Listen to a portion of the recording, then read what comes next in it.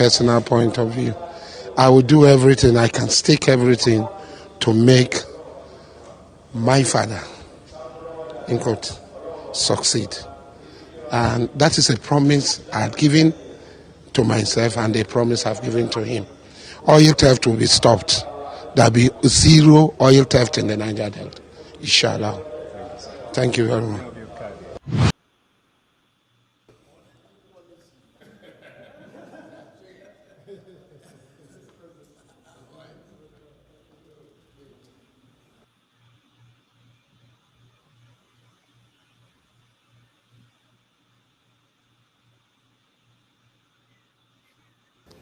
He just to come and say hello to my father.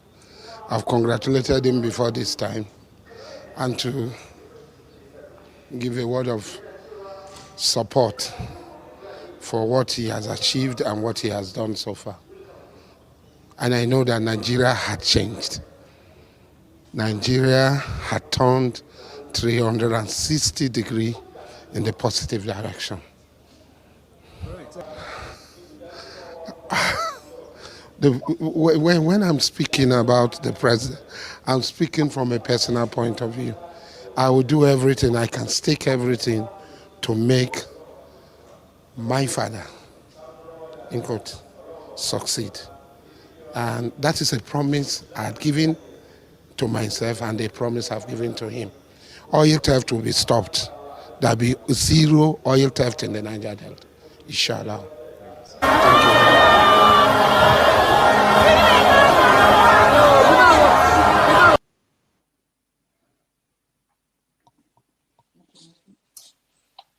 No, this rally make my blood pressure go up.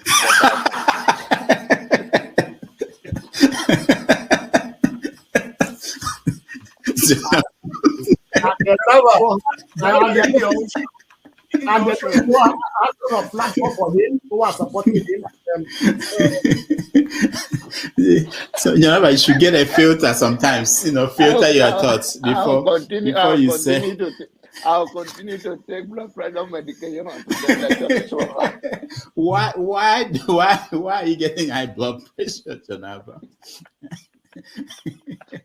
Now, I'm not taking medication for myself. I'm taking it for people like Paul and some of you guys that after the January, February something, and then people like Soludo, that is a good spoiler. I thank God for his life. He's working for my godfather. And I am ready to die defending Nigeria in whatever way. When it is God's time for us to go, it is you took my time to talk. You are ready to defend Nigeria. I gave you my time. No, I'm coming. Alexi, hold on. You already started. What I'm saying, defending Nigerians is this. I gave him my time and he's using it to defend me. No, sorry. I'm sorry.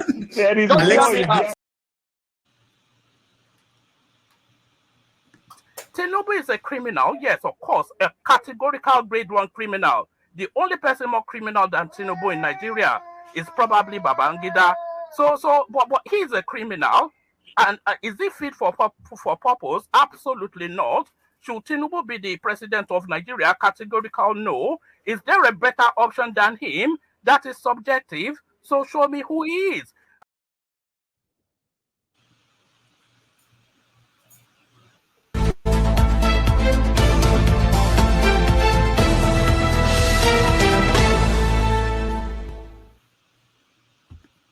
Hello, everyone. Welcome to a special edition of Habia State 247. My name is Rudolph Okonkwo, and our moderator for today is Mr. Shaw. Mr. Shaw, welcome to the show. Thank you very much, Rudolph. Yeah. So I'm somewhere on a conference, so I will hand over the activities of today to Mr. Shaw. Shaw will be supported by people like Electricity and Forefathers. So I hope you guys will be nice to him. And Mr. Shaw, I will hand it over to you. Thank you so much for doing this. I just wanted to show my face and make sure that people know what's going on. So we have a lot of our friends who are already here. Electricity is here. Man of Prestige is here. And Paul is here from Arizona. And Mr. Show, you can tell them the topics for today, and Sure. I will also be watching when I get a chance from where I am, and if I can step in every now and then, and I will. But I thank you so much, Show, Electricity, and Forefathers, and all the friends who are joining us. Paul, how are you doing today? I'm good, and good morning. Good morning. Man of Prestige, how are you?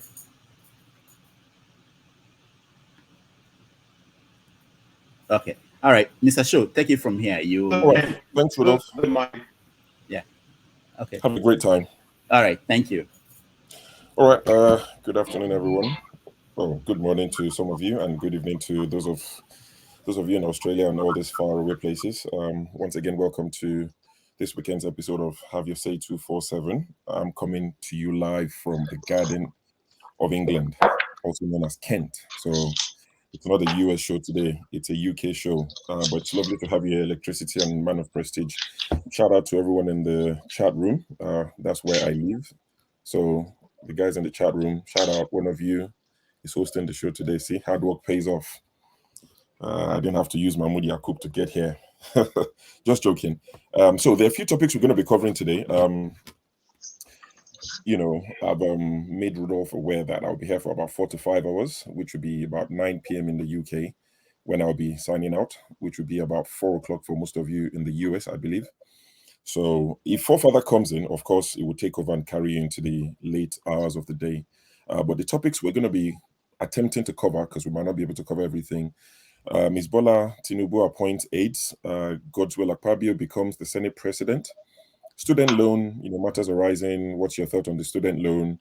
The senator, during the valedictory service, the senator from, can't remember, is it Nasarawa? I'll check the state where it's from, who spoke about, the influence peddling, how we would, curry favor from his wife, who is now a retired judge.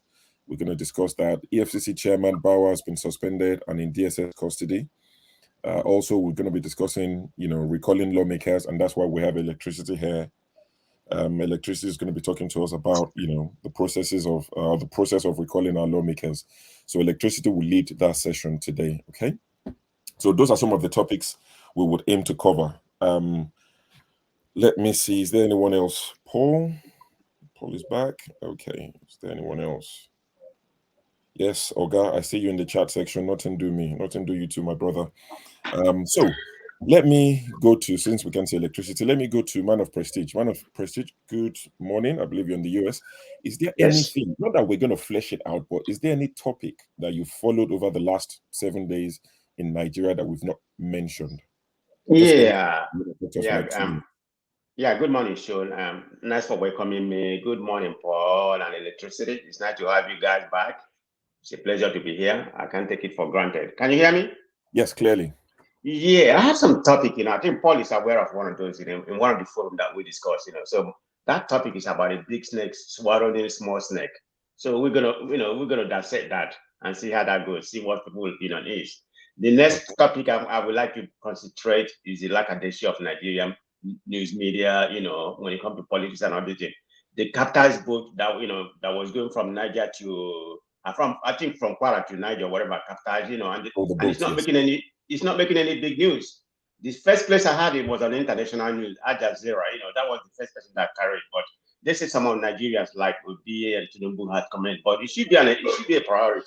Everything is not all about politics or whatever. We're talking about human life, and that hasn't made a big news like it's supposed to make. So that's Nigeria for you.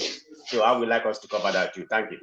Okay, thank you, Man of Prestige. I think it's also part of one of the things I've always said on this show that, we've become immune, we've become numb to people dying because it's become a daily occurrence, headers and kidnappers killed how many, 80 a day, 60 there, to the point that Nigerians are almost immune to the news of people dying. Because I saw the news as well, and I thought it didn't get enough coverage. I mean, it was covered, but I don't think it got enough coverage. And the good thing is the president has requested that there should be an investigation. So which is better than what Buhari would do. Buhari will react 3 months later and say he's surprised. But Paul, welcome to the show. Anything that we've missed? No, not really. Other than just the comedy that Asari Dokubo came to do okay, yeah, it's one of the topics we're going to be covering. Thank you, Razak Ademola. The senator I was talking about is from Bauchi State, Senator Bokachua. Hope I've not murdered the name, but that's the senator who was talking about how he got favor, for himself and for his colleagues, to the point that the outgoing Senate president, relieved the honorable minister off your mic. He was literally telling the man, we don't have to go down that route. Stop saying that. Because the man was literally saying, my wife, former judge, I would go to her and interfere, and she didn't mind, and I would, get, without saying it, get, get decision in our favor. And the Senate president was saying, Alawan was telling him, basically, honorable minister, off your mic. It was another moment like that. Prince Akwachi, good morning. I believe you're in the US as well. Is there anything we've missed out? Yes, good morning, show. I believe for me, what kind of like interested me is the story about the judge called Kekereku. Yes. Kekereku, the son is in trouble in the US, and guess what? He's denied visa. He's not coming because of his deeds, which is good for him. And I hope other ones will learn. Yes. Yes, I saw that. Thank you, Prince Akwachi. I think you're referring to Justice Kekere. She, I think she was one. Not this latest visa ban. It was the previous one. She was on the previous visa ban to the US, and I think it's in the UK. I don't think it's in the US. Our son has been charged or something to do with murder, and I think it's been sentenced to life imprisonment, something along those lines. I didn't follow the story, but I saw the headline, which tells you can always have your way. But thank you for that. I think this means father. I'm not Catholic, but FR means father, I believe. Father Pantaleon. Good afternoon, sir. Good morning, sir. Please unmute yourself. Where are you joining us from? Oh, Canada's rep. Sorry, no, it's straightforward. You're joining from Canada. Is there any news that we've missed that you would like us to discuss? Honestly, this is the first time I'm joining you live, but I've been following your program all along. I enjoy it, and especially the variety of conversations and opinions that will flow from the directions. Thank you very much, from the Father. topics discussed. Yeah. Hopefully you pray for us before you go, because I think you're a father, so you pray for us before you go, because the violence on this channel sometimes it needs prayers. Well, thank you for joining us. I think so. No problem. Yes. Nathaniel, good to have you with us. Is there anything you would like us to talk about? I would like us to talk about the illegality President Tinubu is operating on. He's operating as an illegal president.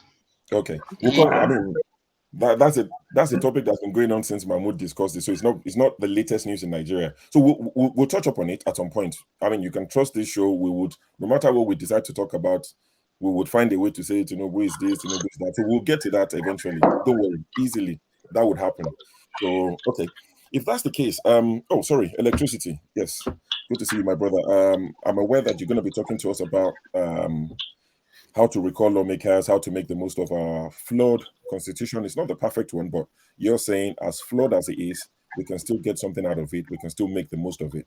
So there'll be a section where you'll be leading us. I'm not sure how long you need to talk to us about that. But anything else that we missed that you'd like to talk about? No, nothing. Okay, thank you. James, Mr. James, good to have you, sir. Please unmute yourself and chat to us. Mr. James? I think it's having issue with his call. It looks like it's okay. If that's the case, let's discuss. So we'll start, right from the top. We'll start from someone said I look very serious on my new job. I'm on probation here. I need to pass my probation. What do you guys think this is a joke?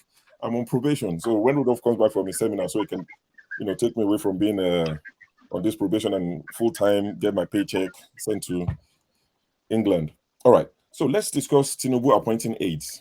Some of the names are the ones that you could have guessed. You know, they were predictable, and some of them maybe caught you as a surprise. I'll go through some of the names. So Dele Alake, I think one of the predictable ones, has been appointed Special Advisor, Special Duties, Communications and Strategy.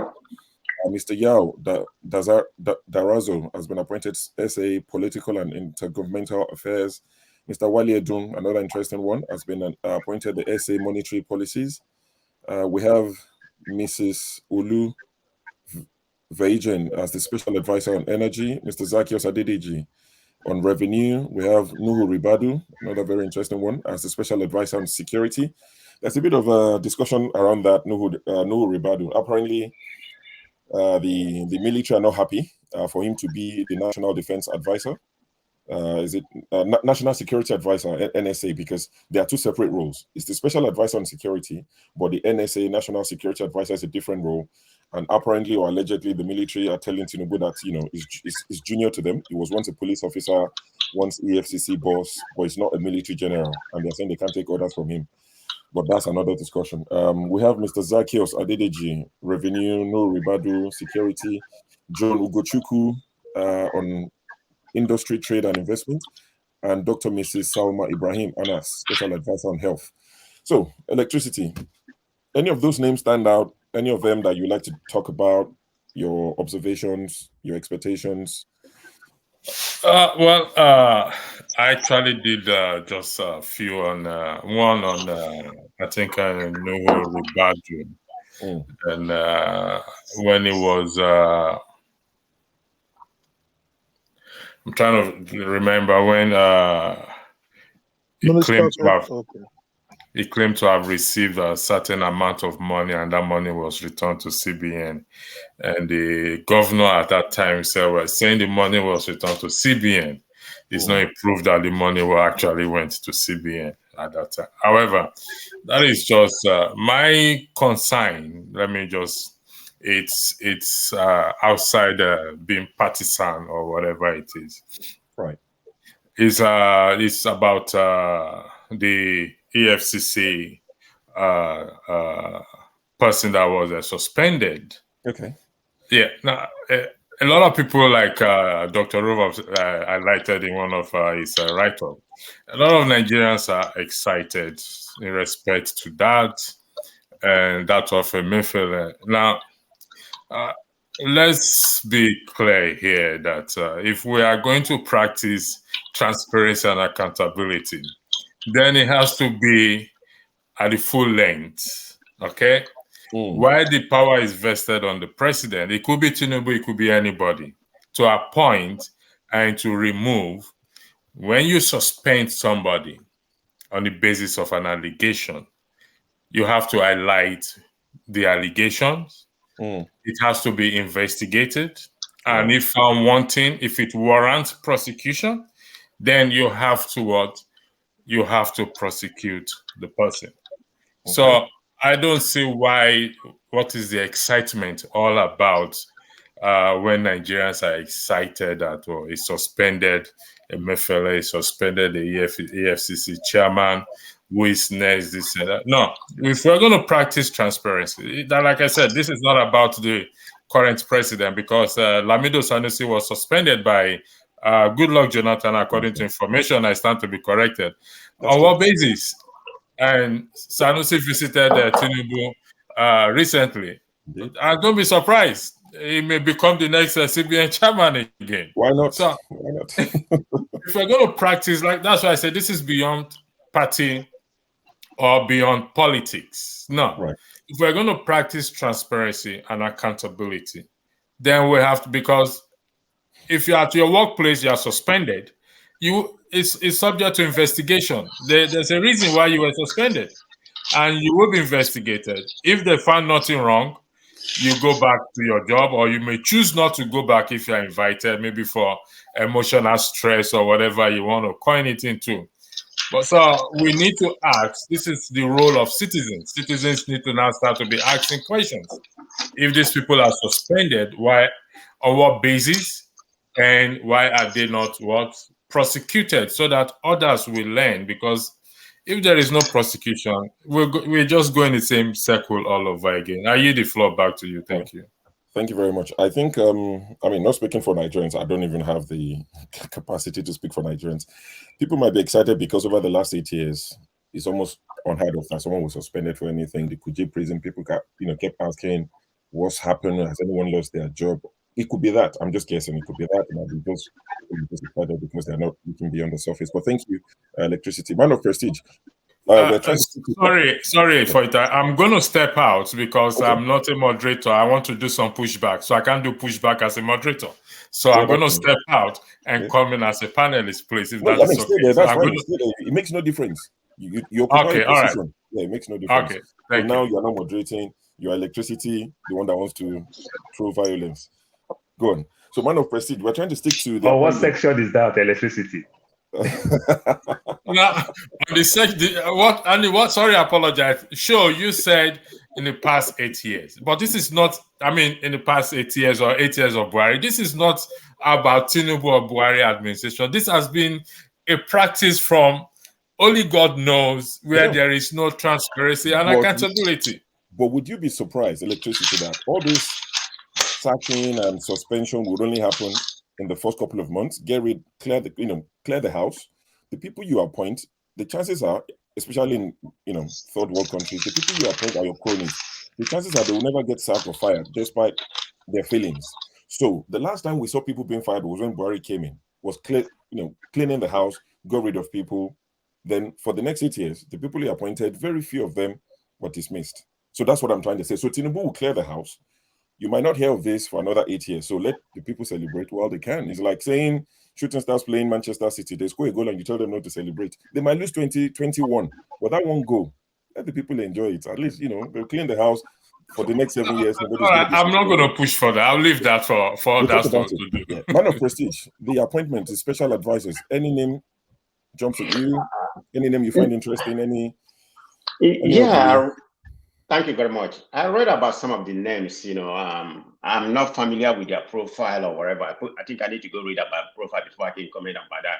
But I'm going to throw a little bit of bombshell on this planet right now. I think the appointment so far has portrayed to me that Tinubu has, diverted to a Yorubanization of Nigeria.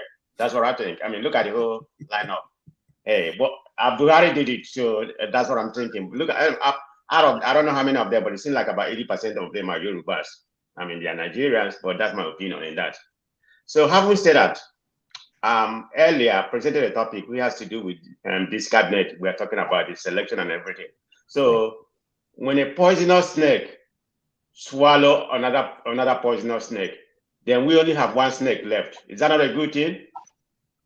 Okay. I get your analogy without saying too much. It's loud and clear.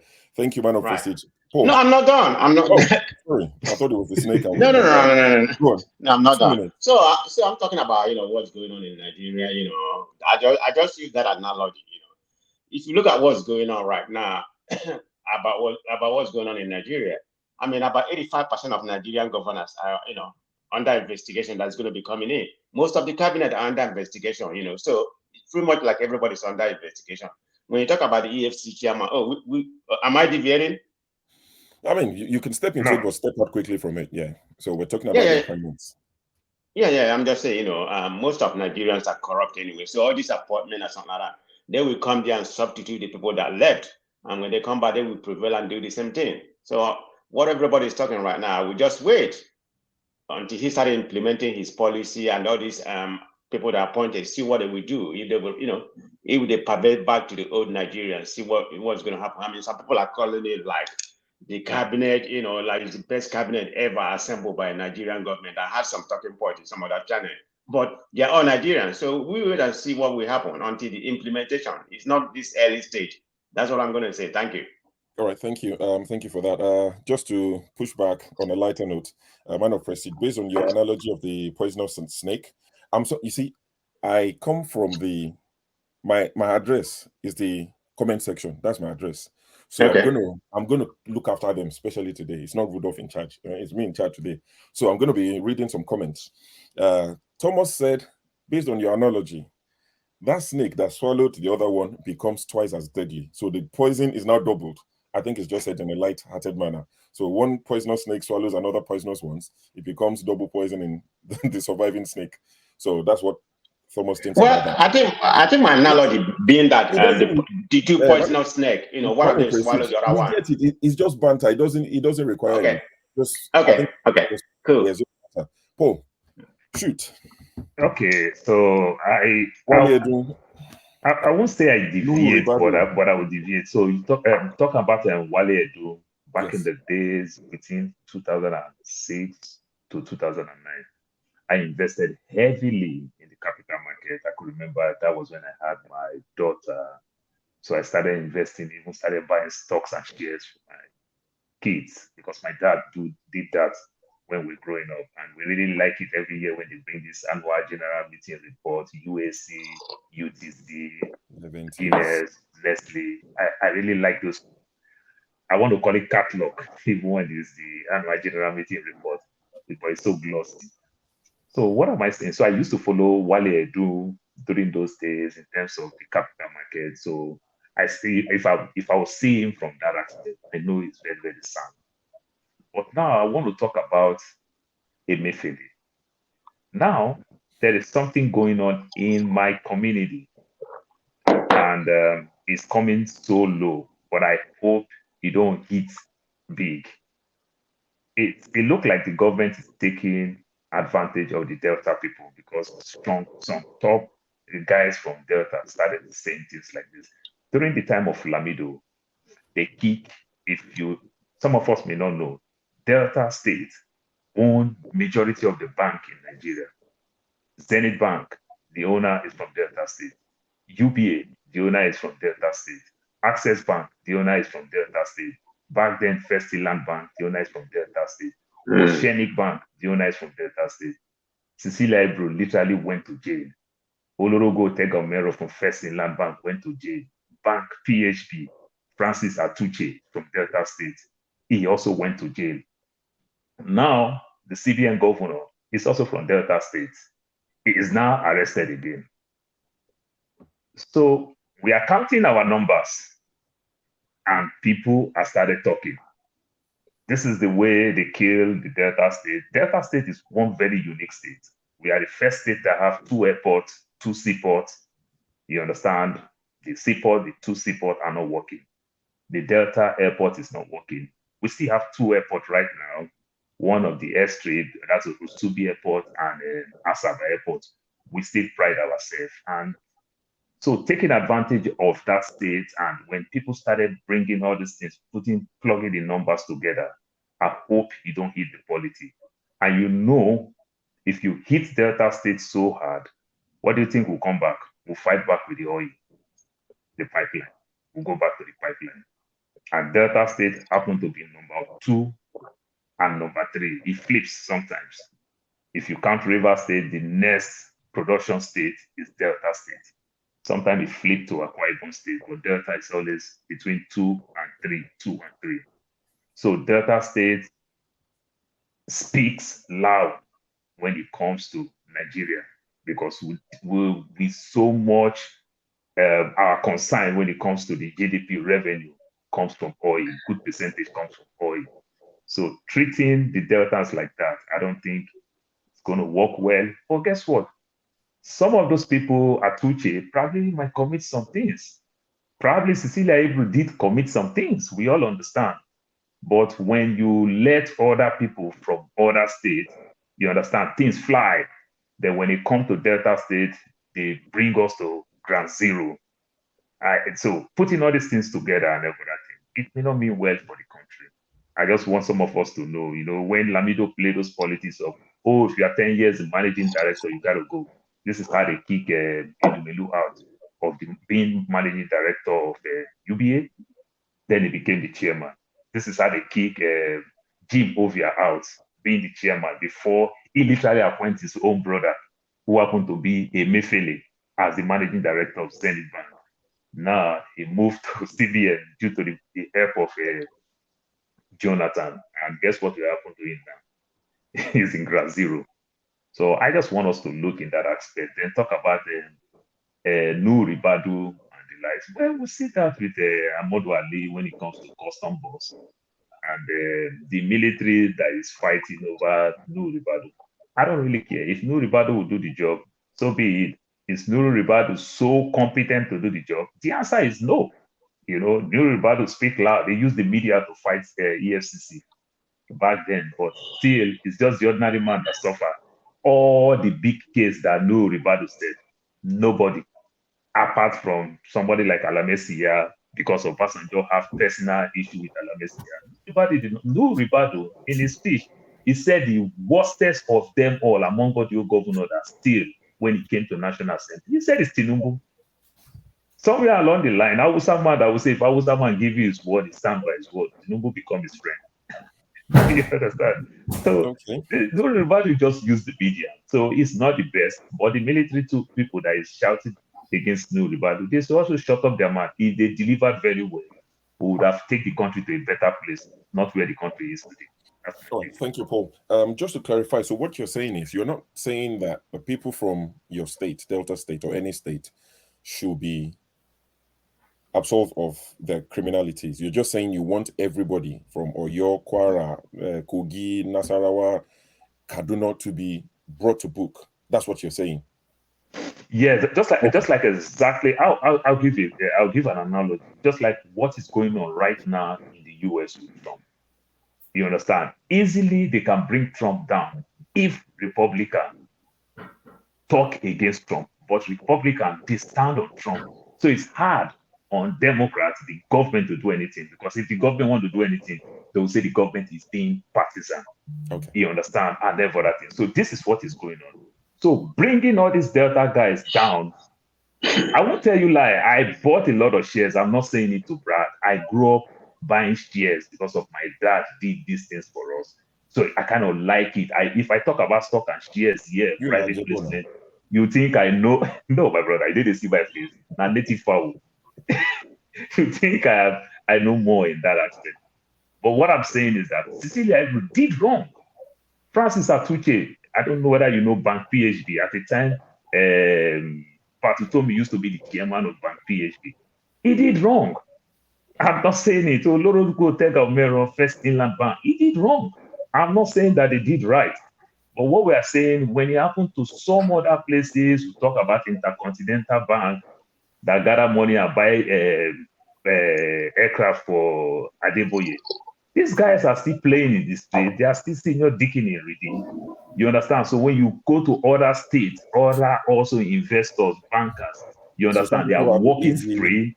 But when it comes to my state, they bring them down because they say, come on, this minor minority. And then, my brother, this minor minority can fight. We hear you loud and clear. Thank you, Paul, for your submission. All right, Prince Akwachi, with regards to the appointments, the special advisors, is there anyone that interests you, any of the names, any of the roles, anyone that you like? And there's no pressure to talk about it if you have nothing to contribute, not just you now. I mean, for the rest of the show, if there's any topic we're discussing and you don't have anything to say about it, you just pass. It's fine. We'll pass. And when, we discuss something that interests you that you want to contribute to, you can always chip in. But yes, special advisors. For me, those people appointed are show of shame. Okay? Right. Whatever it is that he is using to appoint those people, number one, those people could have been ministers, but he knows that if you come through the Senate, in fairness, none of those people will go through. I don't know about the Igbo guy, I don't know about the two women, but the other men, starting from Wale Edu, starting from Dele Aleke, Alake, and then Nuhu Ribadu, they all criminals. Why am I saying that?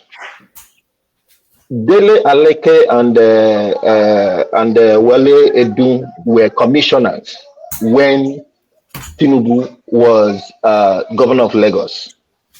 And when he was leaving, they were, as a matter of fact, they were given some houses at Ikoyi as commissioners building. When they were going to leave office, what they could do was to buy those houses in stipend. Very low amount. And why did they buy? Why did they do that? At that time, that was around 2015.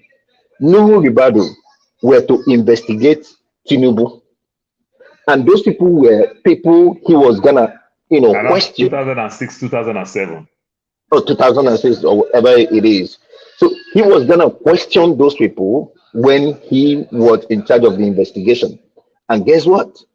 Those people were already rewarded. So they all shut up their mouth not to say anything. Nuhu Ribadu, in the beginning, had a great respect from Nigerians. Right. To the extent that he was on international television telling the world that he has enormous evidence to nail Tinubu. Till today, where is the investigation? Where is it? Thrown out. So what a shame. So we can take it in summary that you are not impressed by the appointments. I am not impressed with any of them. And just like Paul said, Paul, I'm also Delta. As a matter of fact, I'm Delta Asaba, so I am closer to Emefiele. Am I happy that he's been arrested? I don't think so. Am I happy with what he did while in CBN? I don't think so either. To me, it's illegality upon illegality. Why am I saying that? Tinubu, you don't even have an attorney. You don't have a solicitor. And all these things, you are single-handedly suspending and DSS is locking them up and all that kind of a thing. What kind of country do we live in? Do we live in a banana republic? Let's hope we don't, for the sake of people who live in Nigeria. Thank you, Prince Akwachi. I can see someone in the comment section saying that, I've seen a few people in the comment section saying that, they don't mind the appointments. Someone said, you only appoint people you can work with. You have to appoint people that you get along with.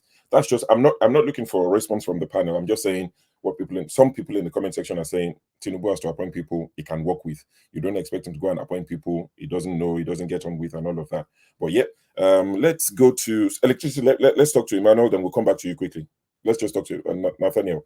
Please keep it brief, 2 minutes, if you can, please. With regards to the appointments of the special advisors, is there anything you'd like to contribute? Okay, thank you for having me. I will say, one, that the day Nigeria dies, that very day, we will start, having a new mentality, a new idea, the way we'll go forward, because Nigeria was born from colonization and slavery, and our own people, Black people, were involved. It was a compromise between those who were leading us then and the Europeans and America to start buying our people, doing all sort of stuff, killing our people, slaving our people. So that same mind, that is what is in Tinubu. That is a fact. A lot of people may not agree with me, because the appointment he made, this appointment, what have we have to do with urbanization? Having majority of his powers to be his appointees. If that is what he wants, the same way Buhari did it, having all these Fulanis in key sectors. If that is what he wants, why don't he go for a Yoruba nation? He should go for Yoruba nation, because Nigeria that is a fraud, they are trying to kind of, in the name of Nigeria, people want to be, sorry for this interruption. Okay, people, they are using the name of Nigeria to get to be, how would I call it, supremacy. Okay, that one aside, I watched a video, I think some few years back, when Ribadu was chased away during, I think late President Yaradua. And what he said that time was, it was corruption that fought back. And Tinubu was among the people that were on his list. And today, Tinubu is now Tinubu appointee. It's a shame. And there is nothing to take home from these guys, because their minds are petty. yesterday, I live in France for some years now. Yesterday, I watched President Macron. He was in a company where the manufacturer is manufacturing a plane that will be using this, they call it green energy. Right. He will not be using a normal aviation fuel. Okay. And he made an announcement to that in that same company, just right in the agenda. He told them, France will be giving you 300 million every year so that this project will, it will hasten it up. Since Tinubu became president, the illegal president he is, how many of this our enterprise, even if it is outdated, how many of these companies has he been to go and tell them how he will support them? Is he just bringing people around you and begin to say this, that? Akpabio, he supported to be the Senate president. Don't every one of you watch the video clip of what Akpabio did as the Minister of Niger Delta? I'm from Edo State. My state is Niger Delta State, the one they call Niger Delta. How many billions? Where did that money go to? Is it not Akpabio? Is it not under investigation? And Tinubu was supposed to become the Senate president. Let me just tell you one thing. In 30 seconds, please. Most of us are getting gray hair. I spent 5 years working in Shell. I was in Focado's terminal. I used to fly from that Osubi airport. That's one my brother was talking about, Brother Paul. One of the best small airports in Nigeria. I think maybe Nigeria doesn't even pay attention to that airport. Maybe it's degraded now. Let me tell you one thing. If we old and die in France, die in America, die everywhere, our children they are going to continue without remembering where the real fact, what they should do about Africa, how they will make Nigeria, not Nigeria, Yoruba, Igbos, and our ethnic groups, how they will able to, come out from this shame we are in, no matter the status we have in any country. Okay. We have to do something differently, because if we continue with these guys who are not discussing free education, who are not discussing how they will social welfare, they are not discussing free medical. Only what they are discussing is how they will bring Commissioner Adeleke and the rest to support them. If we don't stop it, we all will be doomed. All right. Pray that we'll get to this section. Don't worry. It would heat up naturally. Let's start slow. You know the way Mama Icho comes in. She comes in slow. You see, then she would rev it. Let's start slow. Thank you, Nathaniel. Augustine. Thank you. So, how now? Before Augustine, now, so can people now agree that at least today that I'm in charge? Maybe because a Biafra man is not in charge. This panel is quite diverse. See, Edo, Delta, because people come and say it's hip-hop channel, it's Igbo channel. It's like the South people are taking over this platform. What's happening? 3 of you already out of 8. And also to sort of not push back, because I don't speak for Tinubu, it's somebody I don't particularly like. But out of these 8 special advisors, I think 3 are Yoruba out of them, if I'm correct. So I'm not sure if there's been more appointments that is, tilting towards Yoruba, which is to be expected. You just don't want it to be too much. I mean, naturally, you hire people who are similar to you. Even in the West, where you work, if there's a position, you call your brother from somewhere. And I'm not saying let's make it a Yoruba cabinet or Yoruba government, but looking at the special advisors, out of 8, 3 Yorubas, But Augustine, special advisors, for me, which one is your favorite? Nigeria is somehow, I don't know, if you go to the Hausa MF, to the north, you see mostly Hausas. If you go to the west, you see Yorubas and east and the rest. So sometimes Nigeria is not that mixed. I stayed in Cameroon. Cameroon is very mixed. Where you come to an area, you see maybe averagely 10% of each of the ethnic groups from different areas. So it therefore means that Tinubu grew with Yoruba people more. So sometimes it will be very liable that he will surely know a Yoruba person who can do a job. Like maybe somebody who grew up in the East. You easily know that, I know this, my friend. He's a nice guy, and I think he can do the job. So that's why some of his appointments he doesn't move me, because I know that it's okay. And moreover, I'll tell you the truth, I don't even look at his appointments, because I always like presidents. Generally, somebody like the only person I know which I've looked closer is this Alake person. You and I know that the person talks like a child. He talks like a child, even during the campaigns. Somebody, if you want to be in the government or you want to be a special advisor, you should carry yourself with some pedigree. You carry yourself with that that this person can work for the government. But if you see most of those he's appointing are those people who shout and make noise in public and just talk anyhow, they can't even serve the Nigerians that they are supposed to serve. So that is why sometimes I don't look into all those things. As I said, I look at presidents. You know, in this very platform, I said some time ago that even this rigging of the election that was done by children. That even if you want to rig an election, you go get professionals. Okay, see what Obi did in court. You go and find a professor to come and explain statistics. And that is why sometimes I said, I don't look at all these appointments because they are just based on sentiments, trying to compensate A, trying to do this with B. Some of them don't still give me what I think it needs to be done. If you ask me, if you say there are 10 appointees, 3 or from Yoruba or 4 from Yoruba, if those people are competent and can do the job, that is my point. Okay. I don't care where they are coming from, even though we have federal character to make sure that everybody belongs. You go to the east, go to the west, go to the north, but get somebody that wants to present that this is the person. Somebody will say, oh boy, but for real, yes, this person fit do that work. Maybe we'll give her a chance.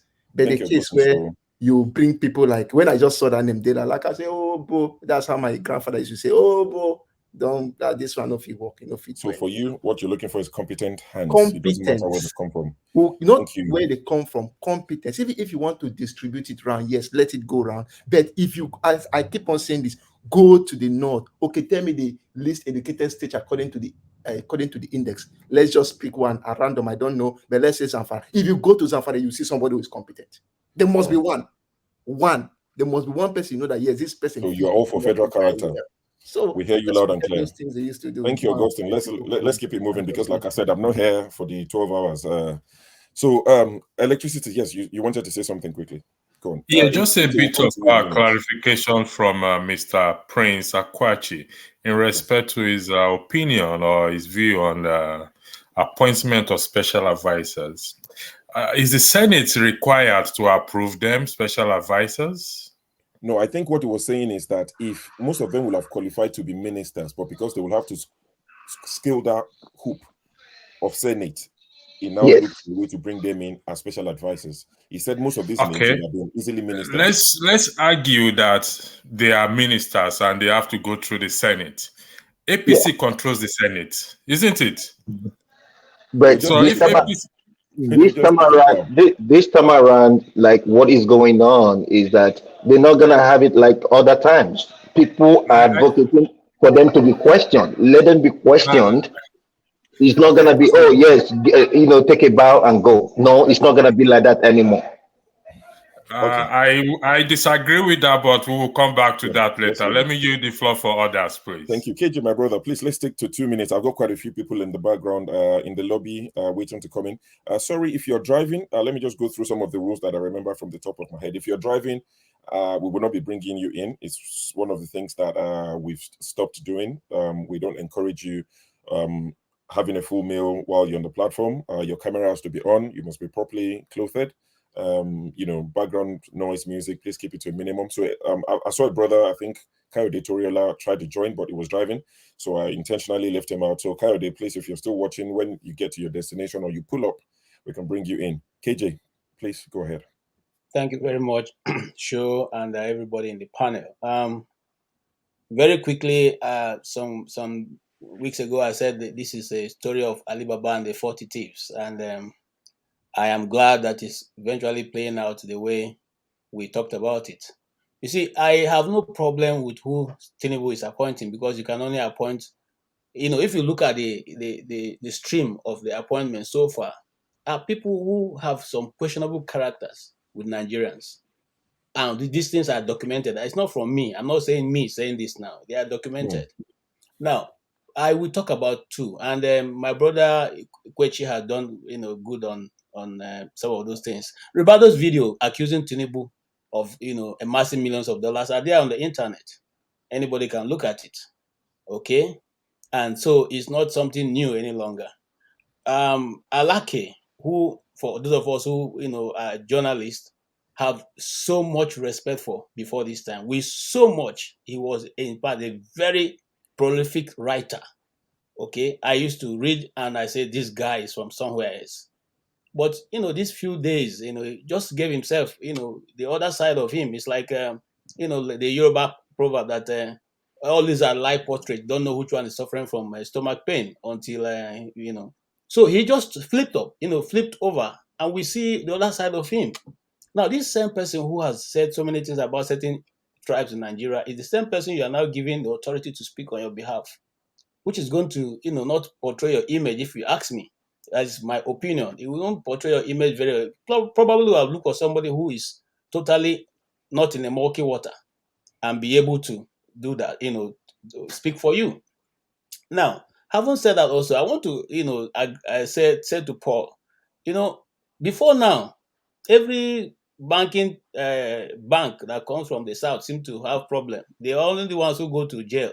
They're only the ones who are shut down. Because we know that from the history, Bank of the North has always been in default. Since I became a bank, since I started banking from a childhood, Bank of the North has always been a defaulting bank.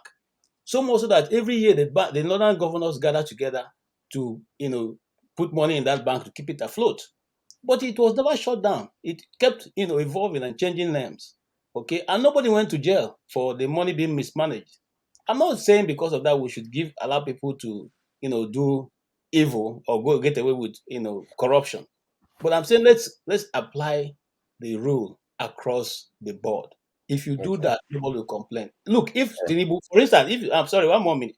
If you give me now who grew up in Benue and the North to be president of Nigeria, I will appoint people I know, and those people are not going to be Igbos. I will appoint majority of the people I know because they are Northerners, they are T people, they are Plateau people, they are Kaduna people, they are people that I've lived with and I know them, I know their capacity and all that. So those will be my first appointment. But I will not now, because of that, not take advice from from electricity. I mean, these are my friends say, who do you know that can help us deliver? Don't think nobody's an island. And so if you keep doing, just like somebody says, it's just been appointed and appointed, and you are fired. Why are you firing on this? Fire. We know the people you should fire, and they will say you have done something very, Thank you, KJ. Kulata sent a super chat. Thank you, Kulata, for the super chat. I've sent a few of them. Guys, please support the channel. The super chat. Don't worry. Even for those of you who don't like me, still send the super chat. It's not coming to me. It's for Rudolph. And for those of you who agree with my view, still send the super chat. Please support the channel. Like, share, subscribe. Do you know the drill? Please do all of that. So Kulata was saying that he thinks a few people are mistaking Alake for Bayo Ononuga. Bayo Ononuga was the more toxic one. Yes, I agree. Alake, sometimes went over the board, but I agree with Kulata, which is strange. Even I'm surprised. I agree with Kulata on something. I think Bayo Ononuga was the more toxic one during the election, or even after the election, he remained toxic. Can I interrupt you for a minute? Okay, Dele Aleke just had an interview 2 days ago, and what he said on TV was he said Nigerians are happy now with despite the hunger, they're happy. On what statistics is he relying on? Okay, I saw that. I think the way he put it, he was saying, I think he was addressing the issue of the fuel subsidy, and he said, Tinubu has made decisions that will make Nigerians happy. Nigerians will be better off, and all which is false. Yes, I agree, but that doesn't negate what Kulata is saying. That if you look at that statement, that is being a mouthpiece for the government. It's PR work, a lot of exaggeration, but that's not toxic. If you're talking toxic, you want to put that firmly on Bayo Ononuga's table. I will put it there with my full chest. I don't agree with that, uncle, at all. But thank you. AY, thank you for joining us. With regards to let me see. Thomas, let me bring Thomas in. He's been there for a while. I hope he hasn't left. Sorry, Thomas, the room was full. I was going to bring you in, but if you join again, Thomas, I'll bring you in because I know your views will be quite different from everybody, and we like a diverse, opinion. But go on, AY. Sorry to interrupt. Yeah, thank you. Good afternoon, everyone. I'm quite different on the topic you guys are discussing with the essay list. Yes. I will say, when we discussing national issue, I think we should keep emotion and sentiment aside. Okay. So I'm different with a lot of people here, to be honest. Dele Alake is somebody that is very qualified for that position. In fact, more than qualified. I think he's suitable for a Minister of Information. The one thing we need to realize is, if you go check his background, most of these guys, they are really qualified. Wale Ado is very qualified. So while I do this, these are the guy that turned the what's it called, the revenue in Lagos to something else. So we need to track people, check people track record, their experience, their education is very, very important. Somebody like they are like, so you don't expect, if you are elected as a spokesman to the president, he's never gonna speak for Nigeria. He's gonna somehow defend the president. It's normal. Even people like what's it called? The Arise TV guy, what's his name again? Ruben Abati. No, Ruben Abati. Ruben Abati, with his experience, is vast. Even when he was spokesman to the president, he has to defend Goodluck Jonathan. You don't have option. The truth is I believe they are qualified. While Edu has a lot of experience in the private, in the public, he has done a lot of work. No Ribado, you cut out his experience. We can only speculate some things. In terms of the nationalization of the list, the truth is this is the president in that caucus. I think Tinubu has a plan. There is something he's trying to achieve. I think some of these guys might end up being ministers, but for now, he needs people to work with immediately. So you have to work with people you know. These guys have worked with him for over 20 years. So he trusts them, and he wants people that are loyal, that are trusted, that he can work with. So I think our focus should be in terms of expectations. Are they going to deliver? They should work for Nigeria. We want the country to be good. The only thing I differ, which I think the president has done, is the student loan. That is where I'm differ. But I think he has done well in general. On the student loan, I completely disagree with what he's doing there. I think it's a facade. So for me, that's just my point. Can I push back a minute, just less than a minute, in reference to what AY said? The appointment is not about qualification. You know, if you look at Nigeria, a lot of Nigeria are qualified. Even a Mefele that was there for 9 years. I mean, he went to University of Nigeria in Stockholm. He went to Stanford. He went to Harvard. He even went to Wharton School of Business. So he's overqualified. It's about competence. It's not about qualification. I'm not judging them right now until they actually implement what they come there to do. So you can't just base everything on qualification. We have millions of qualified Nigeria with unlimited degrees. So it's not about qualification. When you say qualification, you talk about education. It's not all about that. I'm talking about education, experience, and competence. These are the three things you use to choose minister or special assistant, whoever they are. That's why I said they are qualified. I'm not saying they are qualified in terms of education.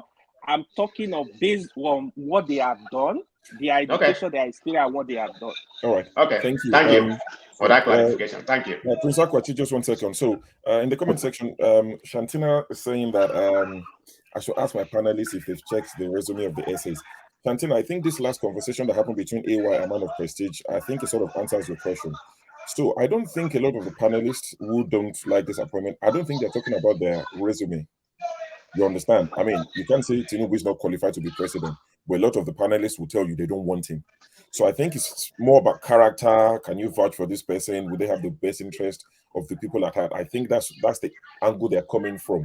No one is going to say they're not educated or they have not worked before, they have no experience and all of that. So Shantina, just to sort of answer that or to speak on your comment. Prince Akwati, 1 second. Let's go to Mama Echo. We'll come to you. Mama Echo, welcome to the show. You've got 3 minutes. Please speak to us about the appointment of special assistants. We have a lot of topics, but we're sticking to special assistants. Thank you. Now, where did they assist? Prince Akwati will come to you after Mama Icho. Are they assisting to make my children's life better, or they are assisting to make them worse? Are they assisting to make us to tell ourselves the truth, or they are assisting to make the cabal continue to destroy us? So I'm not interested in them until the court verdict. Okay. Thank you. Thank you, Mama Icho. That was beautiful. Best submission. Nice, brief. But guess what? Guess who is right next to you, Mama Icho? Guess who is coming after you? your lovely Thomas from Australia. So I don't see they make it run him out like a tap water today. Sure. I want yes, to put it back on something you said. Yes. When I finished making my submission, somebody said I'm mistaken Bayo Analoga for Dela Leke. No, both of them were journalists of international repute. So I don't know what that person is saying. No, I think he was talking more about the toxic nature of the things he's put out and all of that. You know. Sure. That thing that Kolata is playing, Kolata is just playing politics. I know. Dele Alake did almost the exact thing that Bayo Ononuga did. Yep. But Bayo Ononuga spilled the bean because of the Rwanda thing that when they brought the Rwanda thing and when he threatened people with the Lagos thing that they should never do that in Lagos again. That's where he spilled the bean. So they just opposed him when he went to Rwanda, the things he saw in Rwanda, and he's doing the exact different in Lagos. But Dele Alake did the same thing. I come from a media home. Dele Alake used to be a very good writer. He's everything. Dele Alake was a commissioner to Tinubu. These guys didn't deliver. But if you are talking about somebody that you are so close to, it is crystal clear that Dele Alake cannot be governor. They pick him. He's among the 5 people that they pick to be governor. You understand? Tinubu pushed them forward. Somewhere along the line, Tinubu just brought somebody from nowhere who happened to be his chief of staff, Fashola, to become the governor. They all fell back. But Dele Alake still stood by Tinubu. When the likes of somebody like Moise Banire, they left Tinubu. So many of his guys, they left. But Dele Alake stood with him. But talking about Dele Alake and Bayo Ononuga, no, Dele Alake did the same thing. I watched his interview. Some of us that didn't know, some of us that don't like TVC, may not see Dele Alake so much during the election time because some people are just so mad, say, I will never watch TVC. Go and watch TVC and see the things that Dele Alake says. You will know that there is no difference. It's half empty and half full. Thank you. And please tell Kurata we're not jealous of Dele Alake. It's okay. I mean, some of those. We are younger people. He's elder brother. Why should I be? I can't occupy his. Take it with a pinch of salt, you know. No, I don't. Come on, I'm happy about this. Prince Akwachi will come to you, but let's hear from Thomas just in case it drops off again. No, so Thomas, before I forget my line of thought, I just wanted to give a quick rebuttal to AY. It's not. I'm not gonna be long.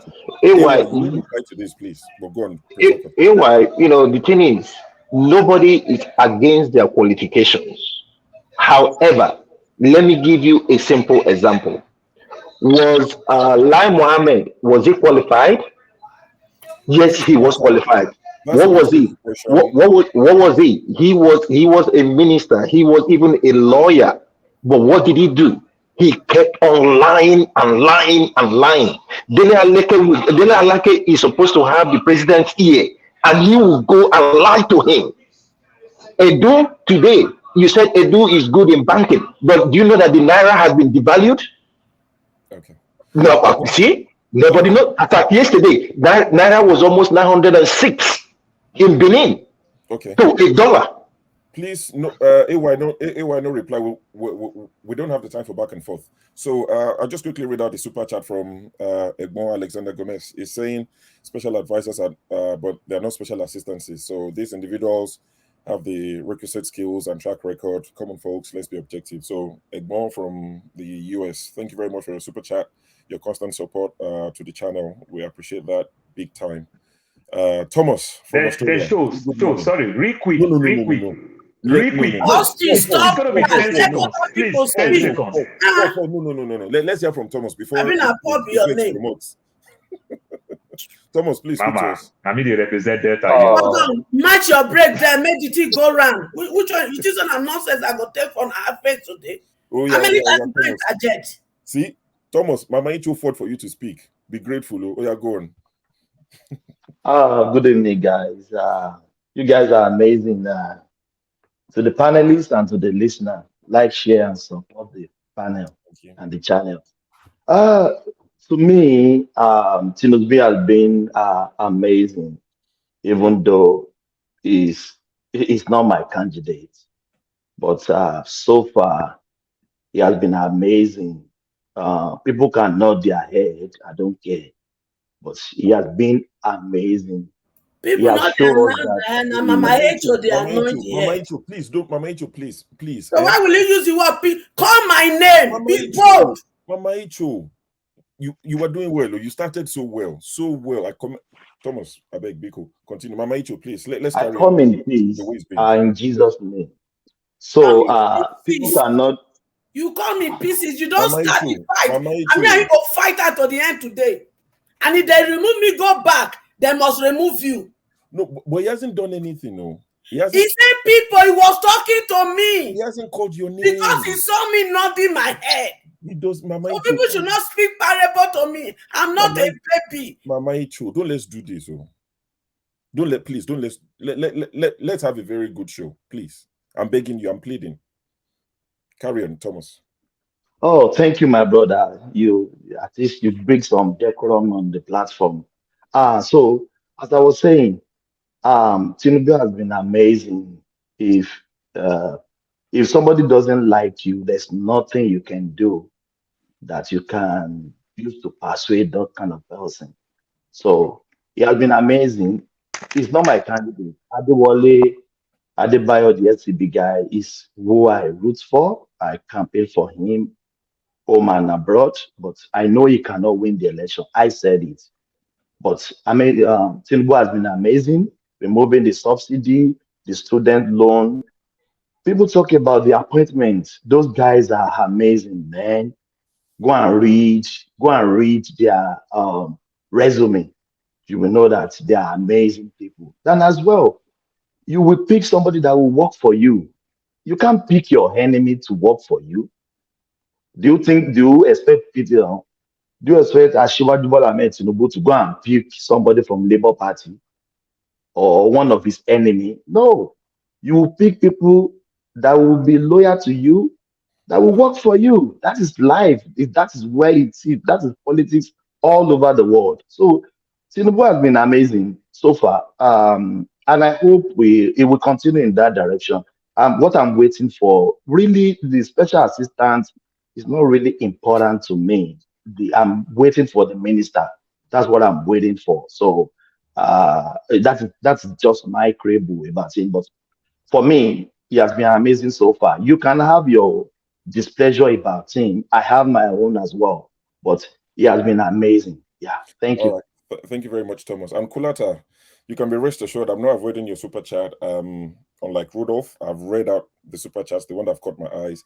I would not avoid your super chat, except it's it's if it's an insult, abusing someone or stoking fires, then I would highlight it, but I won't read it out. But if I see your super chat, be rest assured you're supporting the channel. It's the least I can do. I'll read it out. It costs me nothing.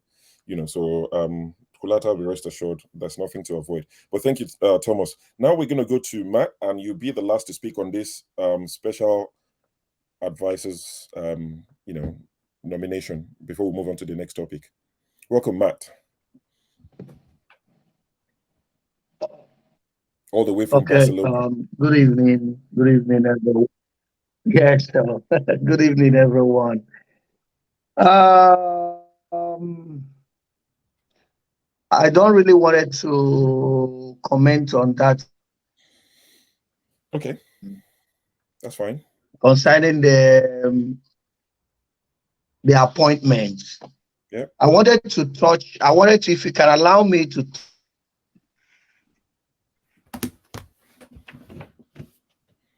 If you can allow you to do what? Please go on.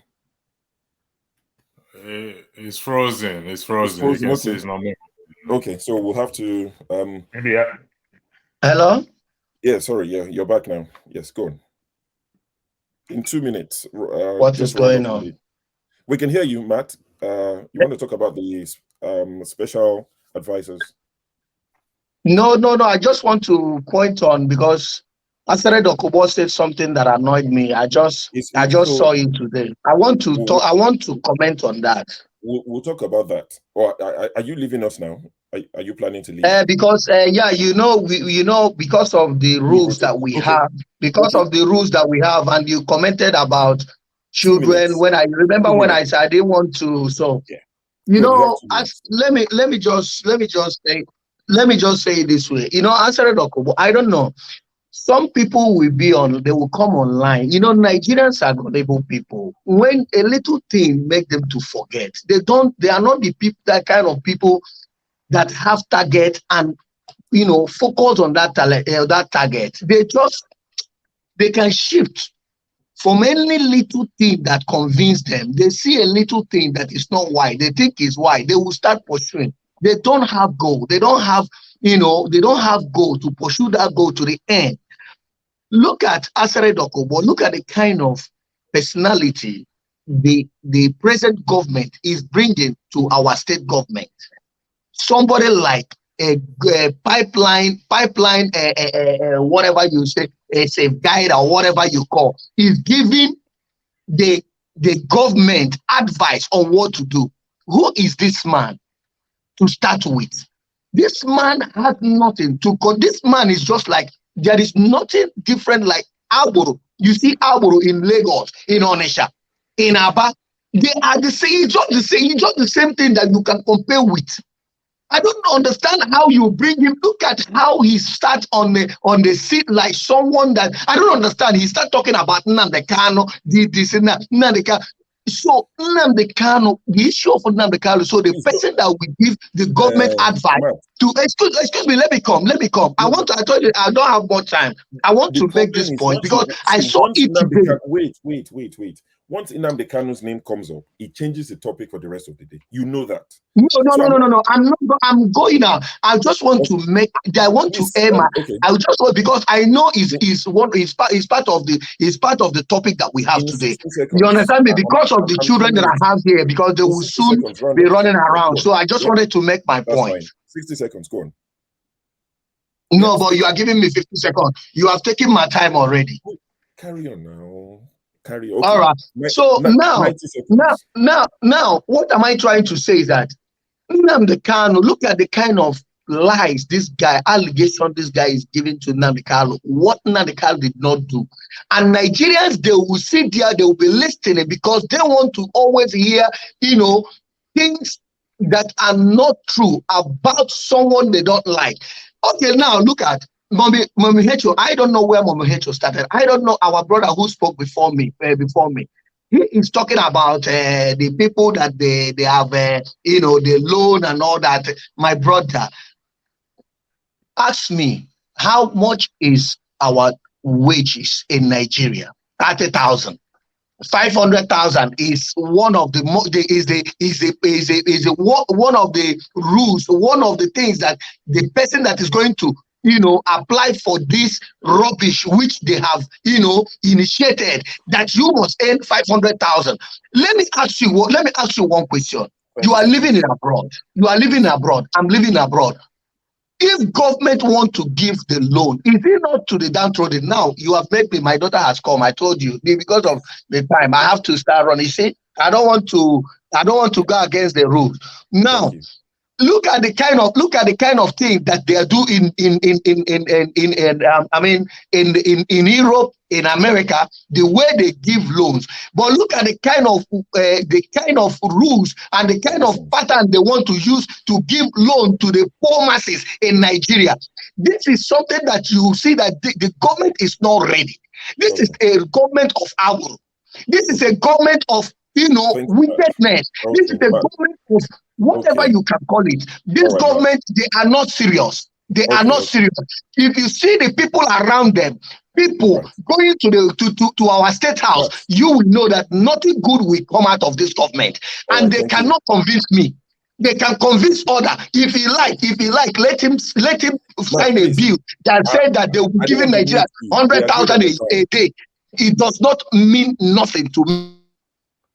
All right, Mama Icho, it seems you want your time back. Yeah, in 1 minute, please, Mama Icho. When somebody says somebody is amazing by inflicting pains in the very first day he entered into office, in his people he wants to govern, that means that person just go to school and learn the word amazing.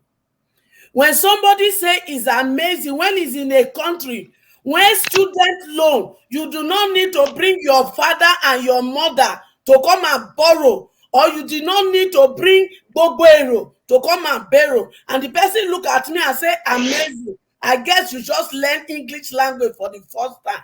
And it's so sad that you are living in the comfort of a well-structured environment, and one Akpabio come to bring student loan that does not benefit Mama Iya Alakara on the street. It does not benefit Mama Iya Alagori on the street. It does not benefit Iya Emeka and that woman in the north. And you look at people and you use the word amazing. It's Mama so Icho, sad. It just describes the kind Thank of you. credibility and wickedness that flow through people like this in my Thank you, Mama Icho. Thank you very much. AY, please. I know you want. I know. See, if we're going to take everyone's comments, we'll be on this topic for the rest of the 4-5 hours. I'm not going to be here for 9 hours.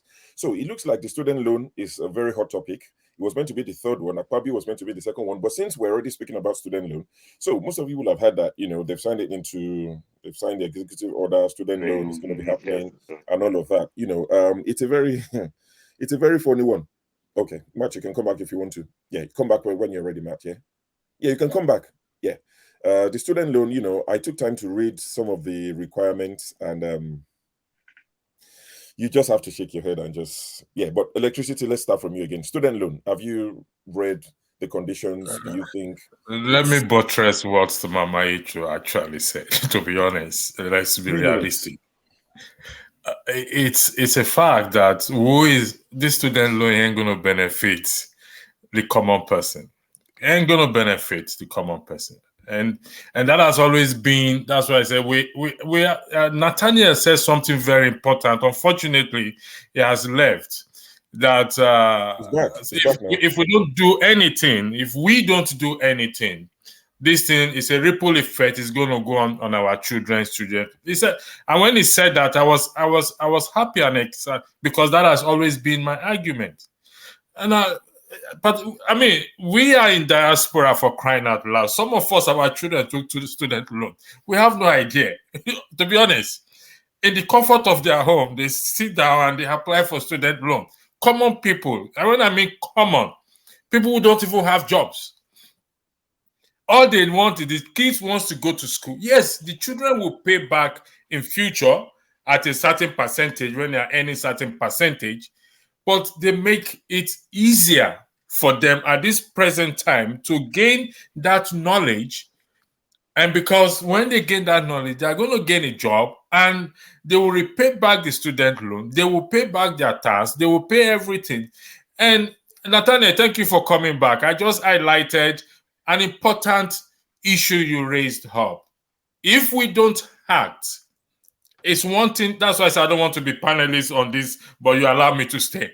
If we don't act, the student loan is not going to benefit that woman selling akara. And she's right. She's not going to benefit that woman selling ice water, hawking fish, or hawking this and that. Ain't going to benefit them.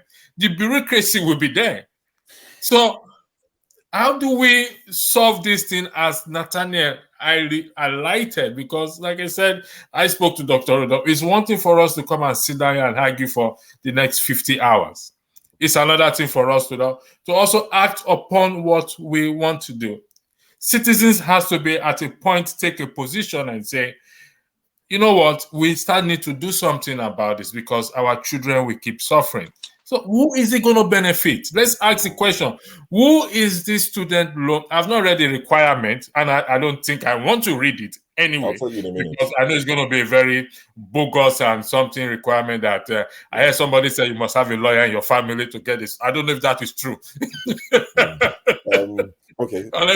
I yield the floor. Thank you. Thank you, Electricity. I've just seen, we've got over 400 people watching and 31 likes. See, when you click on the like button, it's not my face that you're liking. Forget my face. Forget that Rudolph is not here. It's still Rudolph's platform. Okay, so for the sake of Rudolph, please click on like. YouTube won't charge you any extra. Your data won't reduce. Nothing will change. You're just helping us promote the channel. Spread the news to other people. The people who like us are here. The people who don't like us are here. So everybody is here. So it doesn't matter who you send it to. And to touch on the student loan, it's something that really interests me because I went through it and some of the requirements. So a family or the student himself, one or the other, must not earn over 500,000 a year. And when I looked at that, I broke it down. If your minimum wage of 30,000 naira, your father is on 30,000, your mother is on 30,000, The annual family income is 720,000, so you don't qualify. Even if your father and mother earn 30K each, you're automatically out. So your household income every month has to be about 40,000 for you to qualify. That would be 480,000. When you graduate, you have to start paying back after 2 years of NYSC. You have to start paying back. Another condition is you need a lawyer who's been called to bar for 10 years plus, or a judge to sign an undertaking that they would pay if you default, or a director, or someone who's at the director level in the civil service.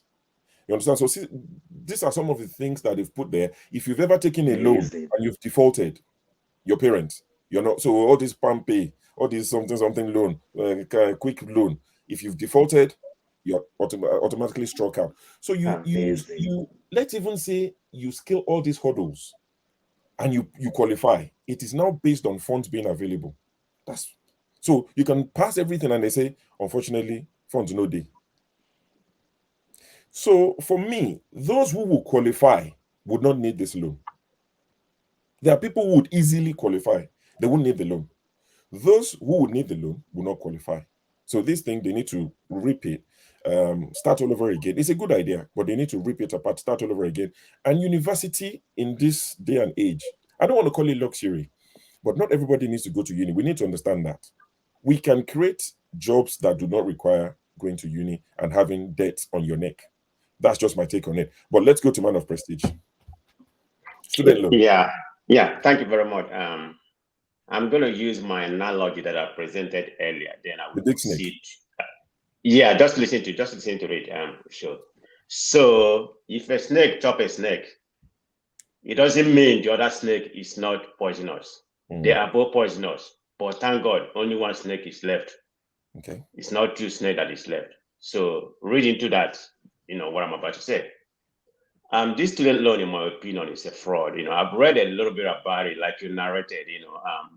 You have to make from 1 naira to 500,000 naira in order to qualify, and you have to have a lawyer, in order to qualify. And if anybody in your family have committed any fraud, or your family has defaulted on any kind of loan, you are not qualified. I mean, just look at the implication coming with this student loan.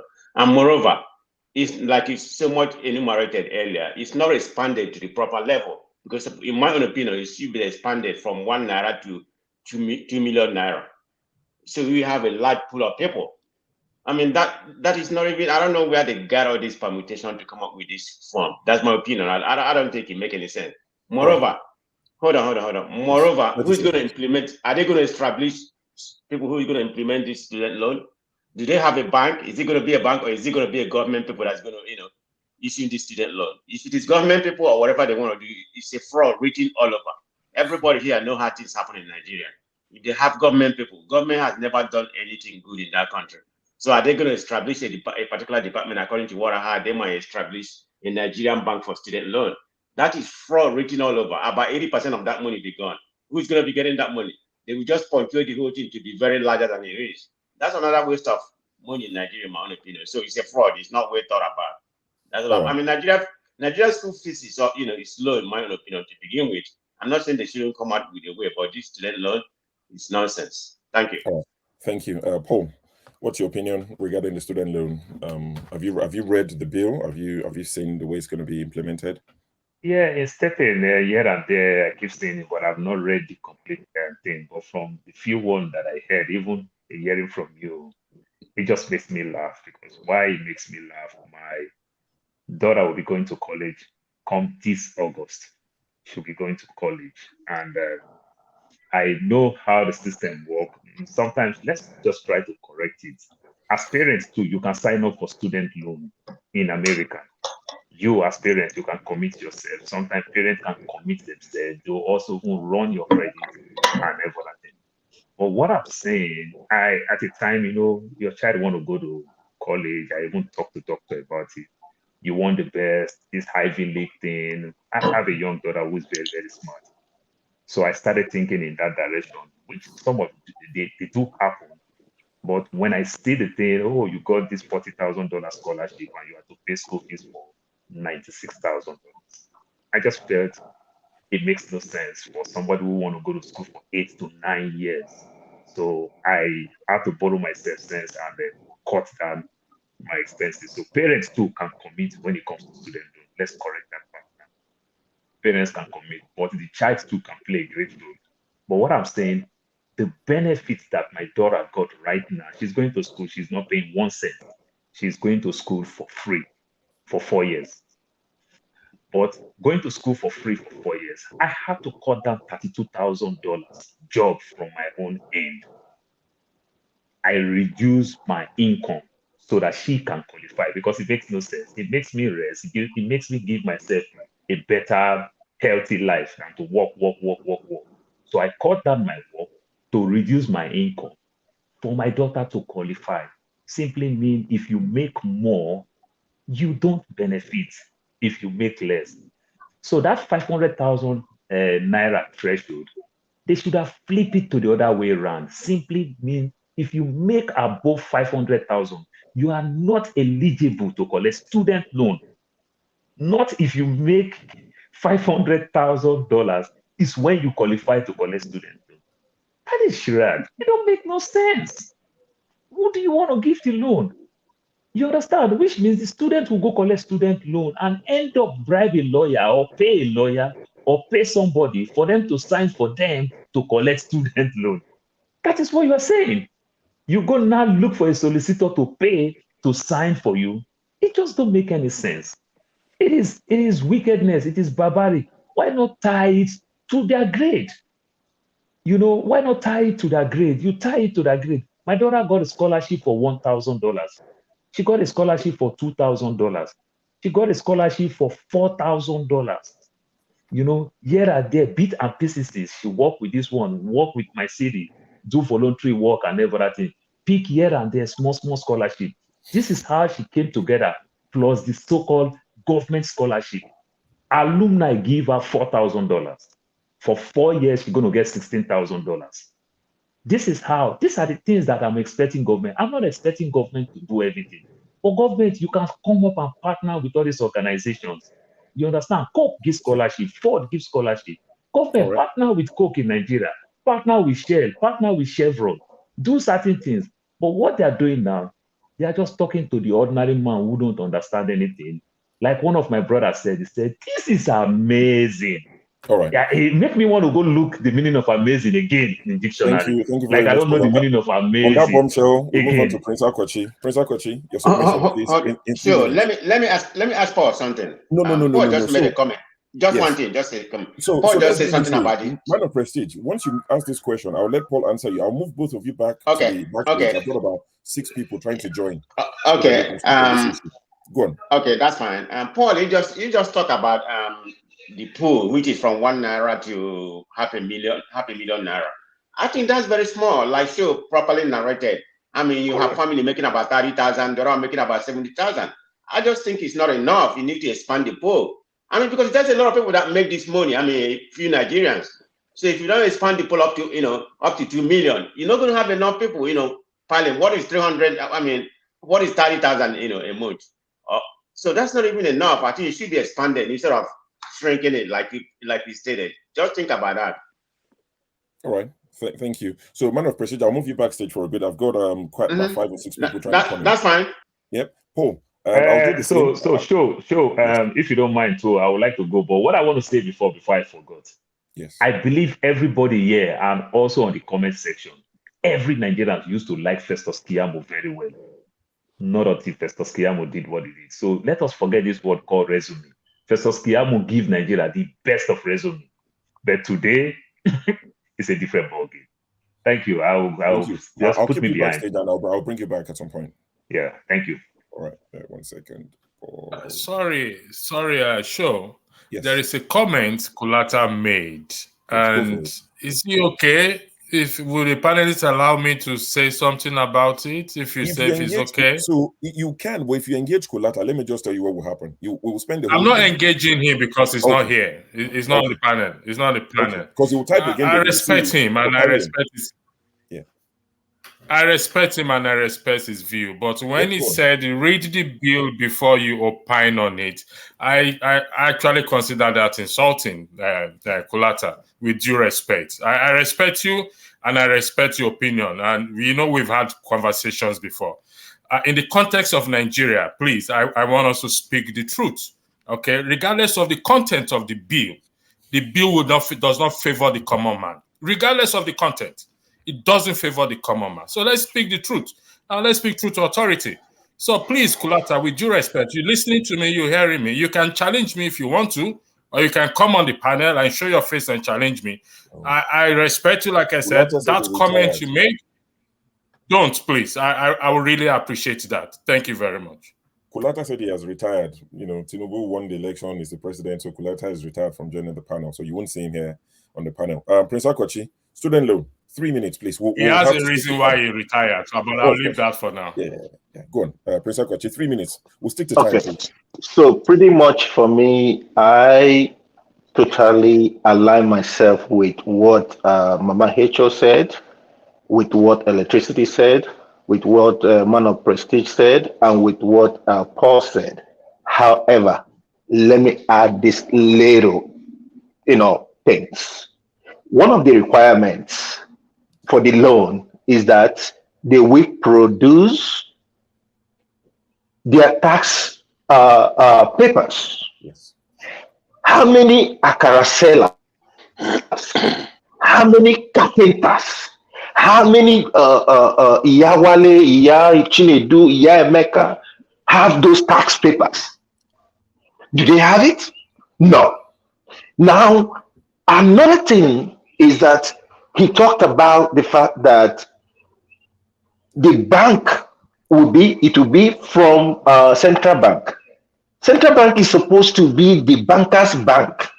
Why are we domiciling this, to the central bank?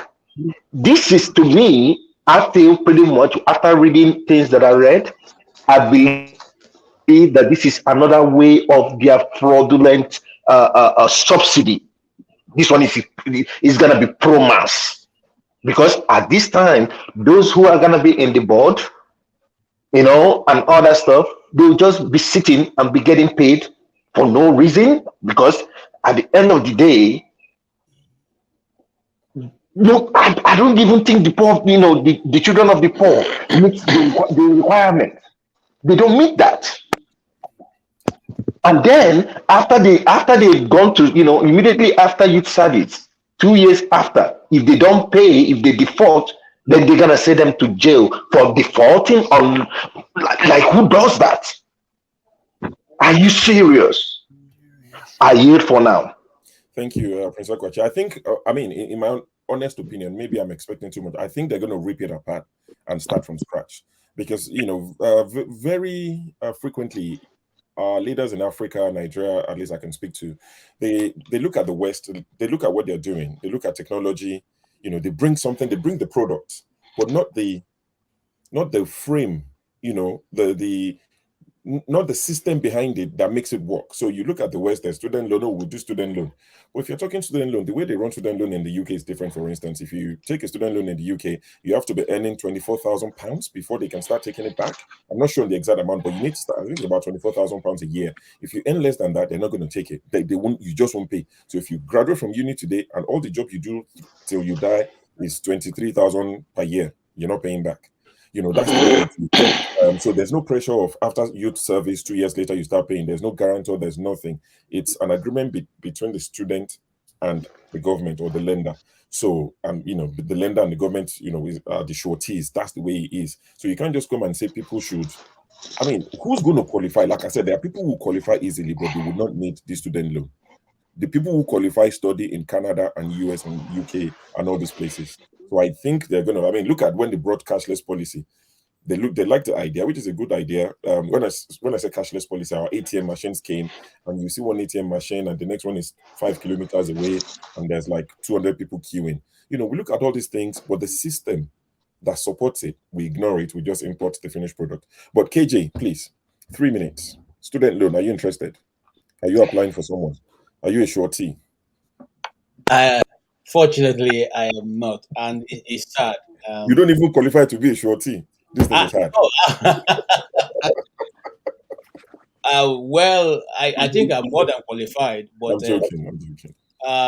it's a sad event, honestly. And like I said, sometimes I want to even caution myself not to come across as somebody who's always bashing. But you see, these things are just too glaring. You see, this is Rochas Okorocha's lesson that this government is trying to introduce. Rochas Okorocha, when he was governor of Imo State, he had a student loan. You have to apply with 10,000 naira to apply, for the form.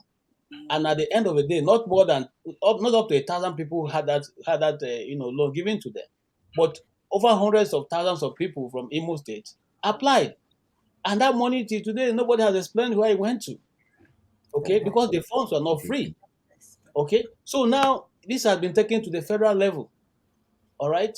First and foremost, even before you start, the bill also said that it's going to be administered by a educational bank, which is not yet in place. So this is just preamble to what's going to come. So we don't even know when that bank will be put in place.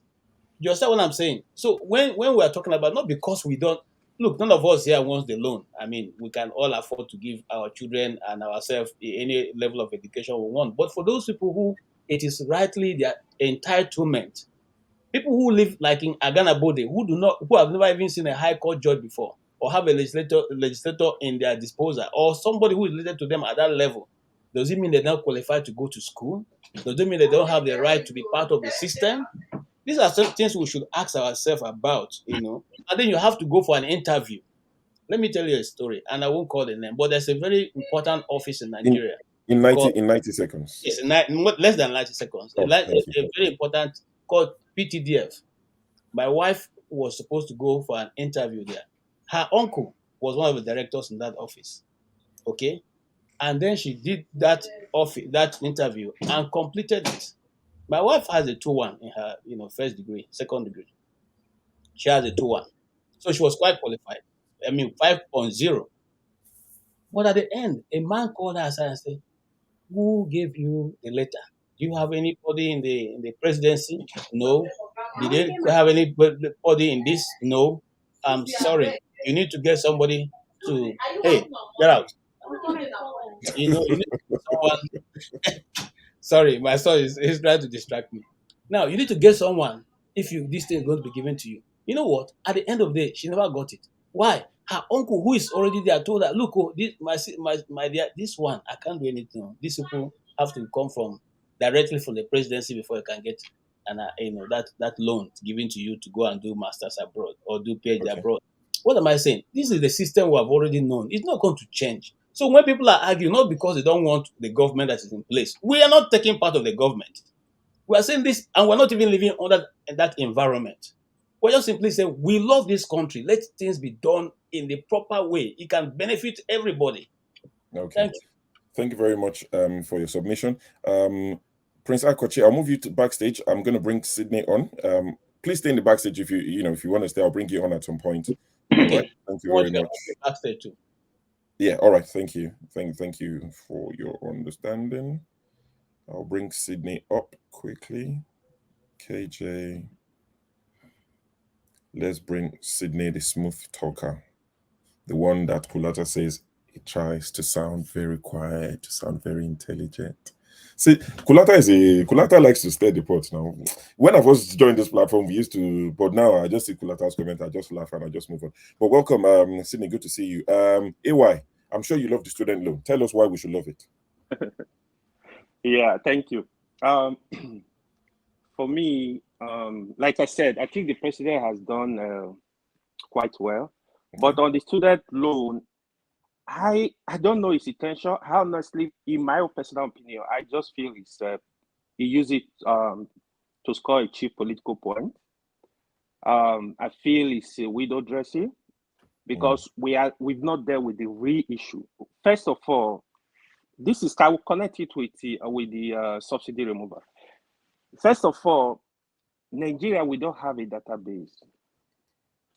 The moment you don't have a database, a lot of things will go wrong. Stuff like the student loan. Half of Nigeria don't have government job. They are not even receiving minimum wage. If you go to the villages, Our mothers, they are market women. They sell stuff in the market. Some of our fathers are farmers. Some of them, they just do their personal job. My suggestion would have be channel this money, build our university, build infrastructures, create more technical colleges where even high school graduate can go there, acquire skills. Today, you know what is happening? If you go to Abuja, go to Lagos. Nigeria, after building houses, they go to Turkey to go order furniture. What is in furniture? We have very brilliant people. Nigeria are brilliant. Nobody can deny that. If you give people skills, they're going to deliver. You can have a technical schools where they build, where they learn mechanic, plumbing, you know, a lot of stuff, you know, building technicians. Look at the Igbo apprenticeship system.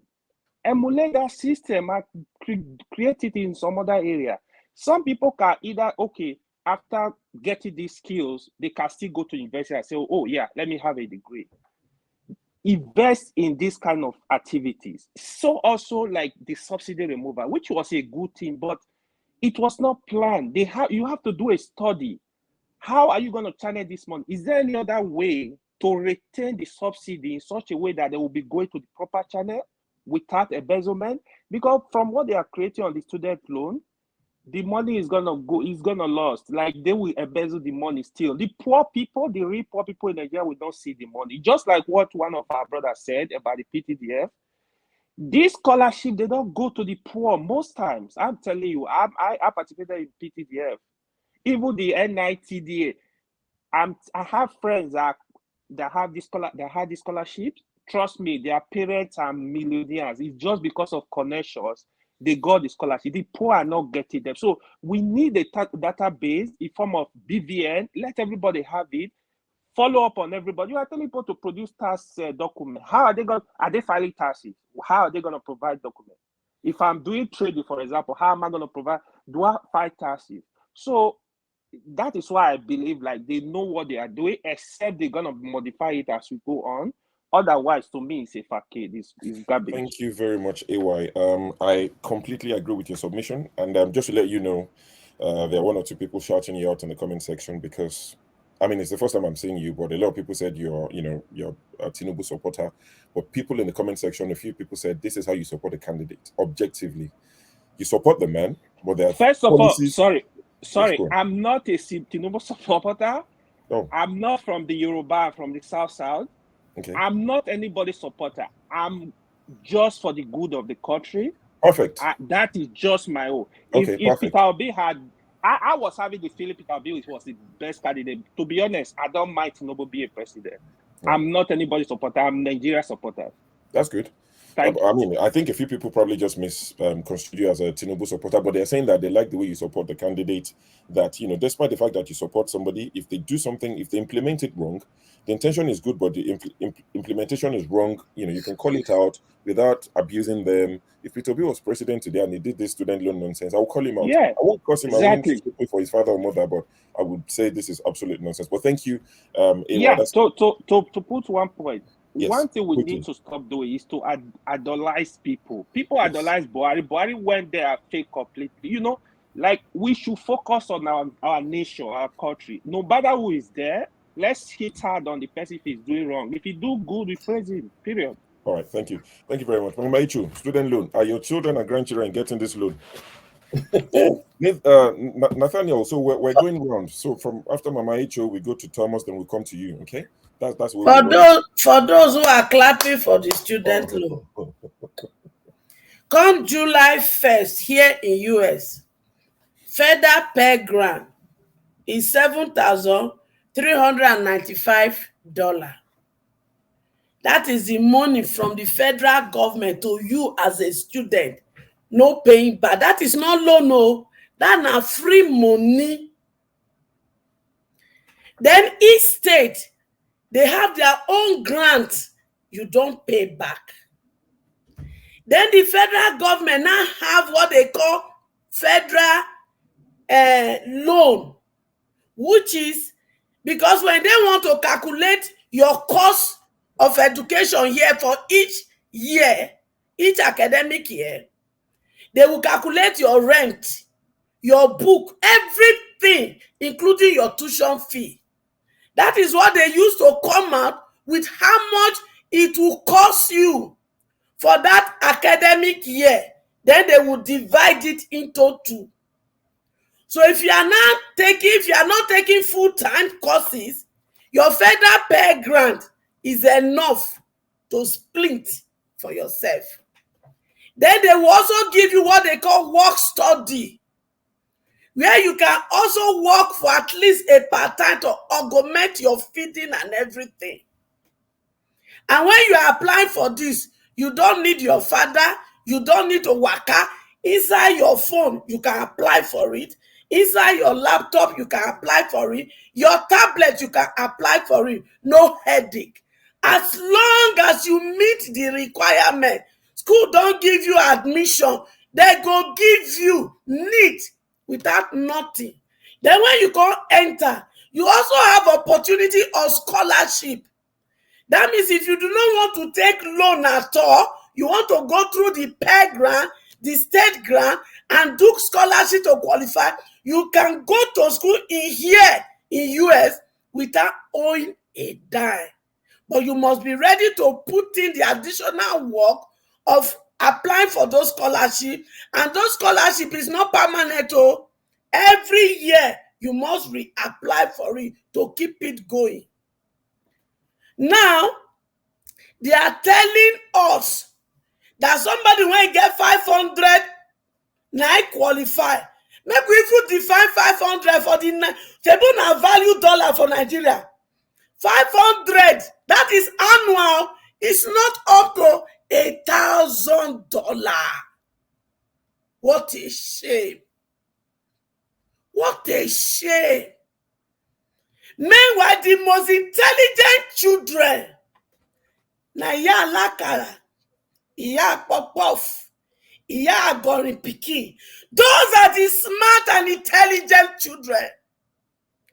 That woman in the village that is planting yam, gari, agbado, and plantain, one of the day they buga for street. For the city, those are the people that need loan. But no, as usual, Nigeria must practice corruption in all sides.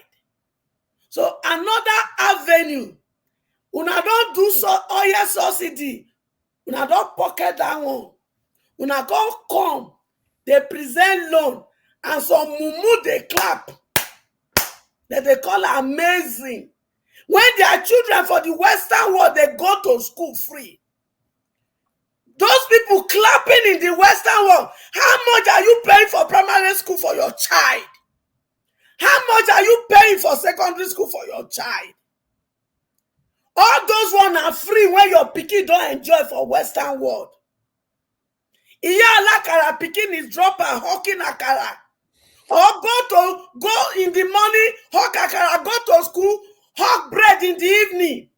And you are here talking nonsense. Okay, God will judge all of you. In 30 seconds. Heaven will judge all of you that your children are benefiting in the Western world. Why did you run here? Not because you don't want to pay school fees. Majority of you run into this Western world. Is it not because you can't pay private school and there is no good government school for your children? Not be you then run, come here, and you come, you never even get paper. Your children are going to the school free. And you come here to celebrate amazing stupidity. All right. Thank you, Mama Icho. Thank you for your submission. Thomas, you're next. Kulata thinks we're marginalizing you. I'm not sure how that's worked. We're going round, in a particular order, but Kulata said we're marginalizing you. Now you're no longer marginalized. You love no. I'm not marginalized. You are going round. You are doing an amazing job, my brother. You are doing an amazing job. Even though I have some reservation for you, but I will keep that away. I can handle it. So, big boy. The student loan is amazing program, which Nigerian has been clamoring for.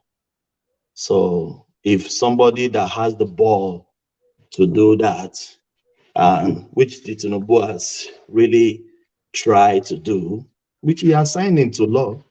It's not a new law, it's not a new bill, it's been in house, but maybe Buhari doesn't have the balls to sign him into law. Now they sign him into law, fine. That's very amazing. The US you guys are, Australia that I am, they have student loan. Everybody don't need to go to school. That is it. This America you are, Australia you are, they have student loan. Some people don't take the loan. They decide not to go to school. So am I lying? Yeah. What are the alternatives? No, I'm saying I'm telling you. I'm with you. It's true, and I said it as well. I don't think everybody needs to go to uni. I don't think, I don't want to call it luxury, but not everybody needs to go. But would you agree that the guys who pick up your refuse dump, your bin once a week, once every 2 weeks, one of the guys who push the wheelie bin and do that, they have a comfortable life. You understand? Your plumber, my dishwasher broke the other day. The collar charge was £80 plus VAT 20%, £96 without fixing it. The part they're going to buy to fix it is about £95. VAT on top. And I thought to myself, why didn't I just buy a new dishwasher, £400? But you understand, so when the plumber comes or the electrician comes and he charges you that sort of money, labor is rewarded in this part of the world. I'm not sure what Tinubu administration or Peter Obi, if he's given the mandate, whoever is there, we need to provide alternative to university. People are flocking to uni because they feel that's the only way out. Because if you look at our society, if you're not, first class, second class, masters, all these things, you hardly get a job. Then what? Also, we have technical schools, isn't it? Sorry, just 1 point, just to add to what you in 30 seconds. Just said. Yeah. Like really, it's not everybody that needs university. You can make primary and secondary school free, and let's have that technical education. The other thing is, instead of running after first class 2-1 in university, let's focus on skills. I agree. Focus on skill. If you have skill, look at America, Canada, all this country, nobody cares. You can do the job. You have the skills. Get it done. Yeah. So let's focus on. If we focus on skill, the system will change automatically. All right. Thank you very much, so Thomas. That's 1 point. Please round off. Apologies for cutting you. So the loan is amazing. Everybody don't need to get the loan. If you are not qualified for the loan, stay away. Okay. That is it. It's a fair, if you're not qualified, you have the right to your opinion. But So if you are not qualified for the loan, stay away. If you don't have a lawyer that can stand for you, stay away. If your family earn more than 500,000, stay away. Stay away. That's your opinion, and that's the beauty of democracy. What we're practicing here is democracy, even on this platform. Thomas loves the idea: who doesn't qualify doesn't qualify. Who qualifies, go get it. But Thomas, just to let you know, now there are 2 English words on this panel that are almost forbidden: amazing and aghast. If anybody comes here and be aghast and somebody's amazed, is wahala. But Nelly, thank you for your patience. It's been a minute since you've been waiting. So you joined us while we're discussing the student loan. Do you have anything to contribute towards that, or is there anything? I just want to make one statement. I don't want to contribute. One statement. Yeah. I love that.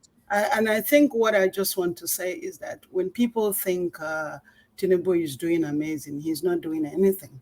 Yeah. Okay, it's all a charade. Because you cannot steal someone's thing and then you turn around, you're telling me you're doing good. But all I'm going to say to him, Emefiele is going to sink. Okay. And then all the people that are involved will be exposed one by one. But it's really frightening for me that people will leave Nigeria, come to all these countries. Amazing countries. All these countries and claim that they have PhDs and that they've been to school, and to vomit the things that they vomit from their mouth is really sad. Because the ultimate thing is that Nigeria, we need to stop all the bloodshed in Nigeria. We need to stop all the things that are happening to the poor people in Nigeria. And Tinubu is the head of what is going wrong in Nigeria. So whether he signed the bill or he look at the people that he's even electing to be around him, and people will come on this panel and be saying the things that they're saying. He's not my excellency. So thank you. I'm going to leave. Thank you very much. I got tired of coming to these panels to listen to people keep saying this. Well, if he's doing an amazing job, please go back to Nigeria then. All right. Thank you very much, Nelly, for your contribution and for keeping it brief. Let me see who hasn't joined. Nathan, Kene. This is Kene, like I always say, Kene here from Canada, not Kene the stubborn, my stubborn friend from the US. Kene, welcome to the show. Have a match break there. How you go come and Kene say stubborn and show? Oh, sorry, no vex. You're son from America, Gentle. Sorry. Mash, good to have you on the show, sir. Please go ahead. We're discussing the student loan.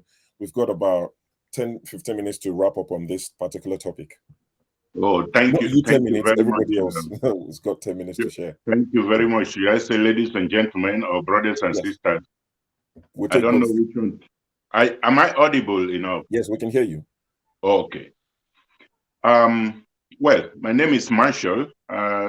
Because I've not met a lot of you here on this platform before. And I am from Benue State in Nigeria. I'm half Benue, half Edo, and I live in Germany. Okay. In my place, there is a popular saying that where you see the moon or the sun from determines your perspective. It determines your impression of what the shape and color of the sun is.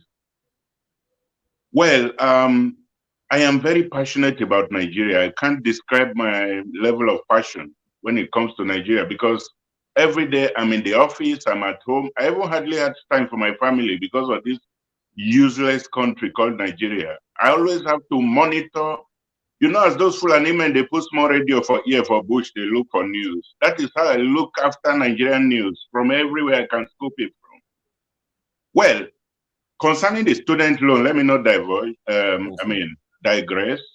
Concerning the student loan that is in question, you see, one thing that pains my heart very deeply about Nigeria is that we have been and we continue to build a culture of people deliberately ignoring the truth. You'll be shouting yourself hoarse and raising your hand. Nobody will behave like they've seen you or heard what you are saying. Even though everybody knows you are telling the truth, they will ignore you. How can such a country prosper where people are more accommodating to lies? That's number one. Number two, coming to this student loan that they're talking about, it will just, Nigeria, like I said, is fraud. I'm sorry to say, like one of my elder brothers here said earlier, I don't want to cut across like somebody who is a pessimist or who is always running down Nigeria. But from everything that I see, it's very unfortunate that I don't have any choice than to be truthful. Okay. Nigeria is like they say in my place, when you see a child that will scrape his father's hair, you will start to recognize him from childhood. Nigeria has been so since I was born. I was born in the late 60s. It has never changed. Rather, it has been going backwards. When I was a child, only those of us who were extremely brilliant went to university. When you got admission, even to go to secondary school in those days, all the girls in your street will be running after you, even though you are not old enough to think about women. That time, there was distinction. All of us were working very hard to distinct ourselves, to show that we are brilliant. Competition. Then it came to the time of university. If you went into a whole city, you might hardly be able to pick up 10 people who gained admission to university because that time it was based on merit. Okay. So those few of us where we gain admission, even though some of us be like monkey, so girls go to Russia because it shows that you are brilliant. Right. Well, it saddens me so much these days when I look at everywhere I look at, I get degree, I go Ekuma, I go Benin, I go Jos. I start to wonder, is it the same kind of thing that I worked so hard for that you do next to nothing to earn? You go to school and block and give this, that, and give that, and at the end of the day, you come out of the university with a degree, and when they say, hi, how are you? You say, I won't win. What kind of country is that? Well, the student loan thing is like Nigeria being involved in this student loan thing. It's like somebody not buying a plot of land, but building a story building in the air. You have to get a plot of land before you build. Where is the data? How do you know who is poor, who is deserving or not? I live in Germany, so I see the moon. I see the moon from the German perspective. I have a kid in the university. I don't even know what is their school fees. And I am not very poor. I don't know how much. If you honestly ask me how much does it cost my child to go to school, to go to university, if I want to be very blunt and truthful, I'll tell you I don't know. Okay, sir. And on top of that, he gets the loan if he wants. He gets pocket money. He gets so many kinds of money that I don't even know too, whether he gets or not. And there needs to be dignity of labor in Nigeria. It's not even whether somebody is well paid enough or not. There needs to be dignity of labor. Somebody where they carry pole, supposed to toast woman, the woman go respect them. Fact. That is one thing that is missing in Nigeria. If somebody where they carry dustbin go toast woman, they go stay kai. Now when you no follow. Yes. Who said so? In Germany, people do so many kind of things, and they get respected, and they drive nice cars. All right. Thank you very much, Mash. We'll come back to you at some point. 1 second. So, Sydney, good to have you. We're discussing student loan. In 3 minutes, tell us what you think. Are you just applying a quick for one. someone? There's nothing. Are you a shorty? There's nothing too fantastic. I want to just second what AY said. This is just a typical Tinubu. He's a smooth operator. He's working with what is happening. He's trying to create a lot of distractions around, and which is his pattern. With regards to the student loan, if you look at the nitty gritty, number one, how would they get the funds? He's mentioned two areas, but he's shady about other areas from different sources. Not very clear. You need to be sure how funds are going to come in to fund student loans. Like what Marsh and AY said, if there's no plan, with Nigeria, there's no data, there's no plan, there's no organization. So how can you do it? And we have not even talked about the $800 million that Buhari asked for loan for to distribute to Nigerians that are poor. See, there's a lot going on that I hope that the former CBN Emefiele will begin to speak about.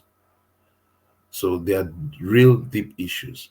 Now, if you give a student loan to somebody and you said in 2 years' time, the person should repay it, current Nigerian statistics on unemployment shows that it's very impossible. Statistically, it's impossible for a graduate that finishes in 2 years to pay it back. It's statistically impossible. Yeah, that's the point where the lawyer and the judge comes in. They will start paying. So, and in a Nigeria that doesn't have data, the person runs away. So it's good for us to have a student loan, but it must be packaged correctly. It must be packaged in a way that is very realistic. Thomas said something about Australia and all that. Even in that Australia, you have what they call traineeship. You don't pay for traineeship. All right. So if you're coming from year 10 or just finishing secondary school and you can't go into university or for whatever reason, or you're more of a technical person. So that traineeship is just like the Igbo system of apprenticeship. The government pays the business to train you and you get trained and then they establish you. So I feel that there must be a complete overhaul of the educational system of Nigeria to make it to become cutting edge. Cutting edge is not just about the technology, but just about systems and policies. In terms of the fact that, okay, if you finish in secondary school and you're a technical person, we used to have technical colleges in Nigeria. Can we revamp it? Can we work on it? Can we work with apprenticeship systems so that people are well established and then they can, it improve your labor products. And things, if manufacturing begins again in Nigeria, people can have jobs, and people can even take short, small loans to even go to those technical schools. And then you will notice that if you want to go to university, even that student loan can be worked at in such a way that it is very realistic, it is easily accessible, and of course, the government also wants a payback system that is also realistic for the government. They don't want to just give money and people run away with money.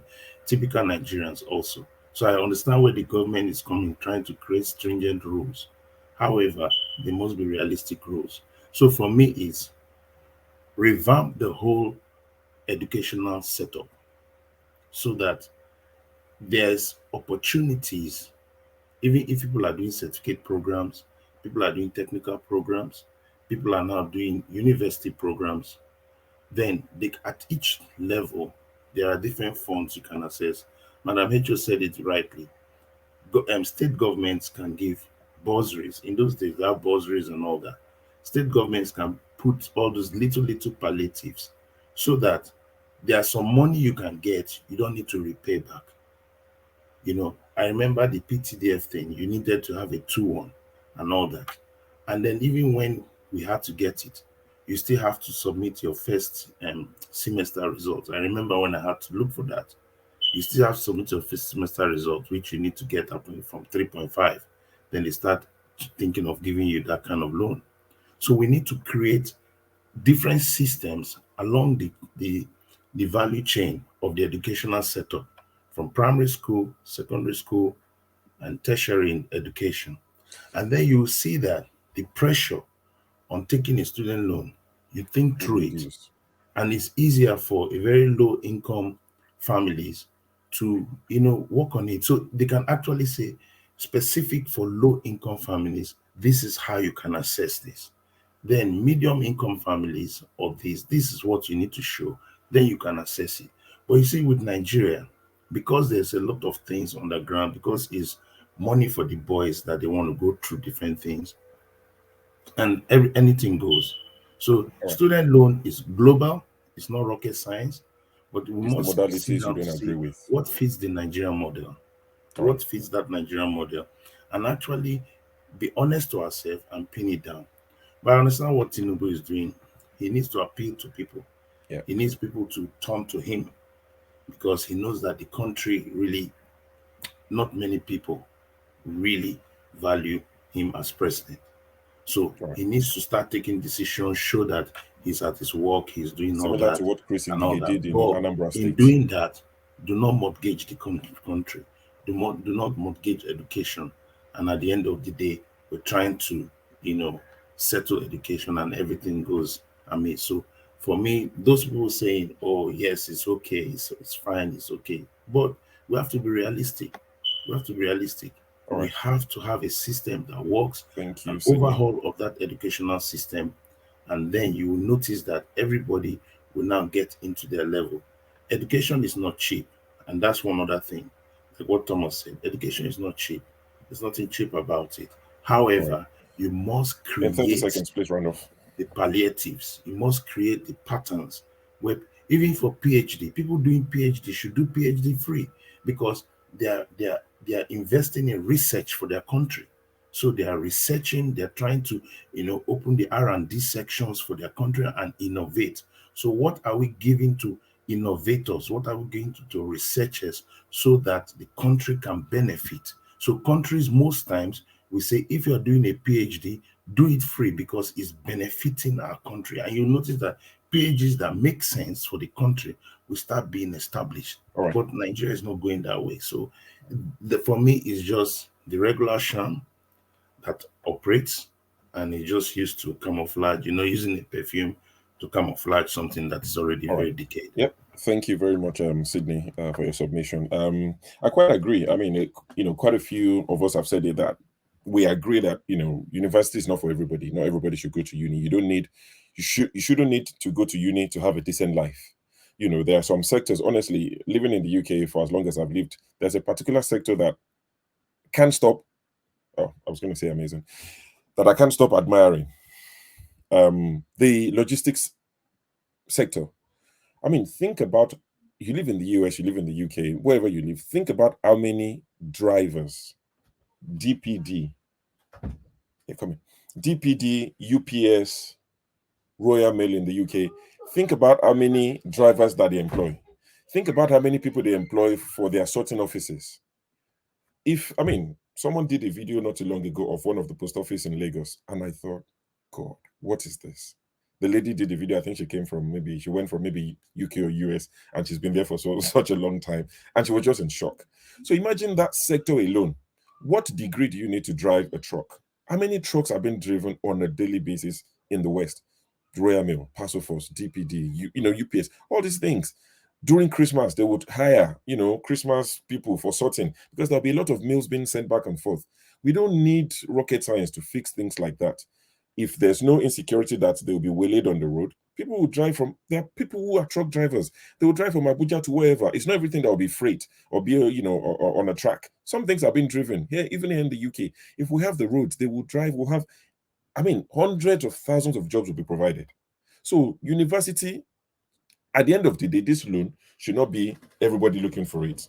So the government, whoever the government is, it doesn't matter now. They need to provide enabling environment for private sector and from some other government parastatals to work, and this will create so many jobs. Take the burden of looking for student loan, take it off everybody. Mama Icho, I see your hand. We'll put it down so it doesn't hurt. I see you, and I'll come to you. But let's speak to Ify before she disappears. She comes and she disappears. So let's speak to Ify quickly. We can hear you. The same issue from last week. Try again.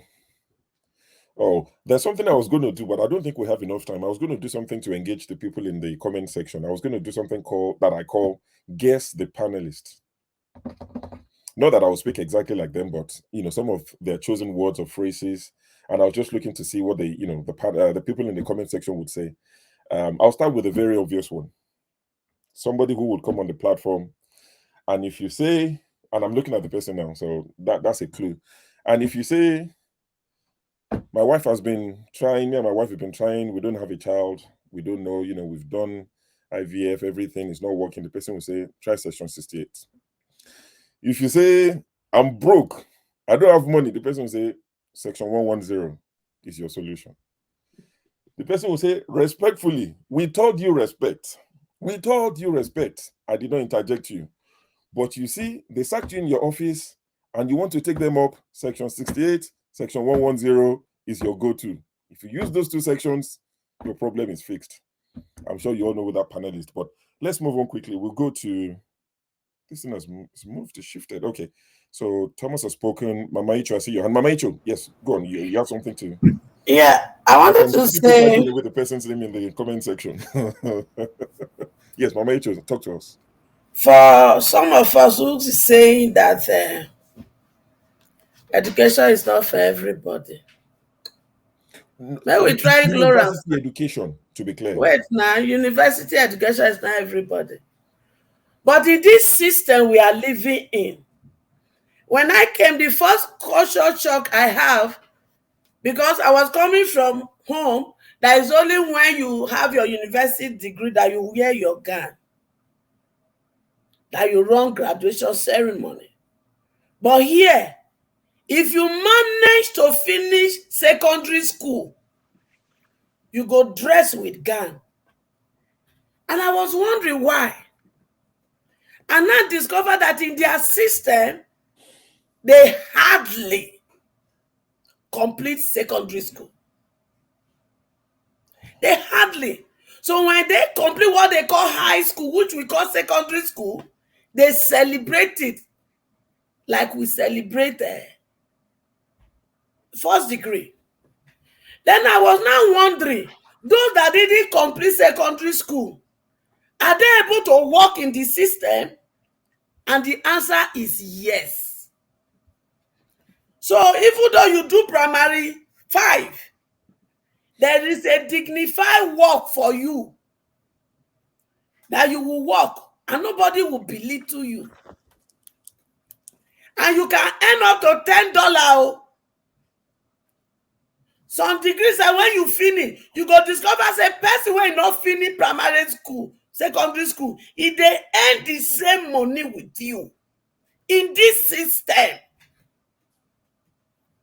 So the question I want to ask those who say university education is not for everybody, and we know say without university education in Nigeria, they go dey treat you like yeah. How many of una, when they talk here, go allow una pikin to marry mechanic for Nigeria? How many of una go allow una pikin to marry wheelbarrow pusher for Nigeria? How many of una go allow una pikin to marry Okada driver in Nigeria? But yet, in this system, you marry who you want marry, you born for who you want born for. Facts. Baby mama, baby papa, they're not they discriminate. So when we now have a system that only give dignity to those who are graduate, and somebody is here telling me say education is not for everybody. I mean, a university education is not for anybody. Lori Iro. Okay. Thank you, Mama Icho. Thank you very much. Thank you for your submission. Welcome back, Augustine. Welcome, Will. Good to see you. I would go to another panelist that I'm going to say, guess who the person is. The panelist comes in and says, thank you, doctor. You see, I work in aviation. My father, we have a house in Lagos. The house is paying us a lot. That house was bought when my father was young in Lagos. My daughter is going to college. She has scholarship from 3,222 colleges in the US. She doesn't have to pay. So you see, this division of Nigeria, we don't have to divide Nigeria. We're all the same. You know, we all wear the same clothes, wear the same cap, the same hat. You see, even a Yoruba man can't afford amala in Lagos. Everybody eats amala. But I work in aviation. So, you know, Nigeria does not need to break up. We have to love each other. There's no marginalization anywhere. I can see somebody, I can see the name. See, the people in the chat who pay attention to this thing. Some of you on this panel, you don't know. But the people that this is meant for, they are getting it nailed on. Yes, Paul, we hear you. Man of Prestige, we'll come to you in a minute, but let's hear from Will. Will, welcome to the show. We're discussing you'll be the last person. Sorry for interjecting. Sure. Sorry, I sent you a message in the private chat. Can you respond, please, so that I can make a decision, please? Thank you. Yeah, sure. I'm going to have a look. Sorry. Yes. Sorry, Will, please go on. We're discussing the not free education now, the student loan. You'll be the last person to talk about it. Okay, we'll move on to the next topic. Even though the idea is a good idea, you know, to help people that need money to educate themselves, to get a good life, you know. But I think personally, it's doomed to fail from the beginning. Why? It's because most things in Africa fails. Everything we do, EFCC system fails.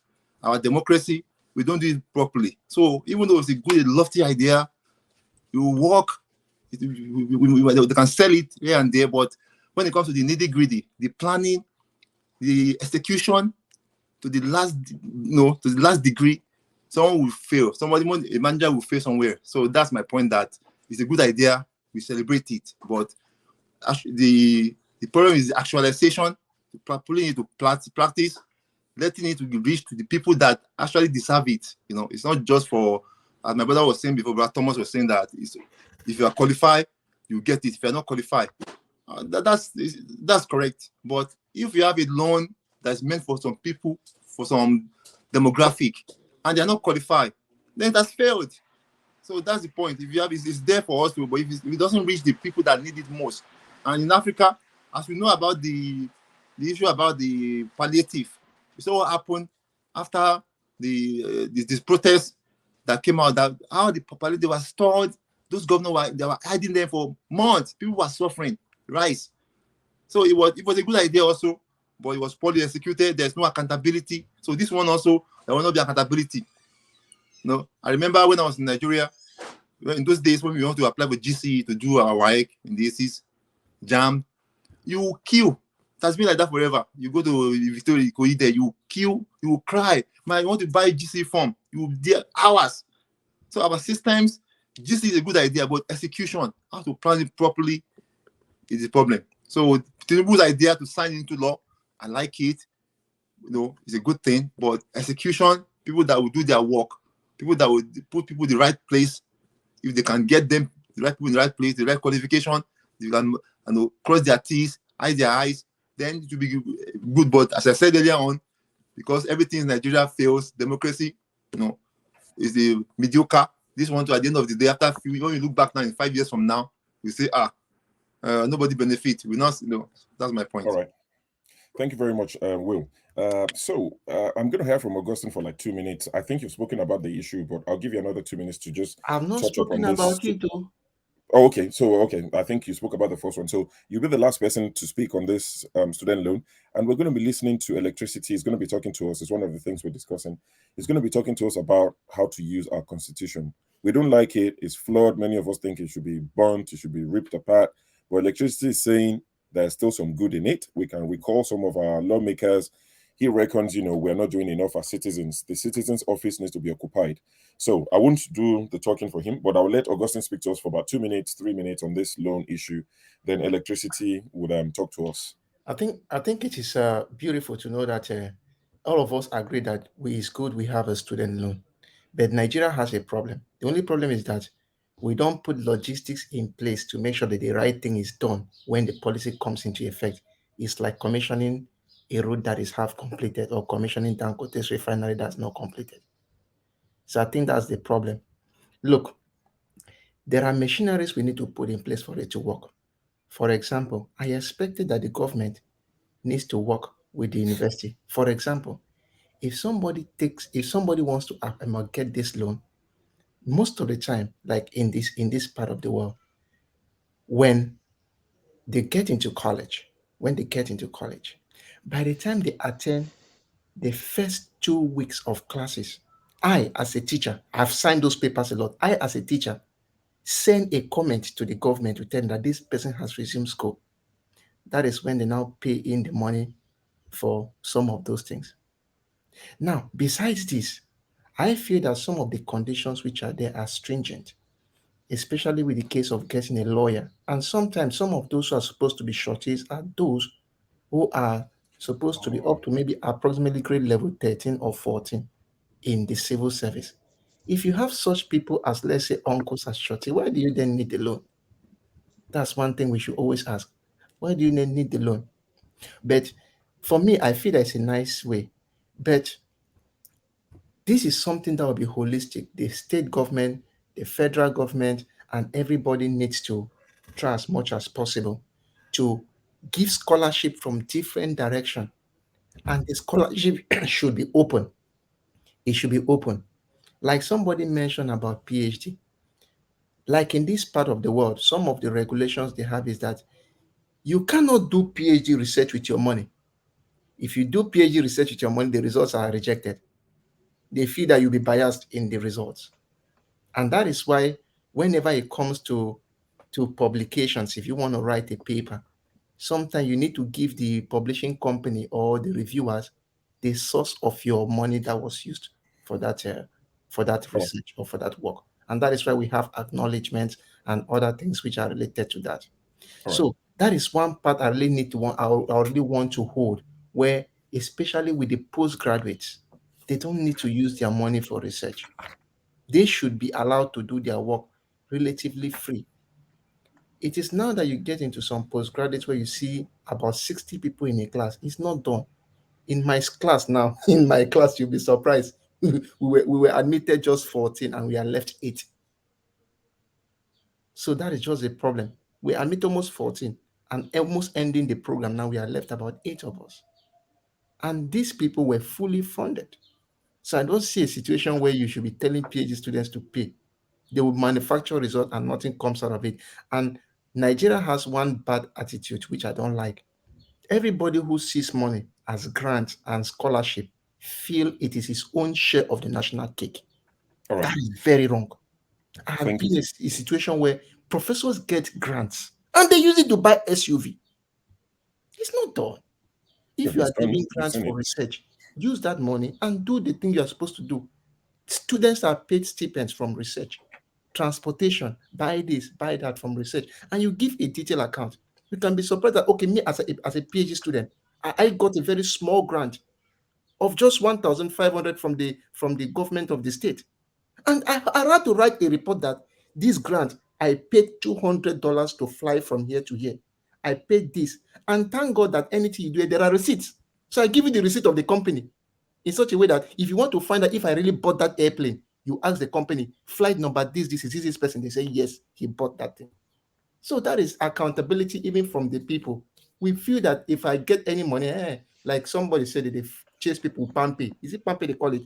Pampe, yes. They chase people around, you borrow money, no one pay again. After all, now my own share of They'll drag you. They'll drag you.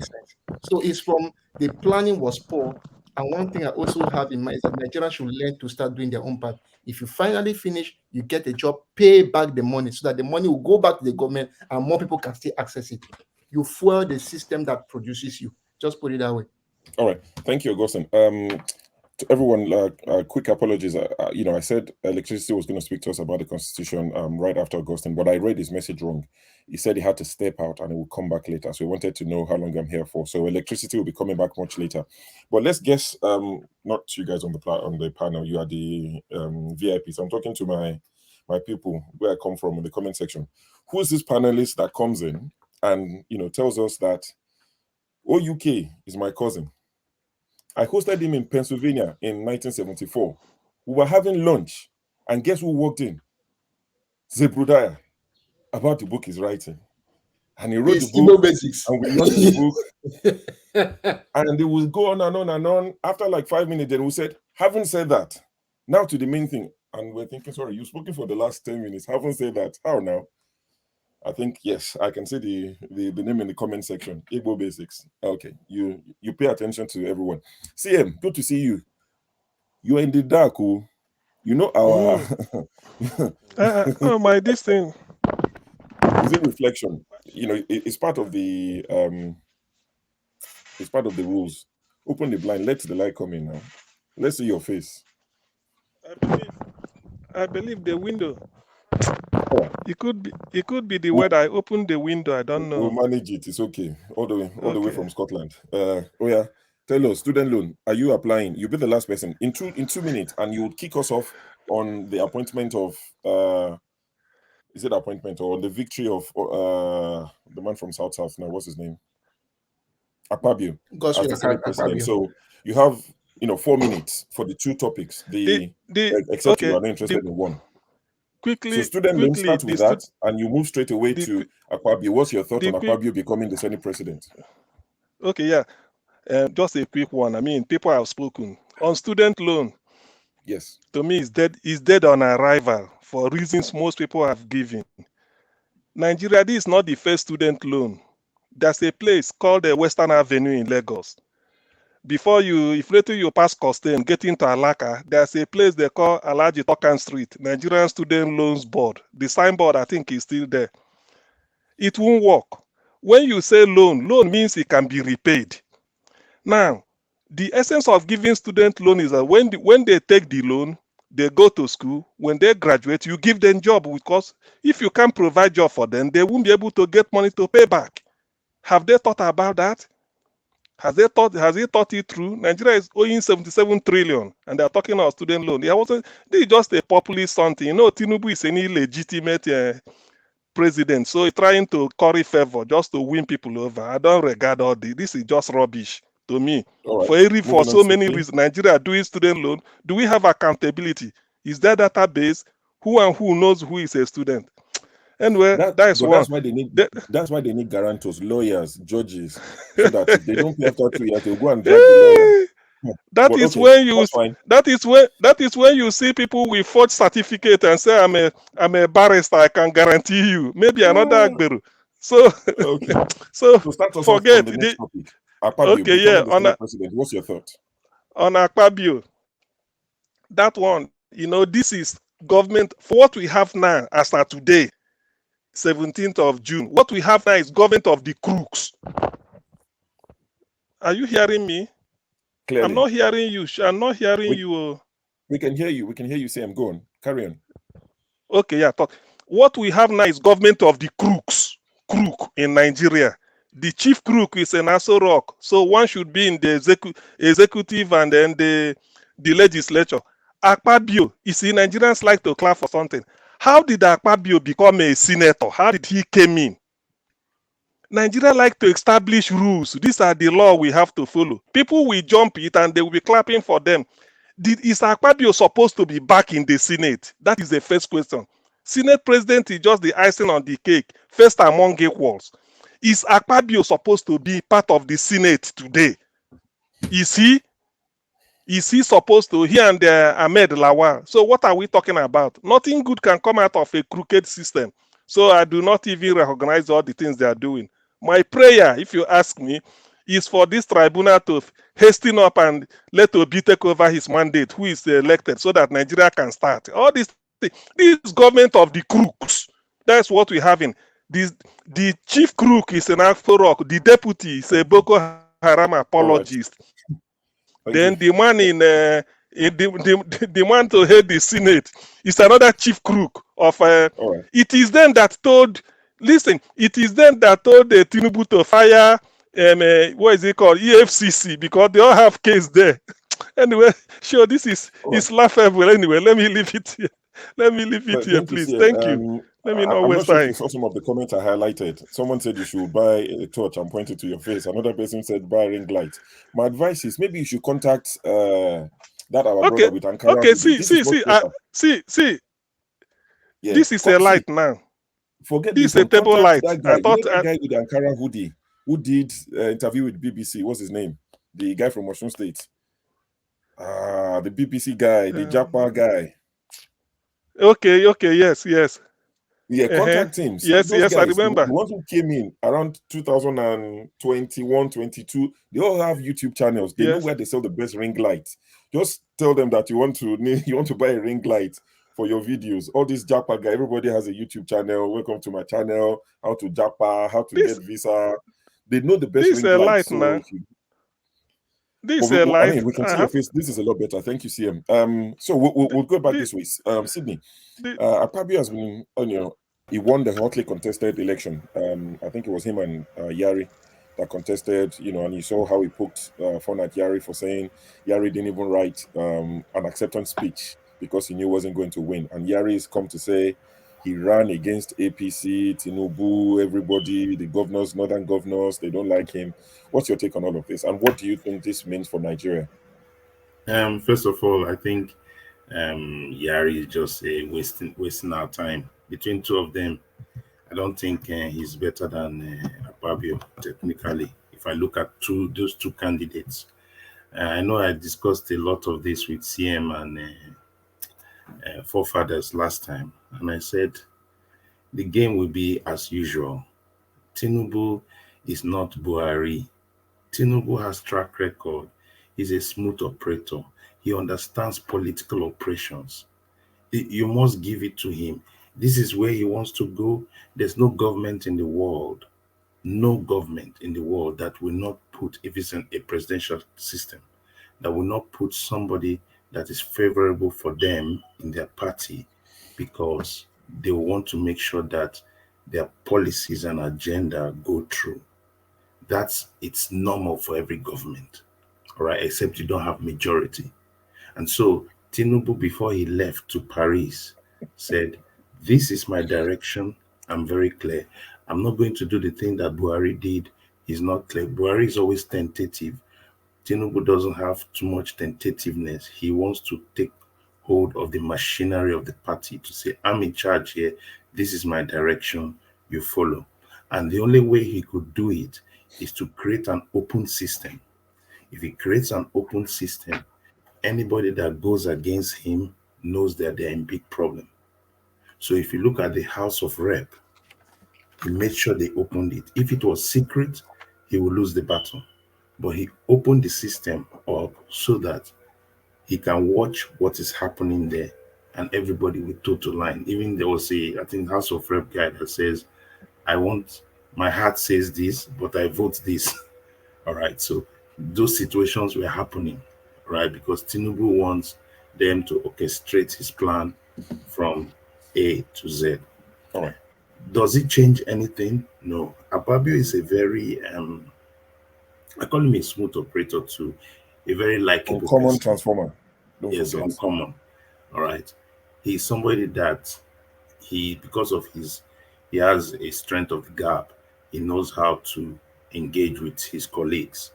He's a businessman. They're transactional. All right. So everything is just as normal. It's going to be very transactional. The president wants this, we push it. So I don't see a difference between him and Lawan. Just that he's more transactional, he's more a livelier personality. But in how they will operate, it will not be different from Ahmed Lawan. The president wants this, the president will get it. No resistance. All right.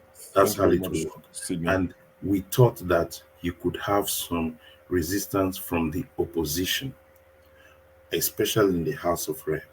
But the opposition, Tinubu realized that, number one, look at the opposition. You have Labour, you have the PDP, you have NNPP, which is majorly the opposition, and a few snippets of YPP. He knew that the opposition did not have a rallying force. They didn't have somebody in the House of Rep who could rally the opposition. They were all scattered, and it's very good for a politician. I can work with them as individuals and have APC still hold the strength in the House of Rep. So, but moving forward, will there be people that will break the ranks, especially in the Senate? That's what we cannot determine. Whether they will have people that will break the ranks and really create some bottlenecks for him. I doubt it, because Nigerian politicians generally are very transactional. In terms of the optics, I don't think it's the best optics, because there's something that Rocha Sokorocha said. He said, Mr. Lawan, you need to teach me how both of us contested as presidential candidates, and you have been able to wangle the system, which was very clear. That day was the day of exposure. Even a senator had to expose us that his wife, who was one-time president, is one of the topics we might cover. Was helping them out. And Lawan say off the mic. Off the mic. You don't have to go down that route. So it's business as usual in the House of. Thank you, Sydney. In the House, and I don't think it's going to change anything. So that is very concerning. I think the last times we have had real strong senates at the times of Okadibo and maybe the time of Saraki, where there was some pushback. And that pushback is very important to create some kind of balancing, But now, once everything is, bow down and walk, bow down and go, then you know that we're just surviving on whatever Tinubu does. Okay. Thank you for the submission, Sydney.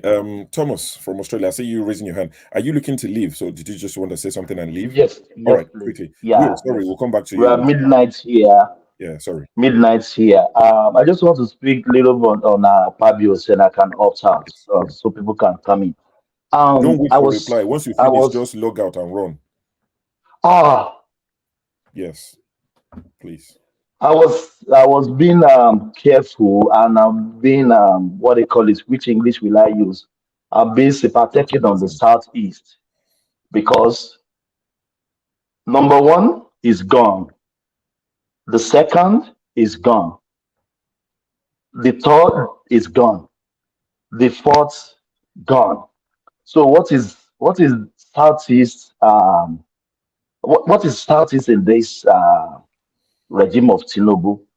I think it should be. That is nonsense to me. That is still nothing. It's nothing to me. I think they should be rooting for the Southeast guy, or Gius or Kalu.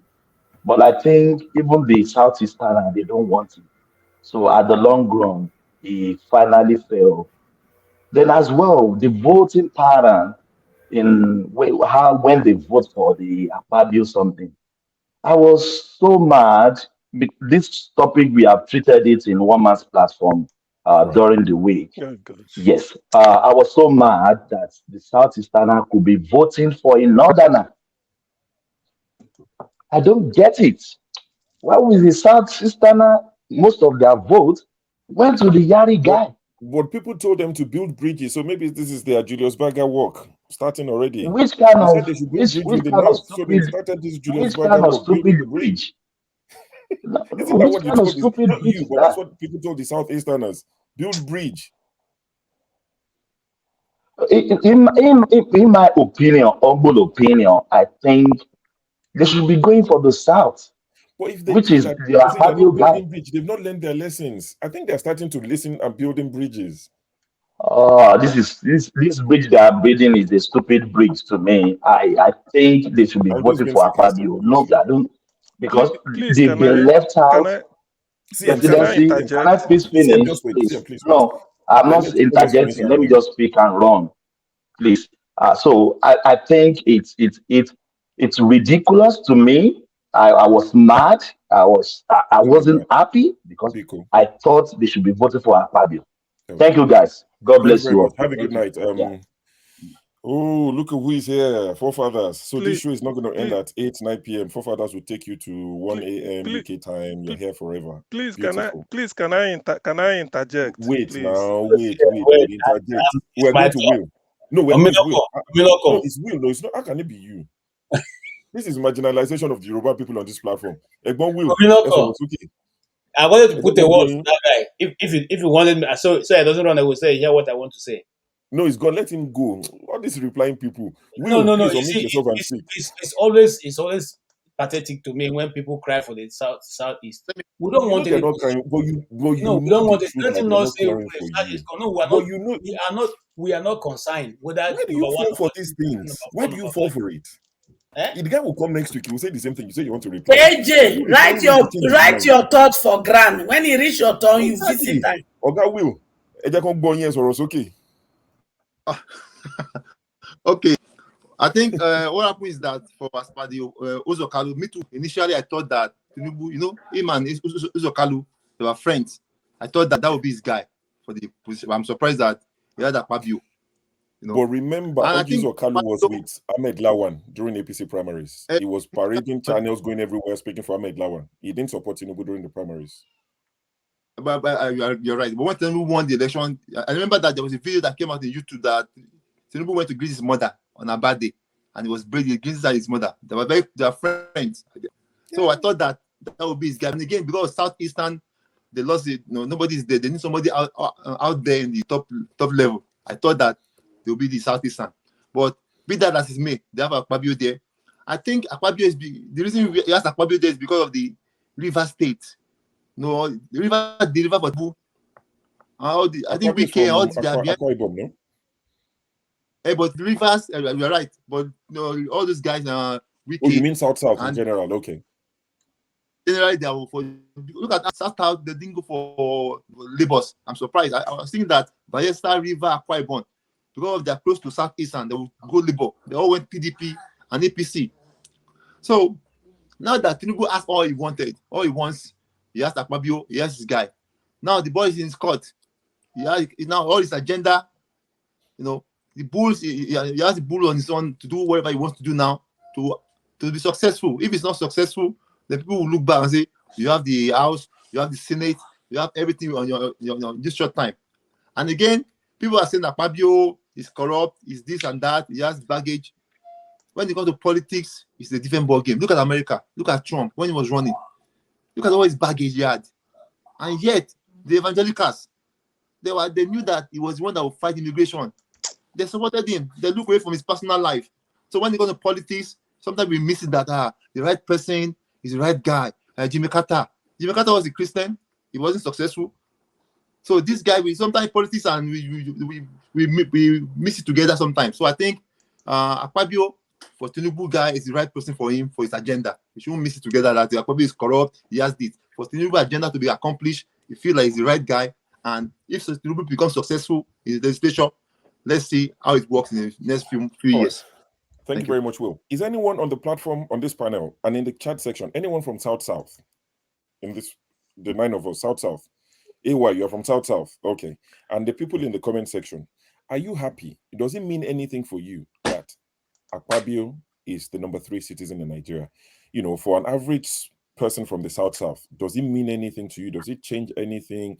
Are you excited? As a Yoruba man, I can speak for when Obasanjo became president in 1999. He had 2 terms. Then we had Oshibajo 2 terms as VP. So out of the 24, we've had, Kushti, 8, 16. I don't think it changed anything for an average Yoruba boy in Ogun State, or I mean, both of them are from Ogun State, Obasanjo, and does it mean anything for you? Are you excited? Are you happy? Do you feel like you belong? So in first 30 of all, seconds. No, it doesn't mean anything to me. If it doesn't mean anything, I will expatiate when I'm Mama speaking. Icho, you are from South.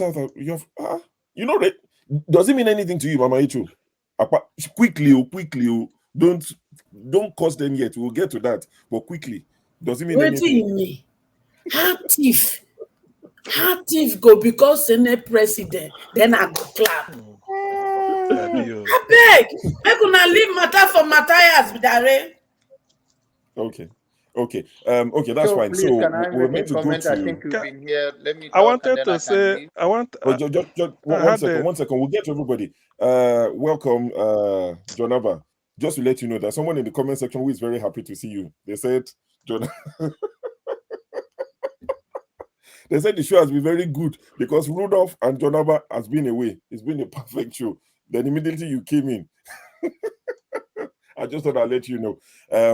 So sorry, KJ, we come to you. Then after you will come to John Abba. Okay, so KJ, please, we'll stick to 3 minutes. You're starting on 45. Please go on 3 minutes, then we'll go to John Abba. Okay. First and foremost, I want to give a quick response to the other guy who have left. It's part of the 3 minutes, it's fine. For us, for instance, for those of us from the East, there's no difference between the person from Akwa Ibom, Cross River, and all that. It's just the nomenclature that which Nigeria politicians have created as South-South, try to divide the people. Akwa Ibom, to me, is the same thing as Ojus Okalu. I see all both of them are the same thing. There's no difference between, and I'm serious about it. I went to school in Ogoja, French School of Arts and Science. The culture, the custom, the tradition are all the same. So, Akwa Ibom, Senator Akpabio being there to me is the same thing as Ojus Odoma being, Ojus Okalu being there. Having said that, I want to draw our attention to something that we, Nigerians, we constantly keep debating about. A politician does not necessarily mean the leader of the people. And it's not for crying out loud the best, the most intelligent man in that community.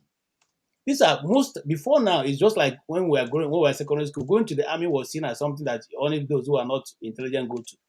Okay? We didn't used to enlist in the army. Why do you want to go to the army when you have brain, you can do other things?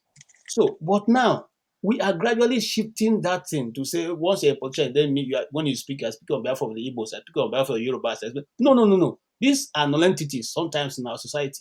So they are not totally, and especially for the Igbos, I can speak confidently about. Our politicians are not our leaders. They lead themselves most times, and they represent their family and themselves almost all the time. So there's no difference. Secondly, what is Akpabio's antecedents so far in the jobs I've held in the past? What did he do? If you go to Akwa Ibom State, Akwa Ibom had a lot of money at the time he was there. What he built in Akwa Ibom, is it commensurate with the money he got? The question is no. When he was the NDDC, what did he do there? Of course, we know, just like a panelist have said here, the famous off the mic. That is his achievement in NDDC. Is it going to be different now? No. So I think that, so far, what I can see that everyone who have been picked by our honorable president is people who have been able to escape very properly and put AFCC in their position. These guys are very clever thieves. You hardly can catch them or see their names in anywhere. So it's the stage is being set for massive, you understand, stealing of the resources of Nigeria. Thank you. All right, thank you very much. Did you bypass me? Sure. Oh, where's John Abba? John Abba is gone. Okay. John Abba says, so John Abba, CM, we're here now. Don't worry. You would have your right of reply. John Abba, welcome to the show. Thank you so Good to very see much you. for having me. Sure. I think the Nigerian space in politics is, I think, so far Tinubu started well. We don't know how it's going to end.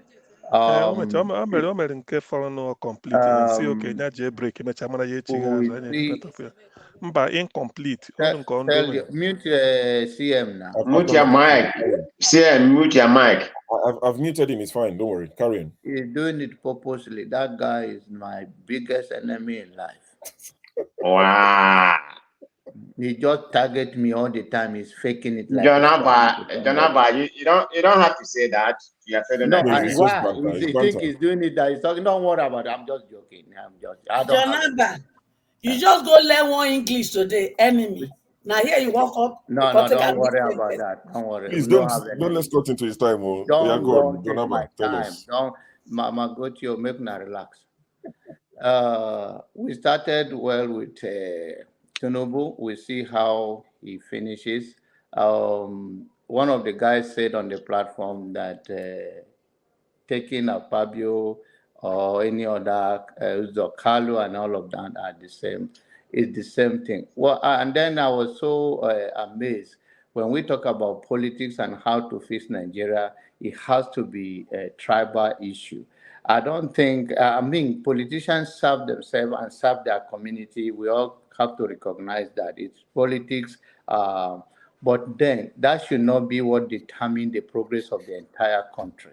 We should look about what uplift us, what the policy in place that fit everybody. Neither you are Hausa, Fulani, Igbo, Yoruba, Ijo, Idoma, Igala, and the rest of the tribes. But the notion that Nigerian politics have to be zero, and thank God, Akpabio is not none of this major language. But then, let us also keep in mind that all the appealing to the youth, I mean, it's a good politics about the student loan or student whatever. But then end of the day is that we have many things in place, but we lack enforcement. We never applied rule of law or take personal responsibility or hold people responsible. And until our society grow to that level where we put a demand, and when a politician cannot deliver, then we can hold them accountable. When our system is in place, where all everybody's vote, we can't. CM, have a good afternoon, and I'll talk to you guys later. All right, thank you very much, Jonaba. CM, so we go to CM. Yes, what have you got to say? Romano Prestige will come to you.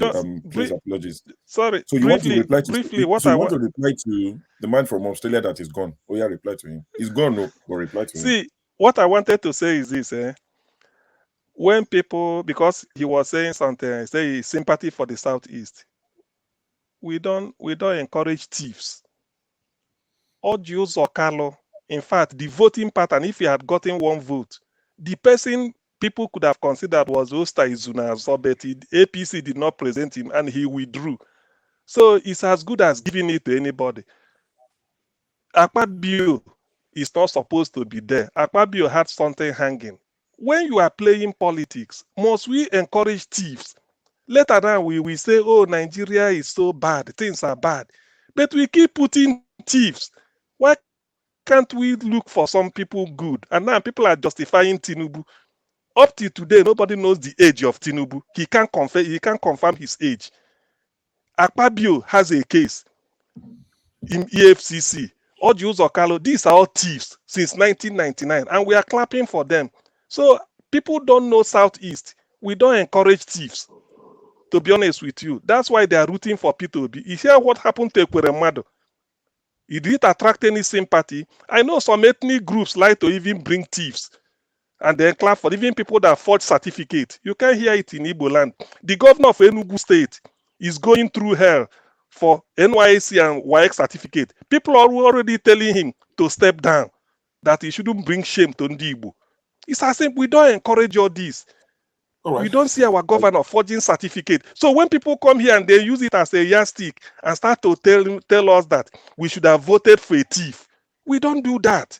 We are different. That's why people may hate us. I'm telling you, we are different. We don't do it. The governor of Enugu State, Betty, take it from me, he will be sacked. His NYSC is forged. School start, they're also saying it's forged. Forget about he later become a lawyer. People know all this, and they are telling him underground, say, please get out. Don't disgrace us. We hear of certificate forgery somewhere else. We don't want to hear it in Igbo land. We've never elected a Southeast governor that forged certificate. We don't do that. We won't tell you to get out. So when people come here and start to tell me that we made a mistake, Southeast should have voted for a thief. He was they know we don't do some people like to bring thief as their leader. We don't do that. How did you win the Senate state? Kalu, how did you win? Who is that? Kalu. It's because he says APC, because he's the winning party. Nobody voted for him. That's why they are telling him, how come you win? Buhari, Tinubu didn't win. If APC is popular, you should have, as you are winning, Tinubu would have gotten a good vote. That is what we are talking. We don't regard them. Kalu stole 7.1 billion from Abia. We all know this. We don't regard them. He cried. He said, I'm not a thief. This country is not fair to people. We know he is. He is. The Abia people know. Do you see any Igbo man standing by him? That will tell you. Igbo people don't encourage thief. So ethnic group like to bring thief as their leader, and they will be even defend. We don't defend thieves. To be honest with you, we don't. Huh? No, wait. Man, no change down for you. Who are these people you're talking about? You said it. Some people bring thief, they defend it. Who are these people? Listen. Show my head. Show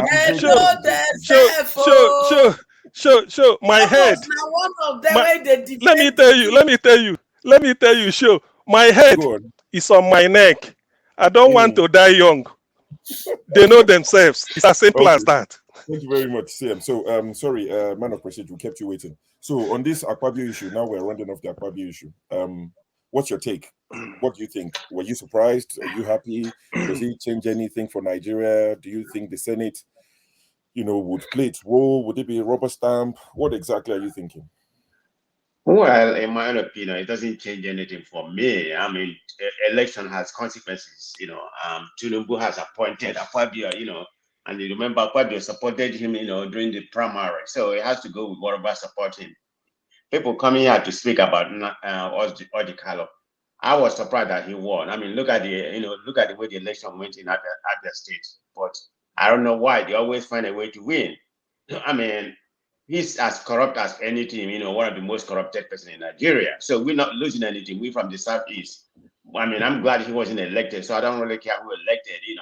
Akpabio is the same thing. I mean, how many years he ruled from 2002 to 2015, for my own recollection. That when he was in office.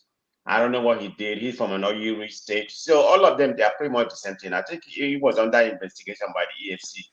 And they don't do anything. What does he still has a case with them? He still has a case with them. Yeah, he still has a case. Okay, what does EFCC stand for? They're only going after the Yahoo boys.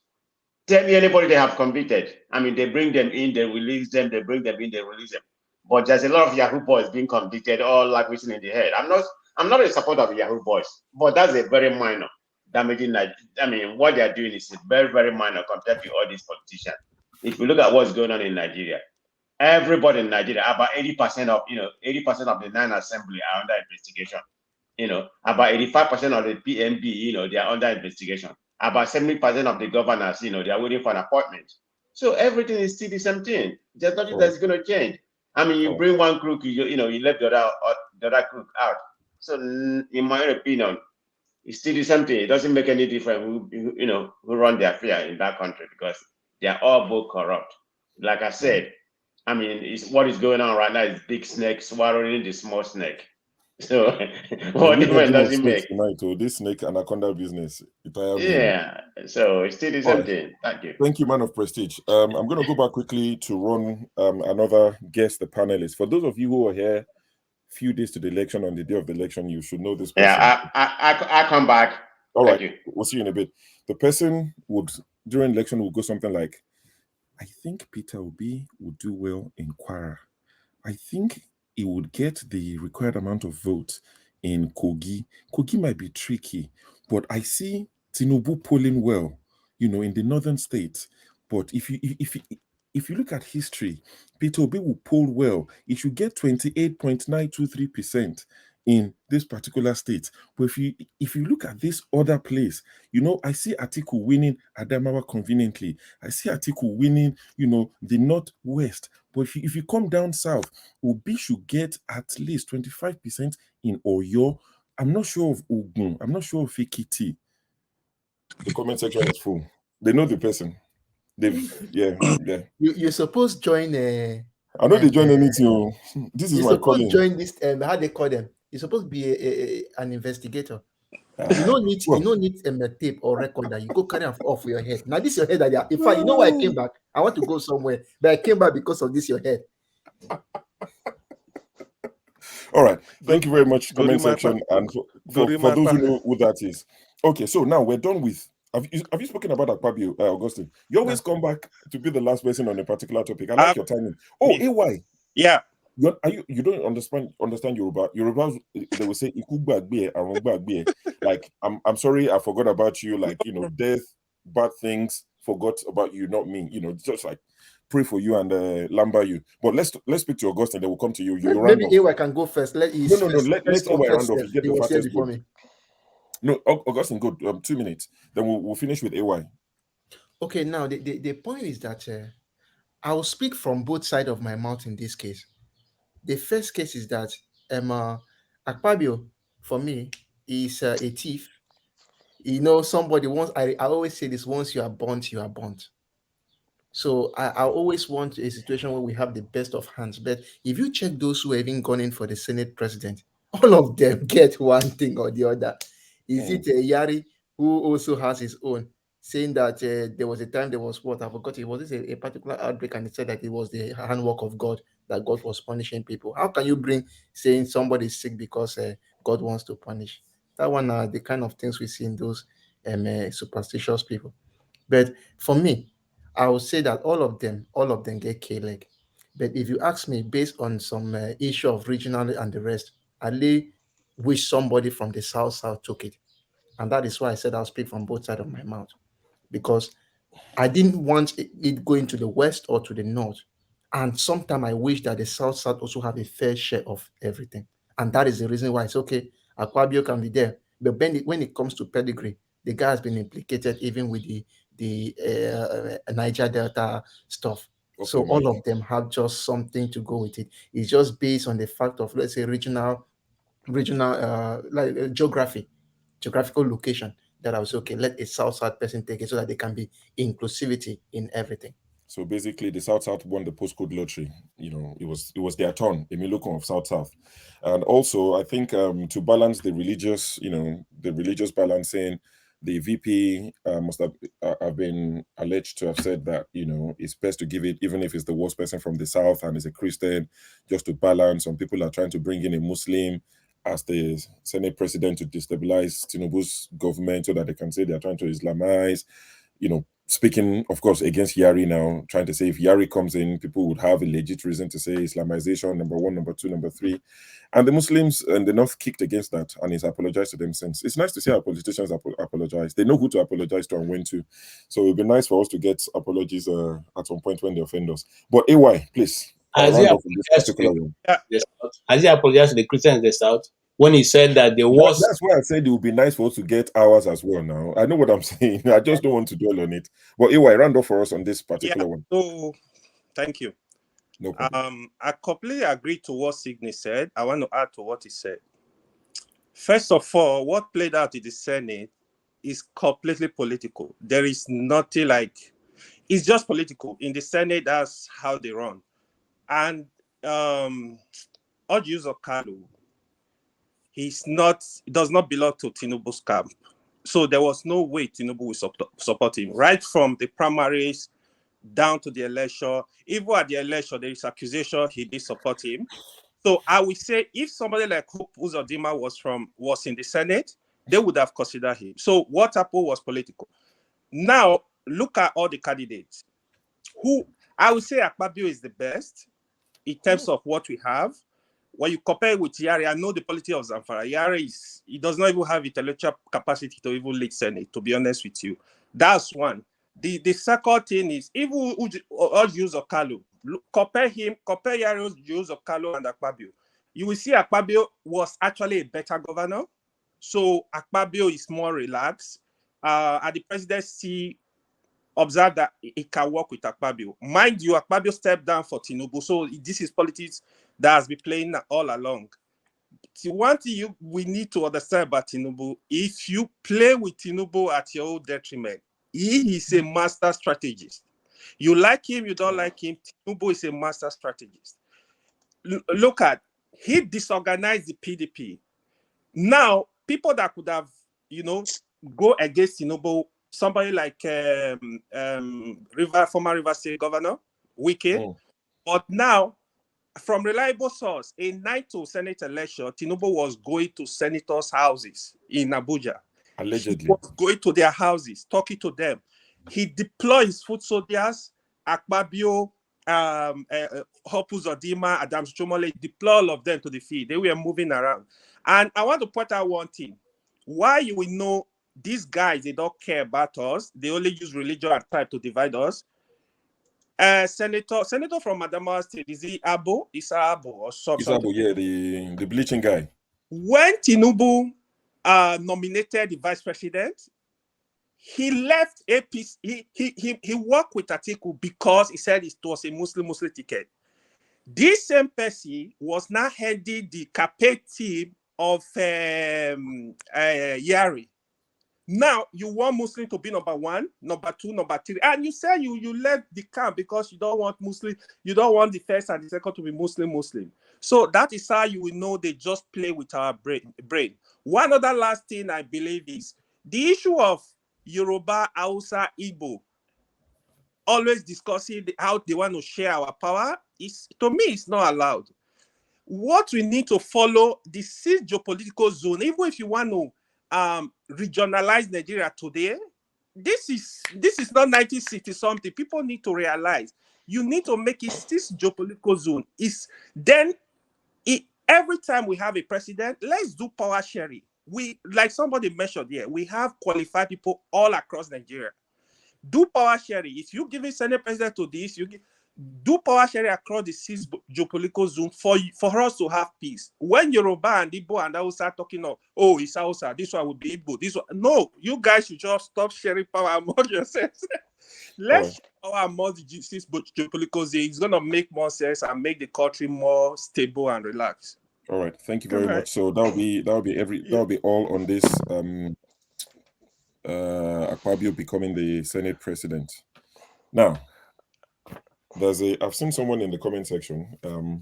I think I've already given it away. There's this panelist who comes on very quickly and will tell us, I slap police for breakfast. That's what I eat for breakfast. For lunch, na Navy they slap. I know they send their papa. And for dinner, they go after every politician. I know their house, I know their children, and they follow them step by step, bumper to bumper. And me and them, if they F up and they give them what to me, I know they send. There's that panelist. I've seen the person just turned up. Hopefully they'll join us. But there's that panelist. I'm sure people know who that is. We won't say his name. So the next topic we're going to be discussing, according to Rudolph's lineup, is Senator Bolkachua. I think that's the name. Is the one who was speaking at the valedictory service of the 9th Assembly, and he was speaking about how, influence peddling, how he would speak to his wife, a retired judge. I think her name is a Muslim name, one of the common ones, Zainab, a retired judge, and and Akpabio, Lawan was saying to him, we don't have to go down that route. You don't have to say that, because the man was basically saying, as a senator, I was getting favor from my wife, who is a judge. She would rule in my favor, and I was also helping you guys, my colleagues. I was getting judgment in your favor. So what does that tell you about how the country is being run? And for those who are looking to the court for judgment, what does that tell you? How does that make you feel when you hear things like that? Can I talk and go? I'll start with you, Augustine. Let's start from let me just talk. I want to go somewhere. I have an appointment. The point here is this. I always want to talk maybe to the panelists and those out there. Evil is evil and it will be punished. If they not punish them today, in the next 50 years, it will still be punished. Think of this woman. In fact, the thing just they shame me. It they shame me. She has already retired. Glorious retirement. Went back to her home only for her husband to insult her this way. Think about insult her? Was that an insult, really? It was a big slap to her face. It just exposed their crime. I don't think it was an insult. That's why I said it was a big crime. Even those who never knew Bukachua are now going to find her image to say, this is the woman that did this. This is the person. And I'll tell you, in a sane society, the first thing is just to start bringing the files, all the files that she has handled, all the judgment she has given. Let's start x-raying them one after the other. If it is in a sane society, by now, both the husband and the wife should be in custody answering questions. But one thing is certain, I always put it this way: everybody somewhere wants a good name. He's a nice guy, he's a nice guy. That is why, as I said, those people like saying that, maybe somebody tells me, like in my class, maybe when I was back there in school, if you call me nice guy too much, you are no longer my friend, get out. Because I know that once they start praising you too much, power must leave you somehow. So my point is this, is I'm not talking out to that professor, that person or not. I'm talking to the people sitting at home. Nigerians should learn to do the right thing, because if you do it and go scot-free today, tomorrow, next tomorrow, 1 year, 2 years, it go catch up with you when life is sweetest to you. When life is sweetest, that's when it will catch you. This one is just a big shame to that woman. And I'll tell you the truth, even if the good things she has ever done in her life, nobody will remember it. They will only remember the day where she was being bribed at the court of appeal. And somehow, now that fine Nash don't show, people now will now look at the courts. Now, let me tell you why this is a blessing to the judiciary, or let me say a blessing and a curse. It's a curse to them and a blessing. All those cases in those days, nobody like to look into what is happening. But this recent thing will happen now. Everybody go to look at Court. Baba, show us the thing. May we see what they happen. And the more people are looking, and they know that people are looking at you, then they will try as much as possible to. That's why the judiciary will now try to see if they can ameliorate the confidence back to know that, okay, the judiciary is the hope of the common man. I'll tell you the truth. I've always said the judiciary in Nigeria is the graveyard of the common man. It's a graveyard. So thank God, say, Senator, tell us. Maybe now they look, waiting these other ones they do. Thank God, say people don't enter courtroom. They give us details. Even us who not attend the court session, they tell us what happened. Even if the one way person cough, they'll say judge cough today. So maybe we know what happened. By the time they finish misbehaving, yes, we now know that Mr. A, B, C, and D are like this and they behave like this. So that it will be written on their name any day that any of them dies. Okay, you remember that woman? Which woman? That woman where in the collect bribe like this to give judgment. All right. Thank you, Augustine. But just quick one, just to let you know, I know you're a pastor. You're not a pastor, but you're one that I see ending up as a scientific pastor. You're a scientist, but you come across as a Catholic pastor. And I know, you're Catholic and you take your faith seriously. Everybody will die. The day when they die, they say a good person. When Abacha die, if you go read within the right, they say go to the mosque when they did it. Everybody ends up getting some nice flowers when they die. So I think that's why a lot of people don't care. So this is your point that when you die one day, you're a perfect now people man. Now people will get microphone. In your world, if you created the world, when people die, they will tell the truth about them at their funeral. But in this world that we live in, my brother.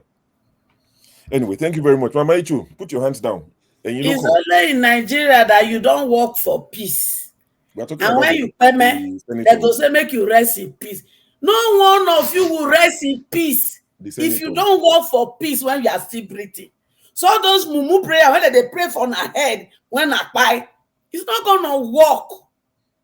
And as for Mama George, Jane, your children, now big stigma. Now your husband just goes, he just disgrace you, finish. So anywhere they find your children, they go say that woman, see the picking on when Mama perverse so justice. You see? You see, when I tell una say una go expose una self at the end of the day. Congratulations. Una go expose una self finish. Emefiele, we dey wait for you. You better dey sing the song, because not if they won't jail you, I take God beg you, tell us wetin dey for the bullying van and how Senator Chief Tinubu house when he dey deny, because make all of una open na nyash finish. We don't say it don't happen. So confession time.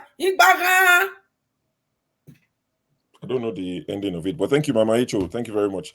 I'll do one very quick, not total impersonation, but you know, the game we've been playing. Guess the panelist. There's a panelist who comes here and will tell us Nigeria's not gonna work.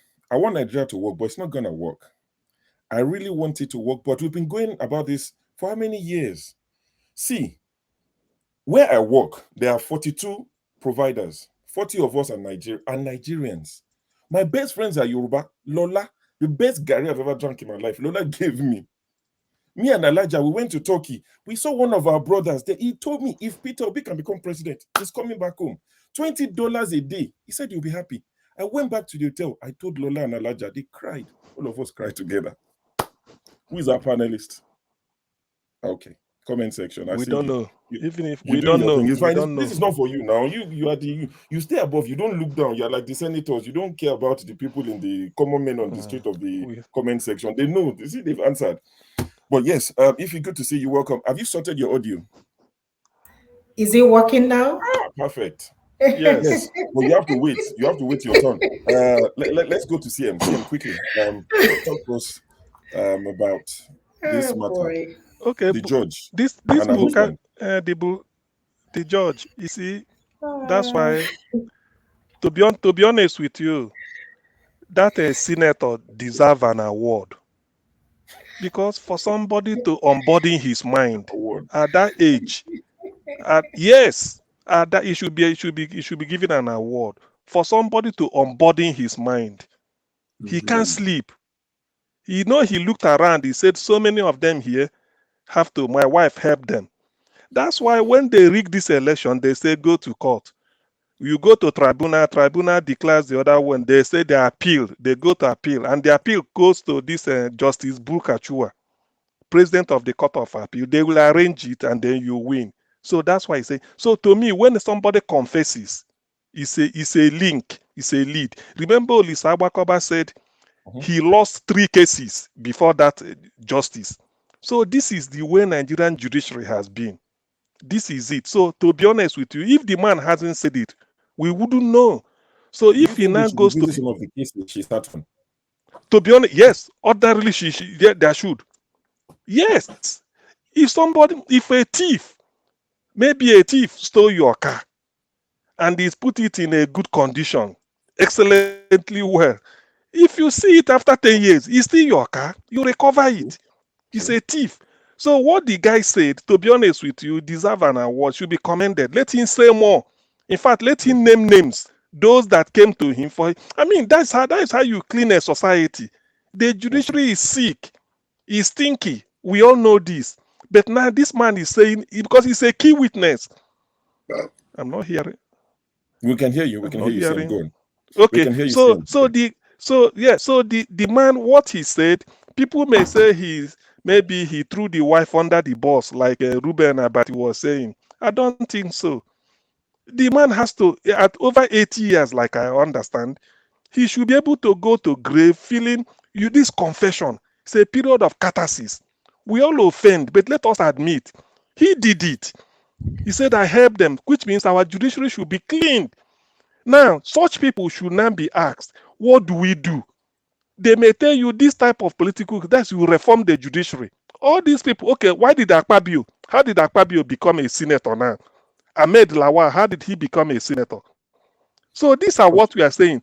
You cannot put something, you cannot construct legality on a foundation of illegality. You can't put something on nothing and expect it to stand. How can you expect Akpabio to be a good senator when you are not even qualified to be there? You are not even qualified to come back. Ahmed Lawan, you are not supposed to. So why do we make a law that you must take a form, go through primaries, after that, then you qualify for election? If we can, the Englishman will tell you, if you cannot enforce a law, why do you bother making it? If you cannot enforce any law, so you shouldn't make the law now. It's a waste of time. Are you waiting until the law catches one cockroach, then you clap one? Until the law should catch the big and the mighty. So I'm in support of the man. Let him say more. In fact, let him name names. Let us know, because without this, Nigeria can't move forward. We all know this. You can't have a corrupt judiciary. Everybody goes to the judiciary. Okay, look at the revelation coming from the election tribunal. How they rigged presidential election. Deliberately, they switched off the beavers. Why? Why was it done? When we went all over the world telling them we will upload it in real time, their record to show for it. Only for somebody that in the middle of the night, they switch it off, use TPEX to change certain result. Wike is going to Tinubu on the basis that I help you to win Rivers. Now look at what is happening in Rivers. So tell me how, that's why Tinubu cannot give any job to Wike because it's a fake. The election you told me that you helped me to win, it's unraveled. Wike rigged Rivers for Tinubu. So we all see this. Let us, if Nigeria want to be good, that's why look, whether they like it or not, nothing good can come out of Nigeria until all these thieves are out of the way. So that somebody who will be righteous or not really righteous, somebody who will say this is the way it is, will now be in the throne. Let me stop here, please. Thank you very much, Sam. Sydney, let me plead your indulgence. Let's go to Ify before our audio kaputs again. So Ify, we've discussed a few topics. We've discussed the student loan, what you think of it. I'm not sure if you followed since you left. Student loan, we've discussed Akpabio becoming the Senate president. What does it mean for Nigerians? The people of South, are they to be happy, excited about it? Do you feel bad that the Southeastern didn't get the position? And a few other topics, but you've got 5 minutes just to weigh in on everything we've discussed so far. Just hi guys. I'm not gonna say much, but in terms of student loan, when I saw that, the first thing that came to my mind, I was like, what is the essence of student loan in a country that we don't even have money, to be honest with you? What is the essence of that student loan? I don't get it, because to me, honestly, that should be the list of anything Tinubu should be talking about. It's not our problem at this point in Nigeria. We have a lot of things to worry about. Student loan. I was surprised when I heard student loan. I said, in Nigeria, we are talking about student loan. So definitely it's not going to work. I mean, I think that's another way for them to siphon money into their pocket. Anyway, that's, by the way, that's nonsense. Akpabio, I was surprised and I was shocked. And like some of you have said over here, it just doesn't make no sense. If you look at Tinubu, you look at Akpabio, it's just we recycling the same old politicians in our government and expecting to have a different, and it's not going to work, honestly speaking. So we already know what is going to happen in this administration. So we're going to have the same people, basically the same people that was with Buhari is the same people we're getting. There is no difference. Just tell me anybody that you can say, oh, this person is new. So I don't know what we expect to see. All of us people are clapping for Tinubu, oh, that he's doing well. Under 2 weeks, he has done this, he has done that. Let me tell you something. Buhari did all that stuff. And what happened at the end of the day? Anybody can come and say all these things, but putting it in practice is where the problem is. It's not just signing it into law. Anybody can sign anything into law. Until you begin to see that happen, then you can believe whatever these people are saying. But for now, they're not doing anything. What else were you talking about? You're talking about the George. Or whoever. You see, this will tell you what is going on in Nigeria, the corruption, the judiciary system, and that's what everybody has been talking about, looking at this tribunal. We all know, just like CM said, Justice Awakoba, I know him as a child. I grew up hearing Justice Awakoba, Onyechi Bazo, and the Ekwerekus. They are the big-time lawyers we have growing up at Onitsha. And for him to say that he lost 3 cases under this woman, I mean, we shouldn't even be having this discussion. We need to all, if he's in a country that works, that woman needs to be arrested, to be honest with you, including her husband. So I don't even know why nobody's saying anything about it. But of course, we know this is Nigeria. They're going to sweep everything under the carpet as if nothing happens. And all eyes are on this judiciary. That's why people were so skeptical about when Obi say he's going to go to court and they're asking to go to court. They knew what the plan is. They know that nothing is going to come out of it. But hopefully, let's see what is going to happen. Thank you. Thank you very much, Ify. Sydney, thanks for your understanding. What do you have to contribute with regards to the retired judge, and her husband's admission? I think, first of all, sometimes in Nigeria, we generally assume that all will just suddenly turn to be well. And we have very great expectations for things. It's business as usual because those are our elected officials. It's business as usual. Now, my concern was the level of impunity and boldness to communicate that. If you look at the whole, most people saw the excerpts, but if you look at the whole discussion when the senators were talking and Bochoa, the senator's time when he talked, as he began to communicate, you could see he's trying to say, look, you guys cannot just do what you feel like doing. This is what has been happening. They tried to stop him the first time. He continued and continued that trajectory. So basically, it's a scam. The country is like operating on a big scam. Like we've said it, he's supposed to be arrested, but it will not happen. Because you touch such a man, if you touch such a man, what he will spill next, a lot of people will go down. So we just allow him to move into the sun.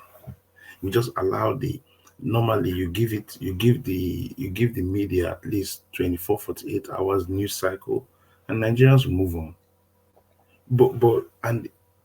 I don't expect Tinubu to do anything because Tinubu has a lot hanging around his neck. I don't expect Akpabio to do anything. Akpabio is like somebody with a noose around his neck. So that whole thing is just one of the things. Secondly, I think Nigeria is a very docile country. In other countries, people will walk on the streets and demand him to resign immediately. But in Nigeria, we just say, you know what, it's not my problem. We move on. So that docility of a Nigerian is why a lot of things go unchecked. And it now brings it down to the judiciary. We don't expect anything fantastic. What he's saying is not strange. It's not a new thing. It's a known thing. It's something that has been known that if you have the money, if you have the means, you can get your case overturned in judiciary technicalities. Nigeria is the way, people know a lot about technicalities in law, not even the merits of a case. Just if you can turn it around, that's good. Money under the table. So for me, it's a very sad situation. And because what has happened is that it has exposed the level of corruption within the legislature. Not that it was not there, but it's just exposed it. Is a level of impunity. He talks about it as if there's no problem. That's the problem that I had. He was discussing about it as if it's not an issue until Lawan had to call him to order. And even when Lawan called him to order, he still did not see it as something I need to hide. So it's a problem. And he knows that nobody is going to arrest him. He knows that nothing is going to happen. That's just the truth. So it's good to discuss it. But friends, nothing process of Nigeria, nothing will happen. And that is the biggest problem that Nigeria should start addressing. Why should we allow these kind of things continue? Now, this is at the high level. If you go lower down into the magistrate courts, into the customary courts, where a lot of Nigerians have been put in jail because no one could stand for them, then you see a lot of things. What you're seeing is just a snippet of what happens on the lower level of the judiciary, high courts, magistrate, customary courts. And so that means these things should be revamped, but it cannot be revamped because the courts work for the rich, and that is the truth. The courts work for the top politicians, the rich guys, and so anything that works for them, they will not really want to reform it. So whoever is the president of the appeal court, the Supreme Court, is always appointed by the president and all that. So it's a political appointment. And so because of that, they will always bring high court judges or appeal court judges that will appeal to their own leanings. So it's like that globally. So that is what Nigeria will do. So if you bring corrupt guys, they will run the system and they'll be sure. And that's why they can tell you, go to the courts and you don't get judgment because they are running the show. So it's sad, but that's the situation we find ourselves. We hope that it's a hope that if we have a new government through the judiciary, which is a hope, then we can start seeing the right things being done. But with a Tinubu, no, he's going to put his own men at every ladder of that Supreme Court, appeal court, and it's the same business as usual. So I don't see any changes, and it's not something we should break our head because Nigerians are yet not tired about it. So Nigerians are fine with it. We operate with it, and we'll move on. In 2 days, next week, call us next week. It's not in the radar again. It's moved on. We'll move on to other things. All right. Thank you very much, Sydney. I think the internet, something happened and there's been a reshuffle, but I think it's still, we're going to go to KJ, go to Will, we go to AY, then Eric Gabriel will be the last person to speak on this, then Paul, in that order. But before we do that, I'm going to... No, it's not true. Paul came last before me. I came before Paul. Oh, oh, sorry. Yeah, you came Paul. So, that's exactly... Did I say? Okay, so you go before Paul. Sorry, apologies. Yeah, but we're going to go to one of our most famous and most loved... I think this panelist is like a mustard. It's either you absolutely love them or you just can't stand them at all. So of course, it's the easiest one to even guess. They will always start very slow. Very slow. They start slow and they rev up to 100 in like 5 seconds. I'll start with you see. It's always like you see. When they start with you see, and they will tell you as the convener of Me and My Children charitable organization registered in New York. You see Kuku and Tutu and Boo Boo, the three of them, if they don't return the mandate of my children, I don't care which of my children, I have two. There's Showore, is my number one child, and my second one, because my other children like him, Peter Obi, they should return the mandate. If they don't return the mandate, the blood of the innocent will speak. And she will go and she will say, Holy Ghost. Shame. Shame on all of them. Shame. My favorite panelist. Just to let you know. But now, sorry. Serious business. We'll go to KJ. KJ, what's the judge said? Is it a surprise to you, or is it something you're familiar with? Oh yeah, what Bukachua said, the Bukachua. It's not new. We know these things, we know. And I totally agree with Sydney what he said, and I want to just add a little bit. That old man is about 85 or 83 thereabout. He's not unaware of what he was saying. He wanted to put it on record. He wanted it to be on record. Even when Lawa was trying to stop him, you see, they normally play that game of off the mic. So they're trying to make him to off the mic. He refused to off the mic. Okay, he wanted it to be on record, and I don't know what I've not been able to understand is why he wanted it to be on record. Maybe because someone have challenged him outside of the camera, so he wanted to make it on record that look, whatever you're saying, I helped you people, and you know that I helped you people to get judgments. What do you want? And if anybody is expecting that in a normal sane country, by now the judicial commission would have now called for all her judgments and it would be a judicial review for it. But in Nigeria, there's not going to be anything like that. And we're just going to go ahead just like we have gone ahead when Erufai said that they deceive people in Kaduna and make sure that what they did. Nobody has ever called him. The DSS, okay, the constitution said their name is SS, not DSS.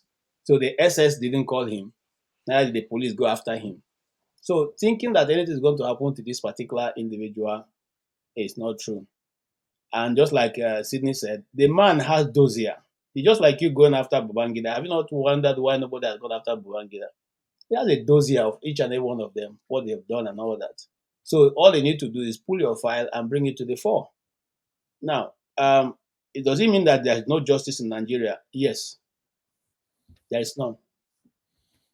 people like Dele Fatura retired from being a lawyer because he said there's no, you can hardly get anything, even no matter how much. Sometimes you see the case so glaring, and yet the ruling will be so different from what you've seen. And there are so many examples for us to point at. Hope Uzodinma is there as an example of one of those judgments that come, and you wonder how he manages to come. Okay, Akpabio now, who is sitting on the throne, came in the same way. Lawa, who is going to return to the house, came the same way. And there are many we can point to who have come from this direction. And it's not only George Bukachiwa that has done that. It's not the only one. There are many other ones who, this one just because the husband is privileged to be in the house. That's why we are able to hear it. Those people whose husbands are not senators, or who husbands do not even occupy places where the media can speak to them, we're never going to hear their own side of the case, because they too must have played their own role in what is the rot in Nigerian system. So until we have a man whose hand, because the law, for those of us who are not learned, lawyers tell us that if you have to come to equity, you must come with clean hands. Since Tinubu is not with clean hands, I don't think I'm going to do anything about these things, because they too also have his own dossier. Thank you. Thank you very much, KJ. Ovie, I see you. Salute. We'll go quickly to Will. After Will, we'll come to, like I said, the shuffle messed things up. So we go to AY. After AY, we go to my brother who has a challenge. They said, if you make sense today, I don't know what sense is, so Henry Gabriel. See, no pressure. But someone said, if you make sense today, you go drop $50. Alexander Gomez, we know they mess up. He said we'll double it. What sense is, I don't know to them. But they've said $150 is riding on you making sense today. I plead the blood of Jesus on Henry Gabriel to speak sense today. Just be an obedient. Will. That's it. Will, you have the floor. In 3 minutes, sorry, we'll come to you, Paul. Thank you. The judge and a retired judge and a husband. What's your take on it? What does it mean for the tribunal? Peter Obi's case, Atiku's case, because we keep saying Peter Obi's case. Atiku has a case as well. It's like, everyone is forgotten about Atiku. All his Twitter boys, they've moved on. They are campaigning for somebody, not campaigning, but they are speaking for somebody else on Twitter now. Atiku has stopped sharing money. What do you have to say? I think my brother was saying, bro, what's his name?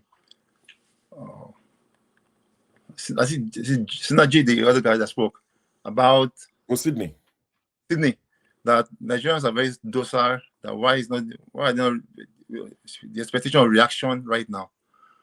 But there's a man yesterday. One professor was being interviewed. His name was Professor Chidi Odukalu. He was saying that it's a known thing. In the justice community, they know this is very common. That's why you expect that the lawyers should come out in the big form. I mean, it's a appeal court judge scandal. The lawyers should come out and protesting the court of law, but nothing is happening because it's a known case in Nigeria. So personally, I think there won't be any repercussion to just go with time, and it will be business as usual. But I suspect the benefit from this would be, now that it's known. See, it's known in the court, in the judiciary, but now we know commonly that the common man, and we are aware of it now, that everything is injustice. So one of the good things that might come out of it is when the justice will come now, the judgment on the Obi's case will come out now. Let's see what they will say. Okay. Since we know that the election is so perfect, it's so low. So when the judge come out, we see if it's lopsided, this will probably push the masses to a great reaction. This reaction from this man, people will now probably enjoy. It will probably be a catalyst for a mass protest after the judgment on Obi. If it's against him, people, I suspect there will be a great reaction. Something like the one that happened in the last protest. Right. But if what's the name, Tinubu, I know that eventually this will linger for a year. I think it won't be immediately. Tinubu will appeal it. If it's against him, it will continue. If Tinubu could do very well in the next 2 years, very, very well, extremely well, that's the only thing that will save him. Otherwise, this revelation will engender a great reaction from common man. And this So man, do you think Nigerians will remember this in 2 years, knowing the type of people we are? Do you think somebody will remember this man and his wife in 2 years? I'm not saying I'm just asking a very honest question. Do you think Nigerians will remember? they would, because if the case is rendered against Obi, because at that election, it seems like it's so crystal clear that Obi won the election. It seems as if. Right. So people will that. remember, back memory. So there will be a reaction from it. Yeah. Thank you for your submission, Will. AY, we'll come to you, then we go to Henry. And just to correct Will on something he said. The case is not going to linger for that long. There's a timeline. Yeah, I think it has to be. You get me? There's a timeline.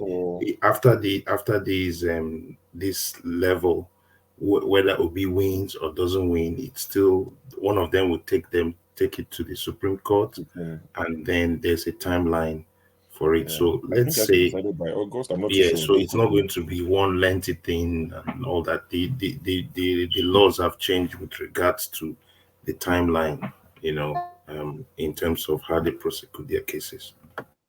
All right, thank you for that, Sydney. AY, what's your take on this? So I just feel sorry for my country anyway. However, this to show that the corruption in Nigeria, actually the system is institutionalized.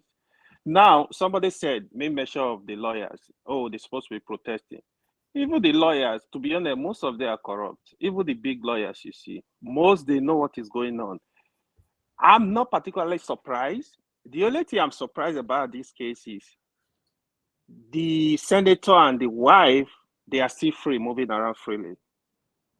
So in a sane society, the DSS is supposed to call the senator, even not to arrest him, question him, what do you know? Tell us what you know. Call the wife, question her, what do you know? Now the judicial system will come up. We have judicial system, what they call it. Go into their case, some of their cases. What's going on?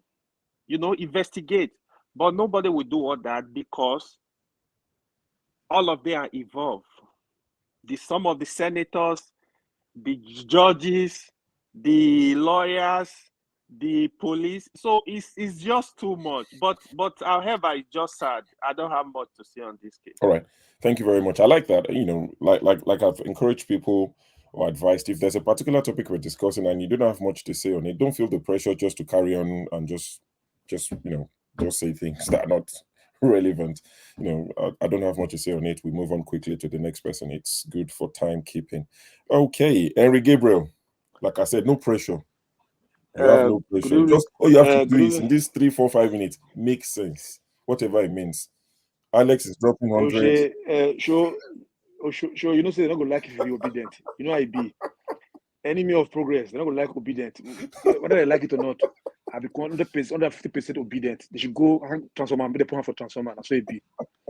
So, anyway, you see, this is so-called, if Nigeria is a country that is working, that senator, they're not going to do anything. They will invite him. They will invite him. How many people your husband, your wife already help? That's it. The Lawan was saying, it's okay. That one should be investigated. You see, a lot of cases that go in that country. All these are so-called senators, Akpabio. You see, Akpabio of a team, maybe the wife of this man to help them for all this court issue. They should go. The DSS, what are the DSS doing there? It's just to go after under Nigerians. Those are people they should go to arrest, interrogate them, to know how they become senator, how they become governors. Like Opus on them, they should go and investigate that case too. These are things they should investigate. We are not surprised. I'm just surprised because the man came out boldly to speak out. But things have been going on. We all Nigerians know all these things that's going on there. But for this man to come out to talk about what his wife is doing, I think he's tired of the system. The old man he said, I'm tired. Inside him, he said, you know what, I'll put it in record. They tried to shut him down, but they could not allow them to shut him down. Could not allow them to shut him down. I give that man that courage. They should not arrest him, but they should interrogate him so he can speak more. You see? So some people here will be here, some people will be supporting this corrupt system. But me, I'm not going to be in the part of that issue. I'm not going to be in that type of lane. Like some people will be complaining, I really don't have nothing to say. I have something to say because I will keep on saying it. Look at what is happening in court now. I think most of you are following the court case. Well, as long as we are not there, we are following every update. Your president, where you put there, Tinubu, look at its result. It's a result from Chicago, whatever. A female, this was female, but your president is not female. Is that not fraud? So when when the system support corruption, this is how corruption going to burn corruption. The so-called selected president, or your president, not my president, your selected president, is a corrupt man, and the people in his cabinet, they are corrupt. The judiciary is corrupt, but this is a test for the judiciary now for this case. So we know, everybody know that the judiciary is corrupt, so they will do the right thing this time. Because you see, let me tell you, you think all this thing that's happening convention time, so this is a underhand. It is an underhand. This convention will happen for Nigeria now. I got the move. Whether these people there would they cry, say, would they speak the truth, maybe they go hang up for transformer, it's okay. But at the end, we go there among the people who fight for the justice for that country. We'll be busting champagne from left and right. Amen. All right. Thank you, Henry. I've not should seen I go for that topic? We'll come back to you at some point. I've not seen the super chat coming. So as far as these people are concerned, all right. To them or not to me, they said you don't make sense because they haven't sent the money. You see, life. I don't lose money. My guy will come back now from travel. He say, "Show how much you make." I say, nah, Henry costs us money. But thank you, Henry. Just joking. I mean, jokes apart. So we go to Paul, then we go to V. You've joined us while we're discussing the issue of the judge whose husband was a senator, Ninth Assembly, and said, I helped, my wife helped most of you in the Senate. She helped me as well. I encroached, I sought favor as the husband of a judge. So what does that tell you about the way the country is run? What does that tell you about people hoping that Peter Obi will get a decision or Atiku will get a decision, or even the common man? Like, Sydney rightly said, we are looking at the high-level cases. The lower cases, the guy who has no lawyer, who has no one to stand for him, that has just been bullied by somebody who can afford to pay a lawyer, pay a judge. I just lock them up indefinitely. Well, when you even look at the case, you will just understand. For example, I use a Peter Obi case as during the time between 2003 to 2007, when Obi had that case in court, and eventually Obi won the case, and Chris Igige left. Immediately, Obi become friend to Obasanjo. That tell you that probably maybe because of Obasanjo probably want to be as at that time. And it has been happening like that. People who won their case in court end up become friends to the government. You kind of see that direction, that narrative. Then there's this case that happened in Lagos, one of the magistrate courts. This Danfo driver scratched the judge, scratched the judge car. And the judge called the police. They remind this Danfo driver in prison for 11 months. A judge, the case never went to court, nothing. They just remind the guy in Kirikiri, what they call a waiting trial. That is a judge. Did that. It was so funny. And the case made the news, Channels News, AIT, and the likes. But at the end of the day, nothing still happened to the judge. You understand? So this is Nigeria for you. Like Rochas Okorocha will answer Lawan. How did you come back again to this 10th assembly? I want to learn that pattern. You understand? It's not mystery. Rochas Okorocha is just playing with words. He know how Lawan came. And he asked Lawan, but he will not go back and also ask Akpabio. So this is the type of people that we have. So nothing will happen if the system wants you. All your sins, they will use deodorant. You understand? If the systems don't want you like Shehu Sani, then they will use a sniper on you. That's how the system rolls. Yep. But the bad thing is that we cannot grow a country like that. We cannot grow a country like that. We cannot. It's just so painful, and I don't know where we want to go with this, but nothing will happen to Mr. and Mrs. Bukacha. Nothing will happen to the man. Lisa Ogbakova came out and said he lost 3 cases. That is this case that he has merit. He don't need to do more research on this case because he knows this case he's going to win the case. He said he lost that case on that woman 3 times, 3 cases like that. So Lisa Ogbakova was shocked. You understand? So I'm not even talking about me or quoting some other person. When we've been saying these things, we see all the technicalities here and there. We saw Opus Odima case. You understand? Me and you kind of wonder. Opus Odima case give them a very good facelift for my Christian people. What God cannot do does not exist. That is like Opus Odima case. You understand? Because that's a miraculous judge. That case is a very, very miraculous one. So don't be surprised. Maybe tomorrow we might be shocked that what is his name? The PDP guy in Lagos might just be the next governor. Jandor might just be the governor. Meanwhile, number 2nd man, they will say it's not a Igbo man. It's not from Lagos. Then they'll go give number 3 governor. You can see it. That's our judiciary for you. You know, and our judiciary can be different. So I know you like sports, you follow sports. You remember back in the days between 1988 to 2004, how our Super Eagles, the Eaglets, are doing very, very well during the time when Humphrey Wosu used to be the NFA chairman. We're doing very, very well. Somewhere along the line, some people started protesting that, only Igbo people, Delta people, not only them, they 14. Before you know, we carry national character coming to the commission. What do you see that happen to us? We start losing case. Even at the time, we even lost jollof rice on our Minister of Information, saying that Senegal get the best jollof rice. You understand? So this is the type of people that we are. That's my take. Thank you very much, Paul. The person I was meant to go to is not here. But let's quickly talk about a panelist who comes in with Salam Alaikum Jama. They start with that, and they will say, Rudolph, oh really? 2 billion people were killed. It's all a game, Rudolph. I tell you, it's a game.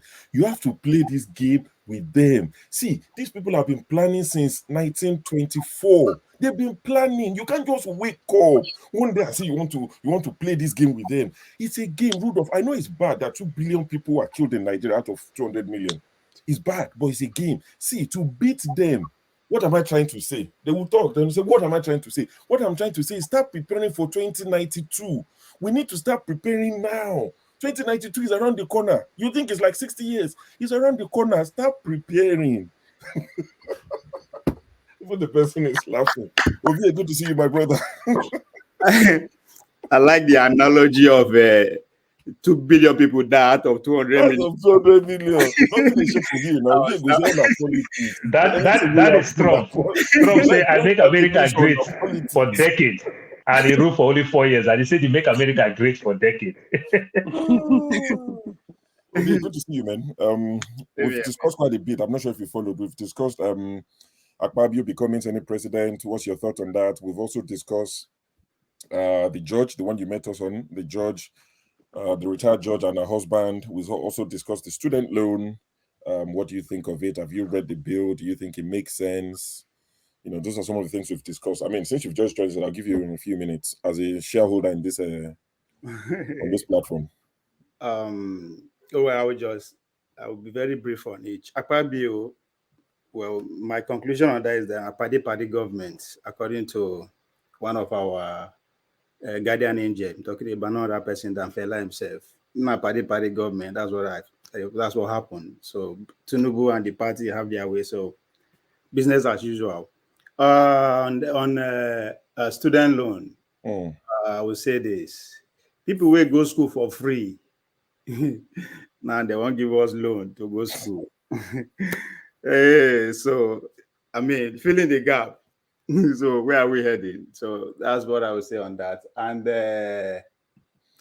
which other one again before the senator? So we've discussed student loan. I'll tell you quickly. Bukachua. So Tinubu appoint aides. You know, the aides is appointed. Any of the names interest you out of the 8 is appointed? Yes, on that, I think so far I would say Tinubu is doing well based on one thing. Like person we promise he could do something and he do them. That's why I like Trump. Trump saying he could build war economy, started to build them, right? We might not agree with what he said he's going to do. That's why I don't support him, right? But he said the war, people enter America without the war. Leave that story. Okay. When they thought say you don't get anything to talk, they forget. I think they misinterpreted the real thing they should have said is that you know no book. What a book. You understand? What I'm saying is that he said he's going to build a wall and he's building it. How does that waiting out? I mean, just draw the correlation with what you just talk now. The war don't stop. A live story. Is that the point I'm trying to make here? You know, they come here for 3 months. I never learn anything. I think they should take you. I need to go read books. Then you come back. Because you should, I'm not trying to say that is good or bad. But he said he's going to do it and he does it. Tinubu said. Una can trust. Una can trust. When I suffer trust, no. See as you they have fuel inside this 500 per liter. See as you they pour petrol. When I suffer trust, no. Leave petrol alone. It don't cost. Sorry, Ovie, carry on. No interjection. He said is going to introduce student loan, and he signed it to law. So that's what I'm saying. I might not agree with it. I don't agree with them because, as I said, they go school for free. They give us student. I don't agree with the policy, but he said he's going to do it. Right? Those that voted for me, will be happy. So. Anybody who saying could do something and he do I give that. I think that's the kind of politician that I want to actually pay attention to. So now, in terms of the people that he appoint as, I think there's no surprise. Only the women who I did not really know much about. So I'm doing my research on them. But every other person, I think that of is it Wale Edun, right? Yeah. I've been hearing the guy's name forever, reading about him to know that he knows his onions, going back what he has done before. But anytime anything advisor, assistant, I always flash back to Obasanjo. If you pay attention to Obasanjo administration, there was a time they do all these media chats. I don't know if it's monthly or weekly. There was a media chat he could bring NTA and all that. I remember they asked him a question about his advisor. It's monthly. Yes, they asked him about his advisor. He said, well, one thing I made an advisor, one thing I'm going to take the advice. All right. And I think Professor Lumumba of Kenya said something in that regard to that. Most of all these advisors, they want to see the president. They see him for TV just like the way they see them. They meet for occasion, but it's just a form of to actually appease everybody that actually work for you. I'm not saying that those people don't qualify to the portfolio they give them, the life of Dele Aleke and all that. They all have the pedigree and all that, but we wait to see the effect of their position on the administration. Now on Senator Adamu Mohammed Bakachua of Bauchi North. What I would say is that although he came out and clarified in BBC Hausa, those who they pay attention to all the news, he came out to say that the then Senate President Ahmed Lawal did not allow him to clarify what he really meant by admonishing his wife in the at the house during a valedictory service at waited and they call her. So he said that it's for the fact that his wife is a legal practitioner and a politician, that they're able to terror each other for that long. That that he is speaking. Now that is going that way to say, okay, thank you for doing all that. But it's very obvious what he said. There's no way I ain't wanting Penta. But that aside, somebody said it's universal, which I totally agree. I mean, I think we should start asking ourselves a question. This is common in every, now only judicial, and that's why we are all screaming, right? Go to the police. Paul was talking about football. You understand? And part and parcel of all those things. They don't drop. If you come Nigerian team, you go see say your bag, they London, you there your village, right? Because they don't carry their daughter, put for your slots. Racketing. So this is us. This is who we are as human beings, right? Now, favor. It go there very hard to say anybody will go find himself in that position and if he hold on like that, he will not render a favor. Not lie, right? But what do we, the question we should be asking, how do we reduce this within our society? Because now only lawyer come and confess, now everybody is scream, right? Police, military, everywhere. This is what is, I mean, so what is the difference between this and nepotism? What they are accusing Buhari of? What's the difference, right? It's all favor. So it's a thing we should ask ourselves. This is who we are as a people. They say I wouldn't catch the thief. That's why we scream about the man. I'm not supporting him. I mean, that's why I'm not supporting him. The deal has been done. There's nothing I can do about that, right? And he don't talk him. Whatever happened has happened. The question is that where do we go from here? Who could prosecute them as we are doing, castigate and river, and everybody go back, go sleep. Guess what? It will happen again. So that's why they tell you, yes, in your marriage, they try to characterize me, show. Yes, all this thing not be today. Yeah. Not be today. It will happen today. So as much as we want to, I mean, I'm not saying everybody should not, express how I feel about it. I'm just saying that after we don't express our feeling, finish. What next? What next? I don't. Yep. Just like my brother, they try to berate me. That's Henry. Say, oh, those who travel to America without war. My brother, all of us, when job will mature, we know where we come from. Whether your neighbor, where be your Igbo, so when job will mature, you go to explain to them your village. So we don't listen to the junior minister. No matter how many times a good time to go Nigeria a year. I go Nigeria twice a year. Twice a year. With what I've done, America the way I want. Nigeria again. I'll buy my ticket coming next month to America. It's okay. Okay. Henry, I never left Nigeria. I never left. I have only one passport. I dey on air. I dey talk. Now only one passport I get, and a green passport. Nigeria. I just you never get chance to get. You never get chance to get. Live story. We'll leave it at that. I never do it. I'm sure this conversation started somewhere before. Maybe the next time you go wherever it started. Henry, unlike you, they pay me come America. When I come, they pay me money.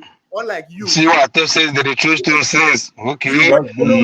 I'm pretty sure Henry follow You'll be very naive to think this. I've been in jail more than 25 years. Through Sahara Desert.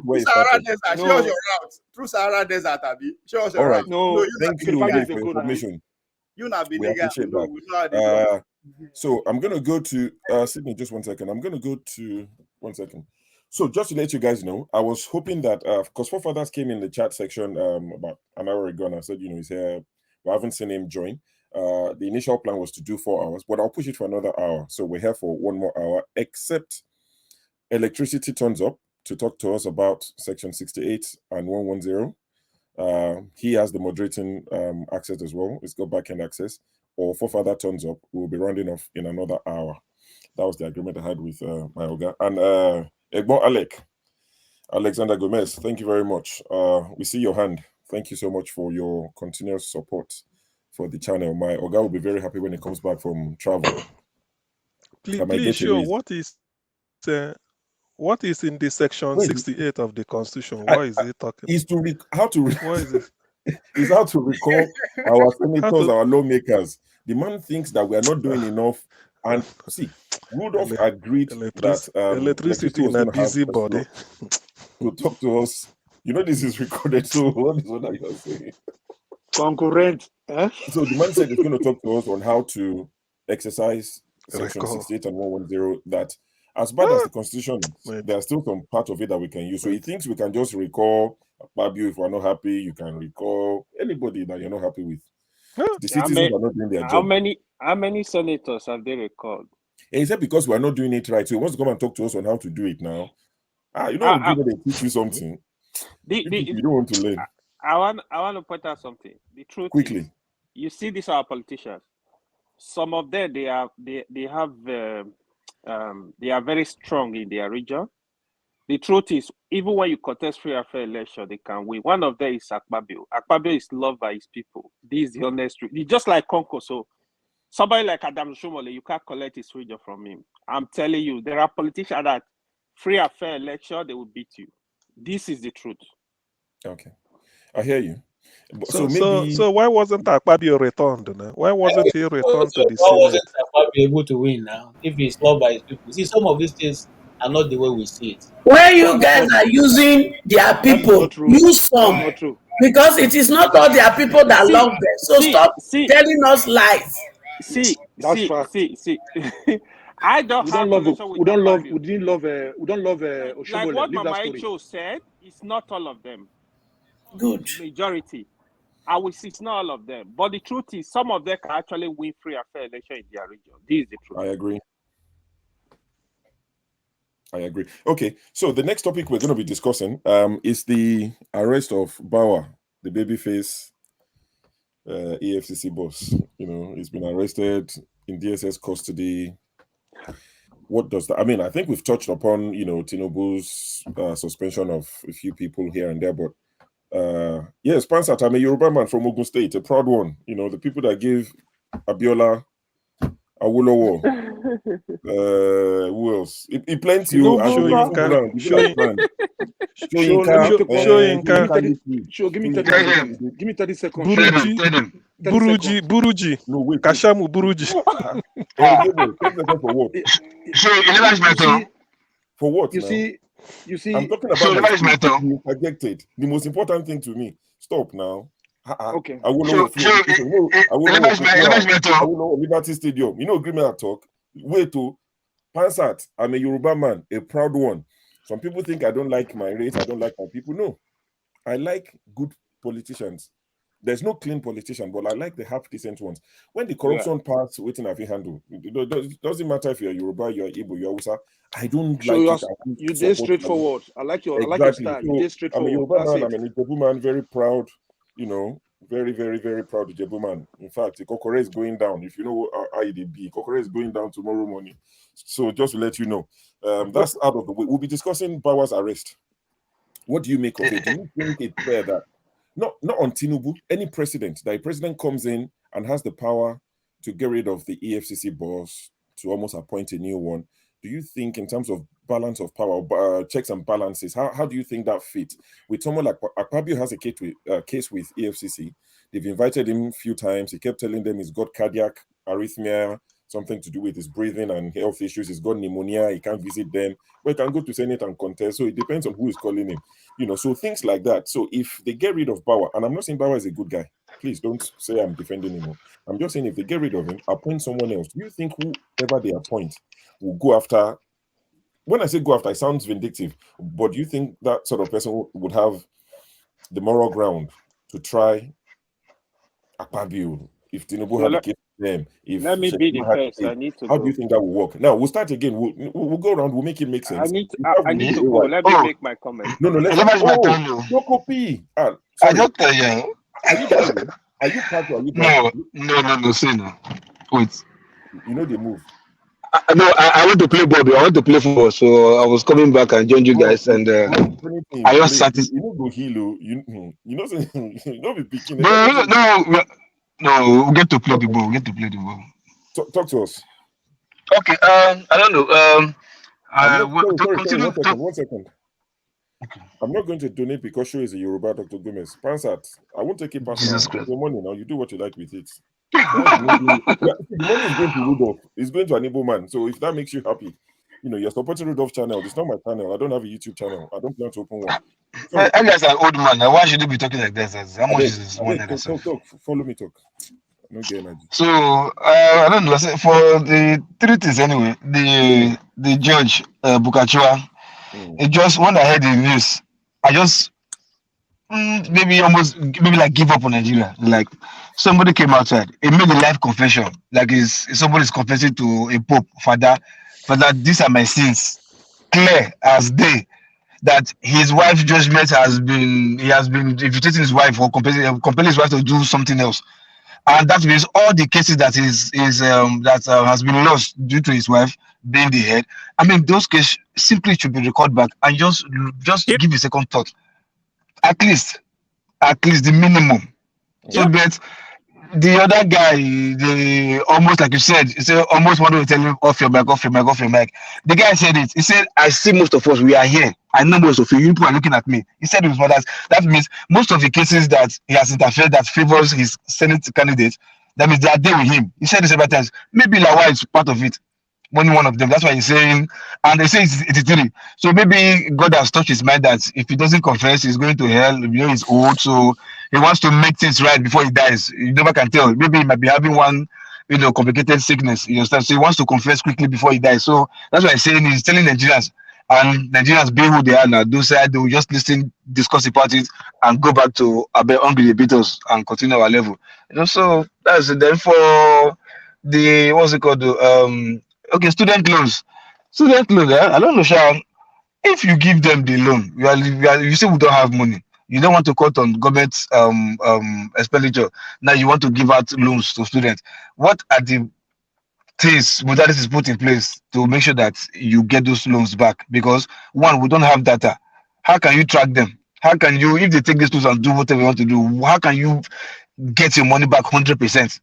I know, yes, you try to say with interest free, good one, nice one, but if you give them those monies now, we are looking for money. How can you get those monies back? So I don't know his plan for that. Then for the people he's appointed, say, look, even if he appoints Reverend Father, the Reverend Father is going to do his bidding. Yep. So you understand? What's it called? Femi Adesina, as good as that guy is, you understand? We know. Look at what he's turned himself to during Buhari's. You understand? Femi Adesina, what he's saying, even what premises cannot even say, he's saying it. So if you like, you appoint Reverend Father or the chief imam of the world, he's going to do his master. He's going to do his bid. You understand? He's going to. Are you hearing me? Yes. Yes, we can hear you. Okay. So they're always going to do his bit. So I know, yes, some of them may fail to talk too much, talk out of words, but the ones that are good will still going to do his bit, even if he's brilliant or not. So that's it. Then what else again were we talking about? I think you mentioned 4 or something. The EFCC. Let's just wrap up with the EFCC guy that's been arrested. What do you Bawa guy. Nothing. I just feel probably maybe there might be the people that he wants to appoint next. They might be on EFCC's watch, so he might want to play a chess game by taking one pawn out first, so that he can have access to whatever files that they have, whatever secret they have in EFCC. So by the time they have anything, so he can expunge those ones, take it out. Then by the time he appoints any new person, no EFCC staff or whatever will have anything on them. So for me, that's just a chess game he's trying to play, nothing else. Okay, thank you very much, Loco P. Wonderful submission. You can start driving now. Okay, so we'll take it from the top again. So we're discussing EFCC boss that's been suspended and arrested, DSS custody. So what I'm going to do is, once you speak now, you can leave and be backstage. Electricity is back. He's going to be speaking to us shortly, but I'll let everyone talk about this EFCC guy.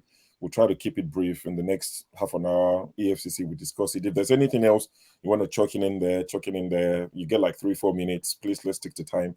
And Electricity can talk to us about section 68 and 110. If it's your cup of tea, hang around. Let's learn from Electricity. He's back. I can see him backstage. We'll bring him on stage at some point.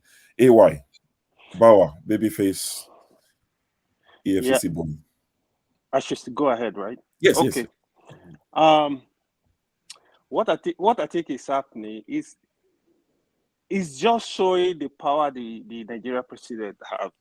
The Nigerian president continue saying it is just too powerful. Not even American president can match him in terms of national issues. The power Nigerian president have is too much. They need to break down this power. They can literally do anything by themselves. They can wake up tomorrow, sack the IG of police, nothing will happen. The head of military, nothing will happen. So what is politics that is playing out? So Bawa was nominated by Malemi. They are from the same state, I think. So Tinubu and Malemi are not in the same camp. Tinubu just needs to get rid of these guys and put his men, so he can use them when he wants. The people that are loyal to him, basically. Even the Emefiele, you see, nothing will happen. After some time, they will just kick him out, replace Emefiele. Emefiele, you can go and sleep. That's it. So that is Nigeria for you. Farida Wazir was removed. There was the other man that was removed before Bawa. So it's the same thing. Bawa, nothing will happen to Bawa. Bawa will just go. Tinubu replace Bawa. Politics continue. It's the same system. My whole concern on this whole issue is the president of the country is too powerful. We need to look for a way to decentralize this power, give more power to the legislators, and just build a system that will work for Nigeria. Just imagine if somebody like Trump have all the power the president is having. He would have been a dictator. He would tell everybody this: what if you do this, or I kick you out. So, but they don't have. They have a system that checkmate everybody. That is what I think we should be fighting for. We have a system. Not even look. We all said Buhari was a send. Oh, it's everything. I supported Buhari's first election. Just the same, we are shouting Peter Obi today. To be honest, I believe we should have a system that is working for Nigeria, not making one person a mini god. Or no, I don't believe in that system. That's it. Thank you very much, AY. Thank you for your submission. Sorry, sure, please put me on backstage. Okay. Put me on backstage.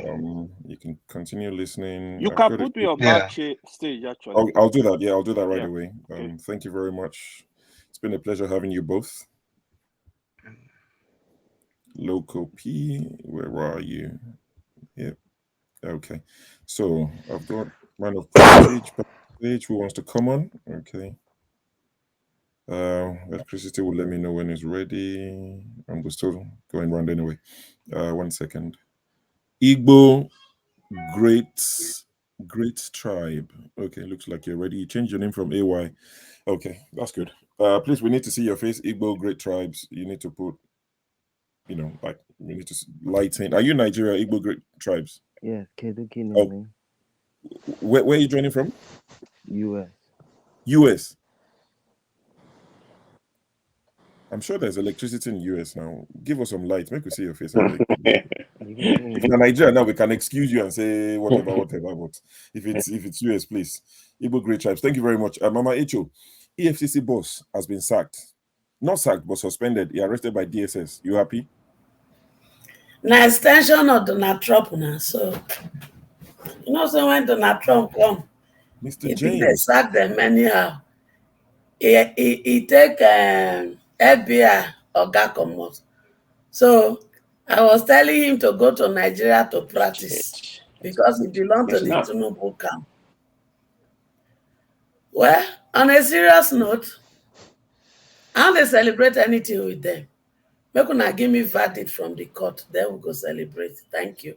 Thank you very much, Mama Echo. I love that submission. Mama Echo doesn't care about DSS, EFCC boss. If you like, make a road for jail, man. Wahala. Okay. What do you think, Power? And who do you think they might bring Bawa to replace him? is merry-go-round. There was a headline I saw. I think it's one of these newspaper. Bawa said Tinubu is under investigation for corruption in 2019. Headline. Now, what are we seeing today? When I hear this type of thing, I keep saying what Obi should clean is so much. Let like Madam Mama H.O. said, let the tribunal give us judgment so that we start. These are court jesters. A drug baron president, his age we don't know, daughter 61, age 71. Eh? And he's making an appointment and people are clapping. Look, if they put Tinubu for ShopRite, I no go look in price tag. Thank you. Thank you very much. And CM, you did a wonderful job. Kulata double-dared you. Double-dared you not to mention Igbo in your submission. And without you saying the comment, I'm not sure if you're sorry, but you didn't mention Igbo. So, if Kulata was the one that promised us £50, $50, we would have won easily because you stuck to the game plan. And just to highlight something that transpired in the comment section, someone was going to drop money. He was going to donate to the channel, a regular donator to the channel, but found out I'm a Yoruba man. And the person said, "Oh, it's a Yoruba man. For that reason, I'm not donating." The channel is owned by an Igbo man. The money is going to an Igbo man. I don't get commission. But you see the way we think, the way you think you're trying to me. I beg. So, okay, you know, say it's all politics. This one we will not get. Oh, sure, put me for backstage. Sure, put me for backstage so that others can come in. Put me for backstage. Yes, I'll do Thank that you. right away. Yep, no problem. Thank you so much. Ovie, Alpha, DSS boss. What do you make of the whole thing? Does it make any sense? Are you surprised? Is it to be expected? It's happened before. Well, before that, let's talk about this young man. I mean, I think to me, it deserves to be celebrated. He was born 1980. Finished his secondary school in Uwere, Imo State. Got his first degree in Osman Danfodio. Got his master's. Currently studying for his law in the London School of Economics. Was trained by FBI. Has a lot of experience at his age. He's a treasure. Whether we agree or disagree with him now. Yeah, he is. How many people of his age in Nigeria that have that kind of experience that he has? It's just education. What experience? It's not education. He's an EFCC chairman. What do you mean, just education? Turn by turn, he investigated the former Minister of Petroleum, Desiane, and co. I mean, he has some good. As I said, you might whatever that is happening to him. Nobody can come out now and say. To your question, Osho, am I surprised? No, I'm not surprised. He's not part of the team. He's brought in by the former Minister of Malami, Minister of Justice, right? And Malami bring and come how? And if you look at how the guy come, he was formerly in Port Harcourt, the AFCC in Port Harcourt, and the allegation, he got into some allegation selling oil property. That was the narrative then. Guess who was the chairman there? Was Magu. Right? Magu detained him in Port Harcourt. Then they transfer him to the training school in Abuja. As they come on Magu, guess who they bring come? The guy that he detained.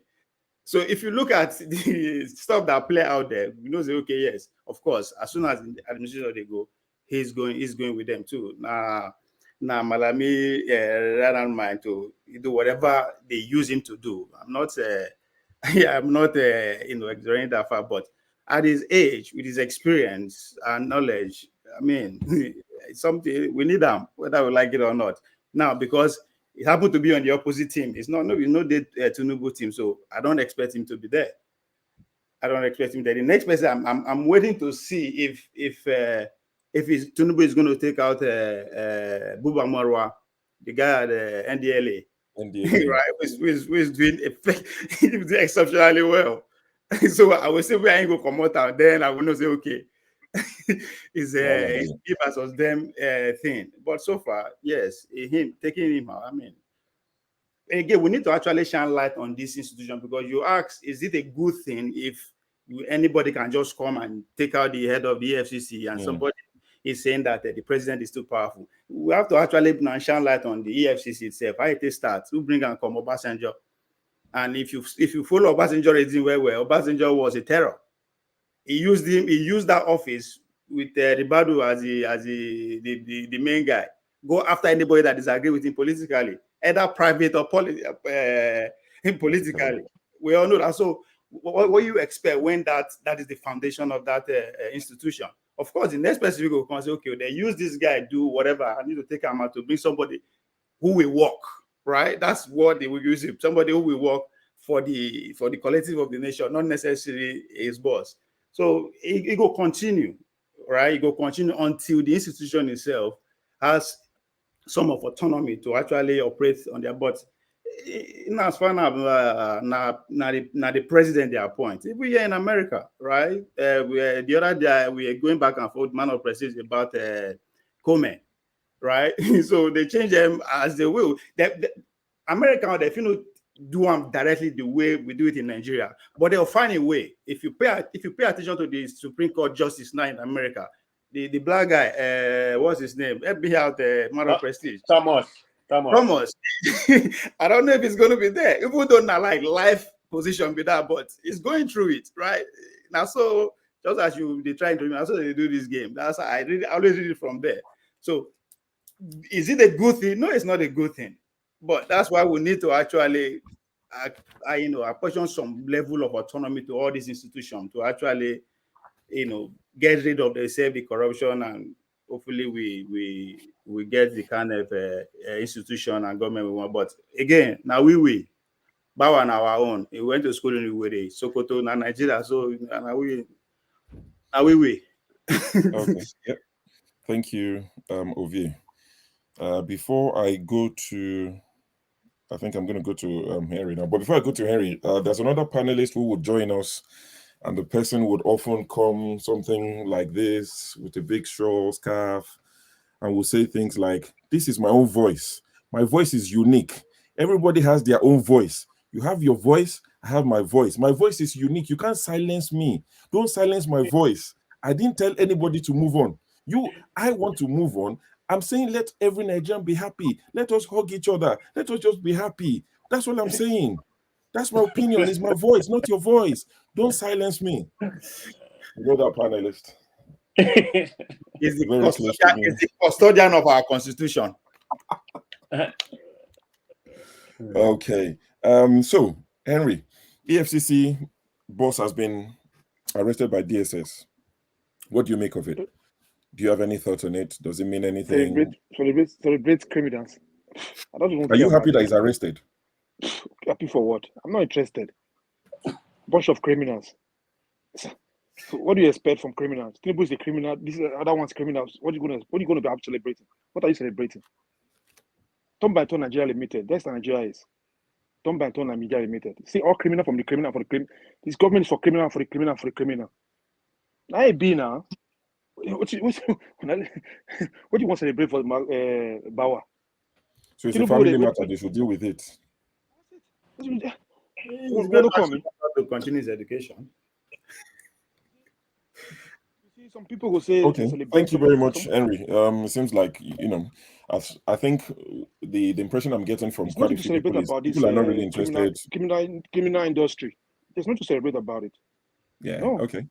Fair enough. From that. Yeah. Fair enough. Sydney, I know you would have something to say regarding this. Tell us, what are you thinking? What is it? What I want to say is, number one, I think Bauer was caught up in the political play because our institutions, and I want to correct this impression that this does not happen anywhere globally, especially with a presidential system. If you have bodies that have to deal with security, the US, they have the NSA and all that. You still want people that, Trump did it with the last FBI guy. You want people that will work for your agenda, even if it's not as blatant as we do in Nigeria. In Nigeria, it's very, very blatant. This is your team. And remember, prior to Tinubu becoming president, he had a feeling that there was a cabal within the Buhari government that was against his presidency. He knows those guys. So he's in the seat now. So basically he needs to flush out his opposition, which is taking them out, Emefiele and all the guys. I heard currently about 10 ministers have left Nigeria because they know that Tinubu is coming for every man.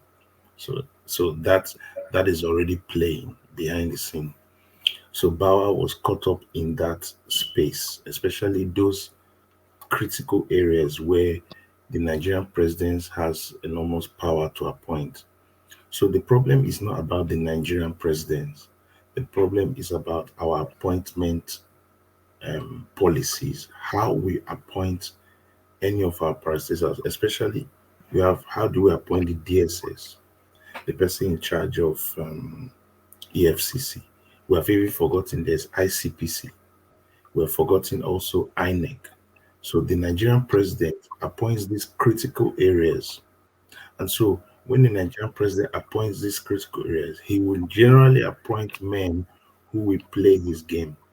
I recently listened to an excerpt from Goodluck Jonathan and what he wanted to do in terms of appointing the INEC chairman. He wanted it not to just be solely on the presidency, but trying to open it up in such a way that it's a council of a group of elders that will be able to bring out 2 or 3 names, and then there's a selection process.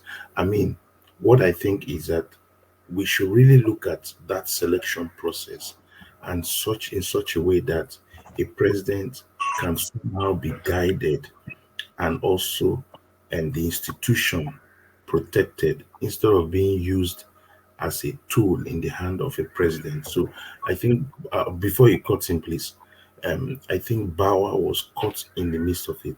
The other third thing that went against Bauer was Bauer began to have an issue. He was pursuing a very critical case with Matawale of Zamfara, APC, and there was a lot that was churning out in that. And Matawale is a strong supporter of the Tinubu government. So there's Akpabio, there's Matawale, there's a lot of strong guys that have serious issues with the EFCC. And so Tinubu has to give them a good soft landing. Remember, there's also the issue of the Rivers governor. The Rivers governor is on the lookout by the EFCC, and all these things Tinubu had promised them safe landing. That I become this, and Wike, you don't need to worry, you will not be arrested. Different of these governors that have Ikbazu now. I heard Ikbazu is about moving to APC. So there's a lot of people that EFCC will come for. So he needed to give them a safe landing to protect their head. So this is part of the game, which is very sad, but our institutions have allowed it. So it beholds on the Senate to find protective measures for this. But will they do that? No, they will not do that, because they want to go against the presidency. So I think that's one of these are the tenterhooks that held Bauer down and gave him a big. So my problem is not who comes next. Whoever comes next, it depends on the president. Now, if a president that is true to corruption comes, he will always pick a man that will fight. The same thing happened to the so-called, everybody's celebrating him picking up Ribadu. But the truth is that Ribadu will be at the mercy of his paymaster. At the end of the day, it's what the paymaster wants, you have to do. If you don't want it, he appoints you, he chucks you out, he brings you there, I'll play the game. Look at somebody like Siriko, the aviation minister, all the scam he did with aviation. But if he's in the good books of Tinubu, he's going to walk out scot-free. So how did Akpabio move from PDP to APC? The same thing. If you needed to save his neck from EFCC, he joined the party and they saved him from it. Same thing for Orji. So that is the tool, this is the attack dog of the government instituted by Obasanjo. You use that tool, you attack your opponents, they cower, they fall into line. And that is what has been used. So Bauer is a young man who came into that seat. I don't have a problem with him doing it, but for whoever is going to be EFCC, he's at the beck and call of his paymaster, because constitutionally, there's nothing that protects him. The DSS is very good friends with the current president, Bichi. So if that is what's happening, he will be doing what his master wants. So at the end of the day, I think we should not hamper much on the personality, but more of go back to how is the process done. All right. And if we don't get that right, fast forward 2 years from now, we'll repeat the same thing. That's the truth. Thank you very much, Sydney. So I have a question. Is it true Tinubu traveled to France? Is it true? Well, I've seen a lot of people say that. I've seen it. I haven't checked. I'm sure Bulata will be happy to hear this. I've not been on Twitter. May I interject, please? Yeah, sure, Sydney, I wasn't trying to cut you off. Actually, I wanted to appeal to you if you can stay behind, because This your argument is what I have been arguing since. So I would really appreciate if you can stay behind and we talk about this constitutional reform, please. It's a powerful submission you made. I'm appealing if you can, but if you cannot, I understand. Thank you. Yeah, Henry, to answer you, I've seen a few people say Tinubu's going to France. Some people are saying he's going tomorrow. People are, I've seen it even on the chat. A few people have messaged me, but I've not been able to check or verify from any France or tomorrow from any reliable news channel. Not even on Twitter. As much as I talk about Twitter, I've not been able to spend time on Twitter because I'm doing this today. Electricity, can I plead indulgence? So what I intend to do is to speak to the new guys who've just joined. BQB is here. I saw that he said he's not been here for a minute, so we brought BQB in. San Antonio is here. No, I'm talking about the new guys. Don't worry, KJ, I see you are not small. KJ, you plenty now. I see you. But I'm saying the new guys. So I'll speak to you, speak to the new guys. We'll try to, tie this up by 9 o'clock, and Electricity can take it from 9 o'clock and talk about the constitutional reform, Section 68, Section 110, how we can use these things. I laugh about it, it's joke and banter, but if it's something that we can put to use, let's test it. Let's start from the smaller, weaker, I don't want to say weak, but maybe the smaller, not as powerful senators or lawmakers. Let's test it. If it works, it works. If it doesn't work, then we can say, you know what, we've tried it, it hasn't worked. So from 9 o'clock, we'll talk about that. Now, who am I going to next? Who was the last person that spoke now? I've lost my... Oh, is it you? How can it be you? You're in the middle of everybody. I've not spoken. I know, but I'm going around. So the one that you say is your turn. So Henry has spoken. Sydney. So it's KJ, but KJ has disappeared. KJ has disappeared. So it's going to be. Please. Pardon? It's me, BKB. Can I just? Let's hear from man of procedure. Let's hear from man. Don't worry, we shouldn't be. Nothing like ringing. Man of procedure is going to speak. Nothing like ringing here, please. Can I speak now? No.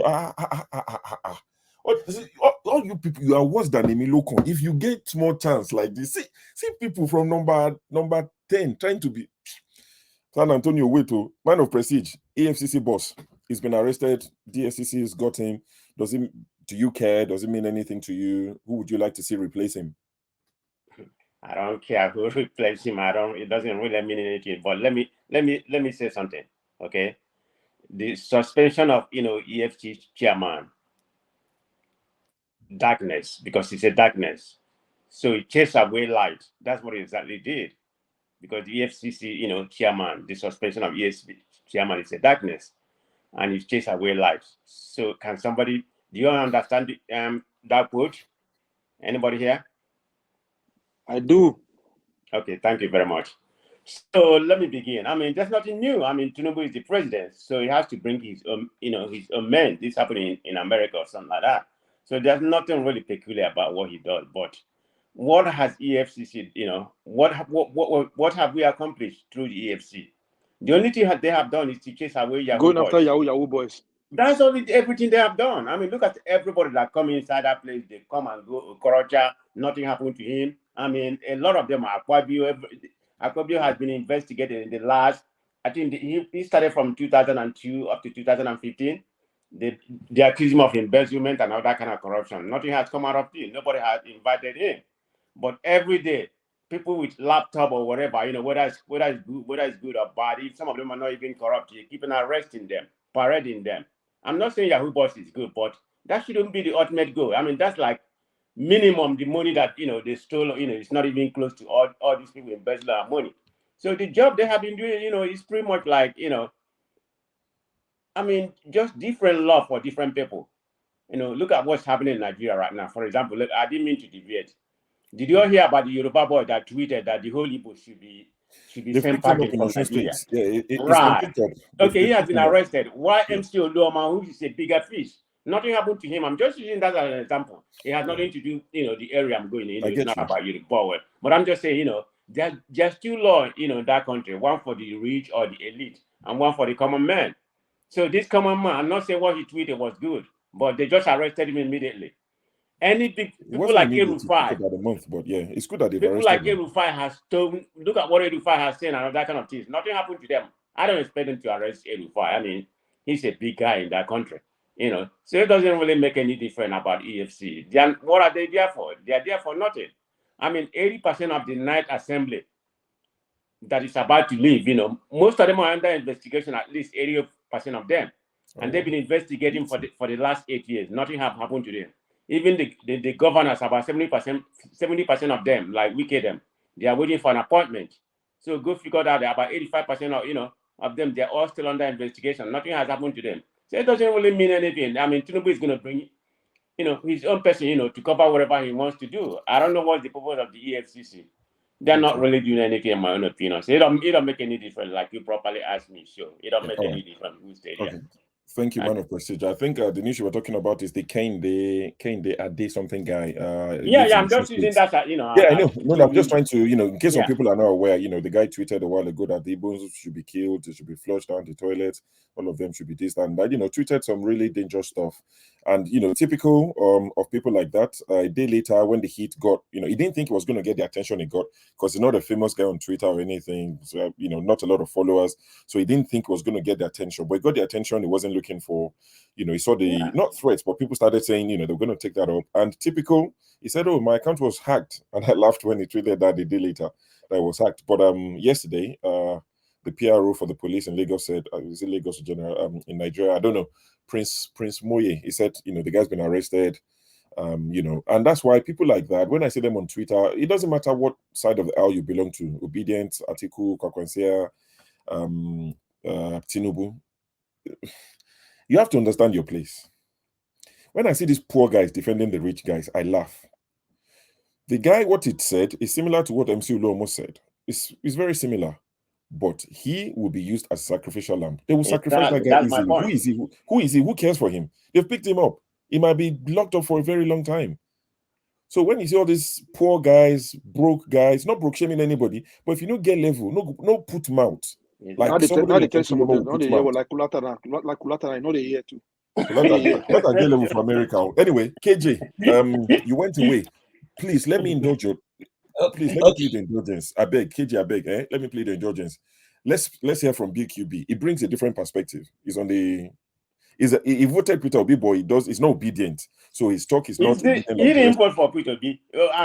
You can only take what somebody told you. I'm just trying to say that, you know, he has a different opinion to most of us on this panel. So I'd like to hear from people like that. So BQB, good to see you. Yeah. Am I on now? Yes, you are on. No, Dokita, speak to us. Yeah, Mr. Prestige. I'm not obedient, but I voted for Peter Obi. Yeah, and no, you didn't. See, don't let's make it an issue. BQB, you don't have to explain. Just carry I don't need to explain to you. For the fact, in my government estate in Lagos State, that estate, 95% of us living in the estate are dominated by Yorubas. And we have 2 polling units in my estate. Peter Obi won the 2 polling units. So I don't want you to delete this your narrative of your BQB. perception. So calm down, I'm just messing with you. It doesn't matter who you vote for. Just by the side. Right, thank you. Voting for Peter Obi doesn't make me not to be critical. That's the point I'm making. You're good, man. No problem. Yes. I will be critical. I will say what I feel. This program is Say Your Mind. Then have your say. Don't change our name. Have your say. 247. On the side, don't change our name. I have your say on the side. I like this. The new the new man in town, Mr. Show. Yeah, no. But your own style is like more military style. Yeah, that's what they do now. You have a military approach. Yeah, then again, you are doing the talking more than most of the panelists. Dr. Damages allow the panelists to talk, but I discovered that you have been the one talking most of the time. Try for fathers. Give us some fun to go to court. Yes. So that's just by the side. It's been a long time I joined the show, so it's nice seeing the Mama Echo, all our politics. My brother, Mr. Henry, how are you, sir? Yes. Like always, I'm seeing. Why is it after me you go call Henry? Why? Yes, Mr. Why President. why if you jump on? Mr. Why Prestige, time you jump on, Mr. go on that place, then come back to him. Mr. Disney. Well done, sir. I greet you. I greet all the wisdom people on the panel. What are we discussing? What can I quickly talk about? I'm joining in 5 minutes. I'm joining you from Lagos State, from Nigeria. I'm in Nigeria now. I'm joining in 5 minutes. Talk about the student loan. Sure, What do you make of the he's student even loan? breaking the rules. He's lying down. I mean, we'll give him that. I'm not lying down. I'm sitting up. I'm not lying down. I'm sitting up. You're just too relaxed. That's why they take time. They greet us one by one. You used to have relax. Maybe the just learn from the Middle East. In Lagos. We are relaxed in Lagos. It's plain just learn from Middle East. Why So you talk not to us about two things. Talk to us about two things. Mama The Ejo, well EFCC done, ma. boss. Mama Ejo, well done, ma. How they find my trouble for them? No, I'm just a greet you now. I need to wet ground. If you come like that, just wet ground first. Come now, have your say. No, have you. Have your say, not have your time. You know that. You. Okay. Yes. When you do that one finish, no yakpata, because if you yakpata, yeah, you go wear one trouser. So no bribe me. No, you I know, think this your. You know, say you be our mama. Show. You know, say you be our mama. Let us run. Now, nothing you can do. You be our mama. Nothing you can do. About two things. Big you. Yes. So this is ranting time. No, they call it for good. That be my problem with you. I'm not turning it for any. The kasala when they happen for Nigeria, so he gave one video when I see today, I deleted it. I couldn't see it. Men like you, grown-up men. Yes, ma'am. A child less than 4-6 years. The man give an Ebola the lick. I couldn't. BQB, you don't carry us go where we know what. Mama, let me just carry Ebola they give the dead. You don't carry us go where we know. Mama, those are signs. Those are signs of end times. Let me do finish because they use Ebola, they penetrate that little. That one has nothing to do with it. So when the info when they don't come to meeting. So when I come here, they talk, when I they scatter my head with nonsense. No vex, Mama Icho, no vex. Off your mic. Thank you. Yes, ma'am.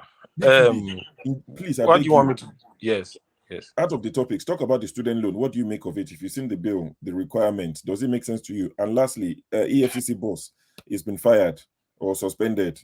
DSS have taken him away. What do you make of it? What do you think should replace him? Well, the student loan, from my own perspective, I think student education is subsidized already. I've gone through all my school from primary, secondary, and tertiary education in Lagos State. And then throughout my medical school in Lagos, the total amount of money I spent, including hostel accommodation, I'm not sure it's up to 400,000 naira. 100 level was 25,000, 35,000, 200 level 42,000, 300 level 42,000, 42,000 up to like that. So I think it's subsidized already. An average student in the main campus of the state university is paying 25,000. University of Lagos too, accommodation and students about 20,000. So for me, I think the amount of money they pay, I'm talking about Lagos. If I make a contribution, I don't make a contribution. I'm not talking about Nnamdi Azikiwe University. I talk about the one I know. So I think the amount of money we pay for education, then primary and secondary education is free. So people are not paying for that one already. So I don't know the concept of this student loan that there are still some people that cannot still pay this 25,000 naira yearly. I don't understand the benefit. I've not really studied it like that. Really know what the benefit is going to be. So that's just my So you don't know much about it to have an opinion. Yes. Okay, so but DSS I think education is subsidized enough that an average family should be able be able to go to school and finish higher education. I think that's just my perspective about that. Then concerning the DSS, well, anytime there's a new sheriff in town, you have some critical agencies. EFCC is one of them. you have to reorganize and then put in the new people that you can trust in those agencies. So Bawa possibly might be the CPC leg of the APC part. So now Tinubu is in town. All those critical elements, head of DSS, head of EFCC, police. That's why I'm not surprised. This Frank Umba is DIG now. Frank Umba has been under the tutelage of Tinubu right from time. So I'm not surprised if Frank Umba will be promoted as the IG at some point. So that's just the way the politics work. So nothing really for me about or an average Nigerian on the street. If you ask them the Saki FCC chairman, they just look at you that It's to be expected. As far as you're concerned, it's to be expected. Yes, what are you people talking about? Not really a topical discussion on the road. It's just for conscious people that go to the newspaper stand every morning to argue that we're discussing it. Not really a regular thing. It doesn't really affect an average Nigerian on the road. So I think that's just that's good. So is there any other topic? Let me just quickly chip in so that I can leave the space. Well, the one other thing that you can probably touch on is the appointment, the SA appointment, the special advisors. Wale Edun, yes. Dele Alake. Does any name surprise you? Yes, not really. Bajabia Mila and Dele Alake. I was thinking Fashola. Fashola is an astute administrator. When he was governor of Lagos State, he did well in Lagos. He was I was under Fashola. I started working as a civil servant. For that job too. Don't forget he have it's FBI too for Nigeria FBI, the cameraman. Okay. Okay. Carry on before the toll gate incident. I started working as under Fashola, and then he did some quite commendable job, and he's a man on the job. He knows the job and he knows almost everything. So I was thinking maybe probably it might be the perfect fit for the, and I think personally, I think it's more cerebral than Bajabia Mila. But discussing our local politics here, somebody is saying that the national chief of staff is different from being an Anambra chief of staff to Anambra state governor, Abia state governor. That what the chief of staff president is going to be dealing with is quite different from what chief of staff to Enugu state governor is going to be dealing with. And Bajabia Mila, being the speaker of the house, has been able to interact with a lot of people. He has the demeanor, the charisma, the understanding, and the ability to manage a wide range of issues than Fashola. That Fashola will be more useful in a purposeful, a targeted ministry to achieve a result than to So you just expect Fashola to be brought back as a minister? Yes, of course, Fashola will be brought back as minister than to just put him as chief of staff. So that's just the only two areas. Dele Alake has been with Tinubu for a long time. He was a commissioner. He was not unexpected. It was not surprising that he was one of the special advisors. Out of those advisors Tinubu mentioned, there are no really surprises for me. It's still the way it is. Right. Generally, the mood of the country, of course, the state generally, fuel has increased. The traffic has reduced significantly in Lagos State because less people, less vehicles, obviously.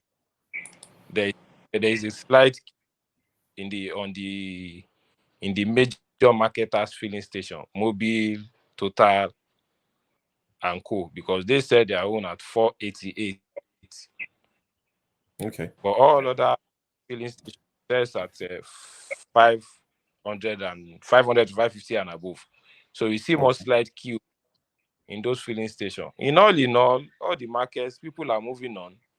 The economy really good at this time, but people are trying to adjust to it bit by bit. I think that's just one of the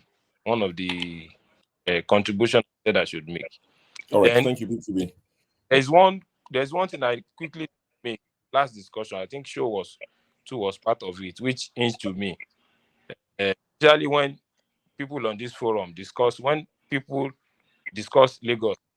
because it's dear to me. That's why I just quickly want to make this point.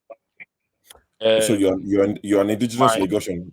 That's good. Yes, my great grandfather followed the first king of Lagos from Benin to Lagos. So they fight them. They met some people. The people they met are the Aworis. They fight them. They conquered them. So they became the new indigenous. Okay. Yes, that's fine. I'm from a royal family. So it's usually the people from the Benin part that are usually the king of Lagos. That was why when Oba of Lagos was referring to Oni of Ife, that is not is literally saying, it's not true meaning. It's just telling him that at the start of the whole process, when they came in, they met some people on ground. Those people they met on ground are the landowners. No. I just went back. Are the people that are still the Elegushis, all those Uluwas, those people that sells land, those people. So I think that's just the issue. Everybody just try to want to paint history of anywhere. Anybody can say one story or the other. I think some people still, that's the way, that's the place that people can still call their own origin. There's no place some of us call our own origin. If we trace our name to something like Obanikoro, it's not the name is not really a Yoruba name, it's a Benin name. That's why I normally agree with my brother. Even if you abuse me, Mr. Henry, even if you abuse me, I don't take it. There's no time I abuse you. My brother. We have different opinion on that. So I don't abuse you. Okay. Thank you very much, BQB. At least now we know that we know that you're Mr. If you abuse me, I know say we still have some small blood flowing through us that if I trace my origin, I can trace it to that place. But that is the way it is. Some small section of people are still there that they are the aborigine. But the place is accommodating. Thank you very much, BQB. I think we have to round you off now. And you can speak to Kulata offline. Kulata said you missed a bit of history. Let me bring information to you a minute about this new IG. And I'm just saying he's way vast. I hope he can utilize his knowledge because he studied from the prestigious University of Lagos. Then he went to Scotland, Dundee University, and got his master. From there, he traveled to United States from Harvard and studied and get some certificates.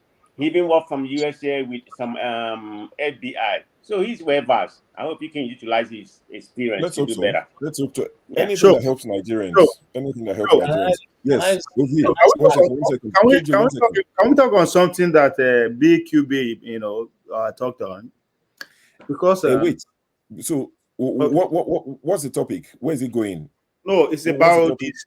It's still about this identity politics, right? I just want to, just 1 second. Let's go to KJ because I'll get reported to my guy. So let's speak to KJ. Then we'll come to you, so you can talk about it quickly. But thank you, BQB, for your submission. KJ, if you allow me, I'll say please let's not go to identity politics because we'll be going back. Then let's not drag ourselves. You should wait for what I wanted to say first before you attack. Okay. I'm just trying to say because you see. BQB through something that if we want to follow, we'll go back off this. Is this history about who owns Lagos? And let's not. We're talking about DSS boss. No, I'm not talking about. I'm not talking about history of. No, I'm not talking to you. I'm talking to KJ. I'm just trying to. Here's my prediction. Here's my prediction. Concerning the removal of the EFCC chair, we shouldn't be surprised because that's been the trend since the EFCC came to play. Everybody who comes takes off the person who is there and bring in their own people.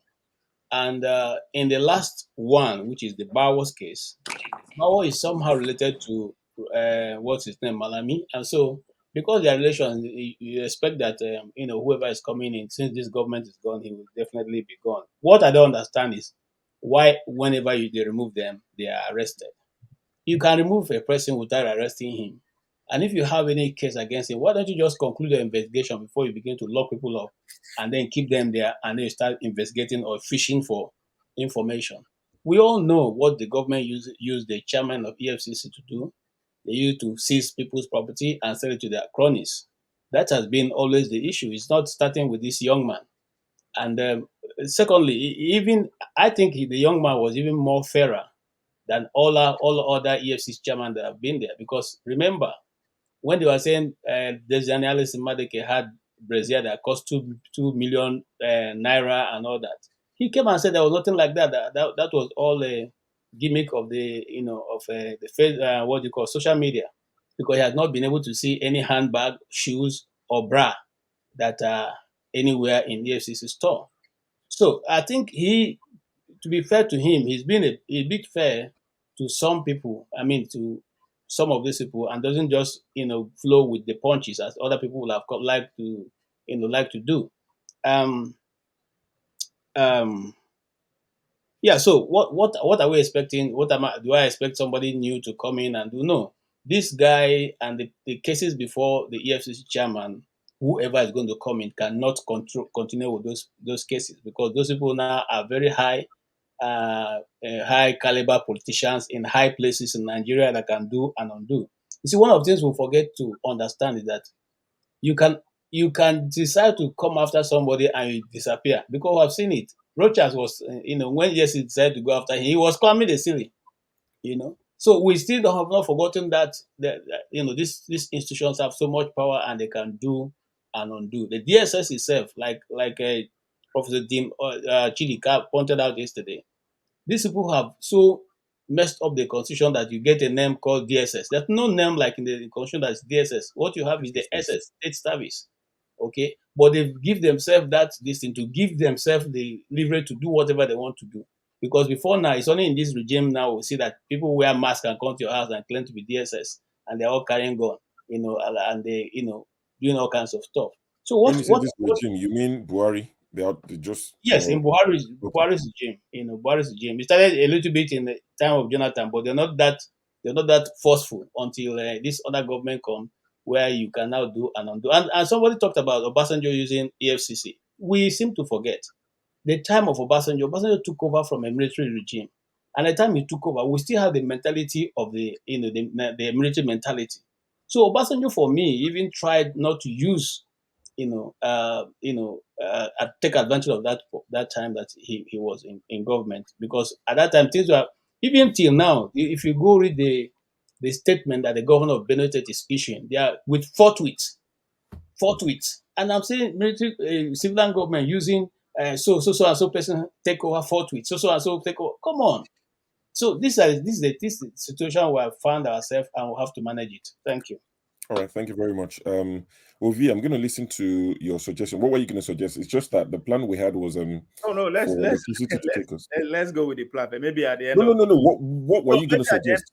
It's just like it's a form of a tax, because if we look at this election that we just finished, identity politics dominated. That is why these old men were able to have their way. That's all they know, right? Now, and the only way we can actually get the government we deserve is when we don't have this kind of narrative within our conversation, right? I know it's very hard. Can we, make it a deliberate attempt to stop, anytime they appoint somebody or this person, the first people we go out, where this person is coming from. If we don't deliberately take it out of our vocabulary, those that are coming before us, they will continue. The only way we are saying it now, because we listen to those that came before us, that's their rhetoric, right? And they use it against us. So if we don't stop it, if we don't deliberately start making that deliberate attempt to say, you know what, because we have to do it. If we don't do it, we are only prolonging it for those that will come before us. Because now we see they see us do. Because I'm not. Everybody is. We are young. We all can relate to younger people. So if this still continue to dominate our conversation, then trust me, the next election is going to be like the past one. The next one is going to be like the past one, because we are human, we are storytellers. We are, so everything that we see now conversation bring them to bear. So how can we, everybody, as I'm not bringing, pointing out anybody here, but how can we deliberately, we could just start today? No. Do away with. We know who we are. Nobody going to tell me, say, I know be Yoruba, I know who I am. So let's deliberately just put it, we could censor that. Now, I'm not saying you should censor it, but within ourselves, we know, okay, this narrative is not going to help on the long run.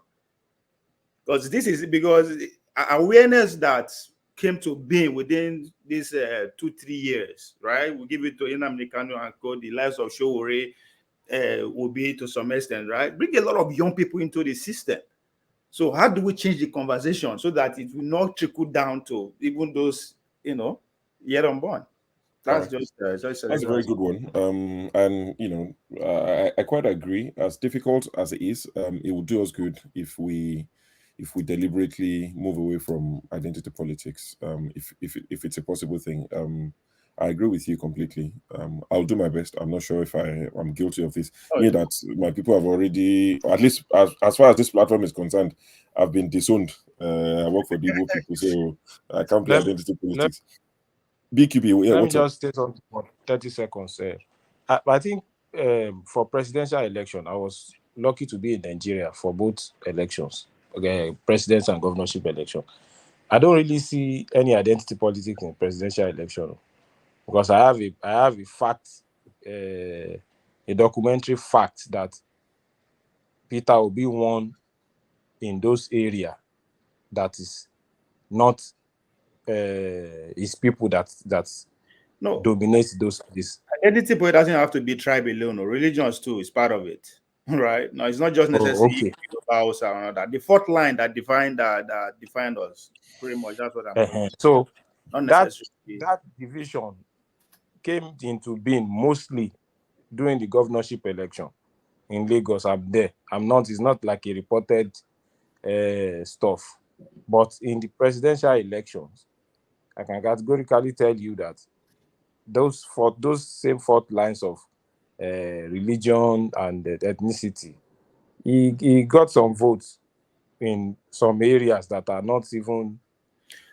But it came in the governorship election. I mean, that's very not to interject, but why I'm even pointing out that even we are still talking about even to the Senate presidency, because that's what they use. Yeah. Oh, the Senate must go to the South. He must be a Christian. That's all dominate the conversation. Not how this person, what kind of legislation he was able to put in place during his time as a regular state. Nothing. Just he has to go to this place. He has to. So it's so ridiculous. There's no way Nigeria, we are diverse people with so many ethnicities. So if you want to look at it as based on merits only, you will just discover that all will be lopsided. Main people will complain. Will be lopsided. Will be in one point. Let's assume, okay, you want to make it on merit. The president is from East, vice president is from East, Senate president is from East. It's not going to be possible. I think this is a conversation we can have another day. BQ, it's not just the presidency. Hold on, it's not just the presidency. Even in my state, Edo State, for instance, that's what is happening. The next governor must be an that's what is at that level. So it's not just the presidency alone I'm pointing on. Generally, can we just? I mean, we know who we be now. Anybody could tell me that it's still going to be there. All right. It's still going to be there. Currently, I am not saying it's going to stop. I said let's try. Let's try. You see your 30 seconds. You see your 30 seconds. We are tired of people from show states to come and won't you guys allow somebody to contribute? So, all right, guys. We are grooming another person slap from our state. Can I go slap you from internet? I beg, make you Greek and talk. No, I'm sorry. I'm not in for violence. Because I've seen electricity. Electricity is warming up. 5 minutes. Kene, you are the one that would speak, and after then, Electricity will have the floor to talk to us about this constitutional powers and amendment and all the rest of it. Thank you, sure. Thank you very much. I was on the comment section and somebody was. Can you hear me? I saw you in the comment section. Yeah, somebody was comparing you to, I think, qualifying you to be, military, that you have a militarized style. Yeah. So I was like, no, Vicky, I think. Are you related to Asari Dokubo by any chance? Who is that? Yes. No, that's the approach the guy is looking. Look at the beard. No. Vicky, I think you are wrong on this. Just like Asari Dokubo. Are you his son or his younger brother? Which one are you? I think you are wrong on this. But anyway, both forefathers show they are doing a very good job. I commend their efforts. Thank you. So I don't know, is there any specific topic we should talk about, or just every other thing that I've been spoken upon? Yeah, I've been listening. Yeah, so pick two of any of the topics: student loan, the SA appointment, the judge and her husband. Yeah, for the student loan. Pick any two of your choice. Yeah, for the student loan, I think just like my sister Ify stated, I think they just created an avenue for embezzlement. And why I stand on her position is because you're setting up a student loan. What is the eligibility factors? What do you put in place for someone to qualify for that? I don't know how people just take this government seriously. You all know that when Tinubu was campaigning, he did not have a manifesto. He has nothing to campaign with, right? Manifesto has nothing. No, he had the manifesto. No, maybe you don't like the content. No, well, I don't know if the manifesto is I don't know if that is part of the manifesto. But what I'm saying in essence is, I think he made a statement that he wasn't taken serious, and now he found himself in the corridor of power, and he felt the need to implement it, right? Implementing it without a structure. There is no board or any kind of, should I use outlet, where you can actually go and apply for a student loan. Why are you giving Nigerian students student loan? Are they complaining that they cannot afford the current tuition as it is today? Why not emphasize on unemployment? Over 41% of Nigerian youth are unemployed. This is what is coming from the government. And you and I know in reality, it should be more than 50% of Nigerian youth are unemployed. You are not trying to address that. All you could do is to offer them student loan. Student loan, how are like, for example, I'm a student in Nigeria and I want to apply for student loan. How do I go about that? I have to know somebody that knows somebody that is connected in the state government or in the federal before I will be able to access that loan. And then when they graduate with that stupid loan, they come out on the job market, there is no job for them. And then you now send your police or you send your EFCC to go after them, to go and arrest them and force them to pay the student loan. From where? How are they going to get the money to pay for the loan? Right? Why not address unemployment? And this shows you how incompetent this government is going to be. I don't even want to be qualifying this government because to me, maybe I'm still behind reality, but I don't think Nigeria, I don't think you have a president for now, right? Now I'm talking about what other team? You made mention of something again, the EFCC, right? EFCC boss, yes. Yeah, EFCC, but I think it's a norm, just like KJ said it, it's a norm. Mind you that that position is an appointed position. Every president that comes in appoint his boy, that will cover up for him. So for me, I think it's just a make believe, just for for Nigerians to rate him, to rate him, to rate Tinubu that he's doing a good job. At the end of the day, nothing is going to come out of it. Instead of him to peacefully suspend him and appoint his boy, he went and arrested. Why are you arresting him? For what? He just did his job. He protected his master, which was Buhari.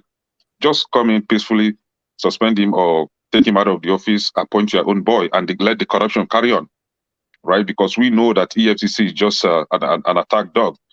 They will only go for, whom you ask them to go for. They are not doing a good job for you and I. They are not doing anything that will foster prosperity in that country. All they are doing is to work for their paymaster, which is the president. So Nigeria is all about, I think it was it Mama Esho that said turn by turn, Nigeria Limited. It is his turn now to embezzle, right? His daughter is the Yaloja of Nigeria now. I don't know what his son will be, the Junior Jagaban, right? They will loot that country to stupor. See, we are watching now. You guys will come back and start crying again that you miss Buhari. Don't worry. The son is golden boy. The son is the golden boy. All right, thank you, thank you for your submission. Thank you. So, what I'm going to do now, I know we've had Paul join us and Mash, but you've been here before you've spoken. So, what I'm going to do, I'll see if I can do one more guest. I would have had something to say if you don't. Yeah, that's fine. I mean, that will be down to electricity. I will hand over to him. He's going to be talking to us about the Constitution, the two sections he's quite passionate about. Electricity will be in charge. I'm most likely going to step down from this point. It would be nice if Fofather comes in, then he can carry on into the night. But what would happen is once electricity is done with the constitutional bit, it's going to end the broadcast. However long it takes for him to discuss it, it's just going to click one button, end broadcast, and that'll be the end of it. Yeah, there's no time, so I'm not doing guest the panelists. I'll do the last two. I have some other two in my head. They're very easy to get. But thank you all for being part of the show. It's been lovely being part of you. It's been a pleasure hosting. Thank you. And thank you for making my week very easy. Thank you, military show. Thank you. Yes, military style. Join Fofather. Talk 1 minute. Fofather will be talking. We say, let me talk my own. Wait. Isaac Adakaboro. Wait, Isaac Adakaboro. You will only be the one talking. I was just like, is the panelist or the just one talking? So I didn't know how you did it though. Asani Dokubo addressed people yesterday. Today you came to also address us here. Right. That's a great one. Yes, sir. Now my senior brother now. The guy is our head is the shape of our head is the cheeks, the everything. So you can't be like Tinubu for here. You can't read Obi. You read Igbo people platform. You can't do Show just a disguise. Show just a disguise. Show they connected to those people.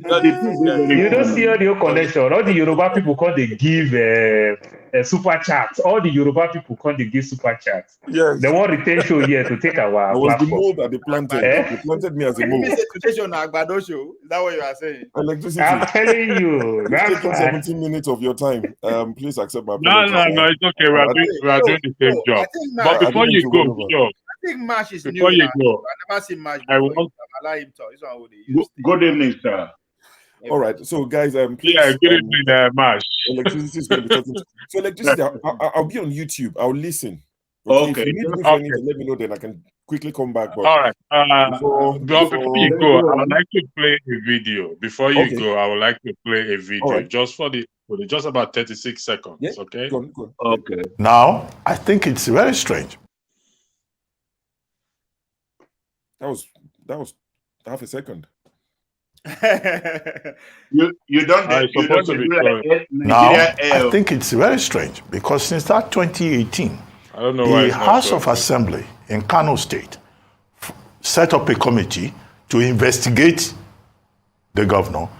Till date, till the lifetime of that assembly expired last week, that committee never submitted any report. Imagine that. Which is the way things go in this country. And this is why we say the legislature, has been so terribly abused to the extent that, those lawmakers, the oversight function that they are supposed to perform, they don't perform it. Yeah, I saw that the other day, and I just couldn't believe my ears. How do you go to court to stop? Look at who came in on time. Kene, welcome. Kene, you are welcome. Let me go and set up my nuclear. You came at the right time. Let me go and set up my nuclear code. Hey, Fofather, don't reach here. Hey. Some of us will have to leave here because of Fofather don't come down. Yeah. So this segment, can you hear me? Your face not happy at all today. Where did they go? Wallahi, one of Not really. Your face not happy at all. Shey Nazareth Okubo na you dey vex for now. No, No. Asari Dokubo, I know him to be a nuisance, so I don't even care to listen If to no that be guy. if no be the He's kind just a country where nuisance. we come from, somebody like Sarido Kuba will come public space, come they talk. All right. No job Guys, public space. So thank you. he go as Ross. He down Aso for Rock. He was presidential in Aso Rock, You know, giving every special platform. All right. He has a All right. presidential Thank you. Let's permission allow to electricity to speak speak to to us. press. everything you can imagine Fathers. talks in Nigeria in the public That's space. our For 30 general in minutes. Niger Delta. That's our You want me general to in meet Niger Delta. everybody? Put some respect in that general's name. That's our I'm going to general meet in Niger everybody. That'll be my last act before I leave. Please, let's respect. Oh, where do you dey yakpa for there? Delta. Asari Tokunbo is our general. Asari wetin Tokunbo be Tokunbo. He's a freedom fighter. He's fighting. Okay, I've muted everyone. Electricity, you have the floor. Please talk to us about section 68 and 110. Yeah, thank you. Are you hearing me clearly? Yes, we can hear you clearly. Please have the floor. Okay. Yes. Now, this segment, please, it's a non-partisan segment. It's called Citizens Forum, even though it's on Dr. Damage show. So it's Citizens Forum. I've spoken to Dr. Damage the way I want to go about it. Okay. Unfortunately, Sydney is not here because his submission he made was very powerful. I pleaded with him to stay, but I believe he had something to do, so he had to leave. Now, Kene and KJ, CM is not also around. I want to come down to your level in respect to your disagreement to the Constitution and your clamor for secession, for Biafra or IPOB or whatever it is. So I'm coming down to your level in order for us to make a headway because we've been having this argument for long. And let's agree that, I mean, despite the fact that I don't like to be pessimistic, the truth of the matter is, as Sydney said, if we don't address the issues, he made reference to the legislative arm of the government. If we don't address that issue, the institutions, 2 years from now, 4 years from now, we will be saying what? The same thing. So, Kenneth, you don't agree with the Constitution, am I correct? But let me correct you on that. I don't think you should use that word coming down to my level, because what you agreed mustn't be what I agreed on, right? We have different view of issues. We have different understanding of political system, right? So, No. So This we is should be about on the that Constitution. horizontal plane where, you still respect my view just as I respect yours, right? Yeah. So it's not like you coming down to my level. No, I don't think that should be a nice word to use, right? But it's not a bad word. If I'm coming down to your level, I'm coming to where you are. I'm meeting you halfway. Now, okay, let me also come down to your level, because I know that you are talking about constitution, right? How to uphold the constitution. The constitution is so marvelous. The constitution is so original. So let me come down to your level and let's have that discussion. So you asked a question. What's the question again? Sorry, I forgot. Okay, the question I asked is that you don't agree with the Constitution. Am I correct?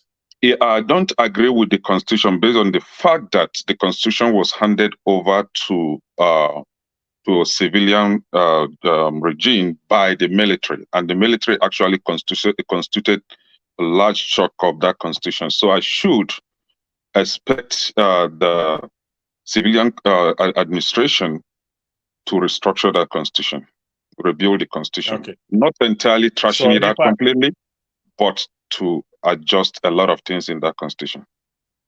Okay, KJ, I can see you have your hands raised up. Go ahead. Okay. Again, just to add to what Kenen has said, the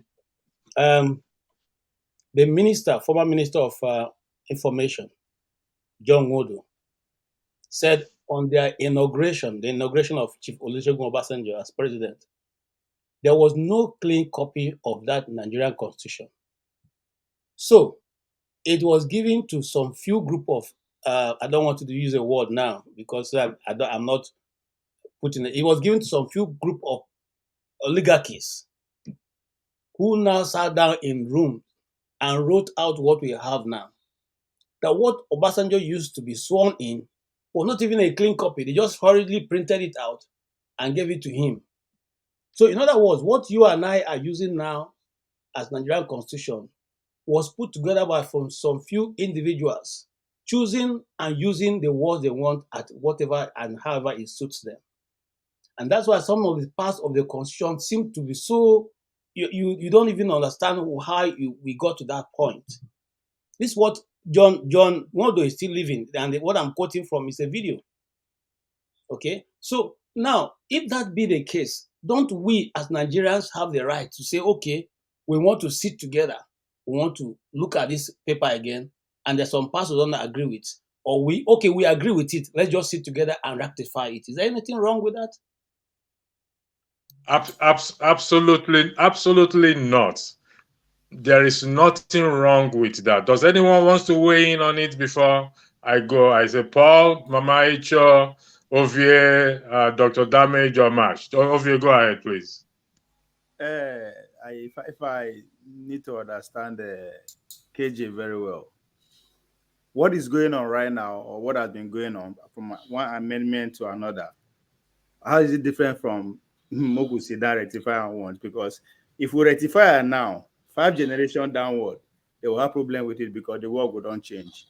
Then are they going to do the same thing? So as far as I'm concerned, I think yes, the constitution is not perfect, but it's undergoing revision pretty much every year or every government that comes in.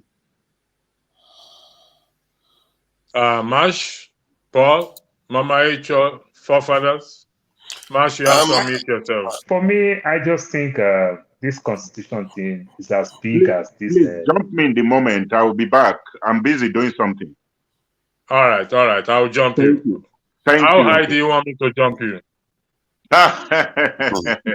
I'm a very tall man. If you don't mind how you take jump, anyway. All right, go ahead, Paul. So talking about the constitution, I want to believe it should be the hardest thing that can ever happen in Nigeria. Amending the constitution, everything in the constitution, it's going to be very, very hard. So to some extent, it's just what we have. That document, it's not the right document with what we have, but trying to amend the constitution or put together, let us make a new constitution for ourselves for what we really need. That can tear the country apart. Because today, what the South people want in that constitution, I don't think the North can afford to want to accept it. I don't think even the Southwest can afford to accept it. What the Southeast people want in that constitution today, I strongly believe that people may not give them listening ear, because those guys in Abuja. Well, what do you want? What do you, as a person? That's your personal opinion now. What do you want in the constitution to change? This goes to everybody anyway. This goes to everybody. Every me to Ovie, you don't want me to use one word to answer the constitution, because one word will definitely not just answer. We are talking about constitution. That's a very big document. No, as I just said, like, is there anyone? I'm not just pick one. I'm not saying, of course, is a booklet. But like, what do you think that one thing that is, my brother, put together? Is it 46 or 52? The exclusive list in that constitution. If you ask me, I would say we should reduce it to like 3. Maybe currency like the US, maybe military and external affairs. Then the rest, let state run their show. Then the federal government will come heavily to come collect their tax. Do you think another man want that one? The people that have been training their kids to go to school, to go become managing director in all this oil company, NNPC, want that one? The answer is no. You understand what the Southeast people want. So I just believe that if states run their show, because the 36 states in that country is very, very rich in their own way, in terms of academy, in terms of human resources and natural resources. You understand? We are very, very rich. But Mr. Paul, I think he's frozen. Can I hold on 1 second? Can I hold on 1 second? Can I hold on? Go ahead, Paul. I'm frozen? No, go ahead. Okay, go Okay. ahead. You don't talk too much, and I make them froze your mouth. Okay. So what I'm saying is that if we want to look the constitution from that way, because if we said we want a new document, that this document that we have right now is a fraud, then if we ask for a new document, I strongly believe that the eyes of everybody are open. Like I said in the morning, what they are doing with us when it comes to the banking sector, because I come from a state where we own the bank in Nigeria right now. You understand? When people push for things like this, I strongly believe that somebody will also tell us, shut up. You understand? And we may not go far with it. That's my take. All right, thank you. Can I, Now, before I come to you, Mr. Paul, okay, can I go ahead? Yeah, can I go ahead, please? yeah, Mr. Paul. See, you see why some of us strongly uphold that opinion that if Nigeria is not going to work, let it just disintegrate and everybody go his way. If the North and the South, if the Igbos, Yorubas, Hausas cannot come together, compromise on some things so that they will have a working constitution, there is no need keeping a useless and ineffective constitution so that there will be peace.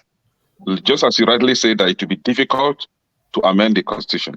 If it is difficult to amend the constitution, does it mean that we should just fold our hands and continue to work with a constitution that you and I know that is not going to work? It has never worked and is not favorable for a lot of people. Now, if we cannot come together and have something that will work for everybody, that is the more reason why we should go our separate ways. We should be independent. We should manage our own resources. We should take care of our own affairs the way we want it.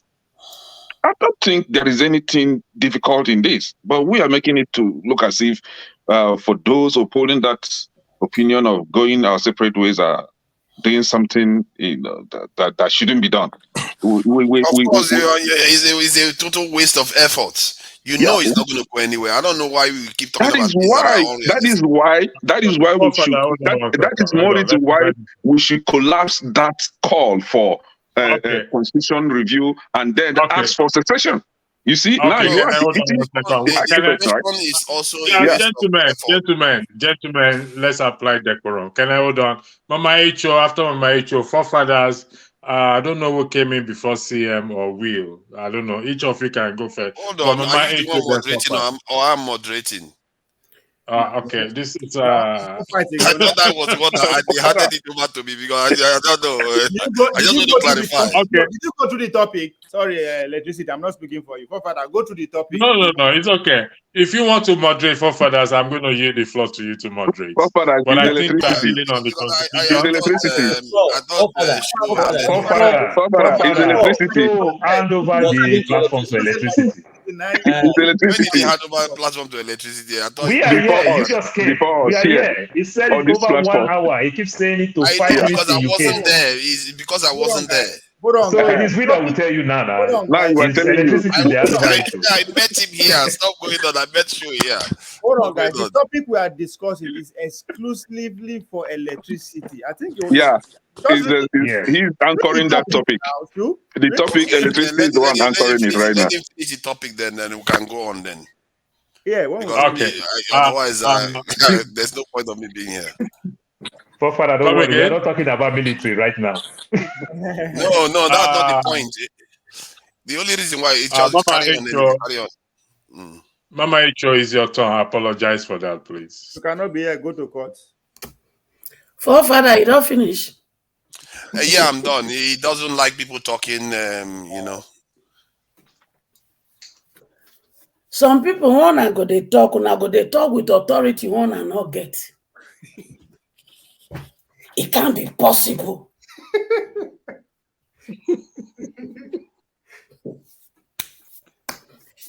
Who are the people who will not support constitutional review? Not be the same people. The tribe of the oppressors. Not be them. I be not be there in favor. Now me, are you in favor? And we now get the majority number, but we go just rule ourselves out. We will just rule ourselves out with the kind of statement. It can't be possible. Really? Who said so?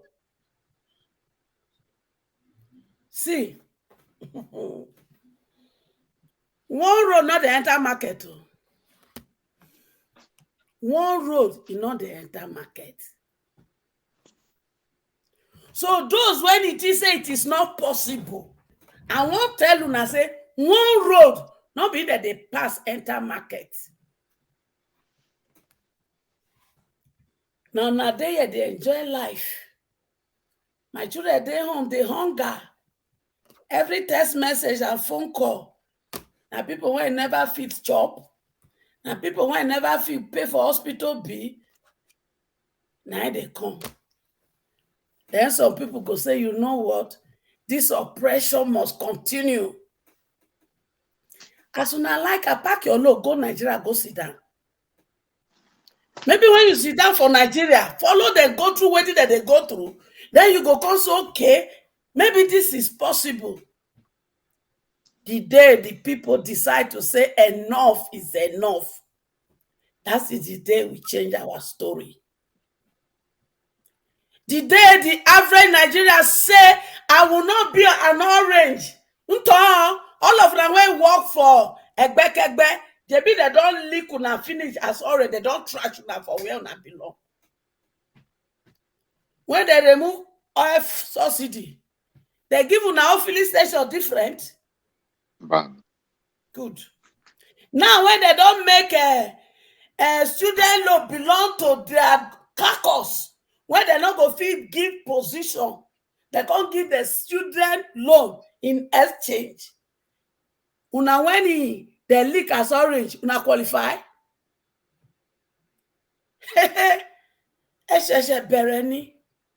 The day you people wake up, Shebi during Jonathan, if I'm not mistaken, Shebi there's what, if that Jonathan or one president, there's what they call constitutional review. They made recommendation. When they read and finish, they put her inside Akpabio. Abi? You see, all of them when they clap for them, it good. After us, they know say they don't take quarter to go. They don't they plan their children for the position. So when they leave, their children continue to rule una children. And una day at the time say it is not possible. Loto, really? I'm gonna continue. But one thing when I know, the day when Kasala go boss for Nigeria, no person will be excluded. Una see so Nigeria never tire. No worry. Maybe they keep quiet and they wait for judiciary. Make them do their mago. Listen. Una no one wait did they happen for Sudan, make it happen for Nigeria. You can't hold it. If these people refuse my children to fulfill destiny, if they refuse to let them have an environment to be able to compete in the global world, be ready for what is happening in Sudan, in Nigeria. If that is what it will take for all of us to sit up as a nation, so be it. Thank you. All right. Thank you very much. Gentlemen, I beg for your indulgence. I need to address Kene 1 second, please. Kene, you said you want what you want, and some people also share your opinion or your view is to break away. Would I be correct in that, please? What I want is based on a condition, and the condition is the fact that the people in charge of maybe the country, the people that think that they own the country, are refusing to amend the same constitution that you, as a person, know that is flawed. They are refusing to amend it, but you have been crying for the amendment and they are refusing. Since they are refusing and you have no power to force them. Hold on one second, Kenneth. How do you arrive at that conclusion that they are refusing to amend it? As a representation be made? Okay. In the current context. Hold on. We had what they call him, Goodluck Jonathan, he constituted that committee for constitutional review. A result was given. What Okay, has been done I since mean then? in the current context. In the current No, context, right? In the current context. which context are you talking about right now? Because it's the same result. The result is still there. I started this. Hold on 1 second. I started this constitutional campaign 6 years ago. Okay, so that is during Buhari regime, No. not A lot Jonathan regime. of people have been doing that before you, and those people they were the one that I agree actually that. canvassed I'm for that speaking for constitutional myself now. review. Yeah. But my question is that for a constitution to be reviewed, the people have to make representation. And when the people are going to make representation, they are going to make representation through their legislators. Okay? Now, what we are proposing now is, like I said, I'm coming down to your level. You want separation. Let me agree with you. You are still using that term that I actually objected, and I actually called you out for that, and you are still using it. That is so condescending, and you are still using it, right? Now, electricity. That I'm coming down to your level. No. Okay, I will come down to your level. Let's have this discussion here, because what you think you are doing, right? I've seen it 20 years ago. I've seen a lot of people that did the same thing that you think that nobody has done before. They were tired. Some of them were arrested and jailed. Some of them were taken out of the system completely, right? So what you are doing is something that I've seen. How those that I think that even those that even did it better than you are doing it right now, they ended up nowhere, right? So that is why I am saying, since I'll what come you to you. think, Can I hold on 1 second? Can I hold on 1 second? Can I hold on 1 second? Hold on. Just hold that thought there. I'll come to you. Mr. Will and CM and Mash, either of you can go first, please. Can I make something? I want to leave, if that's okay. Go ahead, Ovie. I'll come back to you, Mash. Mash, hold on, CM, hold on. Ovie, go ahead, please. All right. Let me start by answering the same question I asked Paul. If there's one thing he like to see change, waiting. Mine is English. If there's anything, I'll get superpower to change us, to move stop us, now English. Because if you look at what electricity and the Kenya is happening right here, now because in English, I am 100% sure if electricity should say what it means, but let me come down to your level in his language, it will be perfectly understandable. The same thing too, if you begin to say, okay, you speak out with your own direct language, it will be, the understanding will be different, right? So as far as I'm concerned, I don't even know why we are speaking it. But now coming down to the Constitution, everyone saying we could change. Constitutional review is going on already. 3 months ago, Paul, you say like 50 things about whatever that is in the exclusive issue. 3 months ago, Buhari signed 16 bill from the amendment of the Constitution. Because he went around, there was a committee that was set up going on all the state, local governments, while the even election permutation was going on. So the guy don't sign 16. And one thing that stands out for that is the electricity that we are here talking about. Buhari signing that into law, and he give the incoming national example of every state within 60 days of their swearing in to get to work. Those states, Lagos State and Kaduna State, has already even passed that stage already. Ovie, who are part of the Constitution review? Exactly, you. Can you hold on 1 second, please? Hold on. That's a good question. It went around the whole 36 states, including Abuja, and all the 777 local government. Go to your state's National Assembly and ask if they no deliberate on it. You understand? Just let everybody should ask his own state, when do they deliberate on this thing? We don't know, because why? We always focus on, most of the time, we know yes, I disagree with our leaders. They are not up to par. But whether we need to listen to that when they talk, because that's our reality.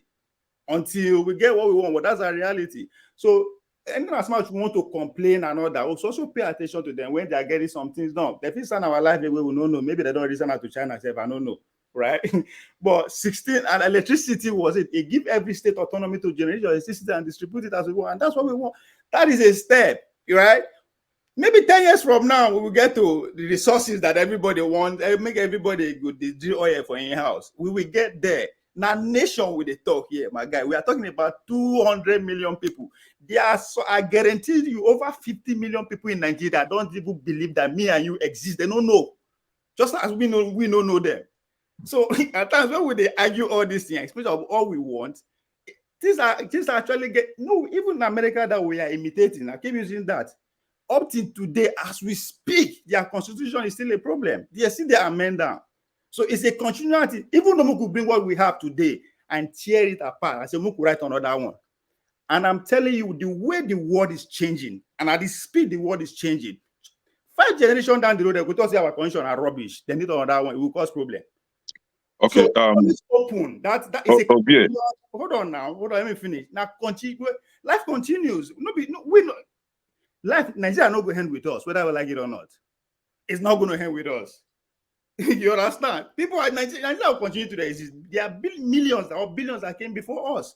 There are still going to be millions that will come after us. We are not special.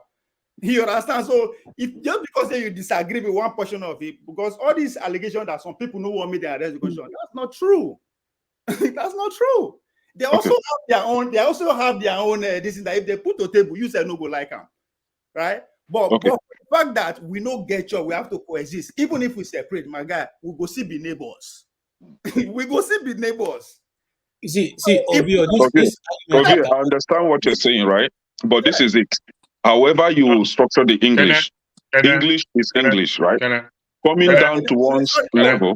Electricity, hold on. Sorry, I am not saying the way you hold on. Hold on, electricity. I am not saying that he say, let me come down to your level, and the way you perceive it is wrong. Even me too, that's why I will react. I'm not saying no. I am not saying that you should take it lightly, right? But I also understand that that's not exactly what it meant. That's why I say that English be our problem. I know be our language. So that's what I'm saying. I'm not saying you should accept it or no. That's not what I'm saying. That's how I come across. Let me come down to your level. Come across as condescending. I totally agree with you. But I also believe that that's not what it meant. You will have to hold on, okay? Because there are people waiting. You just have to hold on, okay? So I will come to thank you, Ovie. I will come to CM. CM will have Olumide and we have March. So either of you can go first, please. A particular name of somebody you want him to go, so that we are not. I will just weigh in quickly. I will just weigh in quickly if you permit me. Okay. Good day, whole house. Go ahead, brother. Okay, go ahead, Olumide. And Mama Rachel, Yoruba looks very, very sweet when you speak it. It sounds delicious to the ears. Please keep speaking it.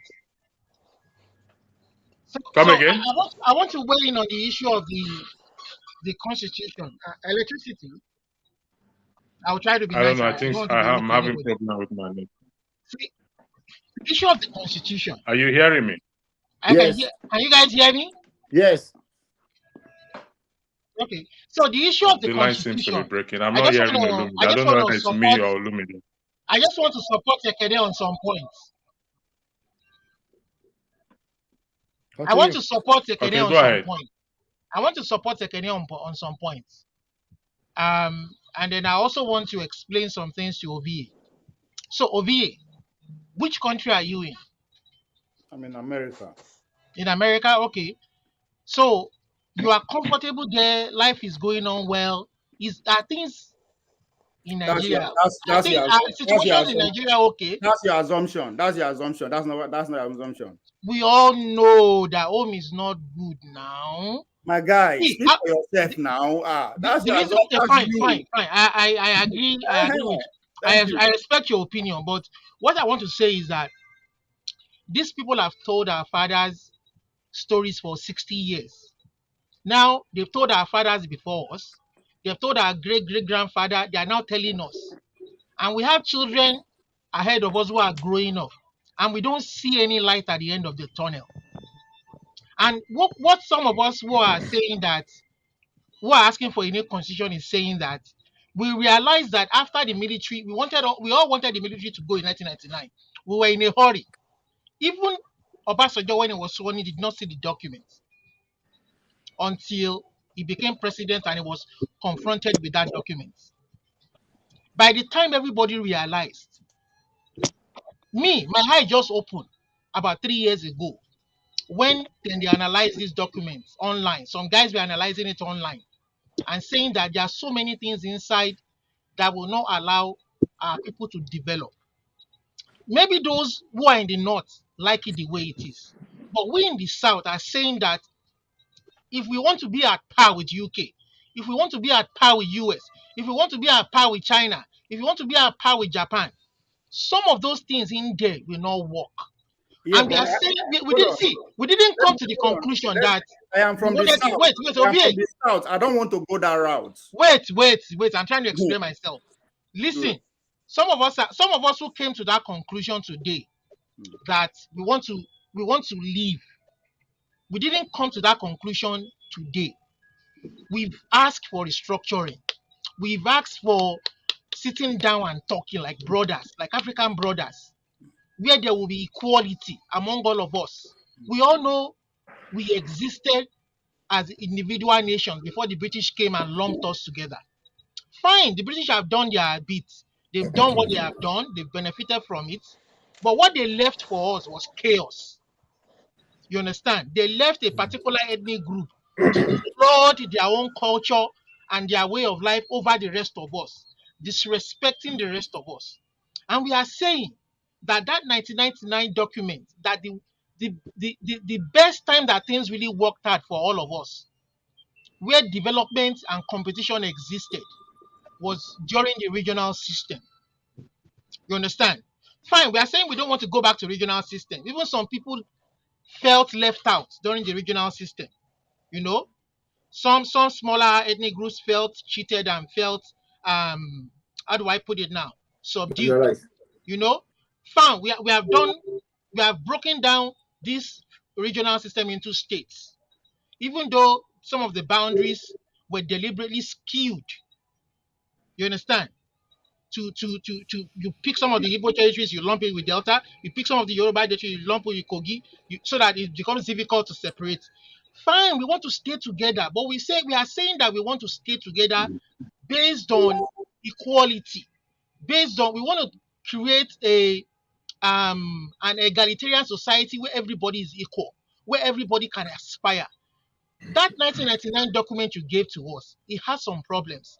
Let us all sit down together, all the ethnic national groups, representative of all the, let us sit down and create a document that will work for us. If you want Sharia in your territory, fine, I will respect it. If you want Olumide, you are just telling us a story. Don't we? Wait, What we have? Sorry. Let me ask you a question now. Let me ask you a question. What we have? Wait, I will answer you. I just want to address the issues first. Electricity. You said something about have we talked to our representative? See, it's like knocking your head. It's like hitting your head against a brick. I am having It's like hitting your head on a brick wall. These whose guys fault is that? will rather be loyal to their party than be loyal to their constituents. So whose fault is that? The moment they raise it in their party, whose fault is that? They don't want to represent us. If they don't want to represent us, the people are demanding. Gentlemen, People are excited lady, gentlemen, and a lady. I am having a bit of. If your representative refuse to listen to you, whose fault is that? Then they should stop rigging the election. Can you hold on? They should stop rigging the election. Can you hold on 1 second, Every please? 4 years they go to rig the election so I can. Mr. Lumide, can you hold on? I'm having a system problem. So the thing is kind of I'm not hearing you clearly. Okay. So I'm going to bring Fofather in. I don't know if Fofather is still there. Fofather, can you come in? You hear him clearly. Now you know the year. That's why it should be from your own end. So I'm the one not hearing you guys clearly. So I don't know where the fault is coming from. I think I am hearing you very I don't clearly. know where the fault is coming from. I'm not hearing you clearly. If you are hearing me clearly. So electricity, where everybody is hearing you. We are hearing you clearly, very clear. Or would it be but I wasn't hearing Odumide. So I I was don't the know one. whether I was the one that stopped his connectivity until he apologized to me. Um, if do, your do, people do you wish to think it will be you, possible for you to log out and log in again? If I log out, I take everybody out. I've ended the That's what I program was there. saying So because I don't know how it operates. So that's why I'm But we can asking. hear you now. We can hear you. I don't know why it's. I'm glad you are hearing me, but I need to hear you. Okay, it appears to be okay. Let me apologize to Kenneth, but It's he okay. needs to I tell don't, me why I should it's okay. apologize first. What am I apologizing for, please, Kenneth? No, I was just joking. But you saying that you come down to my level, knowing that we are all saying the same Kenneth, thing in Kenneth, different ways, right? If I should say Kenneth, that to don't you, I let don't us think you'll be overflow happy you. with that, Kenneth, right? please. But Kenneth, please, don't let us but this overflow is it. you. Ovie, You are a I've specialist Kenneth, forgotten that. in I'm not dealing talking with about that anymore. I Kenneth. just want you to give me 5 seconds to really No, understand what Kenneth, I am Ovie not meant. going to give you. No, If I you won't come do to that. your level they high. So let her come join you for your level. Make it Ovie has already explained this. We don't need to go back to your that again. level they high. You Yeah, want to your level. yeah. If you come up to my level, I will agree with that. we must always have at least Yeah. minor differences when we discuss. We need to recognize that. That's why I say Moku they Kenneth, speak our language. with due respect, Yeah. Ovie has explained. Mama HO has also explained. When I say I'm coming down to your level, It's okay. I'm I'm not coming talking down about. I've to forgotten agree about with it you on certain electricity. things. Speak It's okay. pidgin Let's move forward. English. Speak pidgin. No, I'm not Speak pidgin. relying on that anymore. Speak Forefather, pidgin. can you Yeah. please, Forefather, I'm going to bring Forefather in because we are not communicating. I'm not hearing you clearly. You are hearing me, so it's a problem for me to follow. Unfortunately, I don't know No, why. I What is wasn't the happening? one So, that. Forefather, please. I wasn't the one that is interrupting your connectivity. Or don't take it serious. I was just joking. It wasn't. Yeah, I know, but electricity. but I don't know what's wrong with my connectivity. What's wrong with the connectivity? Electricity. I think sorry, hold on, Mama H, hold on. Constitution. Mama H, hold on. I think you can this in electricity. You can refresh your browser. It shouldn't close the session. If you refresh your browser, it might help. I think I had that problem sometime last week. Since you are there, I'm going to leave the studio and refresh. So you are there, Forefather. You just continue. You can continue with the constitution or continue with any topic. I will Who try was to talking? refresh my browser. Since the constitution It is not was finished. Okay, let Olumide carry on then. after Olumide. Olumide was talking. Okay, Yeah, so Olumide I was was trying to address the part of electricity, talking about our representative, about us going out to the representative. See, we the people we've had it up to here. We're talking to our representative. They rig the election every 4 years. You can't elect who you want to elect, you know. And then we realize that there are so many loopholes. They've said they will when they started that 1999 government, they said, oh, we are going to amend it. The excuse was, oh, we'll amend it, we'll make it new. It took us time to realize that these guys who wrote the document are giving themselves majority, they're not, to make it difficult to amend. They put 16 elements that is essential to development of our lives in that list, in the concurrent list: security, electricity, so many of them. You understand? Policing, and here and here. So many loopholes in that document. So many things that even contradict each other. And we are saying, okay, on the table of brotherhood, let us sit down. If they were serious, Buhari would have continued with the Jonathan conference if they were serious.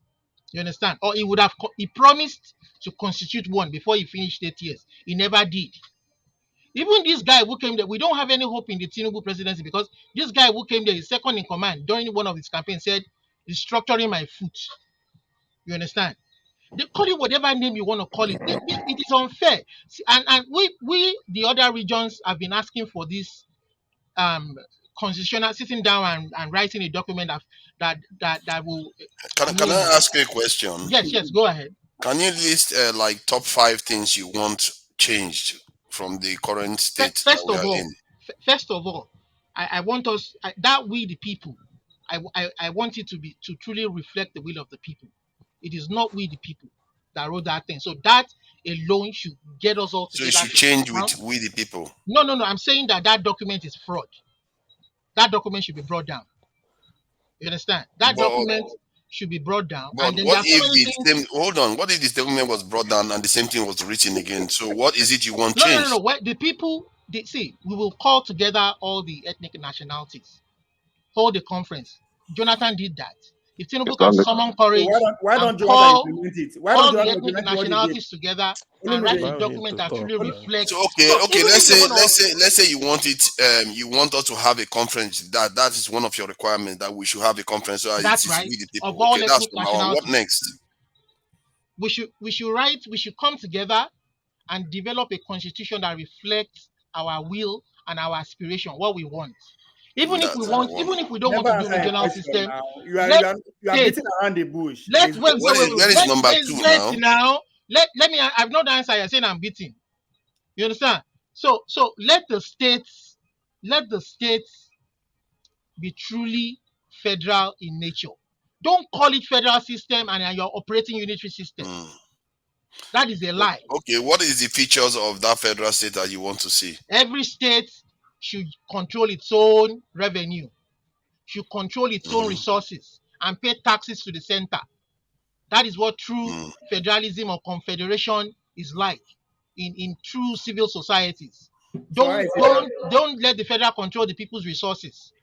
And every state will compete with itself. Let them have their own state police or even local government police if they can fund it. That Okay, will not stop the federal from having their own police, so and everybody will be let me try accountable to to get it each in other. order. Let me just try to get it in order. You want conference to be held. You want true federalism in terms of That's right. everybody keeps their income and just send some to the And center. then we want a situation where every state that can create their own law. If Kano wants Sharia, so be it, as long as the constitution of the Federal Republic remains the superior law. Yeah. You I think understand? that's what's happening now already. Yeah, it No, remains the no. superior It's not law. happening now. You understand? Why do some states have Sharia in the north?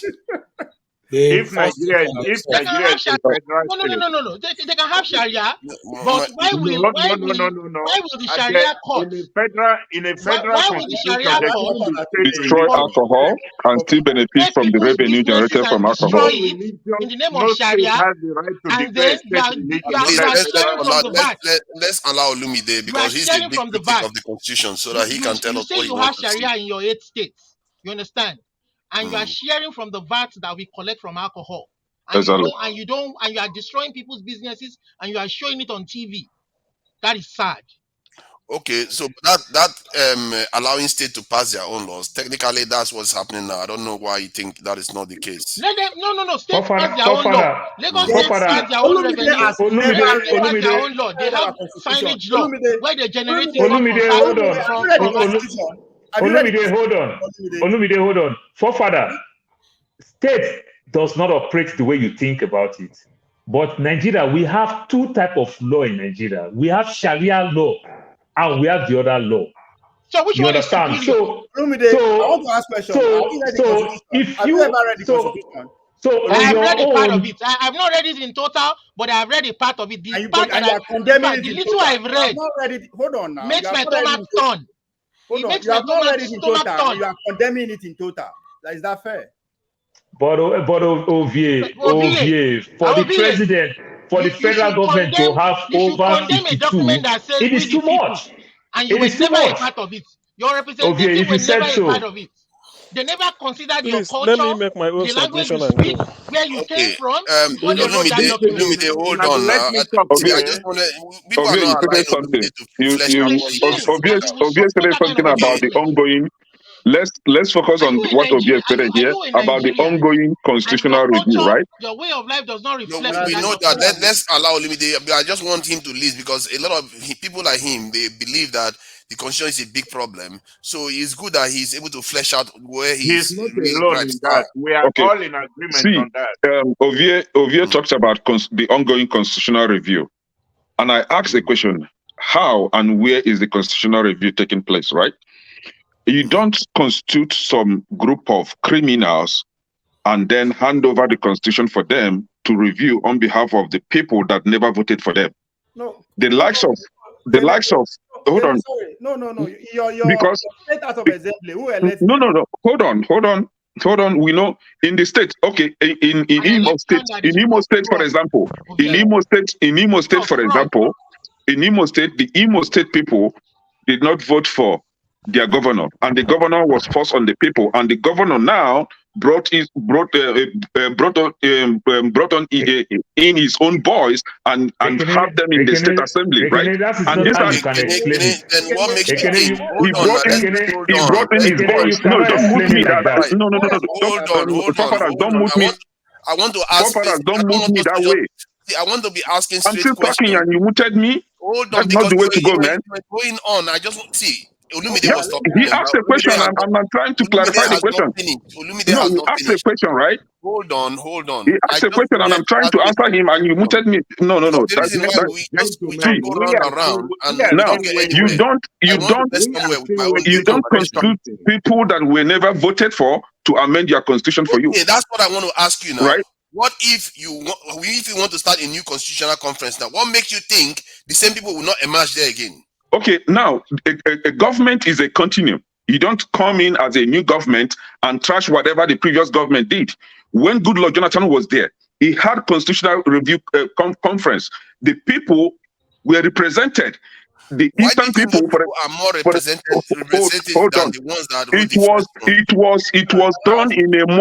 it was done in a more transparent way because ethnic groups, individuals like ethnic groups, the diverse ethnic groups in Nigeria put forward their own representative. They formed a board and presented to the country, right? And these are the people that were representing them. Hold on.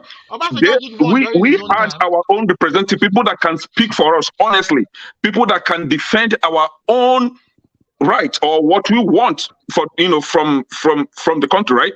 And then when this guy came in, instead of him to continue from where Goodluck Jonathan stopped, he trashed it away. He trashed it because he never believed in that constitutional review. He doesn't want to review anything. So what you are doing right now, I want you to understand something. Why didn't Jonathan follow Obasanjo? Hold on now. You can't monopolize the conversation. Other people need to talk.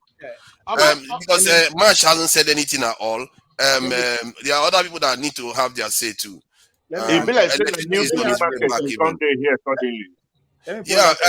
wanted to Ovie, finish what you are saying so Olumide can just finish, then Marsh can go. Ovie had said what he was saying a long time ago. It was Olumide that was talking, and Olumide I will yield the floor to Marsh. Okay. But Marsh, Olumide, you hadn't finished your piece. Just list the remaining two because you listed only three. Thank you, Olumide. Yeah, let him just list the remaining two. Don't expatiate. Just list them, then maybe Marsh can take them on. So I've mentioned the issue of laws. You understand? So are we which is the superior law? Is it the Sharia law or is it the Constitution of the Republic of Nigeria?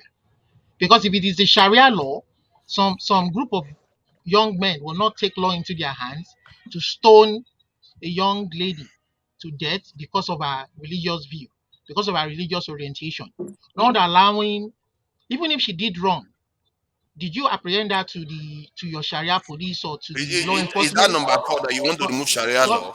I'm not saying I want to remove Sharia law. We want a law that would truly respect the wishes and aspiration of all the Nigerian people. You understand? Okay, so which is clean the law, the legal system up, the law up. Okay, then number 5. Then what else can I say? Devolve real powers to state governments. You understand? Devolve real powers to state governments. Stop sharing money every month, like for that Christmas. Let the states manage their resources and pay taxes.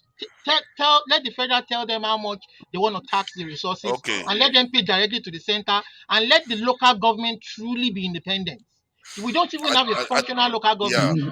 But most of all is that we don't have a true constitution that reflects the aspiration of the people. And if they keep pushing back, people like us will keep asking for our own country where we can manage our resources and develop at our own pace. Because Nigeria is slowing us down. We are tired of all this. You already said that. I think I get what you are saying. I think most of the thrust of your argument is that you want the states to be have more say in the things that are happening, and Yeah, you the want constitution people should to. better reflect our culture. So, Marsh, what do you think? Is that do you concur? Good evening, gentlemen. Good evening. Good evening. Welcome, Marsh. Yeah. Olumide, thank you for yielding the floor to me. Well, my opinions are almost always very controversial, and I know people would almost jump up and try to shoot me now when I say what I want to say. But one big problem we have in Nigeria, I continue to hammer on it. Any land in which the truth is not upheld, look, there can be no justice without, there can be no peace without justice, and there can be no justice without truth. In Nigeria today, we dwell mostly on lies. You now, you go see me saying a blue top I wear, so me I go no saying a blue top I wear, but we go come here come lie saying a yellow I wear, and everybody go they look, they scratch their beard, they say yes, it is true. Which kind of country be that? That is the problem we have in Nigeria. Okay, I want to say one or two things. If we are truly a country, before I come to the thing of the constitution, we have Nigeria is a country sitting on a tripod. We assume there are three major ethnic groups. There is Yoruba, there is Hausa, and there is Igbo, of which I am none. Before anybody jump at my throat.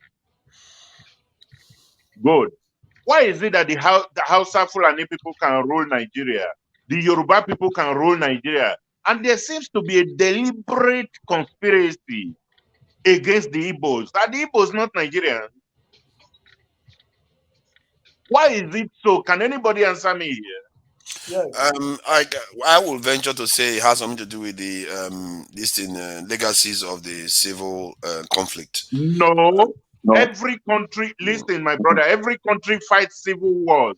It doesn't mean that after we fight a civil war, especially when the central government has come out to say that there is no victor and no vanquish, and they want to do the 3 arrows, reconciliation, whatever, then they come back. Look, the worst thing that can happen to a country is for the citizens of the country, especially the children, to come of the consciousness that their government deliberately lies.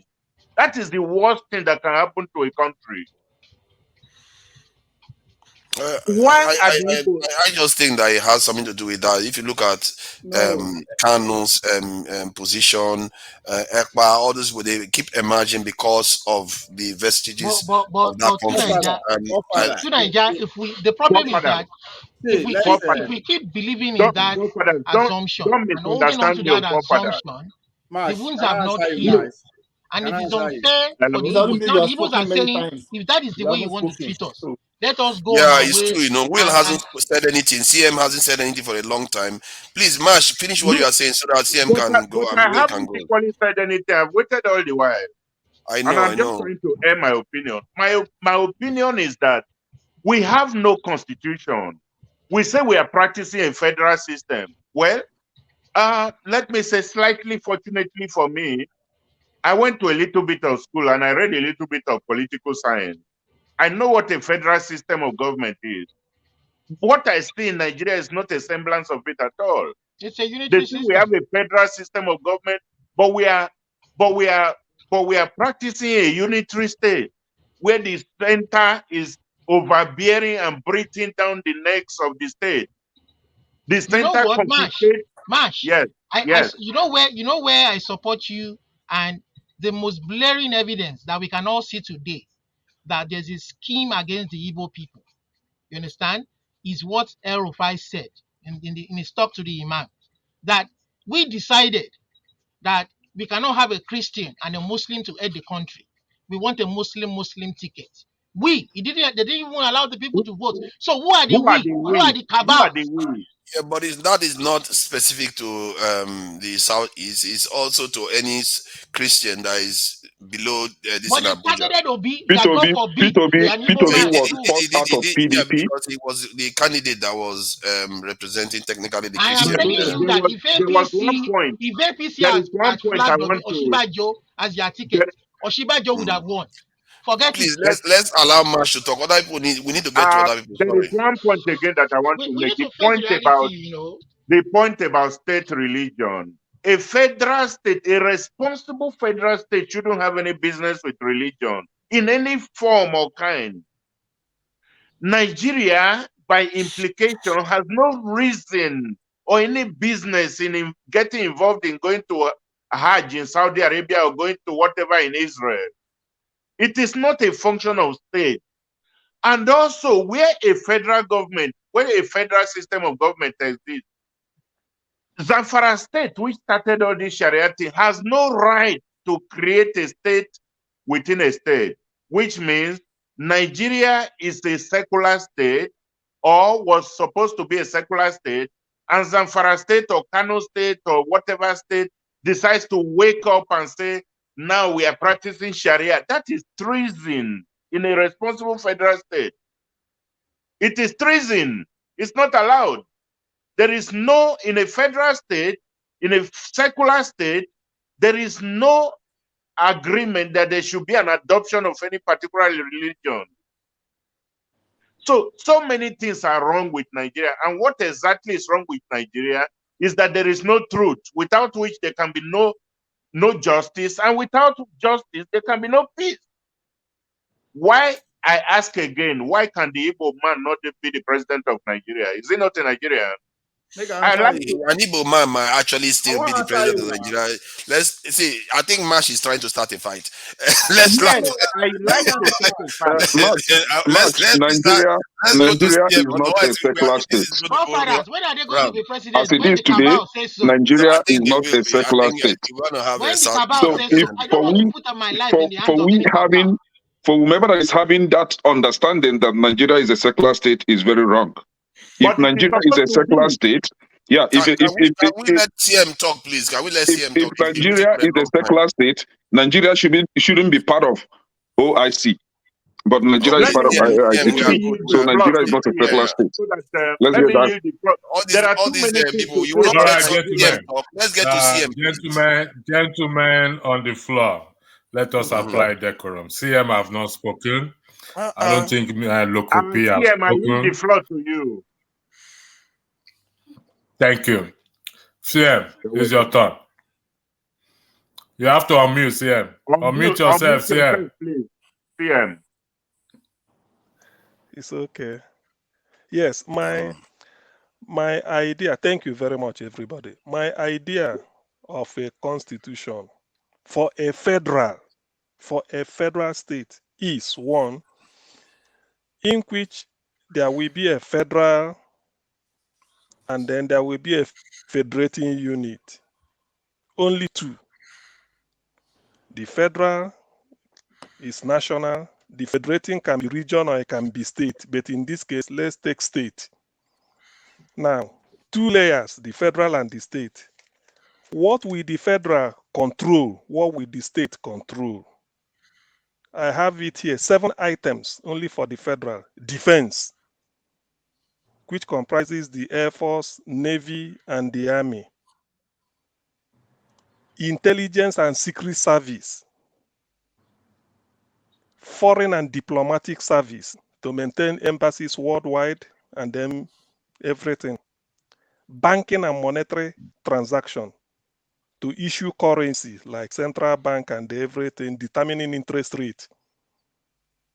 Immigration and passport control. So the passport of the country should be issued by the federal. National border protection, in which the whole country, there must be a protection, whether by civilian or the army, but it's the national that will be in charge so that all borders will be guarded. National identity card management, that is number 6. Then the last one, that is number 7. These are the 7 things. Now, one of them I can place the state can contribute, the federal can contribute, which is police. Because at the federal level, let there be police, but state can have it. Every other thing apart from these 7 items should be state. Now, I know that a constitution can be amended because the constitution you write in 1960, the children you born 1990 may not like it. They may, things have changed. We are now in IT system. We have artificial intelligence coming up. They can change it. But before you amend, you must sit down to make the constitution yourself. So that is the fundamental problem of That's what I Nigerian wanted to constitution. say. There must be a constitution for you to amend it. So that is the fundamental problem, and that is what we should do. Now, there are certain things we must be able to say because this is federal. For instance, if we say we want to be secular. Secular means any religion you want, let it be individual. Only you, maybe you and your family. Not state adopted. Nothing like state or federal. Meanwhile, we don't recognize, I didn't mention local government, but if you want to create local government in your state, you are free just to help you administer. But what we want that will appear in the constitution is state and federal. So when you go, you do it. And then having given state so many things to control, education, health, agriculture, transport, even building railway, you have to also give them the source of livelihood or to earn money. That means if you want to farm coconut or farm beans to make money, you do it. But because we have to maintain the federal jointly, we might agree out of every 100%, maybe give us 10% or give us 20 or give us 30 or give us 50 or give us 60. But it should be agreed and written in the constitution so that every part can develop at its own pace. You in the US knows that there are some states in America that are not as rich as California. Some are not as rich as Texas, but they contribute to 2 senators. And they contribute at the level of senator, they are equal. Whether you are a state of Delaware, very small, or you are Texas, or you are in Arizona, where my best friend Paul lives, is 2 senators. So when you see this type of thing, it makes to bring peace, but we have to sit down and agree on it. That does not mean that if they do it and Bayelsa is more developed than my state, I can go to Bayelsa and live. Just like somebody born in New York can go and live in Florida. That is if you are free to live anywhere. But know you that every state develops at their own pace. That will bring peace because we are diverse people. The advantage of this is if you dare say, do it this way, whether Ogoni is messed up, it doesn't concern us. They are drilling their oil. If they don't want to clean the environment, it's up to them. All we want is give us our percentage. If you don't clean your environment, it's up to you. If you leave it to do this thing, so you don't have to talk to federal anymore because you control your resources. Education, if you want to be doing primary school, 10 years up to primary 10, it's up to you. But what we know is that if they say anybody, you establish a university, if you make it open that it's only for your people in that state to attend it, it's up to you. If you say this is your quota, it's up to you. Everybody has the right to establish a university at the state level if you like, even individuals if you have the money. So we do not burden the federal, but if federal is controlling only these 7 items, it makes for a peaceful coexistence because this is the most important part of national development. Let the federal handle defense, handle all those things I mentioned, issuing currency, banknote, immigration, national ID card, intelligence and secret service should be made, and then border control. So these are what we do. But in the constitution, we must sit down to draft it, to agree. Because this thing I'm seeing, Ogoniman may like the fact that I will control my resources, my oil. Somebody from Kwara may not like it. But we have to sit down. We make trade-offs. That trade-off might be, okay, Ogoni, don't give us 50, give us 60, return 40. Ogoni may say, no, I want 70. So that is trade-off. That is negotiation. At a time we said, Zamfara, you have gold, give us 30. Oshogbo, you have gold, give us 30, retain 70. Oshogbo may say 100. He said no. You know, this is where we have to agree. When we trash out this type of issue, then we move on. That is the thing Nigeria needs because of our diversity. We are different people, and when we do it this way, we will move up. That is just my own simple I see a idea lot of about holes in constitution. there, but I will leave that for now because Will has been very patient and the will is very strong. So let Will. Thank you. Loco, what is that, Loco? So Thank you. Will, please go ahead. Thank you. Emiloko. Thank you for that compliment. No? Yeah, welcome, Will. Yeah, don't worry. You are going to speak next, Loco, please. I'm just saying that people that are clamoring for the problem is constitution, it's like they are myopic. I'm telling you, first of all, it will be very difficult to accomplish that without revolution. Look at Jonathan had 6 years. Why did he wait until the end? Why did he wait until 5 years when he was leaving? He should have done in the first, 2 years and accomplished that. He couldn't. It's a big upturn. People will be fight back to get completion done. But personally, I think our problems is not constitution. It's not the main thing. It's part of the problem. I'm telling you today, get a new constitution. People that shouting out the constitution, they will still complain that this one. Our constitution is not perfect, but it can be amended.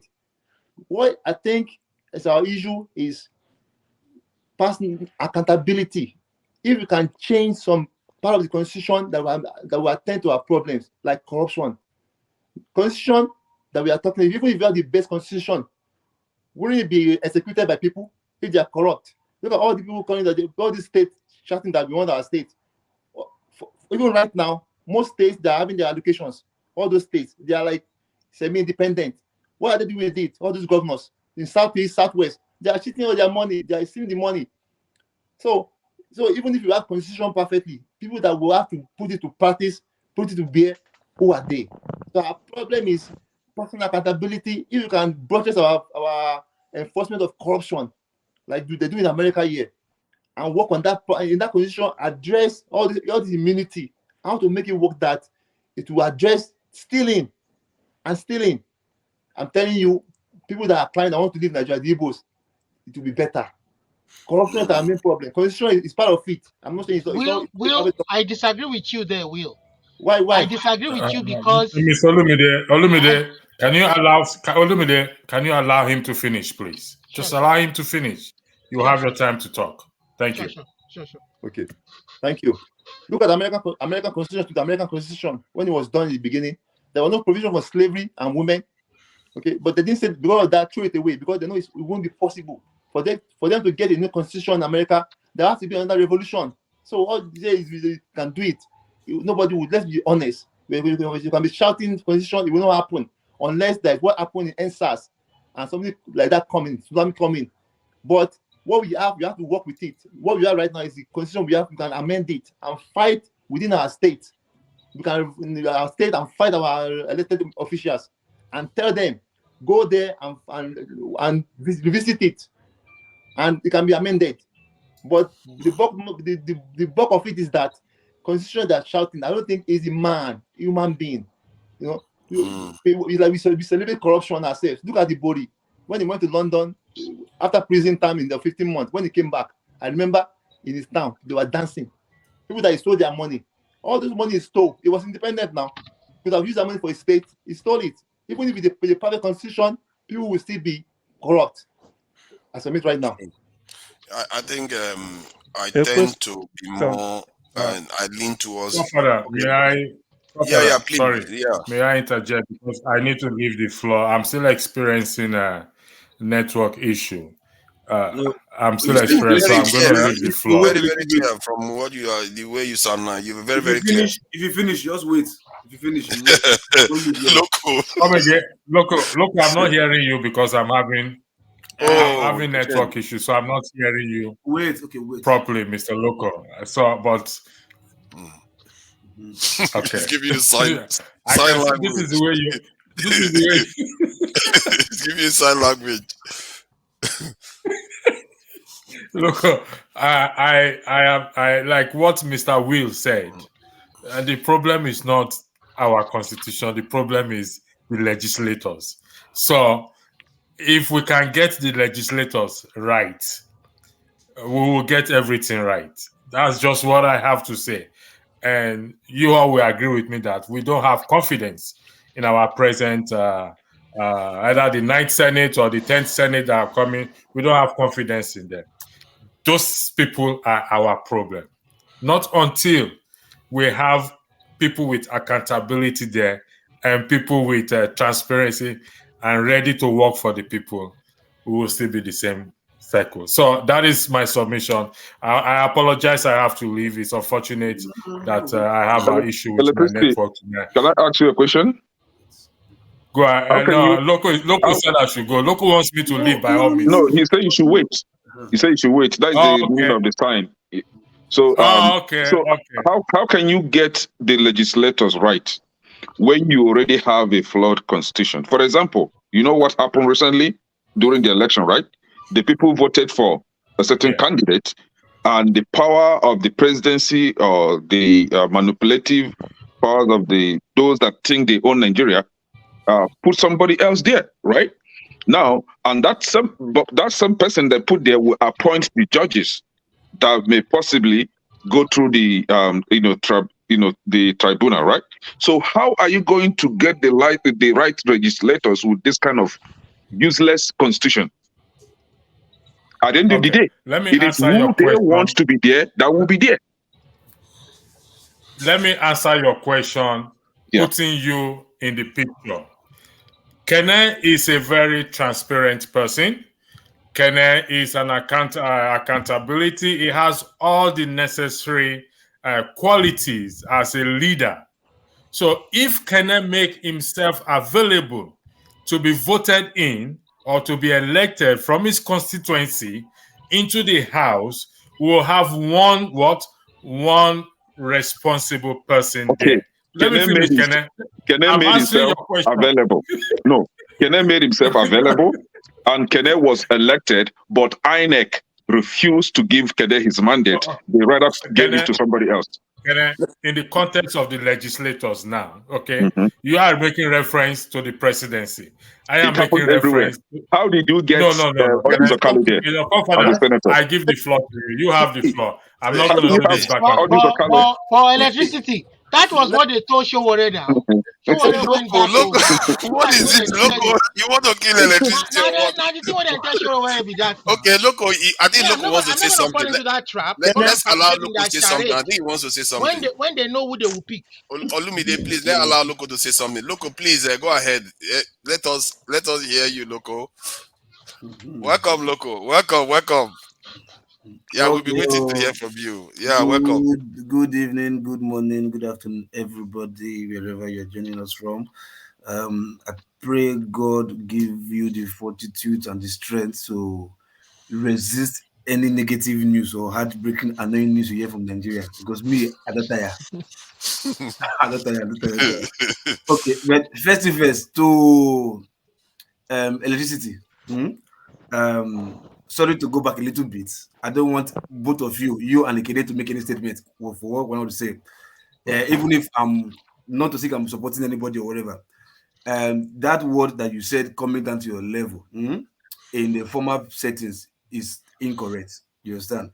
If that is the only choice of word it's available for you to use at that time, and whoever is the receiver, which is Ekene, says no, I don't take that, I will take that as an insult, you're like, oh, I'm sorry, like I said, that is okay. You not look for another word to portray what you want to say, but holding ground that no, that is what I have to say. It's as if you are deliberately saying that word to him to hurt him because he has told you that he doesn't like it and you continue to use it. So using the word coming down to your level, it's an English word, but you can also interpret it to be something demeaning, sort of. You stand around because here is a platform. So a platform is like where everybody's equal and all that. So like coming down to one's level is as if maybe you think the other person is down and you are up there coming down to that. I know on the screen initially Ekene was below the screen while you were above the screen. So oh God! Now both of you are together face to face, almost marrying each other. So like that. That's for that. Then for the constitution, right? Sometimes I don't know if I think we have witches and wizard problem in Nigeria. See, if you ask anybody, and sincerely speaking, that they should list direct 2 or 3 items in the constitution that affects them directly, I don't think anybody will be able to point 1 or 2. Let's be sincere to ourselves. I've said it here several times. The Nigerian constitution of federal government is not my problem. My problem is the institutions, those idiots that affect me every day, that do not do the right thing. Not because they are empowered by the constitution, but because they refuse to do the right thing. That is what is affecting me, and by a large extent, it affects Nigeria, everybody. You understand? Because if by now you go to a police do not come outside and slap you anyhow and force you to collect bribe from your hand, or they will force you to open your phone and you see money in your phone and they ask you to make transfer, the Nigerian constitution do not support them to do that. But in that, if you experience that, to you are living in a bad environment, in a bad society, where the law do not take place. You understand? So that is not the fault of the constitution. It's just the system. Police system is just bad. Same thing in the court of law. When you go to a court of competent jurisdiction and you maybe by virtue you don't have enough money to get a good lawyer, and you lose a case that you are innocent, you will blame the judiciary. Why? Because your opponent has to, maybe it was fortunate enough to get a son, and you that do not have money, you just get one backyard court and a lawyer and you lose your case, but you are right, you blame it to the system too. But it's not the constitution that did that. You understand? So, but in a nutshell, the constitution itself is not really bad. You understand? And one of the characteristics of a constitution is amendable. Let me give you an instance. I can own a company as a one-man business, right? And I draft my own constitution, my own rules and regulations, my own guidelines, which is the same to a constitution. And by some extent, I start employing people, maybe 1, 2, 3. The more I'm employing more persons, the more what I've written down is meant to be amended. They can't expunge it because it's like a template. They will they will have to look into it.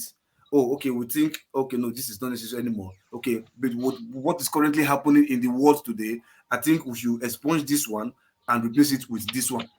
So it's like repeal and replace. I think that's what Trump was trying to do then, doing it to Obama. Repeal and replace. You understand? To say we don't have constitution, no, we're not truthful to ourselves. We have one, but the only problem I see there is that we have repetitions of it.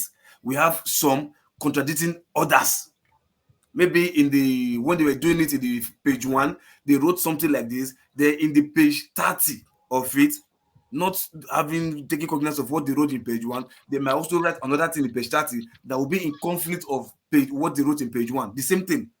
So I think what we have there in the problem in the Nigerian constitution, it has to be a total review and check the one that we don't need anymore, repeal it with what we have in this modern age, then whatever is contradicting each other, remove it. You understand? So I will have, okay, is it this or that? Or like in the law system where they take a case to court, they will give you a law said this one, and another lawyer, smart lawyer, will look for the constitution and use another excuse in the same constitution that no, it was also said that in this clause or whatever, contrary another constitution. So I think that is the biggest problem we have in Nigerian constitution. Oh shit! I want to ask a question quickly. Understand? So that's the issue we have in Nigerian constitution, where we have laws contradicting itself, and I think fair enough, that is just the only thing. So Loco, I want to ask, instead of cutting and pasting and doing another contradiction in that process, and you already have people from different sections will. So why don't we just something else? See, hold on. Let me tell you something, right? The constitution is not a letter that you can read one page and just squeeze and write something else. You understand? We have different sections that deals with security, human life, religion, freedom, anything. And because we are diverse in tribe, diverse in nature, diverse in mindsets, education, or what have you, you understand? You can't just take everything. It's review. See, hold on. Constitution, if you hear what I said, constitution, part of its properties, part of its characteristics is amendable. Loco, I think. Loco, let me just add this quickly. Olumide, hold on. See, Loco, I think this is one of the strongest points you've ever made. I think it's very coherent. KJ, you wanted What do to you ask something. ever made? So I'm making stupid points before. No. I mean, Come on, you put man. it Come together on, well. man. I mean, Naija, it is you who you can't agreed take with him. compliment again. We, I some said of it's one us of your don't strongest agree. points. It is you who agreed, so some of us don't agree. You want to start a fight So- when I'm complimenting you again? KJ, please. So it is you who agreed, not all of us agreed. I agree. That's Well, why I'm it is trying you. to That let is him you, know. Sha. Jesus Christ, stop fighting me, G. I'm not fighting. KJ, please. Okay, I thank you so much, everyone, and thank you also. You see, the problem with Nigerian constitution, what everybody's trying to say, Loco, I like your argument, is that not that it cannot be amended, but the people are not even agreeing to come to the table. That's the problem. Because it favors them now. Good. It So now favors I'm coming, them. Loco. Listen to what I'm saying. Each of us here, maybe majority of us or some of us are married. Yeah, is there any topic your wife will bring that you will say you will not discuss it, Madam? Based on this, we will not talk about it in this house. Yes, actually. Yes, of course. Yes. I don't have such a. No. Look, now tell me, you fit educate me for that one. You've not had conversations. Okay. Because it is you not. think you want to learn the good thing or you want to learn bad thing? It's not a bondage. It's a marriage. It's an agreement. We are all entitled to live in it or live outside of it. Now, if you say there's a particular issue that cannot, this is sacrosanct, it cannot be discussed. You either like it or stay that way. You and I will not be making too much. Even in this forum, we all agree to disagree, but there's nothing we cannot discuss. So what we are saying in the Nigerian context is that we are shouting that we want to separate, not because we are tired of asking, let us talk about this thing. That's just the simple issue. Nobody now who is shouting. I'm going somewhere else. Sorry, you're going somewhere else. We're talking about the constitution. You're talking Sorry. about separation. I'm coming. It is all together. Now, the constitution itself makes provision for amendment. The amendment itself is so cumbersome that you cannot even get it through. And then that's not some true. people, let me tell you, when you have amended the constitution, you have to take it to the 24 states to rectify, and that is difficult because if the whole states in the south agree and the states in the north say they will not rectify, what happens? Everybody will be in the team. We You can't do are here it with in one place. KJ, you can't do it in one place and take it state to state. Everybody's conference. We allow you to talk now, Loco. We allow you to talk. Make you allow me talk more. I have been listening to everybody. I have not said anything. So I'm referring this one now to electricity. You must have seen the process of amendment and what it will take. So enlighten us. Because it's not like if everybody wants to go their way. The Igbos are not asking they want to leave Nigeria, but because the constitution has been written such a way. Now, today, somebody said we have, it was Paul who said, we have 2 seaports in Warri. Okay? And as we talk, none is functional. They have 2 airports. How is that the fault of the constitution? Hold on now, Oga. Some of these things are on the exclusive list of the federal government. You cannot go there. Rightfully so. You can't just, and nobody can just start building seaports. The point he's making is that it's politics that is causing it, it's not constitution. Exactly. Don't you get? It's not the paper itself. It's the people that are the problem. So, why don't we have light in the southwest? Is that exactly. politics? Is that it's politics? the same thing everywhere. It's the same thing. You even have more light. See, hold on. Didn't you see this in a security official during the election say he doesn't know how to recognize a child? Was that the constitution that told that security officer not to recognize what a child looked like? A policeman. It's us that are doing it. We are sabotaging the constitution. Is it people? You see, we know our job, but we refuse to do it. Wait, case closed. Father. That aside, that is greed. That is human nature. But we are saying that there are some things in that document that is fundamental. Not even Indians are greedy. They are not busy ripping their country to pieces. See, the policeman who said that he does not know whether he's a child or not has been the same policeman who have been taking the BVN to go into the emir's palace where they register those children. So you see, this is a systematic thing. He's not answering that question now because it's now. It is what you have been, the brief you have been given. Those people who are living that is not the constitution that did it. Exactly. It's not the constitution's fault. Hold on now. Hey, hold on now. You see, where does the hell of us get our power from? We get it from the constitution. No, you get it from the people. The leaders are the leaders that are instructing them to do those things. The leaders that have money in their pockets. So forefathers. Ondo State is trying to develop a port of their own, and they are trying to mine their bitumen to get income. And it's the same APC with Buhari, but this guy prevented him. They frustrated him from doing it, despite the fact that they're in the same party. This is all ethnic sentiments. It's not. It probably has reasons, but you just assume that it's ethnic sentiment. Okay, what would be the political reason for Lagos has many seaports now. Maybe they are thinking that there are too many there. Maybe they should spread it out to other areas. To where? To Bauchi, like Warri, Rivers State, and all the other areas. Why is Rivers not making? Lagos already has multiple seaports. You are putting up a defense for the Fulani Caliphate. So I'm very suspect. So it's not constitution, it's sentiment, it's ethnicity. It's not constitution. Exactly. It has nothing to do with constitution. See, when the Americans made their constitution, when the Americans made their constitution, they were thinking of the future. They were thinking of children yet unborn, how to make their society prosperous. If the forefathers knew what that document did today for them, I'm sure those people and women they were living now. What does our own document done about black people? What about black people and women? Chaos. What about black people and women at that time? Women were not even given right to vote. The black people and women were not indigenous to US. They were brought from Africa as slaves. But and they had to fight for their freedom. We are talking about indigenous people. Are you a Yoruba man? There was freedom already in America. Are you Yoruba? Yes.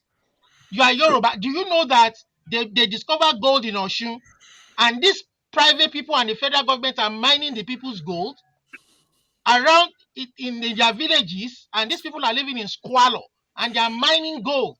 The Chinese is mining gold there, and that is why we are. What has that got to do with the constitution? It has to do with they should control their resources. The state should control their resources. At this rate, Olumide, they want to serve you. If Olumide goes to Ibuka, we are operating a unitary system. Hold on, we are not operating a federal system. Hold on, let me tell you what has got to do with the constitution. 60 years. How has this constitution benefited us? How? Let me wait.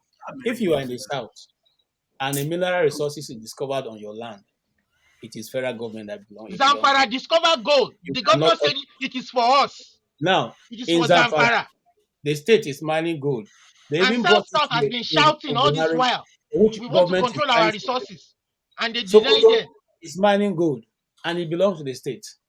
Bauchi is mining oil. Zamfara.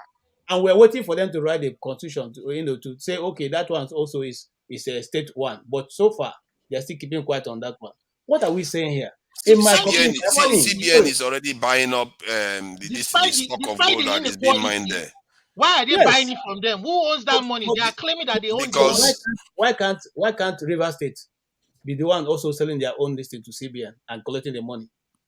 The crude oil is different now.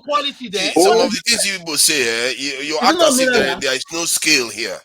There is a scale of difference. Stop acting as if you don't know.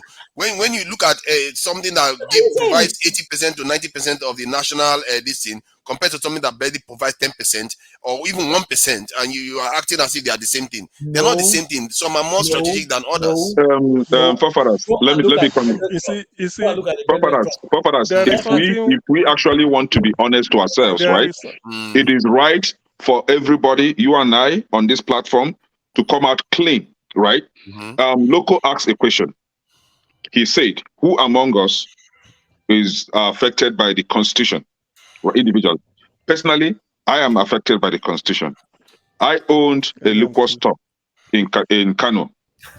I sell my liquor in Kano, and the Kano state governor destroyed my liquor, so I'm affected. We, as panelists here, mustn't be affected personally. Our brothers, our Nigerians, are affected, so it affects us indirectly. Under the law of now, the state you are is it the state or constitution? You say something. You try to differentiate petroleum from other resources, right? Yeah, other mineral resources is mineral resources, including, you see that river that passes through your village, right? It's owned by the federal government. Texas control their if petrol and they pay taxes to US government. whatever law or whatever policy that is set for or against mineral or ownership of mineral resources should affect every mineral resources.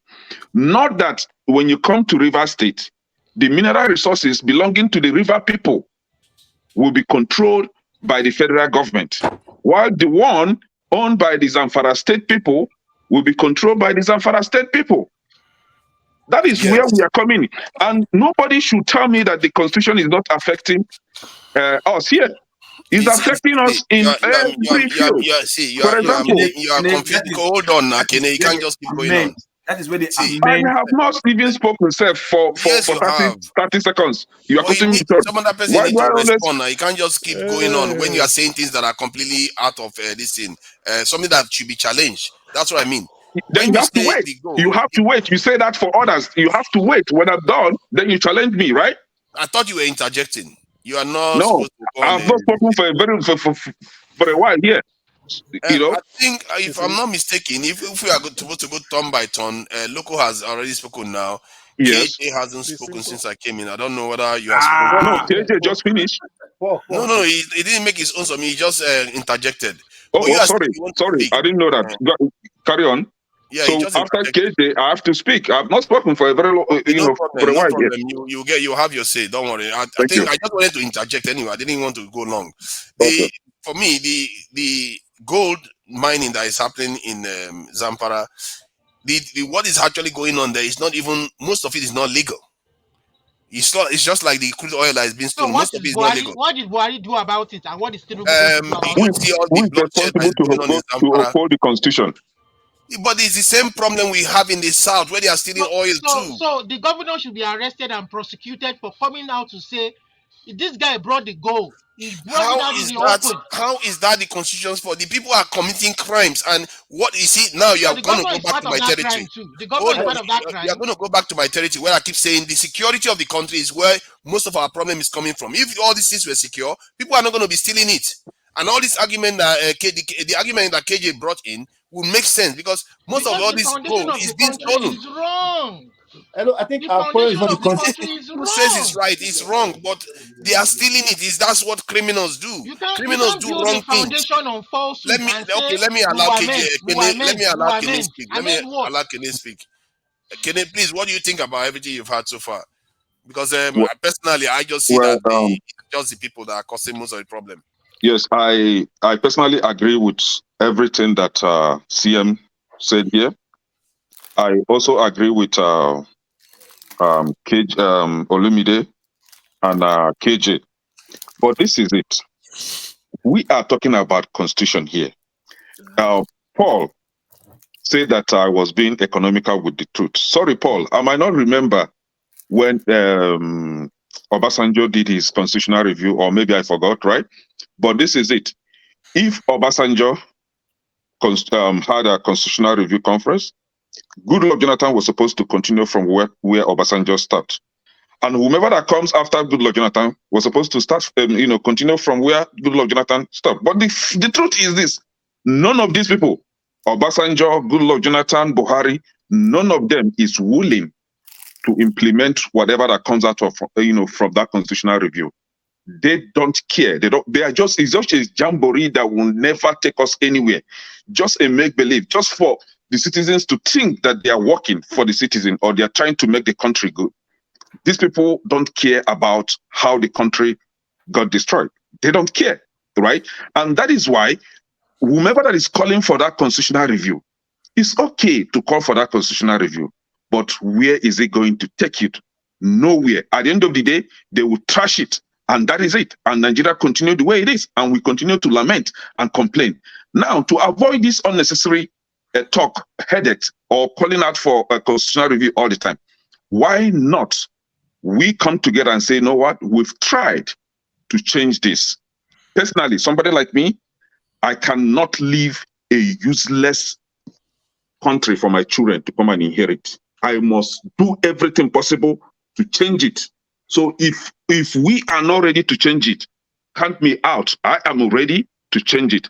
And if us going our separate ways is the only way I think that I can bring a positive change and I can bring a conducive environment for my children to come and live, I will devote everything in me into that pursuit to making sure that that is achieved.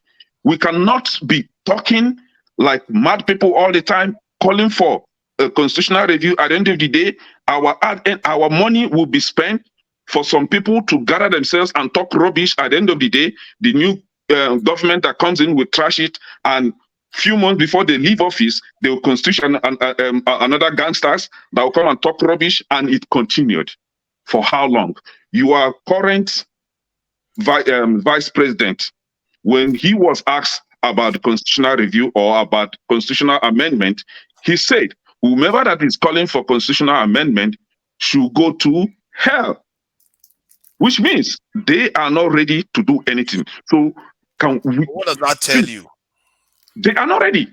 That's what it tells me. They are not ready. That you are wasting your time. See, what you consider perfect constitution, there is another segment of the country that will not agree with it. That's what that should tell you.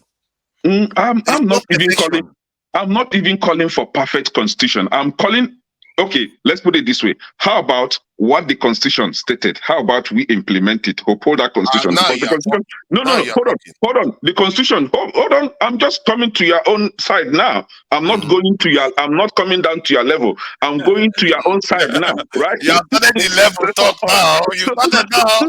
You're not borrowing electricity more now.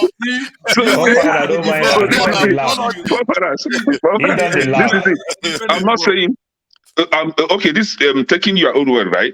How about the constitution says that we run a federal system? Can we truly uphold that federal system whereby individual state should be able to take care of its affairs? You don't push some police officers from Kano State to come and police me in Anambra State. That is not what the constitution said, but that is what they are doing today. You cannot come from Abuja. The constitution says that because of federalism. The constitution said that we practice federal system, right? Yeah, the federal system. The federal system. Remember, they have concurrent lists and the exclusive list. So that is where local is coming with the conflict of they need to so constitution. Many things that the president have, the federal government have. They need to devolve it from that era 52 up to like 3. You understand? Because if police is part of the part of federal government, then state can get state police. Now, again, secondly and lastly, you cannot sit in Abuja, come down to Onitsha and take revenue generated from sales of alcohol, and then you distribute that revenue to 36 states, including FCT. And on the same vein, or in the same whatever, you go to Kano or Zamfara and destroy the sales of alcohol. The same state is benefiting from the revenue generated from alcohol, and they are still destroying it based on their, what they call it, Sharia law. And again, finally, before you say I'm taking too much time, somebody here was saying that we are practicing that Nigeria is a secular state. And I said, no, Nigeria is not a secular state. If Nigeria is a secular state, we shouldn't be part of the Organization of Islamic Countries in the first place. So the fact remains that what Nigeria is doing right now is nothing close to upholding that constitution, if they do have one. And people on my side, we are tired of calling for that amendment. So we are now saying, since they are not ready to amend it, can we just go? Because I cannot leave, and I cannot leave a useless environment for my children. It's not going to be possible. Sorry. Okay. Thank you. I think none of us want to do that. That Organization of Islamic State, if they want to leave it, I think we too should think about leaving the Commonwealth, because that is not exactly, we don't have control over it. It's the Queen of the Royal listing of the UK, British listing that. So there are so many things we can say we should sign up from. But the point is that there are parts of the country that will still not agree with, no matter what you say. In the end, I think Paul is right. There is exclusive list, and if you look at the way the people that wrote the constitution are thinking, they are not. I don't think they made it permanent. Otherwise, they will not release that of energy. They will not release that of rail track that used to be on exclusive list. So they are. I think Forefather, you are wrong on that one. But hold on, Olumide, hold on, Forefather, because This time, it was the president. The president knows he cannot do anything. So just imagine when Lagos did it, when Tinubu tried it with Aaron and everything, Obasanjo take him to court. You understand? They seize everything in Wharf. Do you get my point? But because of it is the federal government that is doing it. So, for example, now, Buhari did it. If Tinubu come, let's say Tinubu don't want it, Tinubu can shut everything down. That's why we just need completely let us devolve those things. We don't need it. Yeah, And this thing that we're Tinubu doing, can't shut it down. Has there been anything that has brought no, up it can in no, other places Tinubu can't recently shut it down. that Then went back another into it? aspect, then for further, another aspect of it, when you talk all these things that we have belongs to exclusive lists and everything, these are the things that make we don't. How much money do we make on gold? So one part of the country, we don't make any money on gold, but they are exploiting gold in Zamfara. You understand? So, Just like they are but stealing if 400,000 barrels of And do oil you know once too, Paul, in in the Osun State, south. too, they are mining gold illegally. Exactly. And these elites are part of it. They are Olumide, mining they are gold. also stealing crude oil to the billions a year too. It's not like we are all strangers to this. That is not a constitutional issue. That is a country without security issue. No, that So is a please, constitutional electricity. issue. No, Yeah. in this context, no, forefather, in this context, where they take gum Arabic in the north and they make foreign currency on that, and federal government is not doing anything. But in south, you might know Delta states to be the states that have a lot of oil. But that's not all Delta state have. Delta state have a lot of rubber. You understand? And I don't know how old you are. There is this song they used to sing back in the days. Those state government property. Now, economic sabotage. If they catch you, if you go touch those rubber in Edo Delta, you don't do that. You understand? Today, our cocoa is being run by the Indians. You understand? But if federal government take their hands off it, people will fight. States will run all these things. And federal government will be very, very diligent to monitor all these things because they want to make a lot of tax. So are you saying that all the You stuff the understand? states have been running so far, they've been doing spectacularly well? The state, yes, no, some states, the federal States government that don't don't pay fight their them. staff for 6 months to 1 year. So this is exactly, okay, like the way federal government fights squarely when it comes to the so-called cattle thing and the like. How much revenue do we make in that cattle fight that we fight in the grazing thing? How much revenue do we make on grazing? But federal government was fighting tooth and nail with that thing. But now I can go to Delta State, you can't go to Ondo State and go take all those their vex for you. Lawan say bitumen. I think electricity wanted to add something, please. Lawan said they should put it in the exclusive list. Yes, I jumped in when I hear Kenneth using the words, borrowing my words from. Electricity is too for No, copyright. I didn't. I say, Electricity is too let me for not copyright. Fulani cattle, they are endangered species. Put that for exclusive list. I came back in when I heard Kenneth borrowing the words that we find that was that. Exactly. Something you apologize for, he went and did the same thing. You owe Kenneth me an now is apology, using by the way. No, I didn't borrow. I said, let me not come to your, That is what Paul said in the Bible. I He just said, want I to saw make a use myself of doing it. the things that I don't want to do. I just want to You make a understand? use of it. Not that I wanted to use it. No. Yeah. I mean, it's nice to electricity, have fun I about it. understood, what you meant when you used that. So that's okay. Yeah, so I don't know what was wrong with my StreamYard. It just, but it's much better now. At least I'm hearing you guys. You see, our problem is not the constitution; it is the implementation. Correct. But you see, like I've always argued, the legislative arms performs an oversight duty. If you the video I played earlier, honestly speaking, I am, as you guys knows, I am not a pessimistic person. I am very realistic and very optimistic. But like Sydney said earlier, the guy called Sydney, he said, if we don't address this institution, in the next 2 or 3 years or 4 years, we'll come back to the same thing. Too much power, even if there's so much power invested in the president, the checks and balances to be made by what? By the legislators. They don't do it. The oversight, they don't do it.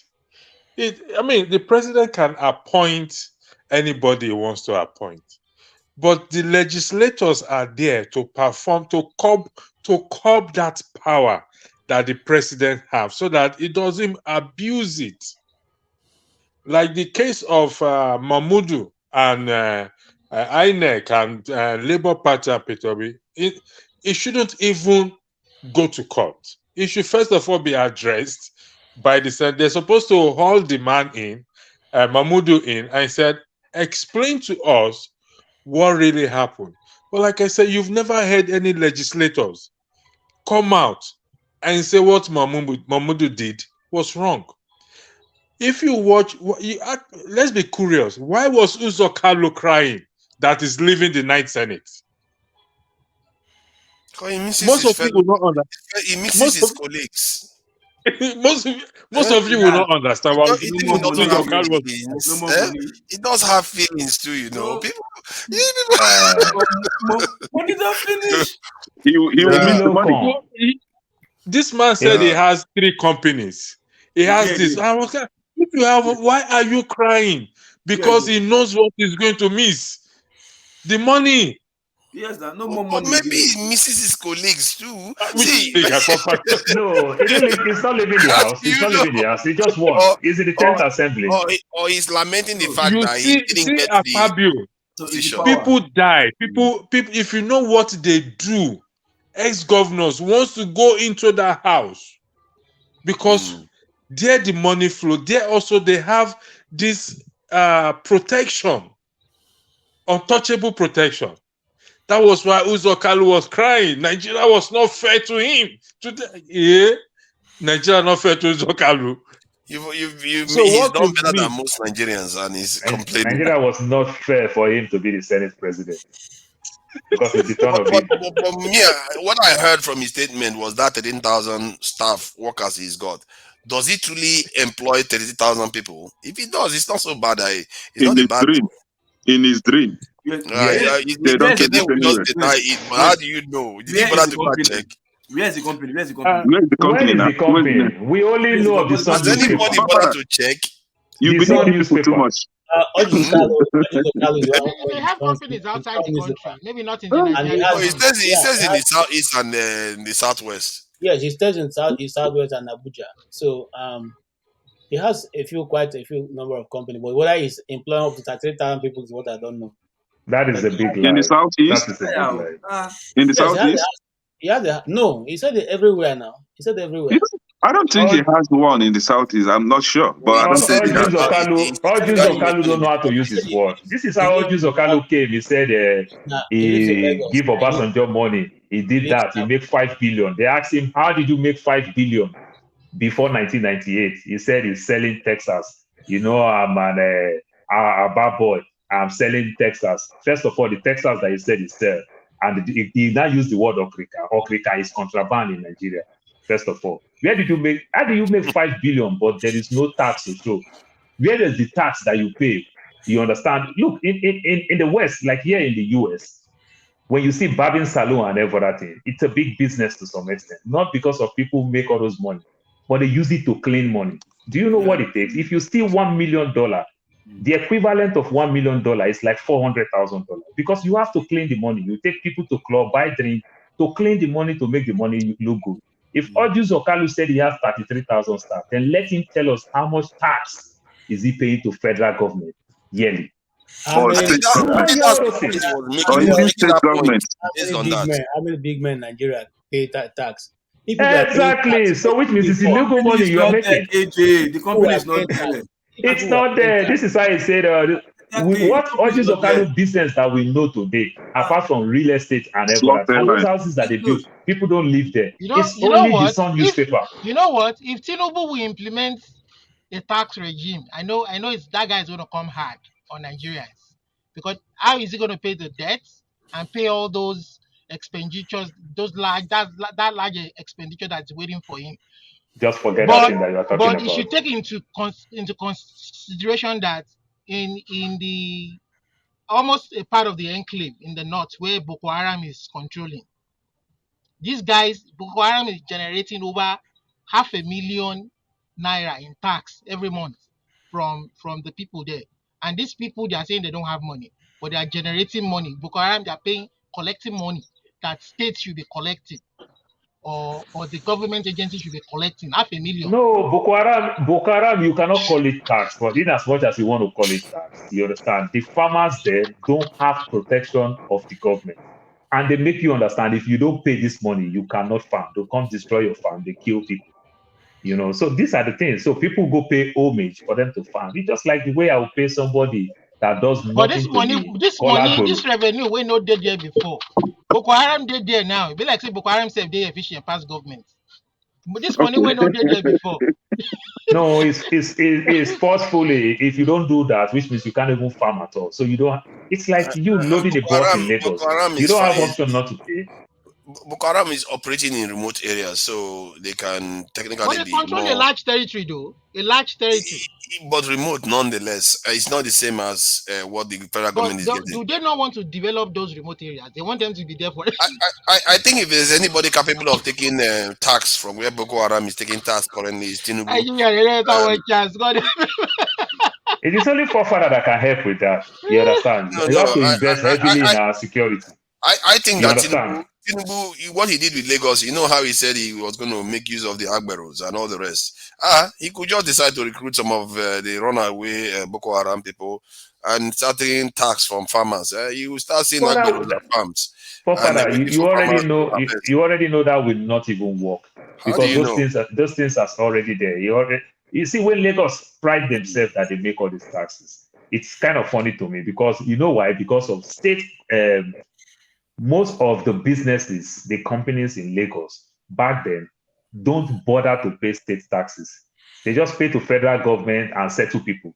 They don't bother to pay state taxes. So Lagos State started fighting them. Not that they even pay their real fair share of the tax because the books are not so clean, you know. And because of all those businesses that in Lagos, these are the things that make Lagos enjoy those things, but not like they put things in place like the proper way to make things just work in accordance of the alpha beta this thing and oracle system, from what I gather, seems to have been able to rake up some money. Let me make you laugh with alpha beta. Alpha beta is the funniest thing that you can see. Alpha beta is what I call documentary. So when you talk about Lagos State, you go back and look. In the US where we live, the IRS is there. But the IRS also have agents that may work with them. But in Nigeria, it is the so-called Lagos State Inland Revenue. I forgot their name. It is the so-called Lagos State that is collecting money. Our Lagos State collect money by themselves, and they are paying to somebody who is pressing computer. Tell me the Alpha Beta staff. Tell me the Alpha Beta office in Apapa, in Ajeromi, in Ikeja, that is collecting this revenue as a third party, then remit to states. It is the same state that still collects. So you are using state workers what to do is the going same on thing. there. I think you are right there. I think what is going on is that maybe the computing system that they use to target the individual traders and businesses and whatever that they need to get the funds from, maybe that's what they are paying for. But that said, personally, I don't subscribe to it because there's a lot of, from what I gather, it makes about 15% or so from whatever revenue they collect. That's a big loss of revenue. Yeah, that's a big loss massive. of revenue. That's massive. You understand? And also exposing people's information. Since we're Can I ask a question though? Can I ask a question? Sorry, Because may I weigh in on this revenue of a thing? No, can I ask something before you weigh in? Sorry. Okay, sorry, KJ. Okay, go ahead. Now, since we're talking about Lagos already, have you guys seen the latest news from Alaba International Market? That the government have issued the ultimatum and they're going to break down this starting from today. So yeah, 17 buildings. 17 buildings are coming down in Alaba out of 320 that's coming down around the state. Yes. So we covered it yesterday. And just because I think the reason why you're probably saying, are you suspecting that it has something to do with targeting Southeasterners? Tribal stuff. I'm not sure that is because they are bringing down from other areas. That has been happening all the time, from time immemorial, because people, if you go to Alaba International, if you go to where this market is, a market is everywhere in Lagos, the marketers and the state abuse all these things. And so that, and when the state also join in abusing all those things, when they come back to come and make a case for it, it will not look like they have a good case. Where are you when people are building all this nonsense? Then later you want to say, based on the state and fire code, you are not supposed to build like this because it's not safe in terms of fire. It's not safe in terms of so many things. But where are you? You regulate, you generate tax, and you are generating tax in an illegal land, illegal properties. You understand? Who approved this property before they build it, finish, and be paying taxes on those properties? Because they pay land use charge. Can I ask a question that I've been just because I think people should think more carefully about this question because it sounds simple, but it's going to go to the heart of where people are in the way they think about things. Let's say Tinubu is in office now, and what is it Tinubu going to do for you to say, you know what, he's done well for the country, but in 4 years' time, what is he going to do that we are going to you will consider that okay? One thing that he will do that it will make you think that is okay. I will accept that. Okay, he did okay as a president.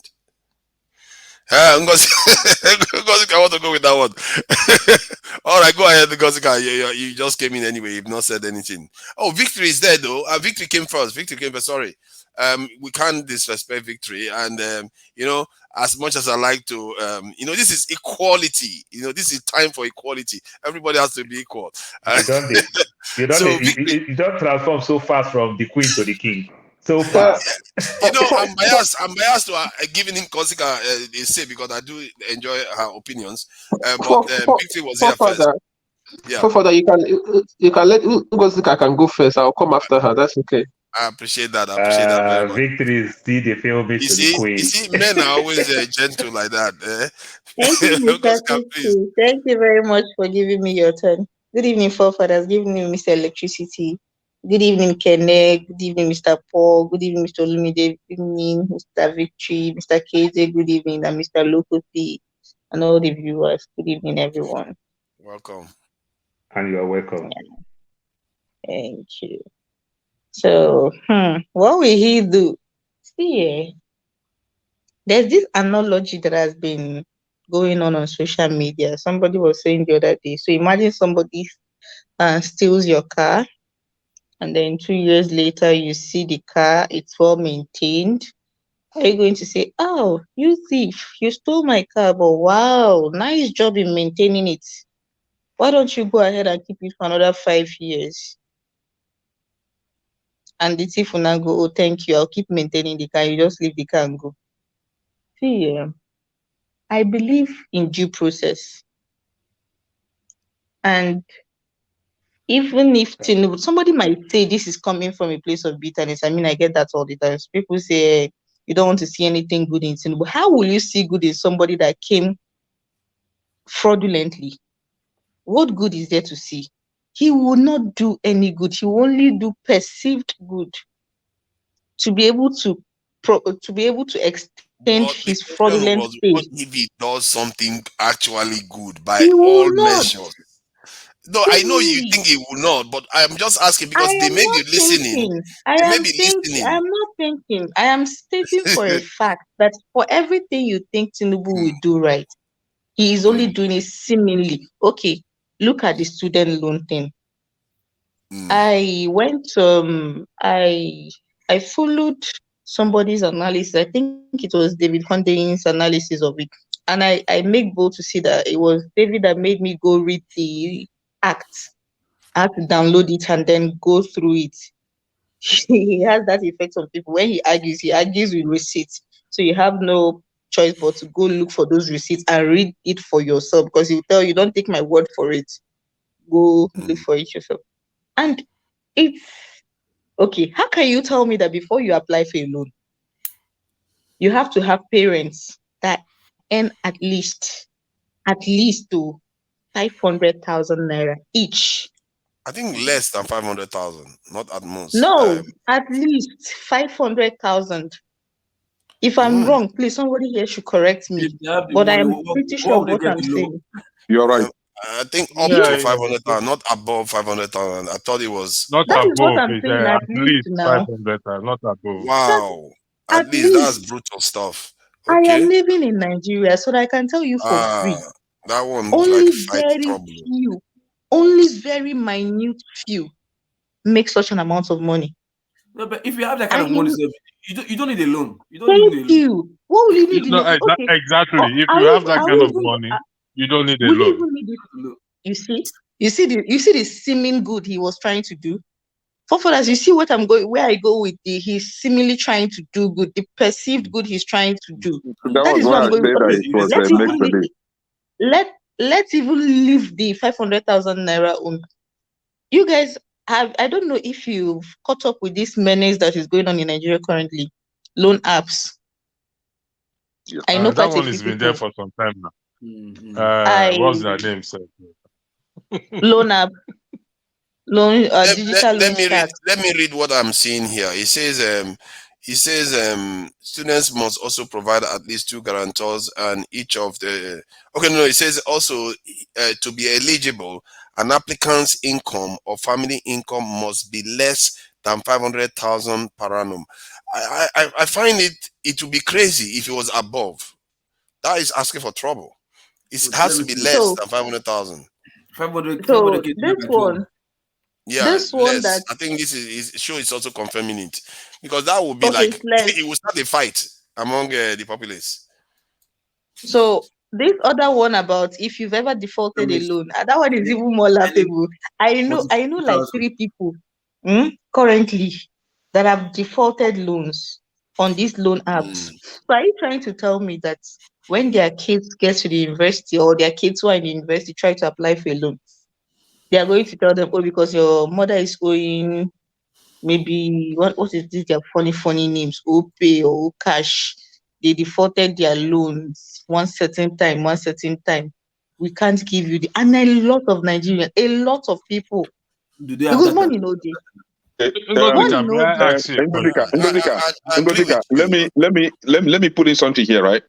I think they will be able to trace loan defaulters using the BVN, right? NIN. And this is why I say, if you are from the South today and you want to renew your international passport, I want us to go and verify this. You must provide your NIN, and your NIN will be displayed on your international passport.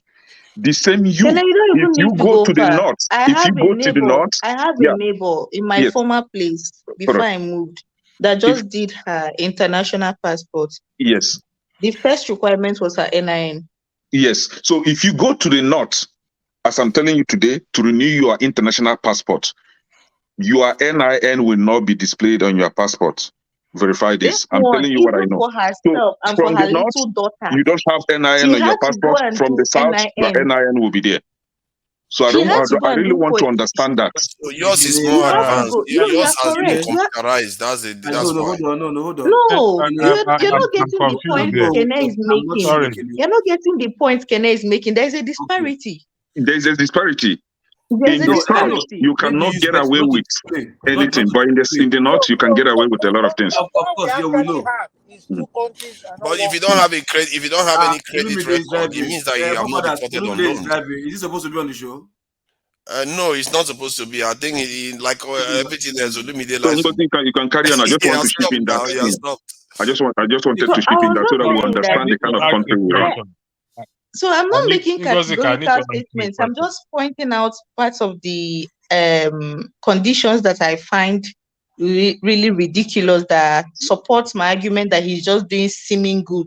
He's just going to do You know, things. I understand your point there, and I actually, apart from some of the things you mentioned, I felt like there was a lot of hoops to cross. And whenever you have this type of situation where they put so many hoops, they don't want a lot of people to take it up. That is the whole idea. Not Not that even they don't want see what is going to happen for others, and we can. I don't know about betting, but we can actually place some good money on this for those that bet. Give them 1 year.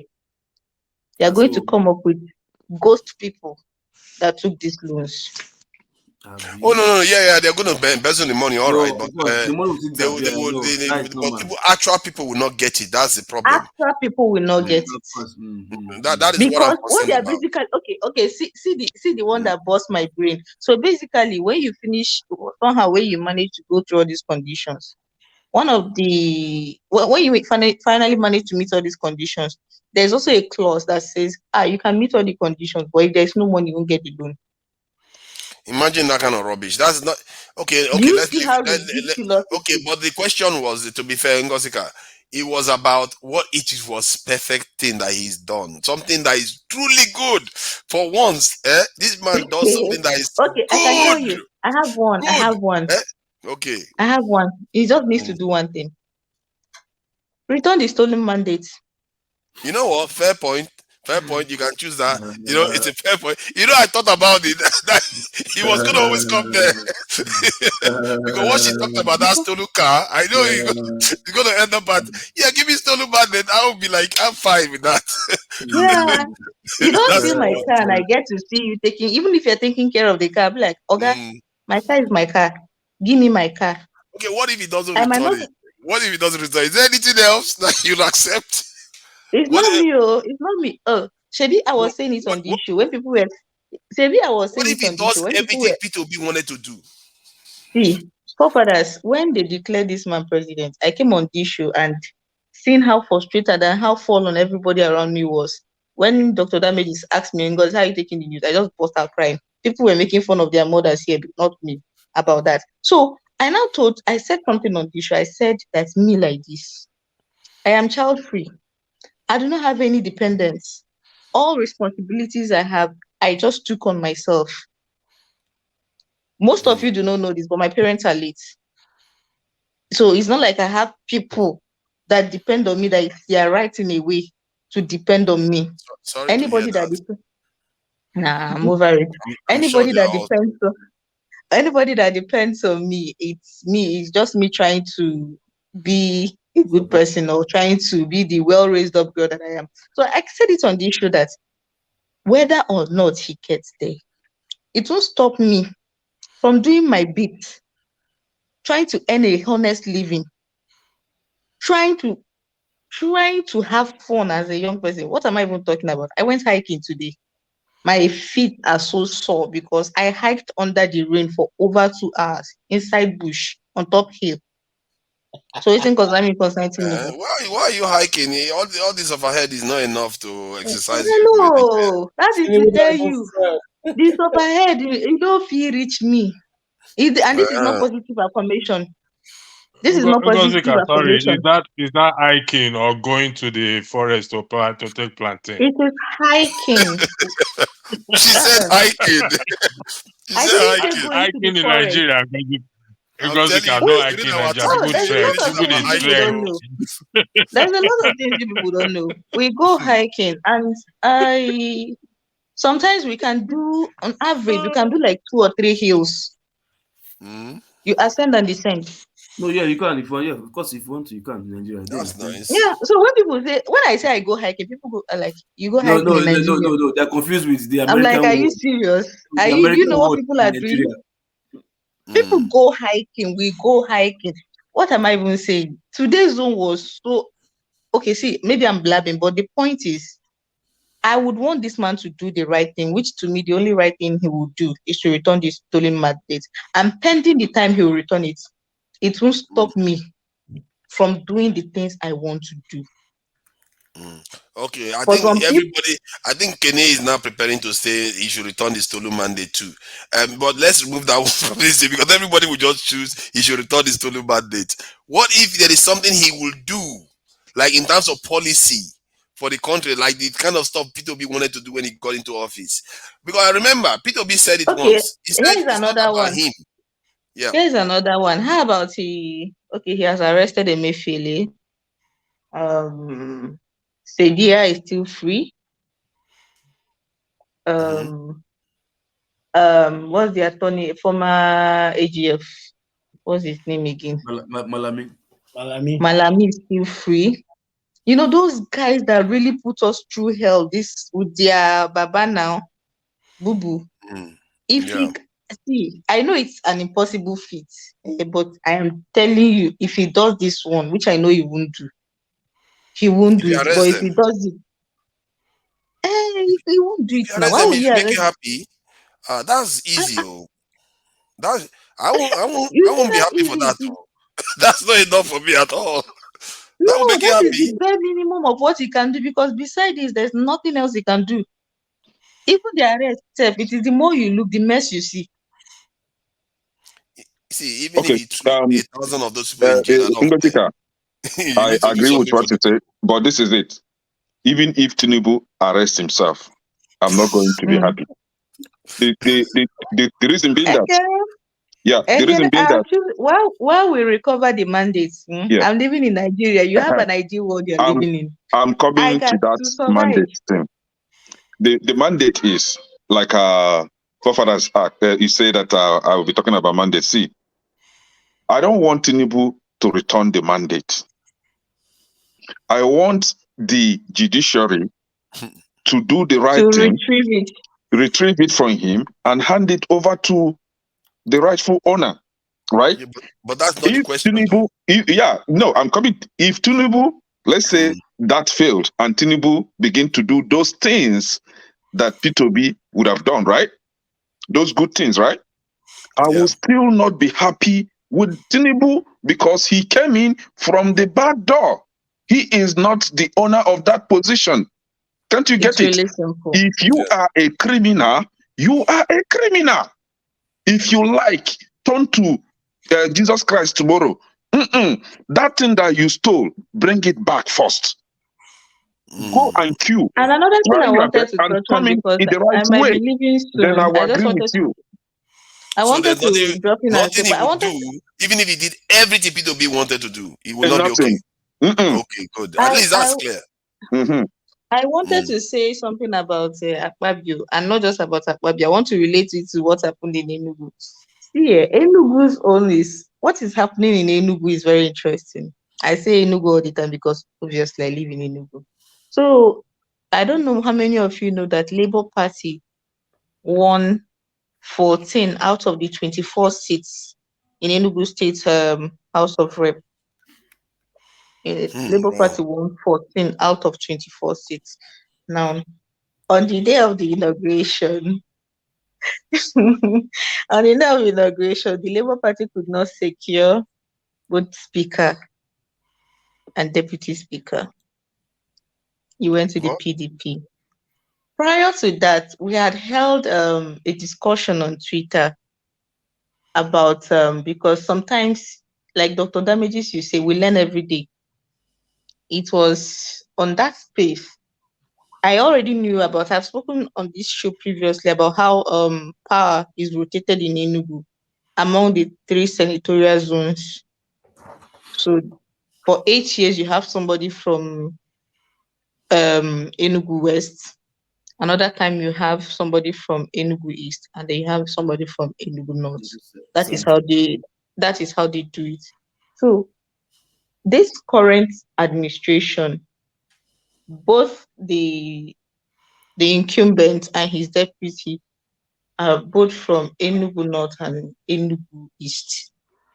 So it goes to say that the Speaker for the House of Rep should have come from, ideally, given their rotation quota, should have come from Enugu West. And I am from Enugu West. That is why it is very important to me. And my respected father and elder brother, Ekweremadu, our deposed senator, he's from Enugu West. So ideally, he was supposed to come to us. But here is the twist.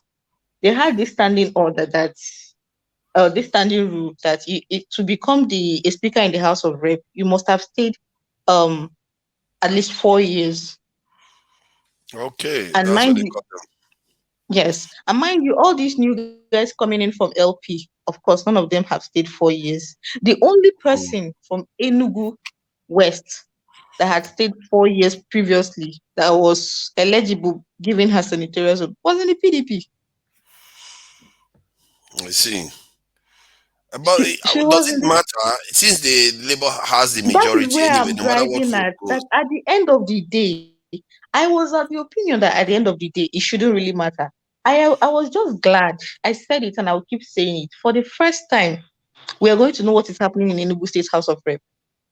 Somebody was complaining bitterly on that space about the lack of media coverage. And it's not media coverage that media people are not allowed in. When you want information from that place, they are so backward. Nothing about them is digitalized. Nothing, absolutely nothing. Basically, they've had a rubber stamp legislation in Enugu State for the since return of democracy. Nigeria, is it not recent that you people had rubber stamp legislation? In Enugu State, for the past 20 something years, it has been OES house. The governor wants it, the governor gets it. The governor wants it, the governor gets it. And it didn't help matters that they were funded by the executive, which is the governor. So while I do not, we can argue from today about separation of powers and separation of finances. We can argue that at another day. But what I'm actually happy about in relation to this Akpabio, I just brought in the whole Akpabio story to be able to talk about this one. What I'm really happy about is that for the first time, there's going to be an opposition in that house. And I know that the Electoral Act dealt with cross-carpeting to an extent, so I'm not really bothered about that. And some people have spoken about members with deep pockets influencing others. I'm not really worried about that. Some people have spoken about former party affiliations. Most of these guys, of course, came from the what you are PDP. describing, since the House of Assembly is responsible for law passing and probably nudging the government to do specific things, Enugu now is one of the states like Abia where Labour has significant influence.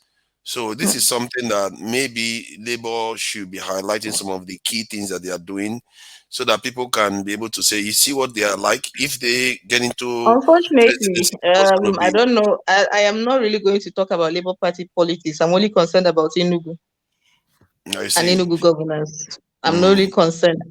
Prior to the election, I said it. None of the 4 major candidates in Enugu appealed to me. I did not for one day support any of them or canvass vote for them or campaign for them. They didn't. They were just. If there's such a thing as 4 pits in a pod, that is wow, what they were to me. that is making Peter Ob's life difficult now, because even if his followers and people are not even resonating with his followers, that isn't that a problem? Who are Because his followers, it's please? Labour Party now.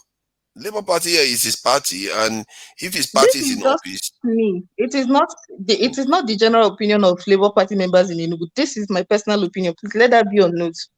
The Labour Party in Enugu is solidly behind Chijioke Edoga. Make no mistakes about it. They are 110% behind. This is just my personal opinion. So I did you see the recent? You saw this this information this gentleman is passing on, and Paparazzi, did you see the recent National House of Assembly sitting where one guy from Kano State, I think he's a new member, didn't even know. Didn't even know the proceeding in the National Assembly, and he was corrected several times.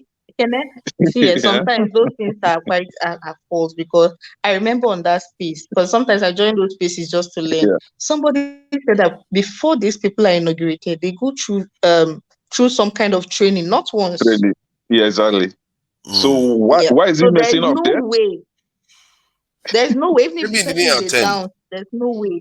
No, He just will to show not you that. know what is going there to do. And there are people there already. A lot of people got voted just because of I would say sentiment. Is in Compasia party. It's just like that guy. It's just like that Enugu guy that they said is a bus driver. That guy is a graduate, owns and runs successful businesses. But when the news outlets carried it, they just tagged him a bus driver. Yeah, just to sensationalize it. And when people read it like this, they go like, "Oh, a bus driver is going to the house of friends." That's bullshit. That guy is doing well for himself. Yeah, a graduate. Local.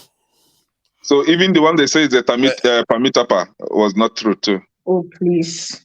You really believe? If you believe that, you believe anything. Let me ask Local the same question now. Local, what is it Tinubu's presidency would do that will make you think, you know what, I may not have forgiven him for Peter Obi, but it's okay. What one thing, just one thing, not necessarily a lot, just one thing that he would do? Okay. Yeah. Even as okay, some people say dirty water they quench fire. So for those some bad guys who know the meaning of that. Wow, that So is some.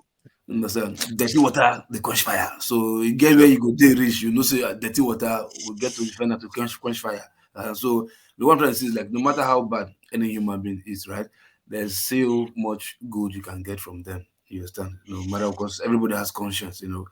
Everybody prays, everybody, you know, Mr. Loco, not be everybody get conscience. So everybody all gets these done. ones that are killing and maiming people, they don't have conscience again. No. No, the thing is they have, but it just is unfortunately that their brain is wired to a certain way, but they have They something don't that have conscience. like no, what I'm saying Don't like they care about? yeah, exactly. So level like something they care about that which is your conscience to make you have a soft spot to like, hey, this thing pay me, or hey, no, I'm not supposed to do this thing.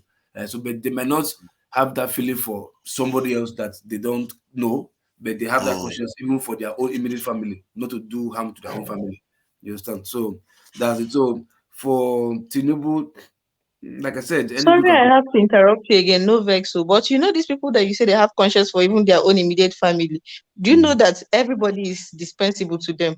That when push comes to shove, those people you feel they have a conscience towards, they will kick them out just to be No, able to no, achieve no. whatever they See, want. look, when they tell you, when they say every man has a price, but they'll tell you everybody prays, no matter how demonic you think you are, everybody prays. Everybody has a price, and you know, like things change. Nothing is constant. You understand? The change is constant. Some So things are constant. So the rising and setting of the sun is constant. no, sometimes the day where they go for you not go see sun, and you not set, you not rise. That day that is not constant now.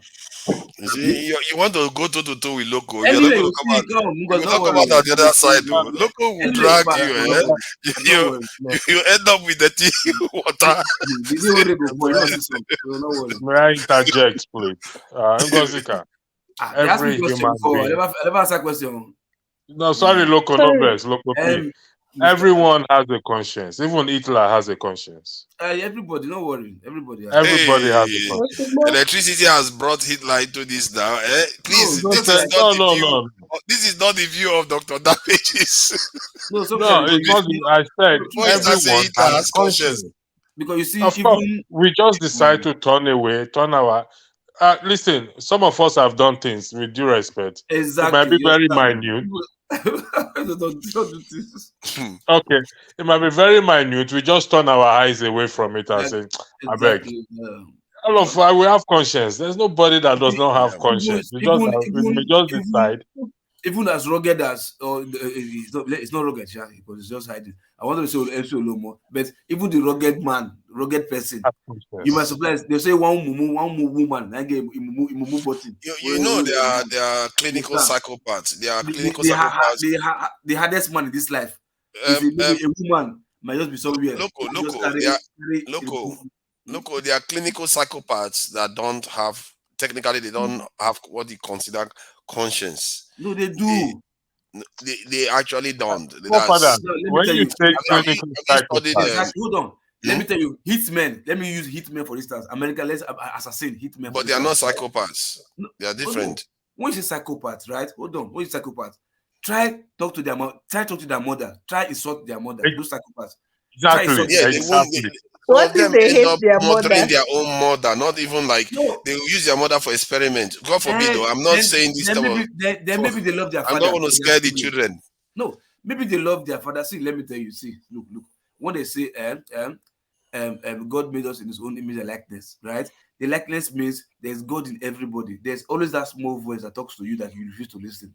It's always there. That is the Okay, conscience. let's agree that at least So, Jagaban does have feelings. so no, So you can't. Whatever. So, he regardless, does have what I'm saying is feelings that too. yeah. So that thing that he can do, you understand, is like he might just come out to like, hey, I'm sorry. It is what it is. I'm here. I'm here. Okay, by the power given to me right now, I hereby declare 247 lights in Nigeria. You understand? He can do. Oh, He if he can do does that, you will anything. forgive him. See? You can't just declare No, and hold on, then hold on, talk hold on. Hold and on, then the electricity is everywhere. No, You have to work it out. Kede said even if he did all that, he would not Yeah. forgive him anyway. So No, hold on. See, because the thing is this, right? The thing is this. There are some things, even in life, even before you grow up to this your age, again, there are many things that you don't agree with that you later accepted in life, and it shaped you to become who you are today. There are many things that happen that did not go your way, and at the long run, what did you do? You have to accept it, and you make best of it. That's why they'll tell you people throw stones at you. You use those stones to build blocks, to build whatever for yourself. So there are things that may happen to you that you don't like. What is the way forward? Like, yeah, if it happens, like if Tinubu said, lights tomorrow, Nigeria tomorrow now, you will be the first person to go to Nigeria and start making use of that light first at your own But advantage. Mr. Loto, you know, it's one thing to say let there be light. It's another thing to actually give the light. Sorry? It is one thing to say let there be light. It's another thing to ask for the light to actually come on. No, what he said is what Tinubu will do. He didn't say what Tinubu will say. So if he says it and it came to action, it came to life, it came to fruition, that is due. He didn't say what Tinubu will say. It was talking shit. So he said what he will do. So if he says it and later comes to fruition, and there's 247 lights in Nigeria, and the refineries are working. Look, you know a man that does let's come back home now. You know a man that use voodoo or juju to kill people. Everybody knows him. He's known for that, right? And this same man, all of a sudden, was asked to serve you food. You know that food is a good thing, right? Will he accept the food from the guy to eat? Okay. See, let me tell you yes or no, right? If that's a juju man, and they tell you he has the only medicine that will give your lost person to keep the person alive, will you say no because it's a juju man, I want life to give that medicine? And you know that medicine works for somebody else. Will you say no? No, if the medicine works for somebody else, right? Yeah. So that person should enjoy that medicine. I have another person that can give you medicine that will work for my person. No, you are going to walk into locus. Forefathers, that is thing you highlighted. I was going to It's not say the only something person on that it. knows how to give good medicine. The comment about the Forefathers. passport. What they say be racist. Was it about the passport? Yes, you know why it caught my attention? So this evening, after the hike, some of the guys from the hike, we decided to hang out. And I don't know if I'm supposed to be saying this, but we decided to hang out. And sorry, I don't want to. Okay. Ngozi? One of them said something that caught my attention. I went to buy suya. We had already, after we had done and wanted to go home, I wanted suya that we used to make noodles at home because I like suya and noodles. So I decided to buy extra suya. So I asked the suya, Shebu, we have paid for the ones we took. He said yes. I said, okay, I want another one, but I want to pay with a transfer, not the POS we used earlier. He said, okay. I said, what bank do you use? He said, Money Point. For most of you that do not know, Money Point is like a microfinance bank. They disburse ATM POS machines. Excuse me. So most of these market people, shop owners, they use it a lot. You know what caught my attention was the name. When I typed in the account number, his name came up. Guess the name. Yusuf Meisuya. Yusuf, the suya seller. And I am telling you, as a Nigerian living in Nigeria, it's no possible. May you go open bank accounts with such a name. If it is not a business name, which is, and he said that is his personal account. Wait. So I come back to our table and I was like, guys, guess what I just discovered? They're like, what? I say, so Yusuf Meisuya is somebody's name. That is what is on the guy's account. No. It's his business. Wait now. Wait. So what is it? Now you accusing him of misrepresenting his. No, she said it somewhere. Let me finish. So I asked the question because I know it could be a business name, but the guy said that is his personal account. You may just be illiterate now. Wait now. So I asked the question at the table, and one guy says, me. I think the guy is a banker. He said, the last thing you would, the one of the hardest job you would do is like to help them open an account. So most of them, their details do not reconcile. Their BVN is saying something else. their ID card is saying, their voters card is saying something else. So that most at times they do not use regular banks. That what they use is all these online payment platforms and all these microfinance banks. So when somebody tells you that in the South that this NIN issue has much more significance or is a bigger hurdle than the North, please believe them. It is not politics. Again, it is not politics. Because it's a no-brainer. It's a no-brainer. For people that do not have, for people whose details cannot be reconciled in a single database, and they will not get anything. If you don't have any credit history, it counts against you. It's not the other way around. If you don't, if they cannot track you, why would they give you money? This is Nigeria. It will never work like that. It's easier for them up there. I see. It's easier for them up there to get away with a lot of things. But when it comes to the down south, the hurdles will have a lot of hurdles to follow. And again, you shared somebody's comment here saying that 2 years ago he was in Kano State. Let's know before people come here to lie like children. He said that 2 years ago. He said that 2 years ago he was in Kano and his NIN was in the past. It was in the passport. NIN started just last year. You see how people come here to lie like children. And if that person is listening to me, yeah, if that person did not start last year. No. Enforcing it on your passport started last year, September. So September, August, right? So this guy, Abdul Razak Sule, is a bloody liar. He said that 2 years ago he went to Kano. Don't go cursing. Hold on. You are not sure how he did it. He said that I'm spreading.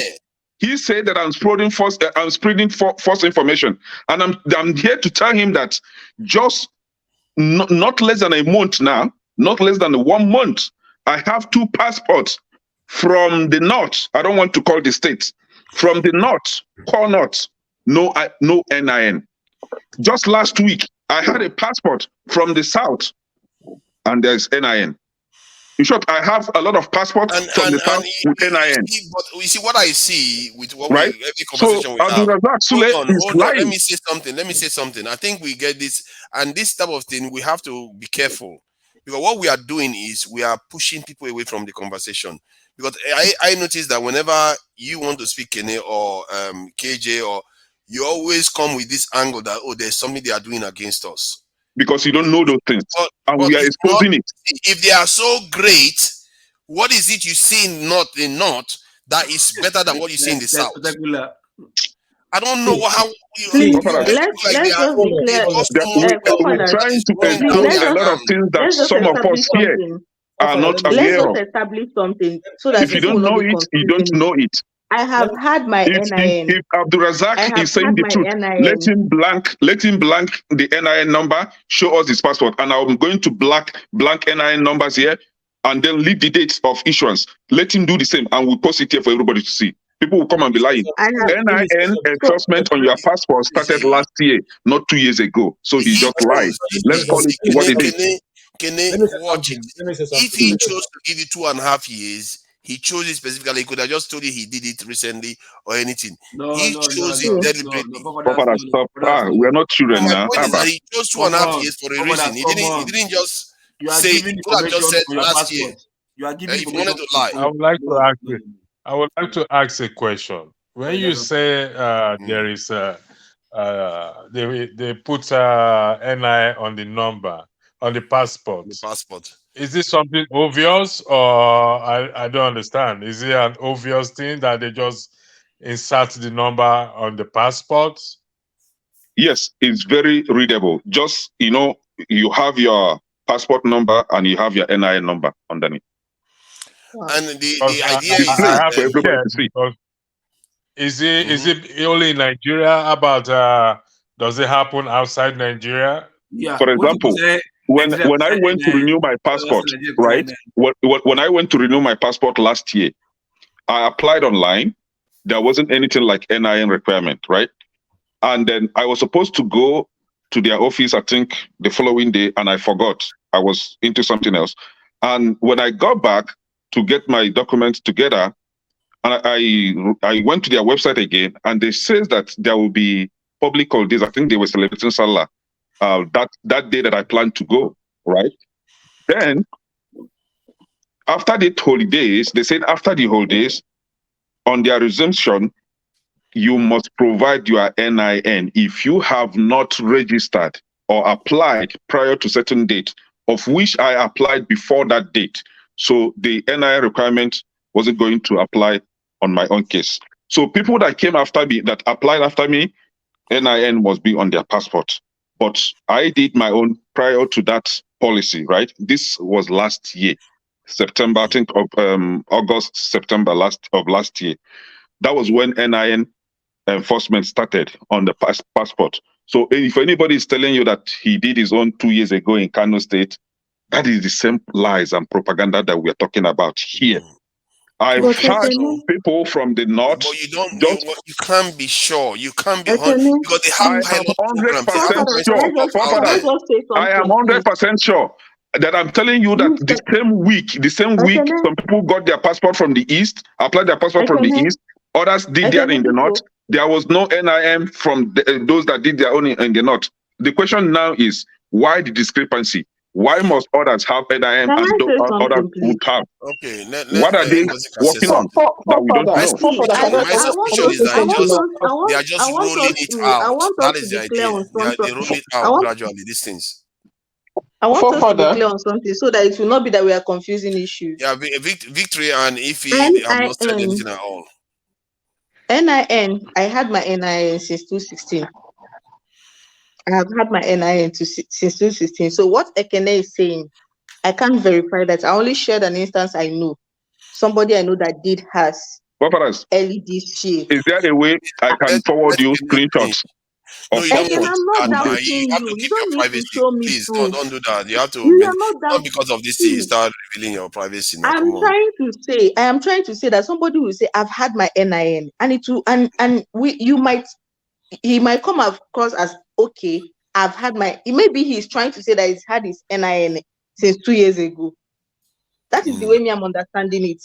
It might not be that he's trying to say that he has had it on his passport. That is what I've been trying to point out for a while now. He could be saying, oh, I've had my NIN for the past 2.5 years. Fathers, please put on the post again. Yeah, let me see if I can find it. So that is what I'm saying. Let's be clear what we are arguing sorry about. For interjecting.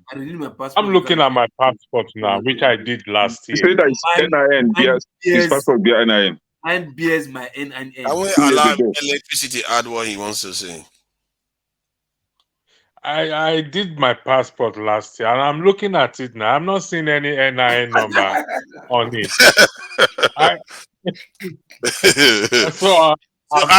Let me ask you, Abdul Razak, please clarify your statement. Where did you do it? December 20. It was issued December 2022. Where? When did you apply? When did you apply? When did you apply? In Dublin. No, when did you apply? What I time applied that same December. I applied same December last year. In Dublin now. Yes, I know. I can show you if you want to see. It doesn't matter. No, but this is it. It's in Dublin. All these Nigerians, people don't care for your privacy. It's Dublin, but if it's rollout, it's a Nigerian document. So if it's what is applicable, here's what I would say. What is applicable in Nigeria is applicable anywhere because it's a Nigerian passport. So that is why I'm getting confused. So if electricity. So what I'm trying to point out is that thing that is applicable to a section of Nigeria is not applicable to others. That is what I'm trying to find out. Why is it so? Let me just shed light on this. I think we've been going round and round on this one. In the UK, give me one second. Can I move go ahead. this conversation forward? We cannot arrive at such conclusion. Hold on, let the electricity finish. Then I'll just add something. Then the other two. They put NI on some people and they don't put NI. We can't say it's a targeted something because We don't know. I have not seen. I mean, like I said, I knew people who did passport, even in Nigeria last year, and there was no NIN on their passport. So it's electricity something that on needs to be electricity. looked at. On a similar note, if you go to Nigerian Immigration Service website right now, try to apply for passport, either reapplication or new fresh application. Pick Enugu or Anambra or Delta State, for example. You will see the price that they are going to give you. Then go to on the same website, change your state. Pick state like Sokoto or Katsina State. You will see the discrepancy in the price. And I ask again, why the discrepancy in the price? This is federal. Is it not an state. official price? Official price. Discrepancy? Yes, official price. I'm telling you, official price. I'm not sure. You know, this guy likes to do it right now. You have computer. Do it. I'm not making it up. Just do it. I will do it. But the question you have to ask yourself is that is the state government subsidizing it? There's also that going on. State government has no business with this. This is federal. No, they can subsidize how much your citizens pay for it. For example, official website of Nigerian Immigration Service. If you want to renew your passport in Anambra State now, the official price from their website is 25,000, right? As of last year, it was 25,000. If you want to apply from Borno or Sokoto State, for example, it's 10,000 naira. The letter changed it to 15,000. So if you want to reapply in Anambra State now, it's 25,000. If you want to do it from Kano or Borno or Kebbi, it's 15,000. So why the discrepancy? That is what I'm still asking. If there is a discrepancy there, we'll find out. We'll get to the bottom of what you are saying. You just do it right now, so that let it not be that I'm making it up. There are a lot of things that I don't have answers for, and that is why I'm asking. Hold on, Kenny. There's a lot of accusations you are making against the Nigerian state itself, and I feel like many of these things are things that can be explained. Not everything is conspiracy theory. And regarding this in the NIN showing up on the passport, like here in the UK, they have what they call universal this in credit or something like that they do in the UK. Yeah. So they have rollout periods where the stuff rolls out. Sometimes they can start from one town, then they can move to the next town, then they roll it out nationally. That's how it happens. It doesn't happen everywhere at the same time. So maybe that's something that is going on right now. You're already ascribing some sinister motives to it. No. The price discrepancy, is it a rollout thing as well? No. I'm going to look into that one. If that is true, I'm telling you that it has nothing to do with rollout timing. This is the usual stuff in Nigeria. Hold on. You're making it look like Southern leaders are just stupid, sitting there. Southern leaders No, that's not what is happening. Southern leaders are more than stupid. I'll find an explanation for this. Just watch. Let me use the right word. You know what? Southern leaders are more than no other stupid. person is going to be able to talk. Kenny, you need to hold on now, please. Let's respect other people. Victory has been here. Victory, please say something. And you've heard everything they are saying. The question was about, Kenny they will always move it back to some kind of conspiracy. The question was, what is Tinubu going to do in office that will make you, if you had reservations about him, you will say one thing, that you will say, okay, he's done well. As a president, one thing that he's going to do. I don't even want to start discussing what Tinubu will do. I think there are some issues that I don't know if you guys have discussed that tonight. That I think we've actually skipped. I don't think we've actually talked anything about those issues. The issue of like the CBN governor, the ex-CBN governor, allegedly saying that he releases 500 billion naira to the Ministry of Humanitarian Affairs, headed by Sadiqa Umar Farouk. Are you aware of that story? No, I'm not. $500 billion to Ministry of this thing. What was the funds for? No, say you release every for humanitarian affairs to develop part of the north. Are you aware of that? No, we are not. We are going to talk. See, that sounds like an important topic. We still have time. We can discuss those things. But in the meantime, what other thing you going to bring up? I wanted to talk about the currency, the black market, removing the black market from the currency, the unifying the rate for the currency stuff. Okay. Because I think Nigeria, money from CBN. What else? Yeah, Nigeria is in for a big ride. When I mean a big ride, it's going to be what's coming. People don't understand what is coming. You know what? That's gonna be exciting. But still, we have to just answer the question. So we'll get past it, then we can come back to the topics you just raised, because I think 500 billion is a lot of money.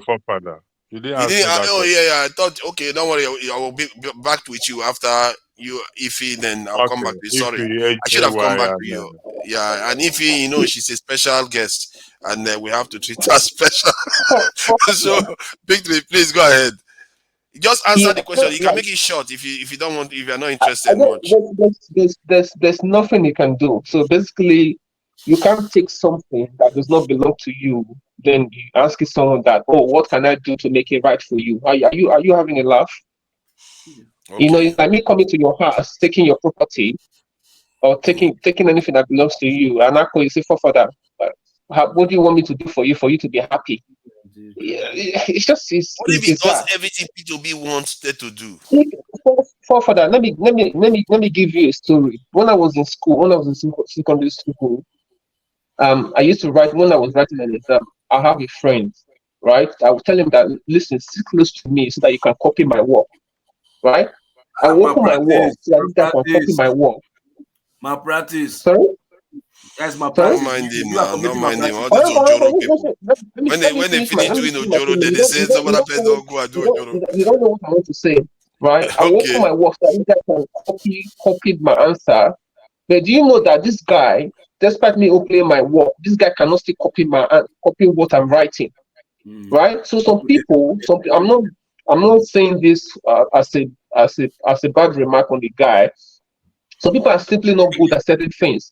So what Obi said he wanted to do, that I will remove subsidy from day one, it doesn't mean that I will just go and start announcing on the inauguration day that, subsidy is gone, without having a plan. What is the plan?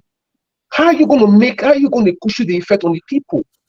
Now, the minimum wage in Nigeria is 30,000 naira. So what are you going to do are you going to increase the money to 90,000 or 120,000 naira? Look at the effect on inflation. Look at, we're talking about this currency thing. Peter Obi said that he's going to get rid of it. Now, he's going ahead saying that, breaking news. Tinubu signed student loan. Breaking news. Tinubu have removed black market listing. So this is just propaganda at a scale that you never imagine that you will exist. But that is not the question, though. So you say nothing is going to do 24/7 power supply. You're not going to be happy with that. He cannot. For that, you know why? Because the process that brought him into that place is flawed. It's not the right process. He can never get it right. The question is what if? Just what if? No, that's what I'm saying to you. It's not. You are very much aware, Victory. You are very much aware that 80% of Nigerians will say, no matter what he did, he's giving us 24/7 power supply. All the other ones we wanted to get in there, they didn't give it to us. You see what I mean? They will not agree with you. That is a pipe dream. It's like that is you dreaming. I know he's dreaming. I'm just. I know it's a form of dreaming, but I'm asking you, what if it happens? Would you consider me good president? Because I know it's not going to be possible. So there's no point. So there's no point of even saying that what if he does this? Because I know that's not going to happen. So what is the point? What if the question is the hypothetical? What if it happens? Would you say, he's after all, he got there badly in a bad way, but he did okay? Okay, well, the only thing that he has to do for me to say, he's doing well, they should release the result of the election. Let's see what the beaver says. Yeah, I know. I know they always go there. Yeah, Igosika already said that. One of them, I think, was it they say he should put himself in prison? That's the one that was not the problem. That one is not enough. They should release the result of the election, because if you don't, I'm telling you, I see Nigerians. Some Nigerians are laughing. They take this as a joke, or they don't know the implication of what just happened in this last election. If you know the impact, the next election, there will be no election. People will just write results and say that's it. Because who is going to stop them? Is it you? Is it me? Okay, I think I get where you're coming from. You are not going to accept anything he does, as long as he got there badly. And I hope Ngozi, this in sorry, Ify, you are going to No, no, sorry, be hold on, ready hold on, to be hold on, hold on. forgiving. Just like Yaradua, right? Mm. He entered, right? And when he got there, he said the process that brought him in was fraudulent, right? Was flawed. So it depends, like he entered. He said that the process that brought him in was flawed. You understand? So that means he accepting the fact that the process that brought him in was not good. But what does that mean? That was a like a good takeoff. Like he wanted to do something to set the ball straight. So like I said, he's human. Everybody has a conscience. He must well say, okay, yeah, I know process that brought me is not good, but see, come on, man. I'm ill, it's old, it's fragile, maybe he might die tomorrow. So let me just do the right thing.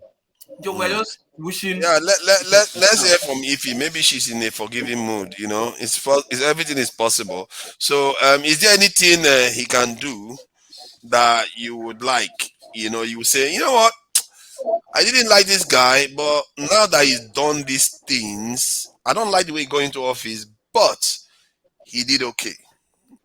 Who? Tinubu. Do we have a president? Who is he? The point is, what if he does these things, like all the things P2B wanted to do, he did them? Would you say, oh yeah, the way he got into office was bad, but he did everything P2B wanted to do, so I'm good? And I'm asking you, who is the person? President Tinubu, yes, the Of current where? president, the one that lives in President of Aso which Rock, country?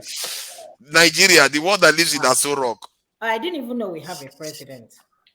Wow. He's president select. You know, you can call him president select. I still didn't know that we have a president. I even think that Buhari is still in power. Okay. Okay. So you don't anticipate that.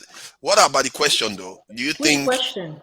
what can he do that will make First you of think? all, I have to admit that we have a president over there. So we don't have a oh, maybe the question is not for you. Maybe the question is not at all. She's not engaging. Okay, electricity. Let me see. Okay, I'll come back to you with what the other topics you want to engage in.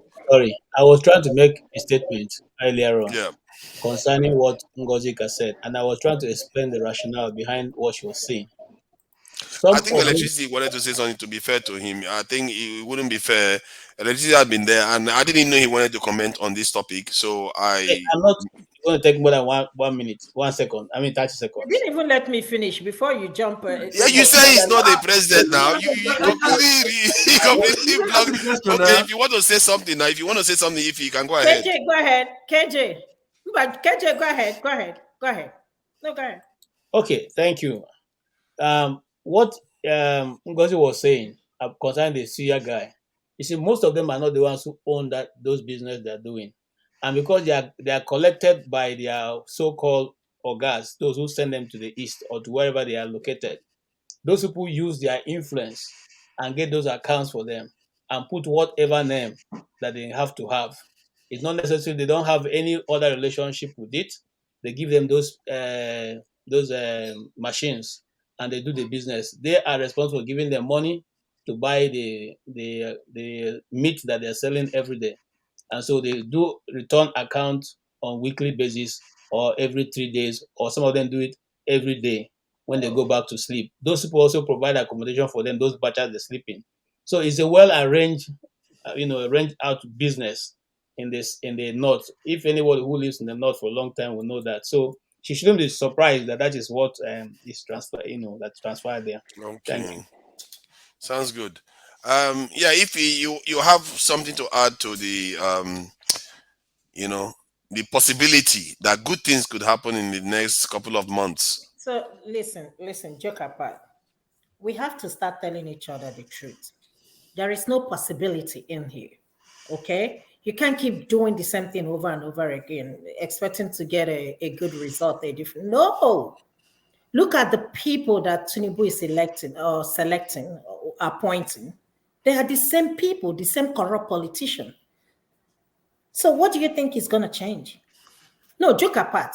What do you think is going to change? I'm not hoping that it's going to change. Personally, the way he So what are started, we talking I don't think it's about? going to change more. But the question is about something else. It's Like about what? because you never know. They may be listening to this and thinking, okay, there are certain things Nigerians want me to do, and if I do this, I'll be a great Seriously? president. You know, you never know. Okay, let him start by giving up the election. Like somebody, Victor said, let us see the Beaver machine. Let us even start from the easiest one. Loco, leave me alone. If you don't like what I'm saying, that's fine. Yeah, let us start from there. I don't know why we try to, kind what's the of give these problem? people pass. I What's don't the care problem? what Tinubu does or what he's gonna do. I don't care. I don't hate him. I don't have anything against him. God knows. I've never even seen him. Just like he doesn't know me. I don't know him. I only hear about Tinubu. But let us do the right thing. Okay, All for him these to go things back that and is do the right happening, thing. all these things that is happening is something that have been there before. I wanted to ask electricity question earlier, earlier in the show when they were talking about student loan. I wanted to ask him what effect of the student loan, what is he going to do for Nigerians? Because I don't get it. I was even shocked when I woke up and I saw this student loan thing. I was like, is that the problem of Nigerians now? Why student loan? We can't even afford to eat 3 times a day, and we are talking about student loan. Even Americans here, they're still struggling to get their own in order. They're still struggling. All of a sudden, boom, student loan. So I'm trying to understand who gave him that idea. I think it's because it's been around since 2016, if I'm not mistaken. Maybe that's why he just came in and just did all the things that were already on the plate. Why did he not do that in Lagos State? Why did he not do that when he was the governor? All these are our leaders now. Southern leaders, they I are not thought he very, was very the good. best governor in Nigeria then, that he did Oh all these no, things. no. Built People will Lagos. say those things. As long as Makoko still exists in Lagos, nobody can convince me otherwise. Electricity, please. You wanted to say something. You had the question if he had for you too. Actually, if he made very important, why did he not do the student loan while in Lagos, where they are generating revenue as claimed? The revenue could have been used to better the life of Lagosians, regardless of a tribe or whatever it is. That is a question people should have asked that. Okay, as a governor, you could as well do the same thing for either indigenous of Lagos or anyone that lives in Lagos for so amount of. So that's a question that only Mr. Tinubu can answer.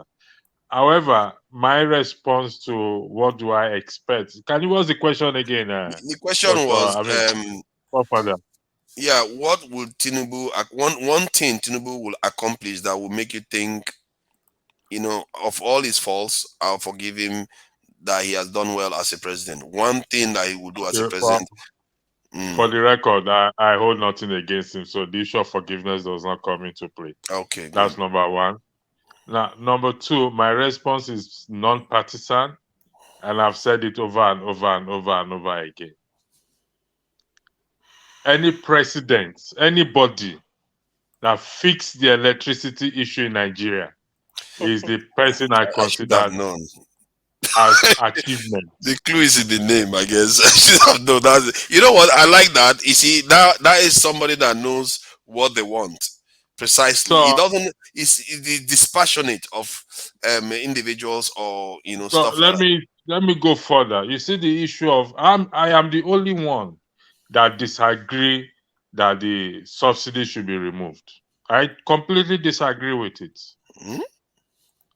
Totally. Nigeria will go bankrupt and we'll have a debt crisis on our hands. Forefather, if they tell you how much that is stolen from that country every day, compared to the subsidy, Nigeria will never go bankrupt. Yeah, but based on the subsidies and the numbers, if he The remains, removal of we have money to pay our Forefather, debts. hold on 1 second. You asked me a question now. Listen, the removal of subsidy. Let's even say, okay, let me just, for the purpose of argument, say they remove the subsidy. Now you need to put it into equation. Most Nigerians depend on generator to get electricity. And because they are able to afford the petrol, even though it was still considered expensive then, they were still able to afford it. Now, the price has risen up. And from getting in touch with people back at home, everybody now measure how they run their generator, meaning that they cannot produce. Workers will be laid off because profit. So the solution for whatever palliative they said they want to give, all those are rubbish palliative. The only solution that will curb this removal of fuel subsidy is electricity, because people depend on that fuel to fuel their generator to give them electricity. So when there is this month, the fuel pump, the price of fuel pump here went up by 7%. I mean 7 cents. And people didn't feel it.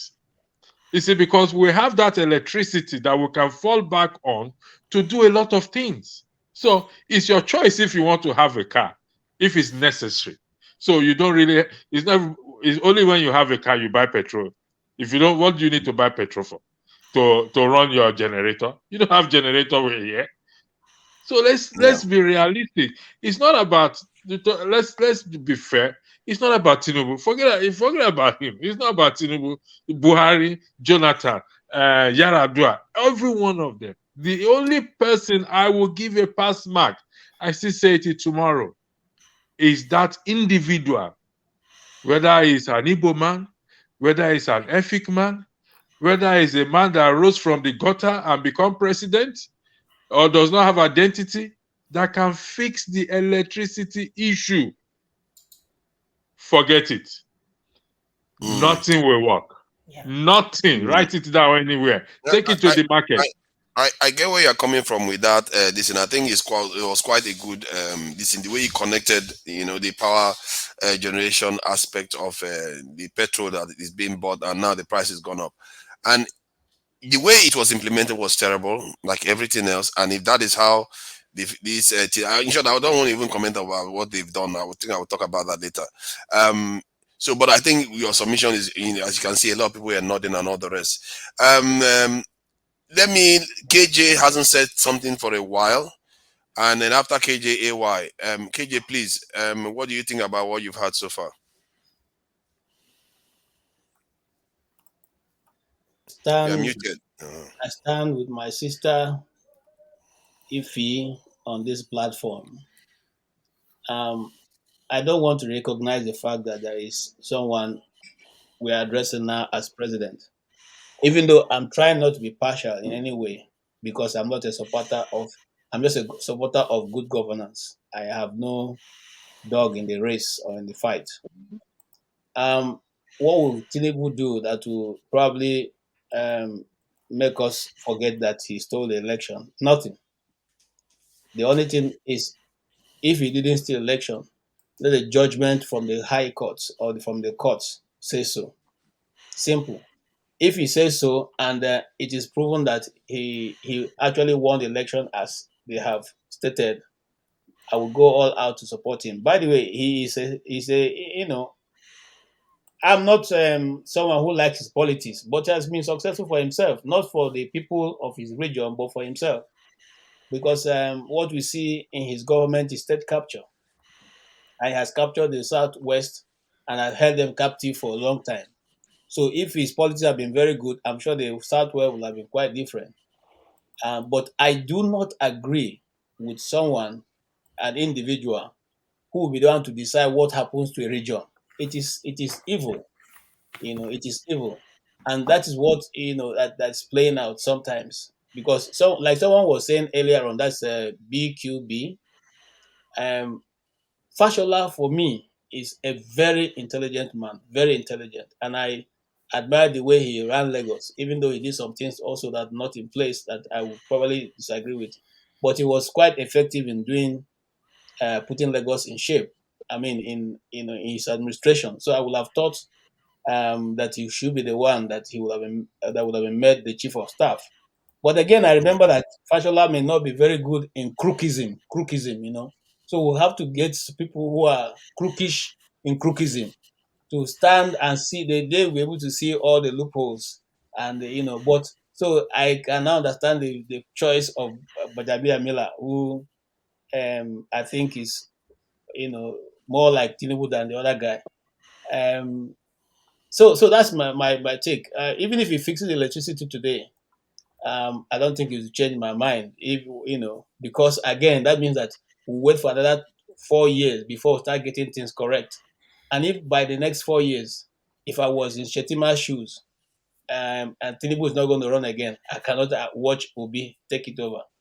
Everything is going to be done again to make sure that Shetima continues to remain in power. And the questions that Nigerians have been asking this on this platform, nobody seems to be asking that question with me is, why was Mahmoud not also arrested and questioned? Why has the Senate not called him out? Why has this? Is it not obvious? It's very obvious. You say, Why would they arrest someone that declared him president? Do you want an answer to that question? So that he removes himself from office. Why would they arrest someone that made him a finish your president? question. I apologize. I will answer that question, then you will speak. My apology. Ahead to declare results.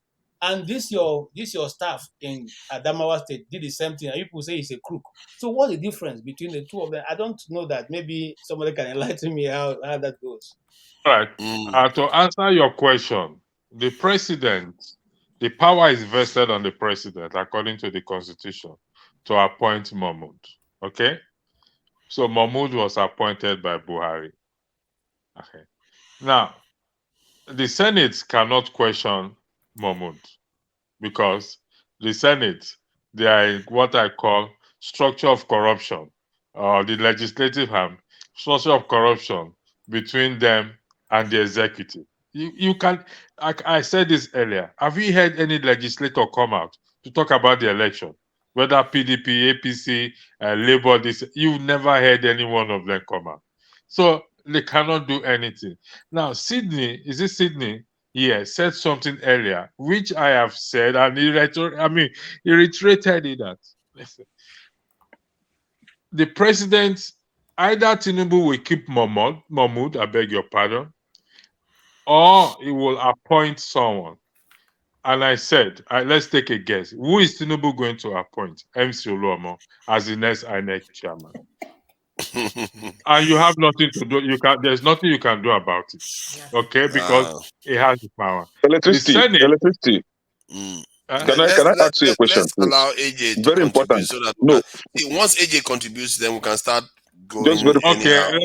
Let's give AJ the floor. AJ just AJ, go ahead. let's be fair. Anybody can hopefully I start. will still The floor remember the belongs question. to you. You write it down, AJ, Ekene. AJ, Write it welcome, man. down. Thank you for your patience. And Don't let me come to your level again. Just write that question down now. Or else I'll come down to your level. Is it AJ or AY? It's AY. Why is it AJ? Sorry. I just got I'll carried write it away. down. Sorry about that. Forefather, It's AY. It's AY. Sorry about that, AY.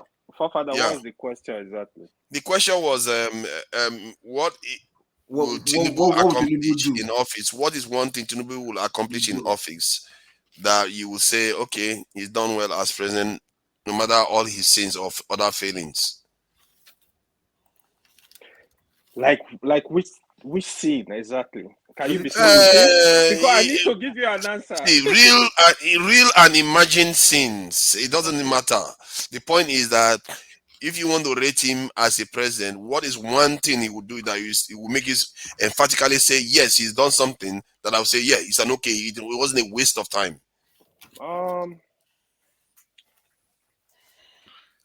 Well, we all know the general problem we have in Nigeria.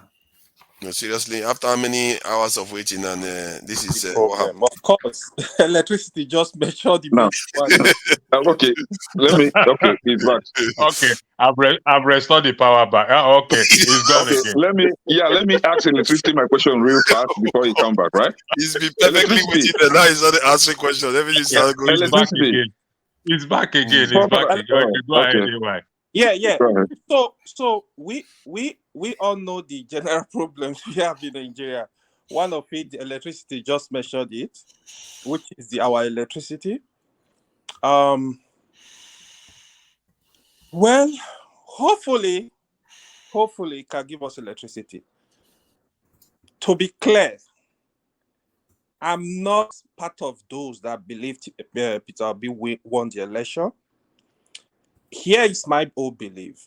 My theory of the election is the election. There was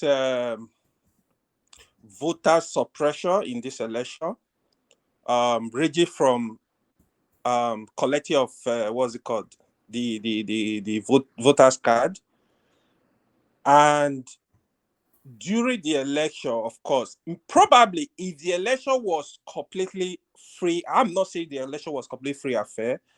We always have this issue in every election. If the election was completely free and fair, probably Peter Obi could have won. I don't know. But in my own calculation, I don't believe Peter Obi won the election.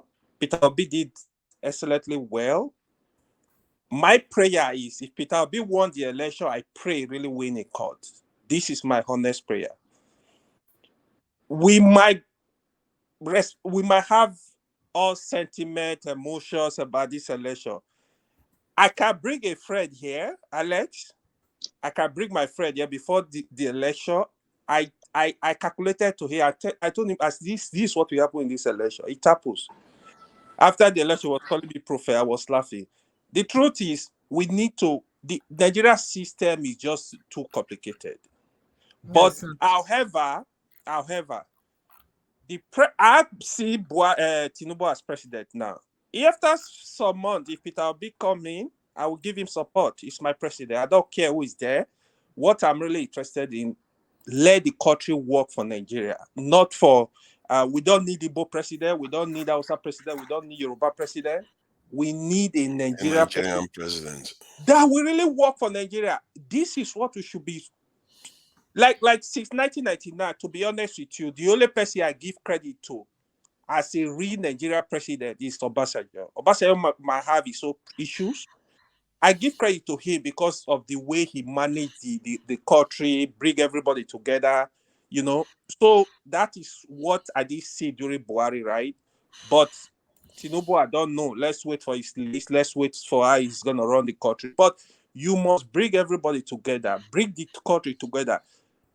We should stop discriminating against ourselves, pointing fingers against ourselves. Because if I'm saying, oh, you are discriminating against my tribe, I'm saying things about people's tribe that are not true, that are just imaginary.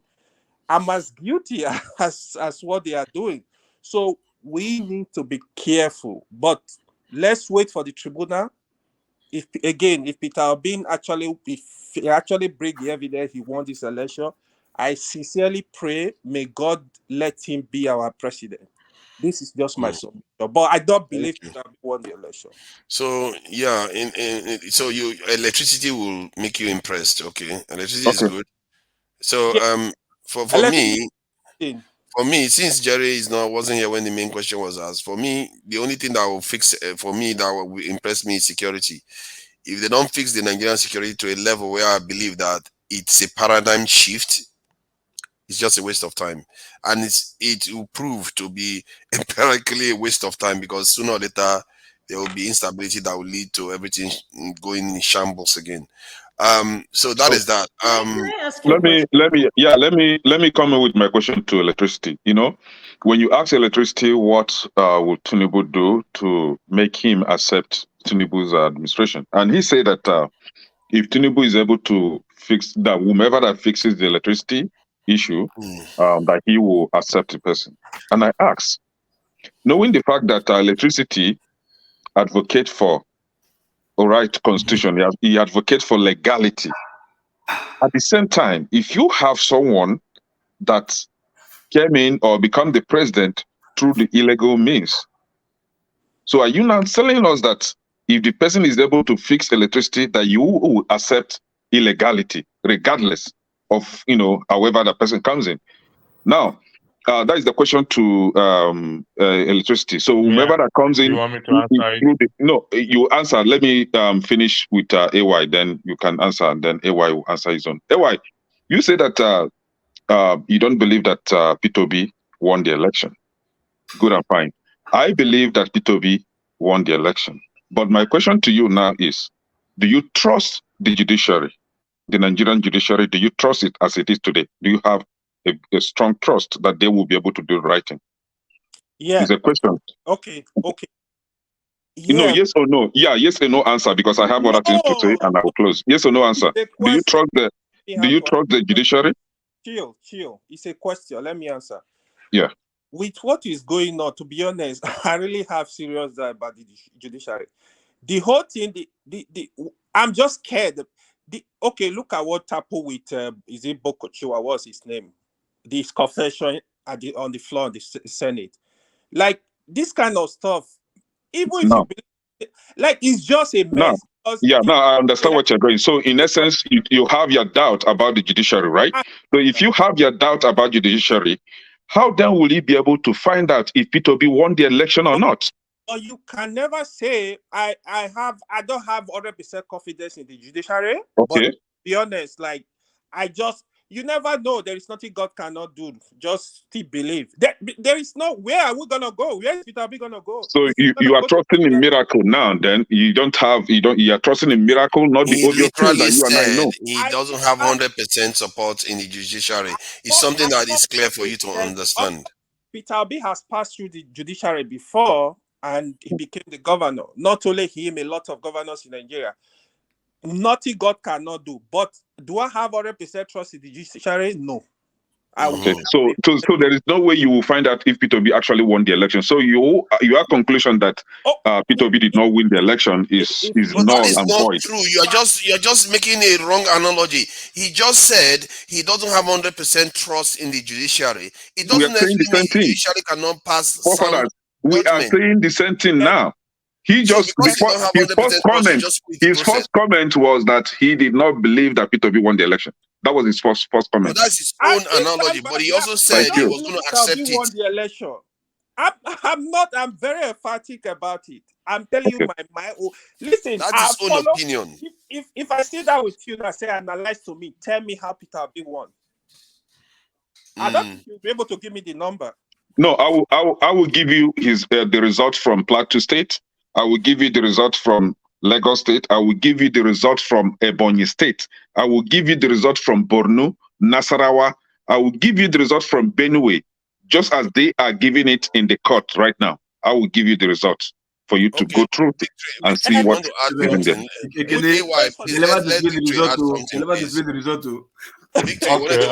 I answer the question? Can I ask? I think Victory had his hand up. Let him just say something. Can I ask me a question? So, if I may answer that question.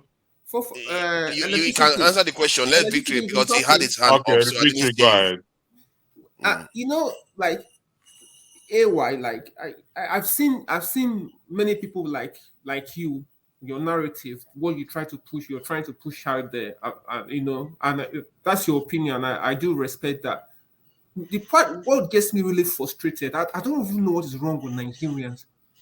You contested an election. The thing is in the goddamn beavers. Okay? AY, it's in the beavers. Bring the beavers. Let's print out the results. I will compare it with what the polling agent got from the polling unit. This whole thing could be over in 1 week. So I don't understand. Sometimes the way we think, it really gets me really frustrated. See, I need to answer that question. Look, the beavers. Yes. One of the flaws of the election is not transmitting the presidential results. I really blame the INEC chairman on that. Again, our system is just sick.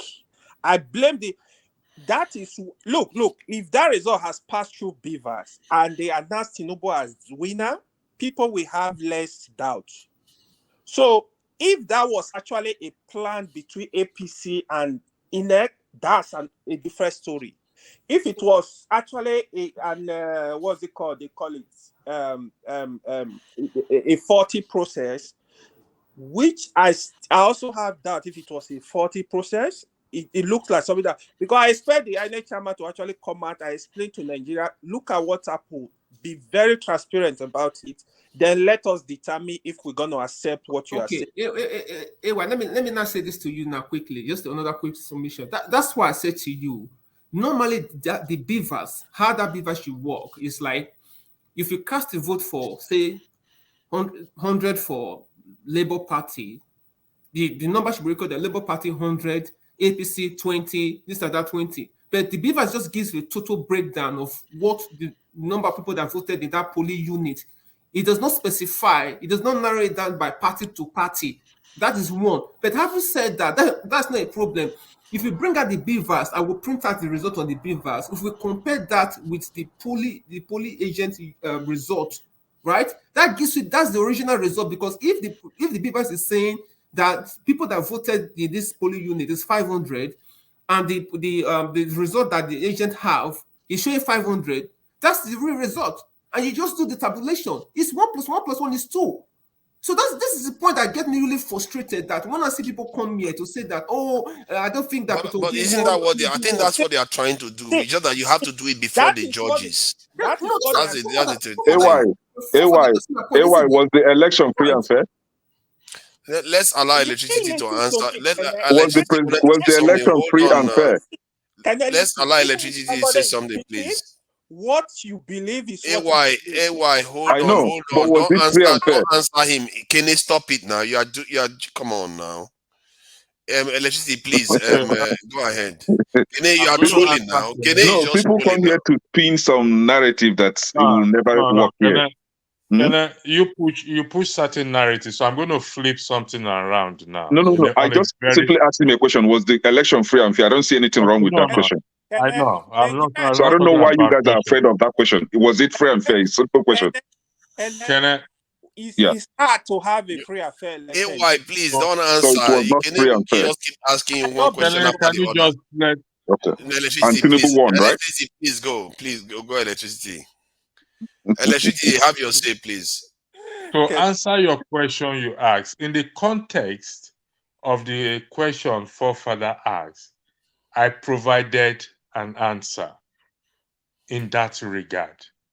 I don't support criminality. I don't support fraud.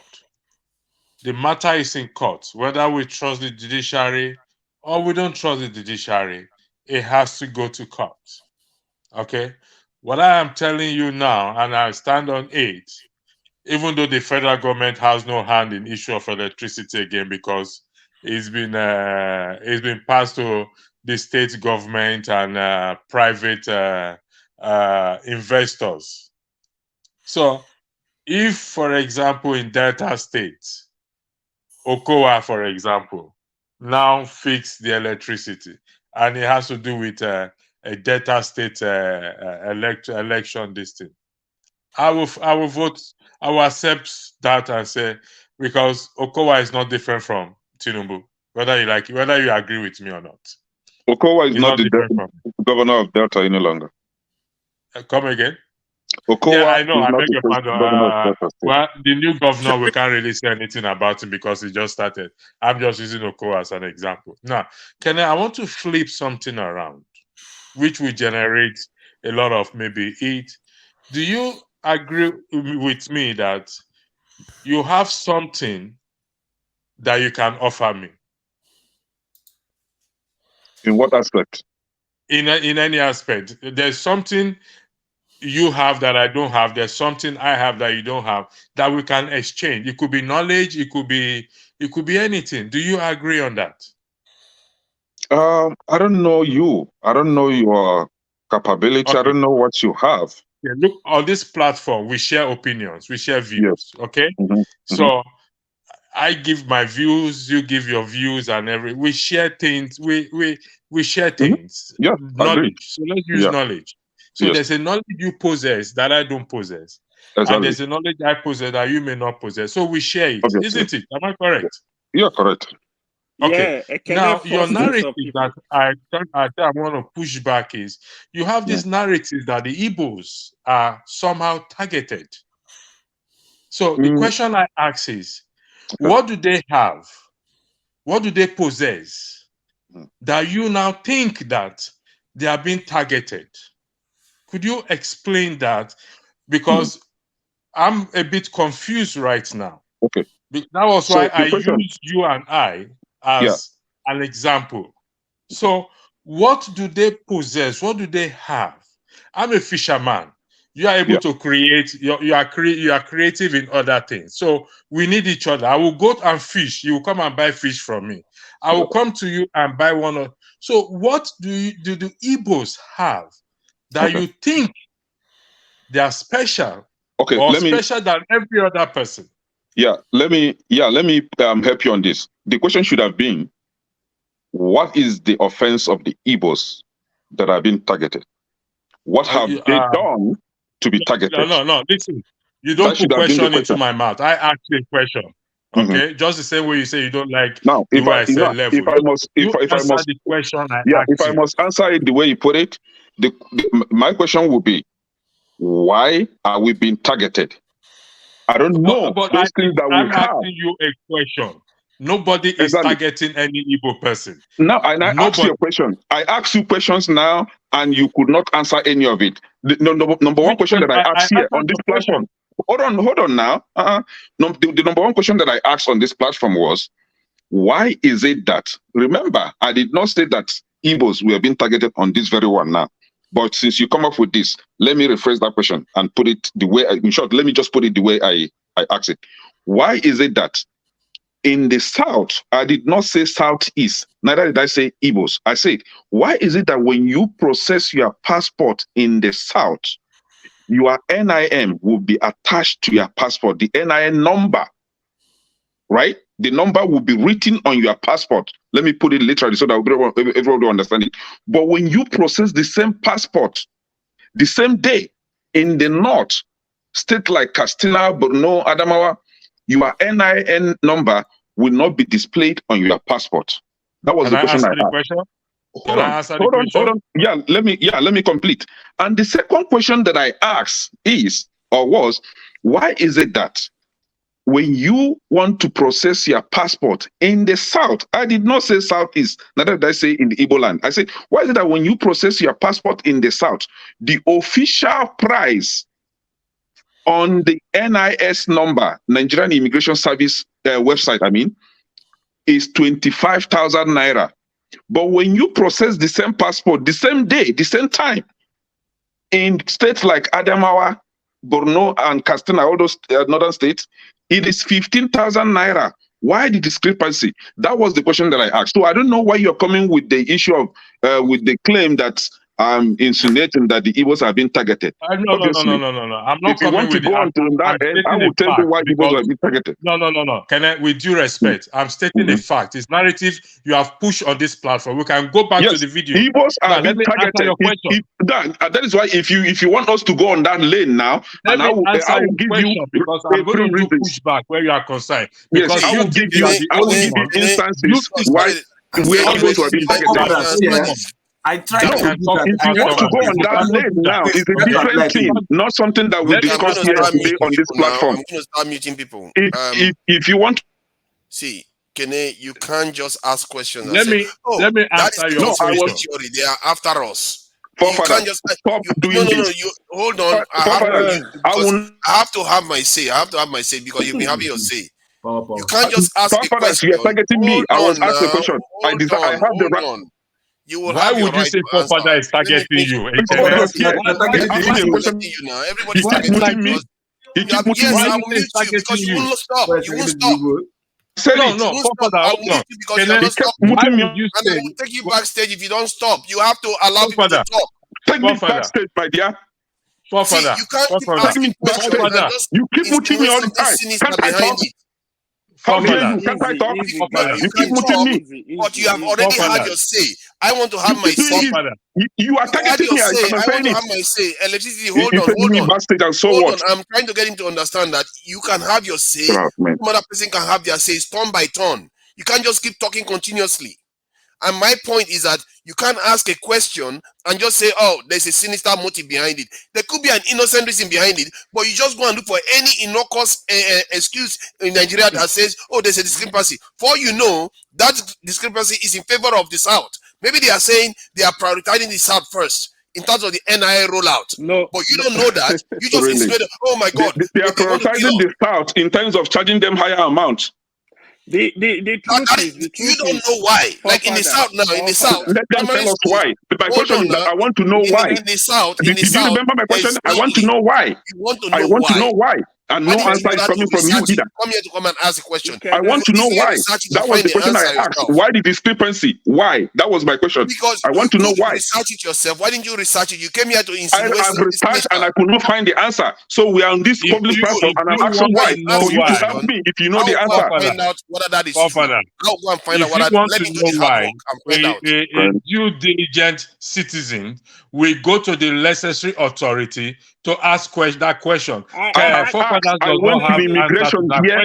I asked here. I asked, they could not give me the answer. Do you think I'm afraid of that question? Do you think I'm scared of asking questions? I'm not scared of anybody asking. I went to immigration and I asked the question, and they could not provide the answer. Then you go to your legislators, go to your constituency and complain. So why are you condemning my quest? Why are you condemning my quest for answers then? With due respect, why are you condemning my quest for answers? I'm seeking for answers. You're acting like it's a sinister against the South. And remember, stop that. I'm not your child, man. Ask the question. I have to answer it. See, I don't know why you're getting upset. You're talking about other people. You keep muting me all the time. Because you refuse to listen when I say hold on. It is not true. Forefather, hold on. Kenneth, this is an official issue. If you don't retract that comment that Forefathers is targeting you, I am going to complain to Rudolph because you made the same statement. Listen, Kenneth. We have to be responsible in our comment. We make mistakes. I can agree. You made the same comment in respect to what? To the Speaker of the House in Lagos State. Rudolph has to take you off screen. Nobody is targeting you. And so am I the only one that has been taken off the screen? Excuse me. Am I the only one that has been taken off the screen? Is targeting you. Please, don't do that. Don't twist things here, man. We are all here. We're having a conversation. If you want to twist it, twist it. Do you think I'm scared of anything here? No, we're having a conversation and you want to twist it. To wait. That's the issue. I simply ask you to wait.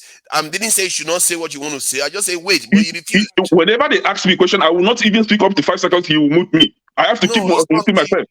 And you are not telling me not to speak up. Kenny, you don't hear yourself. You do to and fro. They answer your question, you ask more. They answer, you go to and fro, and when they ask you to wait, you get upset. Electricity, replay this talk now, and you see why I made that statement. 1 minute. Okay, please. I cannot talk. You keep interjecting people. You talk without stopping. Everybody knows that, so we can play the videos all over and all over again. We will see the same thing. With due respect, it's not true. Honestly, it's not true. Replay it. 2 months ago, I wanted to renew my passport. They say I need to have an NIN. I said, why? They said, oh, it's recent. Like they just started it. I went to get my NIN. But I can't confirm what Kenya is saying. But one thing I know, we need to be careful. The truth is, we cannot agree on the same thing. If he supported, obviously she's obedient, which is fine. She respectfully say, I don't believe in this president. You can't hold her responsible. Kenya, you are saying the same thing, but you are too pushy, aggressive about it. You can stand with what you believe in it. It doesn't mean, if me and Ify are friends, for example, we are not friends again, right? It doesn't mean if we are married, we're going to break up because people need to be different. Nobody. And the other thing, the way you come out, Kenya, to be honest with you, I know you're a very good guy. You come out, I know the last time I attacked you, you say, yeah, you are pro-Biafra. There is no issue with it. I don't have issue. Please, let's tune the tune. Let's take it down so we not appear as tribal bigot, stuff like that. Let's respect each other. This is what I just believe. Let people speak up. Even if we are complete, speak up. I'm not gonna please you to say, oh yeah, I believe what you believe, except I'm being deceitful and evil. That's just my own. Forefathers, can I respond? Before I get accused of interjecting, can I respond to AY? We're having a conversation here. I did not make mention that Igbos were being targeted. I did not say that Southeast were being targeted. Neither did I say that I was being targeted. I just asked a question. Why is the South, why is the discrepancy between what is obtainable in the South and what is obtainable in the North? Emphasis on NIN appearing on the passport and the price of the passport. Electricity went ahead and said, ask me a question. Why do I always have that notion that Igbos were being targeted? I don't know where it's coming with that. We are all here listening to everybody. Did I say that Igbos were being targeted? So why is he coming with that twisted question? And when I tried to answer him, I got muted. They kept muting me. So I can't explain myself. I can't say what just happened here. We had the conversation earlier and then AY Unite came and said that I'm being too aggressive and pushy aggressive guy. I'm in my house here. If they want to fix Nigeria, let them fix it. If they don't want to fix it, let them forget it. I cannot carry the problem of Nigeria on my head here. It's not possible.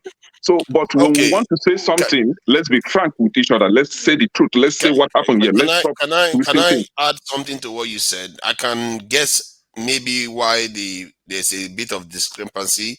I said it earlier on that normally when they are rolling out these things, they roll it out state by state, region by region like that. And maybe the new passport, because of the new NI number that is popping up there, means that the price has gone up a little bit. And the one in the north, it hasn't gotten there. Hence, the price remains the old price. Because when I check on the website right now, the website, Nigerian passport website, is showing that the 32-page passport is 15,000 naira and the 64-page one is 20,000 naira. So that is the price on the Nigerian immigration portal website. Fafaras, you are wrong on this. Before the NIN, before the NIN policy, it has been like that. I'm telling you what I know, what I've been doing all the time. I know this area. When it comes to this immigration thing, leave it for me. I know it. So I will dig deeper to find whether there is any serious. Fafaras, just go to NIN website, pretend as if you want to have a new passport, put Anambra, for example. Put the city where you want to get it, let's say Oka, right? 32 page, put 32 page or 32 pages, you will see 25,000. Now go back to where you put the Anambra, remove Anambra, put Adamawa, for example, put Yola, the city where you want the process to, the passport to be processed. Choose the same 32 pages. You will see 15,000 naira, right? That is, it has been like this before the NIN. Oh God, who has removed him now? Before Kenneth said that's a conspiracy now. No, I'm here. So it has been like that. It's network. So it has nothing to do with NIN. And my question, I want to know why the discrepancy. I'm not saying that we are being targeted or we are not being targeted. What is actually funny is, even if you go to these offices, like Lagos or other, they will not even collect that money. They will demand for more money. This is the frustration. I'm talking about the official prices. I'm not talking about the money you give to why the thing is agents. Rubbish to me. Even come on N9N, I went to collect. I paid $55 online. I got there. They said, you have to pay another $15. AY, in 2007, I went to Port Harcourt to get my passport, right? The day I got there, others were paying 23,000 naira. That is 2007. 23,000 naira. I personally went online. I paid 7,500, the official price. I printed. In short, I keep the instruction on one side, and I followed the instruction. As I was following the instruction, I was ticking them. I fulfilled everything. Went to local government in River State for the local government chairman to sign the attestation for me. He said I was going to pay. He said I was going to pay 500 naira for that. I said, go ahead and sign it. He signed it. I took my papers, headed to the door. He said, where is 500? I said, which 500? It's free. I'm not giving you penny. He said I was going to call police. I said, go ahead. I told the Okada guy, start your Okada, let's go. Clean me now. I entered Okada and I left. I went to the immigration, submitted my documents in the file. I followed the instructions. This is the way I live my life. I don't go cut corners. I submitted. The immigration guy went through it, flipped the pages. He was like, "Oh, you paid online." I said, "Yes." "Oh, your payment is not valid because you have to use these banks." I said, "No, in your instruction, it says you can use any bank that has InterSwish." So I use GTB, and GTB has InterSwish. So you can't tell me that my payment was invalid. Is one other guy that appears to be his boss from the other corner said, "Don't waste your time with him. He just wasted his money. You have to pay again." I say, hey, listen, I'm not that kind of people you bully. I've made my payment, and I'm here to submit my file. Another person from the office said, "Oh, give me the file." They gave him the file. He went through it. He was like, "But we run on a generator here. We have to buy fuel and all that." I said, "That is not my business. Government is taking care of that. I have no business with that. I shouldn't be the one to pay for your fuel." Nigeria? Right?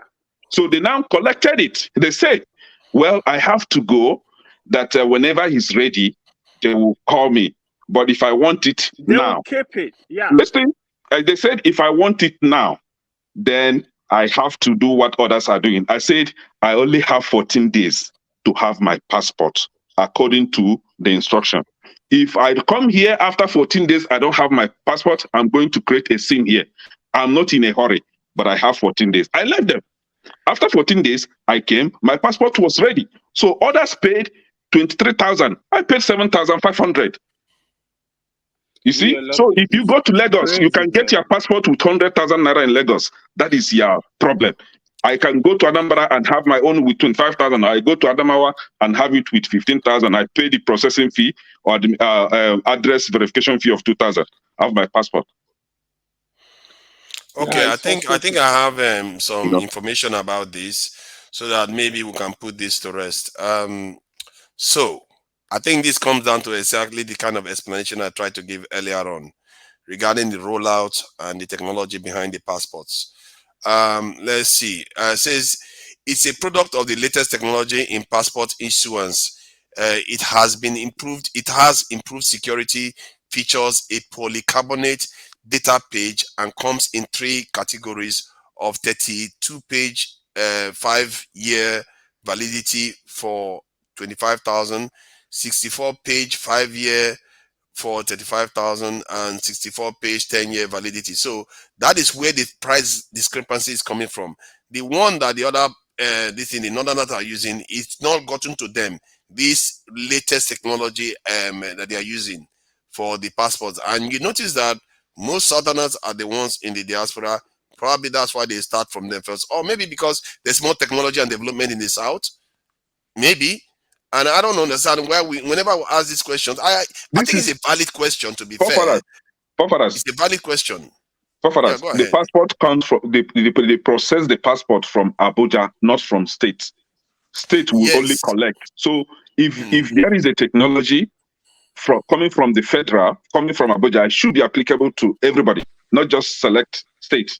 And to even make it obvious, those states from the south are more affected by it, and those from the north are not enjoying it. If it is something nice, can you make it go round for everybody? Right? At the same time, because it's coming from the same system, one central processing unit. Going to go round. The idea is that this is the latest one. I said it, let me see. It says the latest. Look at the word here. Maybe you missed that. That's what I keep trying to highlight to you. When latest technologies arrive, you tend to see this type of changes occur. Let me zoom in again. You see that? The latest technology, that's what is causing it. Latest technology. So if they are issuing the latest technology to the southern part of the country, are you going to say it's a bad thing or a good thing? I don't know. Maybe there's a judgment there. But that is what is happening, and maybe that could explain it. And this is why sometimes when we are doing these things, I was able to find this information in how many minutes when we have been talking here. You could have found that information yourself. If I'm from the north, I will say that I'm being cheated. I should enjoy the technology. You shouldn't be just giving it to people in the south. Can I come in, please? Yes, please go ahead. Yeah. In respect to passport pricing has to be uniform. There has to be uniformity in passport pricing. So if there is any discrepancies, or certain people feels that they are being targeted or discriminated in that regard, it should be taken up with the relevant authority. In respect to having NI number on passports, now I speak for myself in this regard, and I'll do a pushback as long as it takes. I have displayed my passport page on the screen here, which I did last year, December. Okay, there is no NI number on it. Two, Oh, yeah. I had people that I paid their passport for in Nigeria, 2 people. Last year, there was no NI number displayed on their passport. Sorry, My is there own. anybody that can confirm it here? Is there Okay, anybody come with again. NIN number? I'm here. AY. I Have have. May I finish? No, You see, this is hold on, this it's is not what we about keep saying. Can you Go keep to the interjecting? website May I right now. finish? Somebody's go to website right now. Okay. and May do I that. finish? AY, This is the AY issue. spoke before I did, so I don't know why Okay. you didn't. Okay. So I didn't May know I finish? why didn't you say I am going to tell listen AY that between you and he I, interjected? henceforth, I am going to be calling your name. If you don't like it, that's your prerogative. You are free Okay. to call me So, names. You should have called AY no, I said first. I will be calling your name. I didn't say names. Okay, Your go name, ahead. Kenneth. That's fine, but I should be So calling you names that too. is your prerogative. So in the case of, I don't know, I'm both from, I don't like, I mean, I think Mr. Loco has asked me where I came from, and I oblige, even though I don't like talking about it, but I don't feel I've never asked you. targeted in any way or feel I'm being discriminated because there is no NI number on my passport. There is no NI number on the passport of people who I paid money for or who I asked to do their part. There is no NI number. So where that theory is coming from, there needs to be invested. This is the first time I am hearing it. Okay, So can I say something, until please? such time that someone can confirm to me that this is a new practice that is being rolled out officially, then we can. But until such time, I don't agree with that. I yield the floor. Thank you. Can I say something then? I need to Victory, please. Victory had his hand off, then Ify, then Loco. Yeah. No, I just after Victory is me. posted it on the private chat. Like I was doing the application because some of these things you need to. I normally do fact checking because to make sure that people are not talking nonsense. So if you look at the private chat, I've actually did it. I did a screenshot of the price of the passport in Abia State and I think is it Jigawa State. So in Abia State is 25,000. Jigawa is 17,000 naira. So that, like electricity was saying, the price should be uniform, irrespective of you're rolling out a new technology. It's a national thing, so that price should be uniform. So what the Canadian is saying, that is fact, that is correct. And in respect of the NIN number, in London here, if you renew your passport, you need to get an NI. What am I saying? NIN. What kind of NIN. NIN number? Yeah, because name. I tried to renew it last year. I remember it was in November. Now I just checked the picture that I took on my phone of the when I got the shit. So I was trying to renew my passport. So they said part of the requirement that you need to get your name. Well, the short name is name actually. So I actually went and I have to pay. I think I paid like £40 or £45 somewhere in Grace for me to get the name. And but without that, I didn't even renew my passport anymore. But I don't know when they brought that into enforcement. But here in London, if you want to renew your passport, you must get your name. Otherwise, you cannot renew your passport. So on that aspect as well, Kenya is kind of right. Because even in America. Well, okay, yeah. So that's the thing. But like I said, I like doing fact checking. So regarding most of the document you submitted is not showing anything. It's just look at the bottom. Look at the bottom. It says no access. No. I mean you can't access it. You use your Google account or something. Victory. Okay, let me. You can't see anything. 5 seconds. 5 seconds. Victory, right? And hold on. Let me add something quickly. I think what you are saying, Victory, is not entirely accurate. If you are in the UK, you know that the personal independence payment or there are other kinds of things that they do in the UK where they roll it out in different areas first. They don't roll it out all nationally all at the same time. No, passport, you know that. I'm talking about passport. The price that you pay for your passport is uniform. should be uniform. It's not about To be fair, because their system is very advanced, you can also see why they will roll it out because they switch it and then it's just the same price for the entire country. But in the case of Nigeria, you can also see that they are rolling it out because look at it. Let me give you an example. In the context of Nigeria, if they are rolling stuff out, given the way we are, do you think they will just burn all the old passports and just bring the new one immediately? Nigerians will not do that. They want to use up the old ones and bring the new ones in. That's what I'm saying to you, that you still you're not still getting the point. That's why here in the UK, that's why I always tell people that don't mess with these white people. Their level of thinking, they think well ahead, right? If I'm paying, if I have to pay for a passport 25,000 naira in Abia State or somewhere in the south, and somebody's paying 17,000 naira in the north, whether there's a new technology, don't you see that that's discrimination? You cannot do that. Yeah, but that happens already in the UK. I don't know why you're acting as if it doesn't happen. I'm talking about passport, forefather. Passport. Yeah, you are picking one thing, but why is it that they are able to do it with other things too? They discriminate with other parts. Like I just told you about personal independence payment that is different for different areas and different for different ages and different. They change. They because they are rolling it out. They roll out from some like mostly in the southeast. They roll out most things from the southeast, then roll it towards the north. Yes. In the UK, that's what they do. You know that too. Yes. So that's why you have the term rollout. They have the term rollout for a reason. So in the context of Nigeria, the reason why they do it in the UK is because the systems are so complicated to them that they have to do that rollout sequence. But to them, passport is not that complicated. So to them, they can just roll out new passport overnight, and that is the end of it. But in the context of Nigeria, it might be different. 5 seconds. Let me clarify what because it's clear said. the guy was telling you that the technology is the issue. Hold on. The passports are different passports. Right? Let's get this fact very straight. What a Victory checked or double checked on the website is actually 15,000 with 2,000 naira address verification fee. That makes it 17,000, right? So, but when it comes to the NIN, right? Whether you process your passport from the north or from the south, you must provide NIN. This started, I think, August or September of last year. You must provide that NIN card, right? Or number. But the problem is when the passport comes out, when the passport is processed, those from the south, they will have their NIN, they will even write NIN and then the number on that passport. But those from the north, it will not appear. So that is that was the question that I was asking. Why is this so? Because both places you must provide the NIN, but when the passport comes, for those from the north, the number will not appear, but those from the south, the number will appear. This started last year, August or September.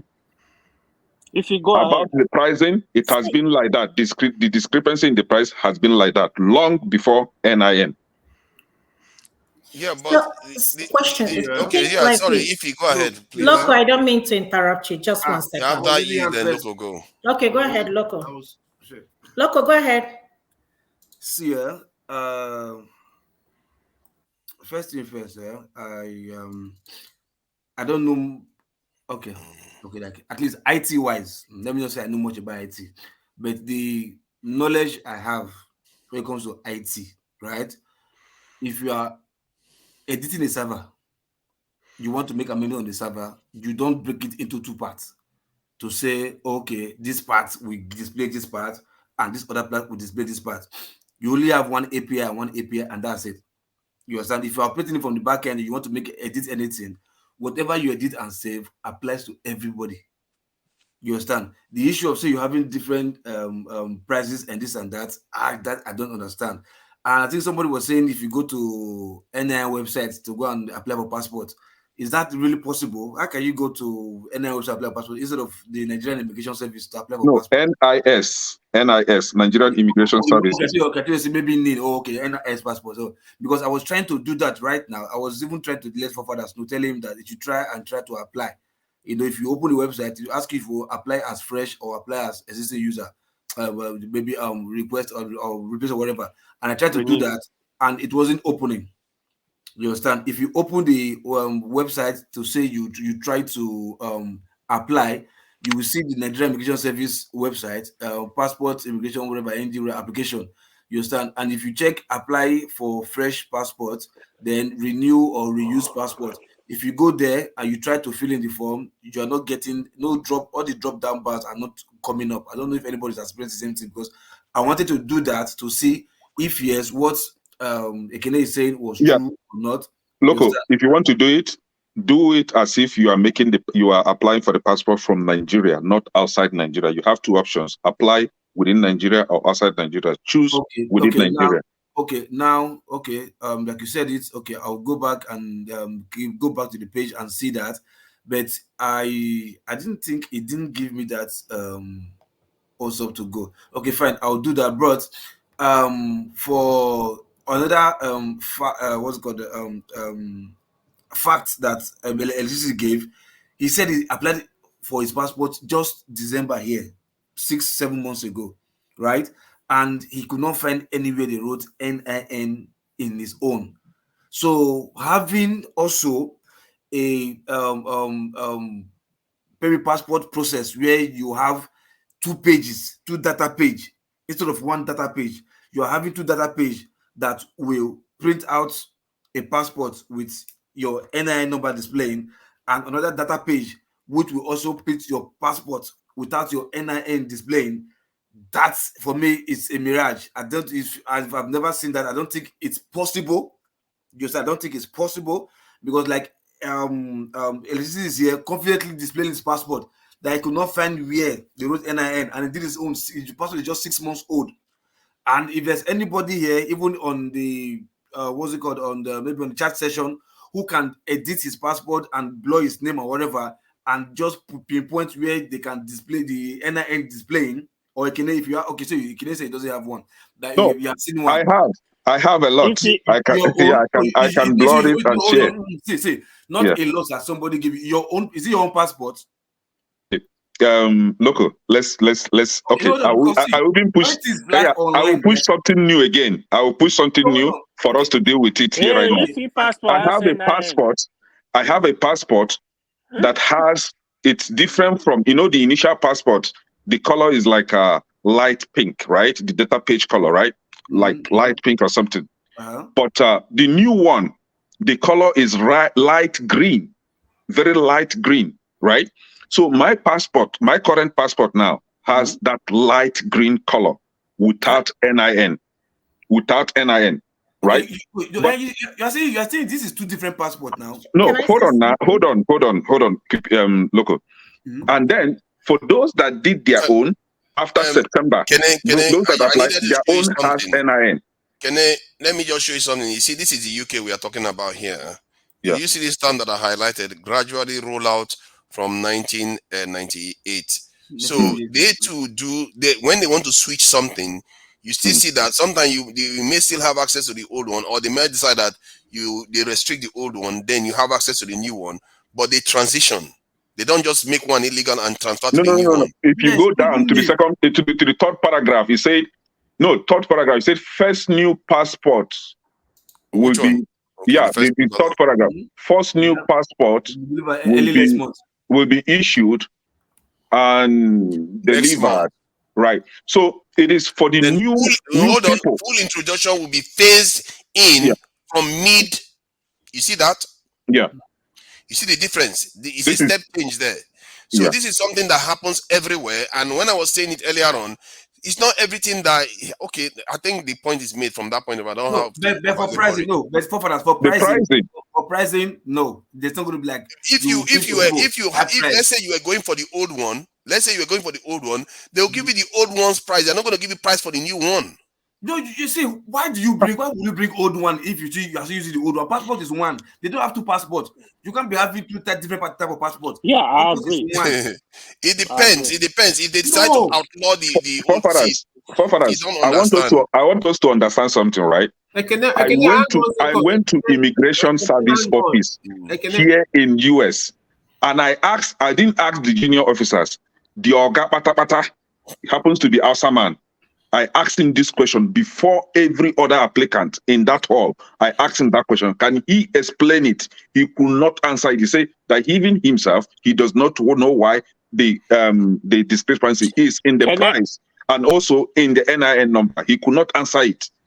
I'm not making things up to push a narrative. To be honest, I think we just have to be right. positive. The name. I just looked at my brother's passport that he sent me last year. My brother, the name is there. Is in that passport. The name is my brother's passport. Yeah, that's a fact. Yeah, that's a fact. Yeah, but if it is there, is that a sinister plot? This is the thing. You ask this question and say, and look at how long we've dwelt on this problem as if it's a sinister plot. It's not a sinister plot. But I'm only replying to Loco P. Loco P said that. And see, I have to be careful about. See, my concern is that can they find something and just ask these questions as if it's some kind of sinister plot? There are bigger things going on in the country. That is what you are assuming. That is what you are assuming. I always ask questions when I don't have answer for something. I ask questions, but you assume something differently. You just didn't bother to find the answers. You just run around. You know, this has something to do with rollout and technology. There is still like it's some kind of sinister plot. And yet, you've not provided the answer. I have not seen the answer already. No. If you cannot, if you don't accept price, that, and I'm telling you, the pricing has been. Is the same thing. I just told you. If you are ordering the old passport, you will pay the old passport price, and if you are ordering it is not so. Before the introduction of NIN in 2020, before in short 2007, 2008, 2010, there has been discrepancy in the pricing. He will not stop until when they meet him. See, my point is that if a northerner orders for a new passport and they get the old passport, then they will be charged the old passport price. If a southerner orders for a new passport and they get a new passport, they'll be charged the new passport. The question you should be asking is why did they not just abolish the old passport in one go? Exactly. That's the question you should be asking. Okay, let me answer you now. You asked a question, but you will not let me to answer you. I have the new passport, and I don't have NIN. The question you should be asking is that why didn't they abolish both the old passport in one go? That's the passport and old passport. I said I just went to the website. You're not listening to what I'm saying to you. I went to the website. I selected Abia State. It was coming at 25,000 naira. I changed it to Kano. It was still say 25,000 naira. I choose another state. Then when I choose Jigawa, it now went to 70,000 naira. It's the same passport. There's nothing like new or old. You don't understand what I'm saying. How do you know they are not different? How do you know? I just changed the states. That's what I just told you. I didn't. No, hold on. Please, let me just address this point. Because there is truth there. If you change to one state in the north and that state shows 17,000, maybe they are still issuing the old passport there. That's why. Forefather, can I talk? Sorry. I'm not in any part of the application. They just told you. Let me show you. You want me to show you the page again? He Please talked about different technologies out there. You listen to now, Forefather. Listen. I'm answering this question. I've always known this to be different because, for instance, I did for my mom in Kogi State. The Kogi State price is lower than Lagos State price. Do you understand? So my theory then was that it's based on demand. That is based on demand and supply. So that is my own assumption. So it has always been like that. Yeah, I don't know why we are allergic to the truth. You are seeing the information, they are giving you the information, and you are just rejecting it because you just want to believe that there's a sinister plot. That is information right there on the screen. Plot. I don't think it's a sinister plot. Yeah. It's not. It's not a sinister plot. The prices have always been different, and I believe it's because of maybe bigger state and smaller states. Yeah, that is the way it has always been. Yeah. The information is there. If you are getting the new passport at cheaper prices, that is a fair point to raise. There is not a new passport thing. The price is not based on new passport. Listen to that. But that's what he said here. Is he lying? Kene, is he lying? You are looking at it. No, am I the one that it's not that said accurate. And I'm telling you, Forefathers, what I just told you is that I have the new passport, and it has no NIN. And I know somebody else that has the new passport. And I'm talking about the price difference. I'm not talking about NIN. Right, hold on, Forefathers. We are not fighting. I'm going to move on from this topic. You asked me a question. Can I answer you? Clearly, some people are incapable of understanding simple. You are the one not understanding this. You are not understanding it, Forefathers, right? I have the new passport. It does not come with the NIN. though I process my own here, so I wouldn't talk more on the price difference, right? But I have people in Nigeria that did the new passport with NIN in the East. The official price was 25,000. And I have another person from the North that did the new passport without NIN, and the price was 15,000. I have somebody Have you again. heard the word rollout? I've used this word several times and it still can't get into your head. What is it with you? You are the Like, one not you've had the word understanding it. rollout I over and know over the again, word and you just rollout, hold and on you to are it. not understanding it. And I'm telling you that before NIN, Not gonna before believe we it. started getting anything that had to do with NIN, change the price topic. difference Let's has move been on. like that. I don't think this topic It has been It's like that. exhausting. I think, Kene, you are frozen in place. The price Had the difference term, has even been. the UK does roll out, and you refuse to believe. Kene, let's Let's leave it move and on. let's move on to a different Okay. topic. To me, it's So not important, to be honest. let me summarize from me anyway. Let me move on from that. From where we are right now, about going to 3 weeks now of the new administration, what I've seen in place that a lot of Nigerians are praising like it's a great stuff. I understand why they think that it's a great thing because something is happening. But in terms of benefit to any Nigerian on the street, there is none. Zero benefit to any Nigerian on the street. Their fuel prices has gone up. Maybe the dollar has actually been devalued, even in the black market price. And student loan, they've not gotten 1 penny of student loan yet. And so, if anything, life has just gotten harder for Nigerians. But because things are happening, they just think, okay, maybe something good is happening. The truth is, we don't know yet. We really don't know. And all these things that they've done may mean nothing at all because all the money that was saved will all be embezzled again and be thrown into this in the long grass, and we'll not see anything until we actually still start seeing deliverable results that makes Nigerian people's lives better, like proper electricity. Not this one. I don't know why people saying they were getting electricity. Where I was, they said from Monday to Saturday, not one blink of electricity, and that's in Abuja. So I don't know. I don't get it. I'm spending a lot of money buying petrol in Abuja there. So where is the benefit?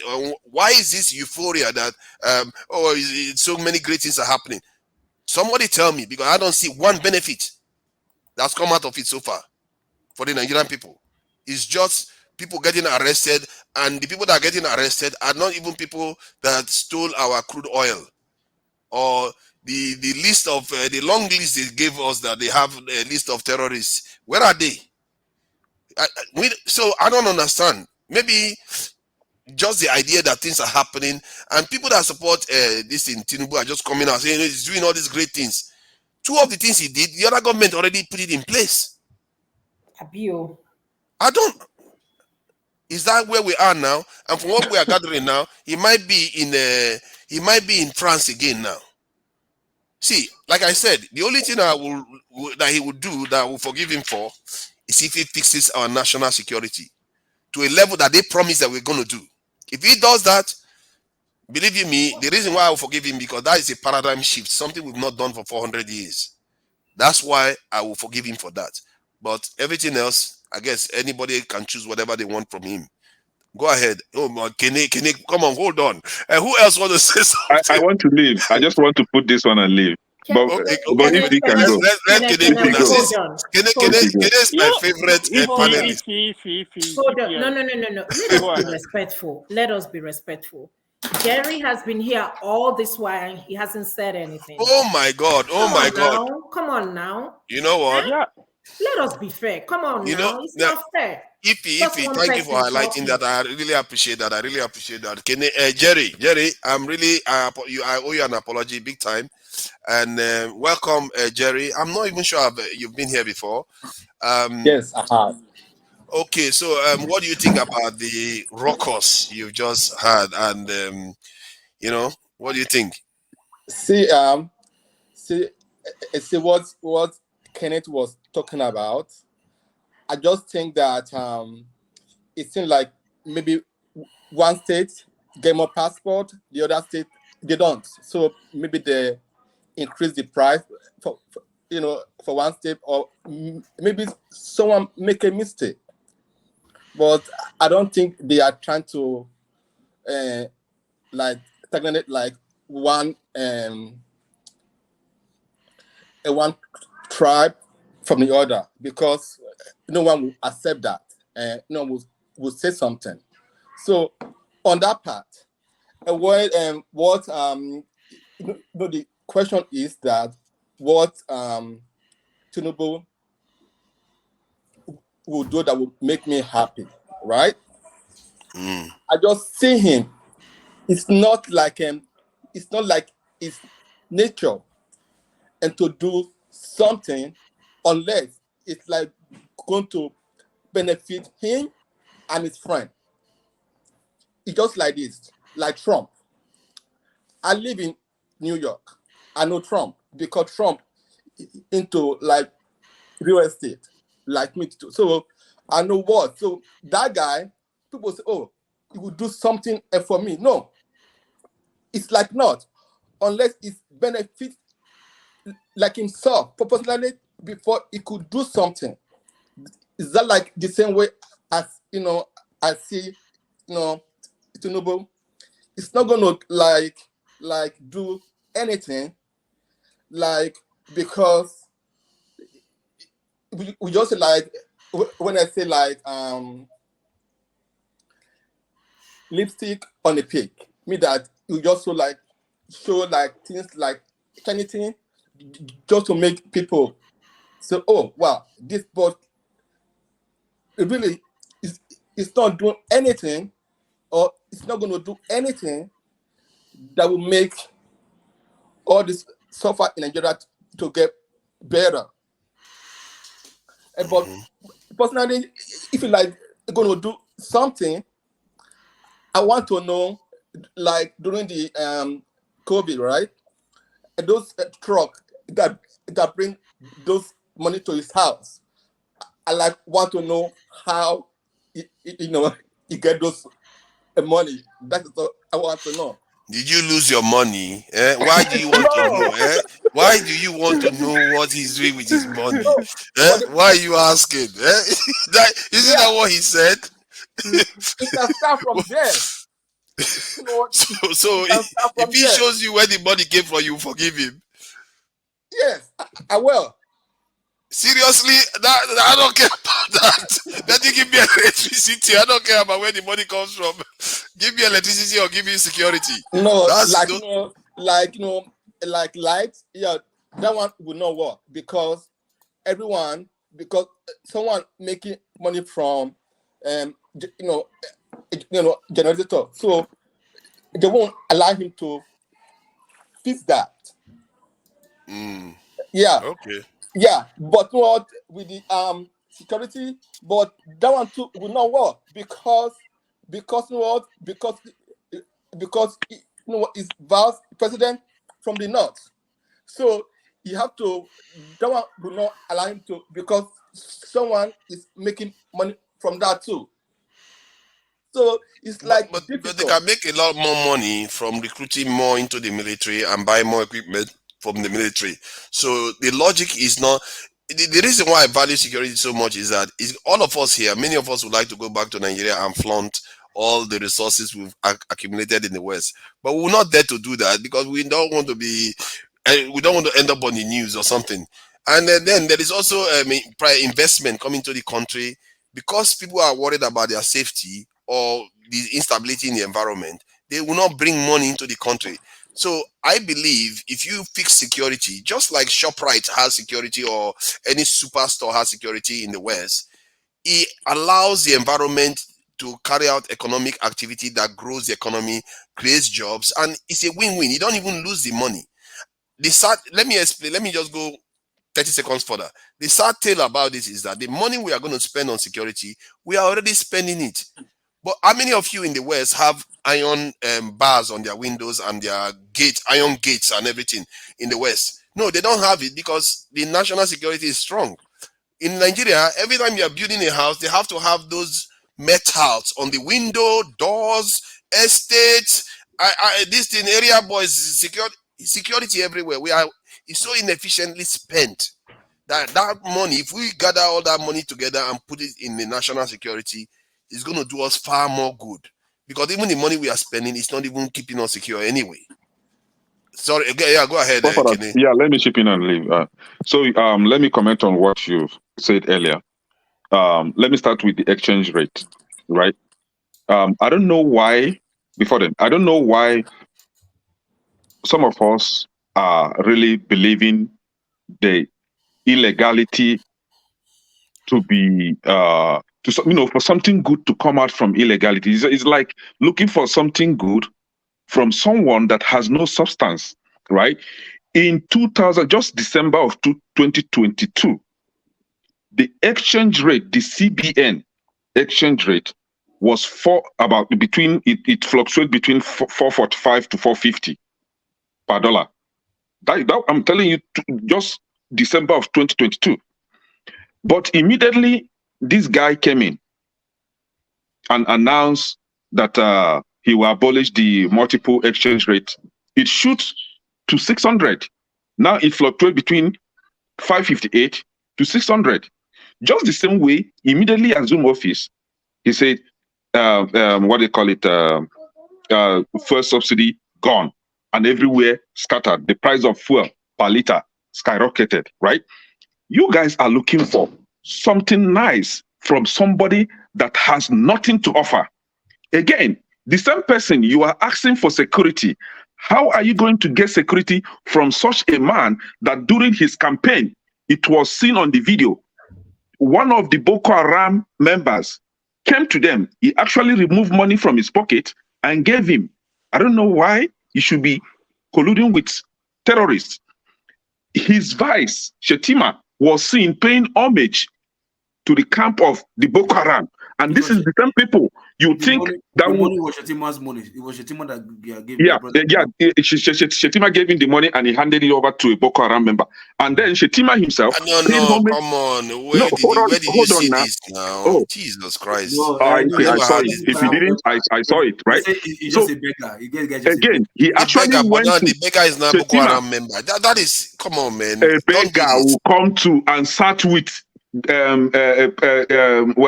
Tinubu and his vice, a beggar. But it could be anybody among the 200 million, but you chose Boko Haram member. Jesus Christ. You are the one down interjecting, and later you start calling Kene. Because you are making false pronouncements. Shetima, then you wait. When I'm done, you now counter me, right? With your I don't have the energy to be countering you every time you finish. Shetima was seen going to the Boko Haram camp to pay them homage. Were they beggars as well? Were they beggars as well? Do you have videos of what you are saying? Because yes, it's everywhere. The fact that you are calling a beggar, I can share it to you. I can share it with you right now. I need evidence. It's not hidden. Share it, please. I would like to see it. It's not hidden.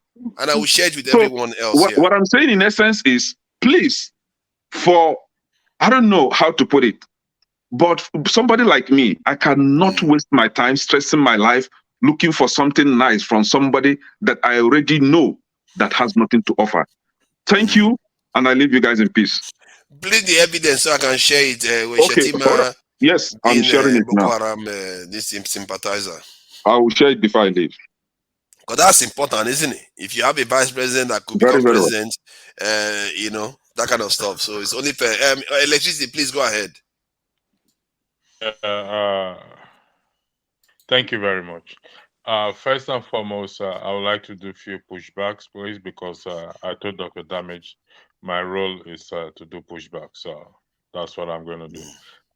Forefathers, your reference to security, and you reference ShopRite bringing security into the. You mean ShopRite shopping center? The people that the shopping center. The idea was the logic of ShopRite hiring security so that they can be able to do business. That's how the nation should see security. If you want your nation to prosper, you need to secure it so that people that want to come and do business feel secure. Okay. So in reference to ShopRite, the shop itself, the shopping center itself. Yes. Okay. Let me say this. Yes, security is important, but I'm still going to tell you this. Without electricity, constant electricity, you cannot achieve security, ultimate security. When I went to ShopRite in February this year, ShopRite is collapsing. The generator switch off Only God knows how many times. But I'm But telling at you least they something didn't like steal the generator. They didn't steal it because they have security. I'm telling you, I'm telling you, ShopRite that I went, their generator switched off. People were queuing. So some people left what they bought, what they picked from the store, and they just walked away. They said they are tired because they are waiting for light or for the generator to kick in, and then the machine will pick up the teller or the till, so that they will start paying this and that. So listen, because if there is in the absence of electricity, because you need electricity to power even where you don't have security guard, where you have light beaming 24/7, you will only see people coming to say they want to terrorize them because there's light. But where darkness prevail, then you see a lot of things happening, a lot of evil things happening. So we need that electricity, then it will function. Now, in respect to illegality of either the present government, the election, or the individual, as Kenneth referenced to, let's be clear. People are bound to change. Like what Loco was saying, every one of us have conscience. People are bound to change. Not that I support the way the election went because I was there on the ground, but if the man tomorrow says he changes, God willing or God hopefully, he change and he start to do good, for crying out loud, I'm going to say something, please don't take it personal. Some of us have been involved in some act of illegality in our life, including telling lies in one form or the other. So is it a case that will not, so I will not write off Loco because Loco one day tell me good morning and it is good afternoon. He lied to me that it's good morning and it is good afternoon. Nothing good will come out of Loco P. That is not correct. That is not a sense of we should be going around with. Yes, the man have issues like every other president we've had or every other person we have. But equally, it is bound to change. And we hope for that change. If he can, if he cannot, well, that is his own prerogative. So when we are focusing on illegality, then we need to also look at ourselves and ask ourselves, what illegality have we not done in our life before? I yield the floor. Thank you.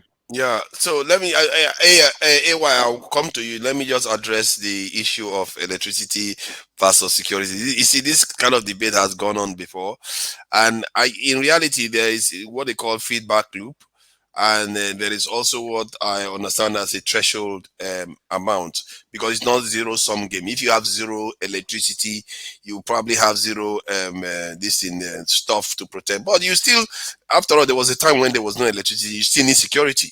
So point is that when we have enough electricity to secure the country better, so that we can even generate more electricity. That's what I mean. So the loop we are in right now, we want to go into the loop where we want to generate electricity first before the country is secure. That is not going to happen. We've been doing that for a long time. It never worked. Until you fix your security, then when you fix electricity, it will stay fixed and you can expand it further.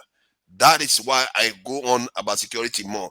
And it's not because I'm saying it. If you look at other nations that have done it, that is what they did. All of them, from China, Singapore, all of them, Japan, all of them, that's what they did. They didn't just go, oh, let's just do electricity first. China was an agrarian society. When they first founded their fundamental security, they built their first nuclear weapon. They were eating rations when they did that first. So did they wait till they had 24/7 power supply? They didn't wait for that. They did what they needed to do to secure their country. Within 1 decade, Nixon was in their country begging them to come and work with them and introduce capitalism into their country. Look at where China is after that happened, because they laid a solid foundation. Sorry, AY, go ahead. So thank you. On security and electricity, I think they are equally important to Nigeria. You know, like security will go a long way to solve a lot of problems, securing our borders, securing our oil feed and all those areas. Like if you listen to Asari Dokubo yesterday, was making a lot of allegations, right? However, aside from that, I think the decision the president has taken, I think he's doing very well. But two things I'll point out. I said it this morning. One of the thing I believe is just a political point is the issue of the student loan. My question, I want somebody to explain to me, how are they going to distribute the student loan? It's just like the former minister during Buhari, the humanitarian, what they call her. She was sharing a lot of money. They said they are sharing it for the poor, to the poor, right?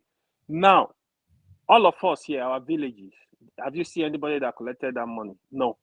So the thing is, I believe invest in infrastructure, education, invest in technical colleges. You know, we have a lot to do. The money is not gonna get to the poor. To be honest, the student loan is the loan. We don't need it now. Focus on other things. And the other thing is, I'm not gonna celebrate anything until after 1 year. We need to see.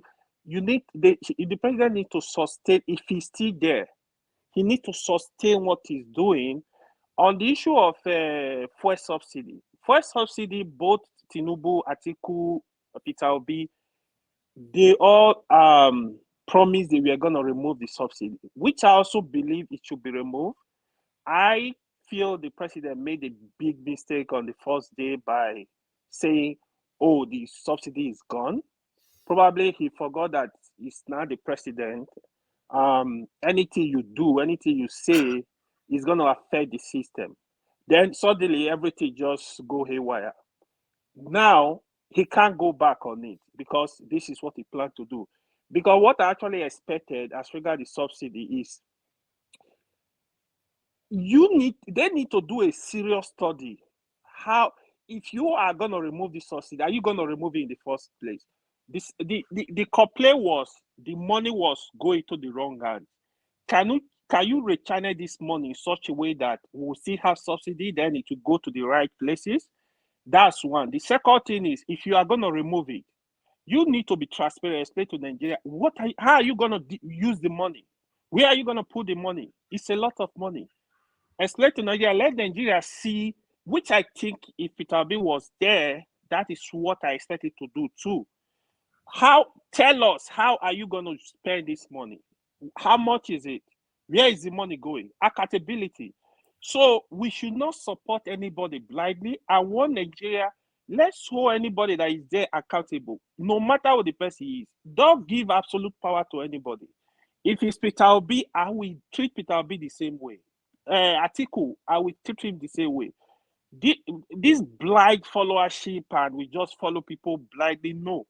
We should question authority, ask them to be accountable to Nigeria. And all of us, we should be loyal to Nigeria, not to any individual. My submission. Victory, you wanted to say something? Yeah, I just need because I need to shoot off, but I will join you guys just be listening. So I really wanted to touch on two topics before I go. The first one was the issue of the subsidy that AY just talked about. Now, you're saying that Nigeria was using about 68 million liters of petrol a day. We all know that is a lie, and now they're saying that it's about 20 million liters we're using. And that's what Peter Obi was saying in the campaign, that he compared us with Pakistan, the same population, the same pattern, and they were not using up to over 60 million. So he was right on that thing. So yeah, the issue of subsidy, for me, I just think is a scam. There's a lot of hold on. Let me just add something. I think one thing people have not noticed is that the drop in consumption seems to correlate with the increase before that, because it could be that people are not using petrol as much because they don't have the money to afford it. The cars that they have there. They released it before the increase. So I just think that the whole thing about subsidy is a scam. For that, I sent you that document. I don't know if you read it. I saw the document. Thank you for that document, by the way. I'm reviewing that document. And sure, carry on. I don't want to distract you. So as I was saying to you, so I don't think if you look at the allegation that is coming now, that somebody is being given 500 billion naira a month, that is $1 billion that somebody is giving to one particular industry. every month. That's what Emefiele is saying, allegedly. That I'm still trying to confirm that story. That is giving somebody 500 billion naira a month. That is $1 billion. That is just one person. And you're telling Nigerians that you're going to remove subsidy because you cannot afford it anymore. What about the 22 trillion that was printed for Buhari that they approved at the last minute? Those are crazy amount of money. And you're telling Nigerians to go and suffer. You increase petrol price. How are they going to survive? Now look at the issue of this currency thing. This is what I really want to talk about, the currency issue. Do you know what that's going to happen in price? What you're buying before for 100 naira, it will go to 300 or 400 naira. And they have not even talked about increasing people's wages. And they even increase people's wages. What will happen to the economy? Inflation. So Nigeria is in for a big, you know, people don't understand. Even all of us here, if you're sending money back home, you have to send that money into ×3 now. Your people will be crying to you. If the Nigeria food you're buying here, you buy it more expensive. The ripple effect, these people have they literally dragged the country down to the mud. And I don't even, I've seen them thinking that, how can any human being behave like this? How can you do that to your own country? They are horrible people. They are. You see, when Peter B made a comment about the subsidy removal, that is the perfect statement you would expect from a leader that is supposed to be the kind of leader Nigeria deserves. Actually, I don't know whether deserve is the right term, but we should have. He said that if you are removing something like this, you have to make sure you prepare the cushioning effect. Then, the most important aspect is what you are going to do with the money. The transparent, it has to be transparently allocated to where you are going to use what you are going to use the money for. And these people didn't do that. Not very clear. We don't know where the money is going. And do you know that I think it was the Tinubu's guy, is it Alake, that was saying that naira will trade based on demand and supply. Do you know what that means? Are you mad? Are you crazy? What it means is that, do you know Nigerians are very flamboyant people? They want to buy Mercedes, iPhone. No, right? that is ISB. It means ISB. No, do you know what that means? It means that for you, these people according to forefathers, to flaunt our properties. Let's flaunt it according to forefathers. They're just using shadow, because what if you're implementing a single transaction, single rate for exchange rate? What that means is that the way CBA the only way you can get that done is people don't understand these people. They are saying that these people are Olodo. Everybody is trying to copy Peter Obi. That's why Peter Obi said from consumption to production. You need to produce more and sell to the outside world so they can pay you in Forex. So you have I think we are producing. I think Dangote is going to. You see, Dangote he hasn't even started pumping oil yet. This is not just oil. I'm talking about you need to produce all that goods more. It's a general production across the economy. I agree with you on that. Still, to be fair, the original accusation against this government. Let me finish my submission, then I will go. I just wanted to be adding texture to what you are saying, so that when you are finished, it's going to look very, very juicy. I'm rushing. I need to go. So that's what, again. Okay, go ahead. That's what Peter Obi said. That was it Kenya or one of the countries that makes $2 billion on export of tea alone. And look at the land they have in the north. So you need to produce more so you can sell, so people can pay you in dollars.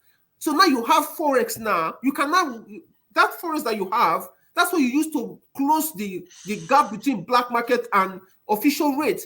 Now, and how that will be implemented is that policy should be implemented by the CBA. That money should not be given to the retail banks. So if I want to buy goods from anywhere in America or wherever with my Naira card, CBA should process that payment through their own gateway. So CBA is the one remitting the money to that party. It should not go through the bank. That's where the corruption comes in.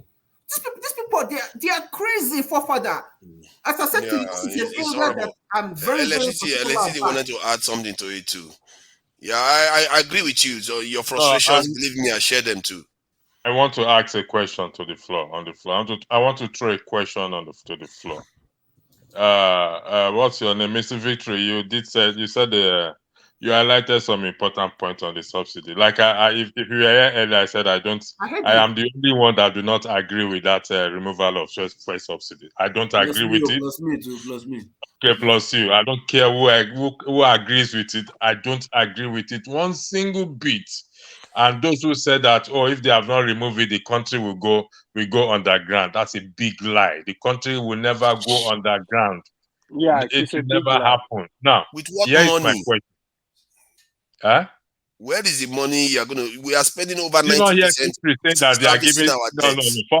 forefather? Did you not hear Victory just say they are giving somebody almost 500 something daily? How much Yeah, did you quote? but the money 500 wasn't billion for monthly. nothing. No, the money was for something. No, But the amount Whatever, is what is they said the money was whatever to it is for forefather, develop the we are Forefathers, not north. I want saying to it. leave. So, Develop the forefathers north. have shared the video in the Here private is my chat. question. I'm checking it now. I'm Can I checking it now. I was So, on the 3 floor. videos. Thank you, I want to Kene. ask my question, Yeah, I'll check it please. out. I would like to ask my question. Yeah. My question is, what sort of palliative do we think can be put in place that will pushing I wanted to ask the removal of fuel subsidy? Pardon? What? Kene don't know the So, answer. What? Can I make my concern? I'm going also. Yeah. Let I'll me answer a rephrase. question. I'll answer a question. I heard it. Okay. Now, Before you answer the question, after I finish answering the question, please kindly kick me out of the studio because I can't find the leave icon on my phone. So when you finish, just No kick me. problem. I will help you out. All right. Thank you. Yeah. okay. Me too. At the end of my answer, please kick me out too. No problem. I'll figure out the way. All right. First and foremost, there is no subsidy in what's currently going on right now. In my lifetime in Nigeria, I've had fuel subsidy removal more than 20 times. So as it is now, the other day I was telling you guys I wanted to get a friend of mine who works for Shell, but he had refused to show his face. Say if he wants to speak on it, he wouldn't want to show his face because of his sensitive position in Shell. But there is no subsidy. See, what is happening now is that the corruption that is in the system, the people want to transfer it to us to keep paying it, because that is the only thing that is there. If not, there is no way the gas or fuel in Nigeria will be costing 555 naira. The max it will cost is 300 naira will be the max, and that even at that point they are making a lot of gain. However, what are we supposed to do in this instance? How will they, like the question my brother asked? Because there's no subsidy, whatever they're removing is not even supposed to be there in the first place. They're not supposed to be there at all. So we cannot be subsidizing corruption in the loading, in the demurrage you get, round trippings that you make, and all those things. The people who are, the leeches in the system that are sucking up the blood of the innocent, in the system. We cannot be subsidizing that. So, and all I need, if they can come clean, because even as we talk now, NNPC has not been able to come clean to say this is the actual amount of this is the landing cost. This is not what it is. This is what we are receiving. This is what we are paying. And the question that some journalists have asked in Nigeria now is, give us the names of the people you are paying the subsidy to. Up to this moment, NNPC have not produced that names.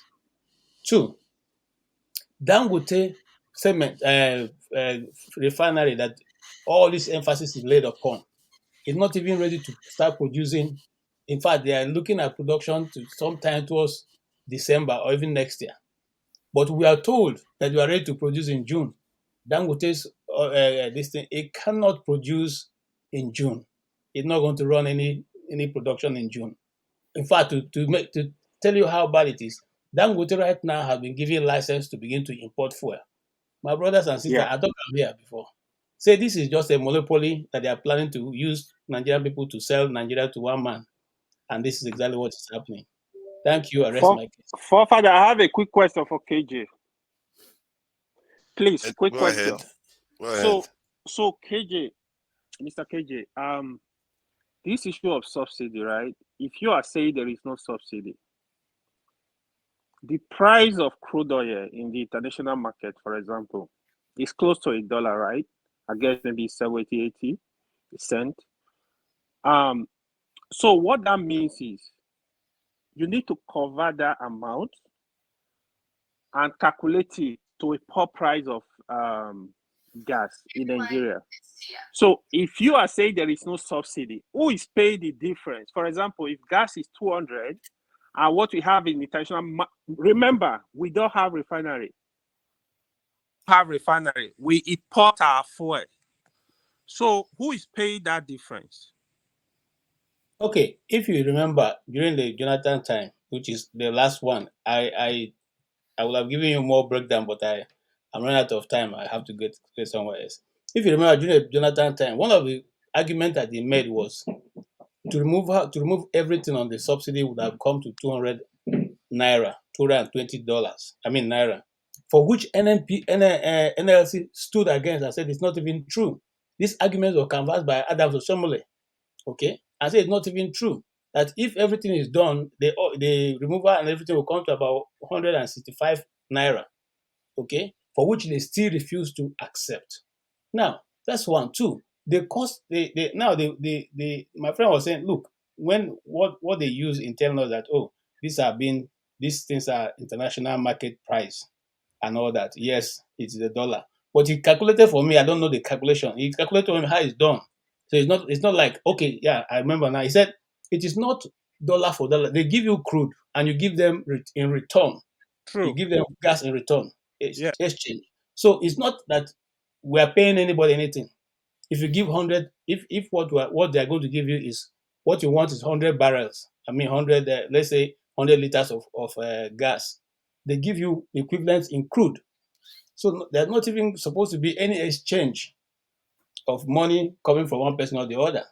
And that's why they're asking people to say, tell us who you are paying the subsidy to. Give us the names of the people. Let us do our own due diligence. And NMP has not produced the name of the people that they're giving. Instead, just 2 days ago, it was said that Dangote have been given license to begin to import. Yeah, I saw that. So KJ, okay, continue.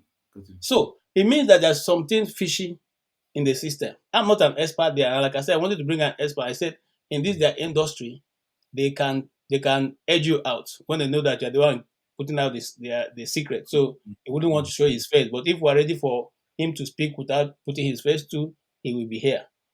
Okay, because they know these guys know where the problem is, and they know the people who are getting this, laches. They've been milking from Nigerians for years, and they are not about to stop. Because now they're not about to stop, they want to move that cost to you and me. I get it. To you and me. But for me, I think we wanted to say something else. I don't subscribe to that necessarily, because when we say that the fuel subsidy is there, that would not, I mean, if the fuel subsidy remains, that the federal government, because we have some hidden wealth that we are going to use to augment it, that is a dangerous calculation, because the money they are stealing, they are not just going to say, oh, because we've been stealing this money and we've been telling people that we are spending 97% servicing our debts. Suddenly, because the money has run out of control, we can bring the money we are stealing. They will still keep the money they are stealing, and they're going to let the economy tank, because most of their resources are overseas. They have already invested overseas. These people, they will let the economy tank. So, in terms of what they have on paper, if Nigeria is spending 97% of its revenue on servicing debts, we're in big trouble. It means sorry, let me explain some of the consequences of a debt crisis. A debt crisis, your currency will depreciate like crazy, and you will be seeing people carrying money as if it's nothing, like we borrow, and your currency will be decimated until that stuff is fixed. That is why it's important that they removed it now, because they are, in short, I can give you 1,001 reasons why this is a subsidy is not exactly very good for Nigeria, but I will leave it at that. But just for debt crisis alone, that is dangerous as it is. Listen, what you just explained, right?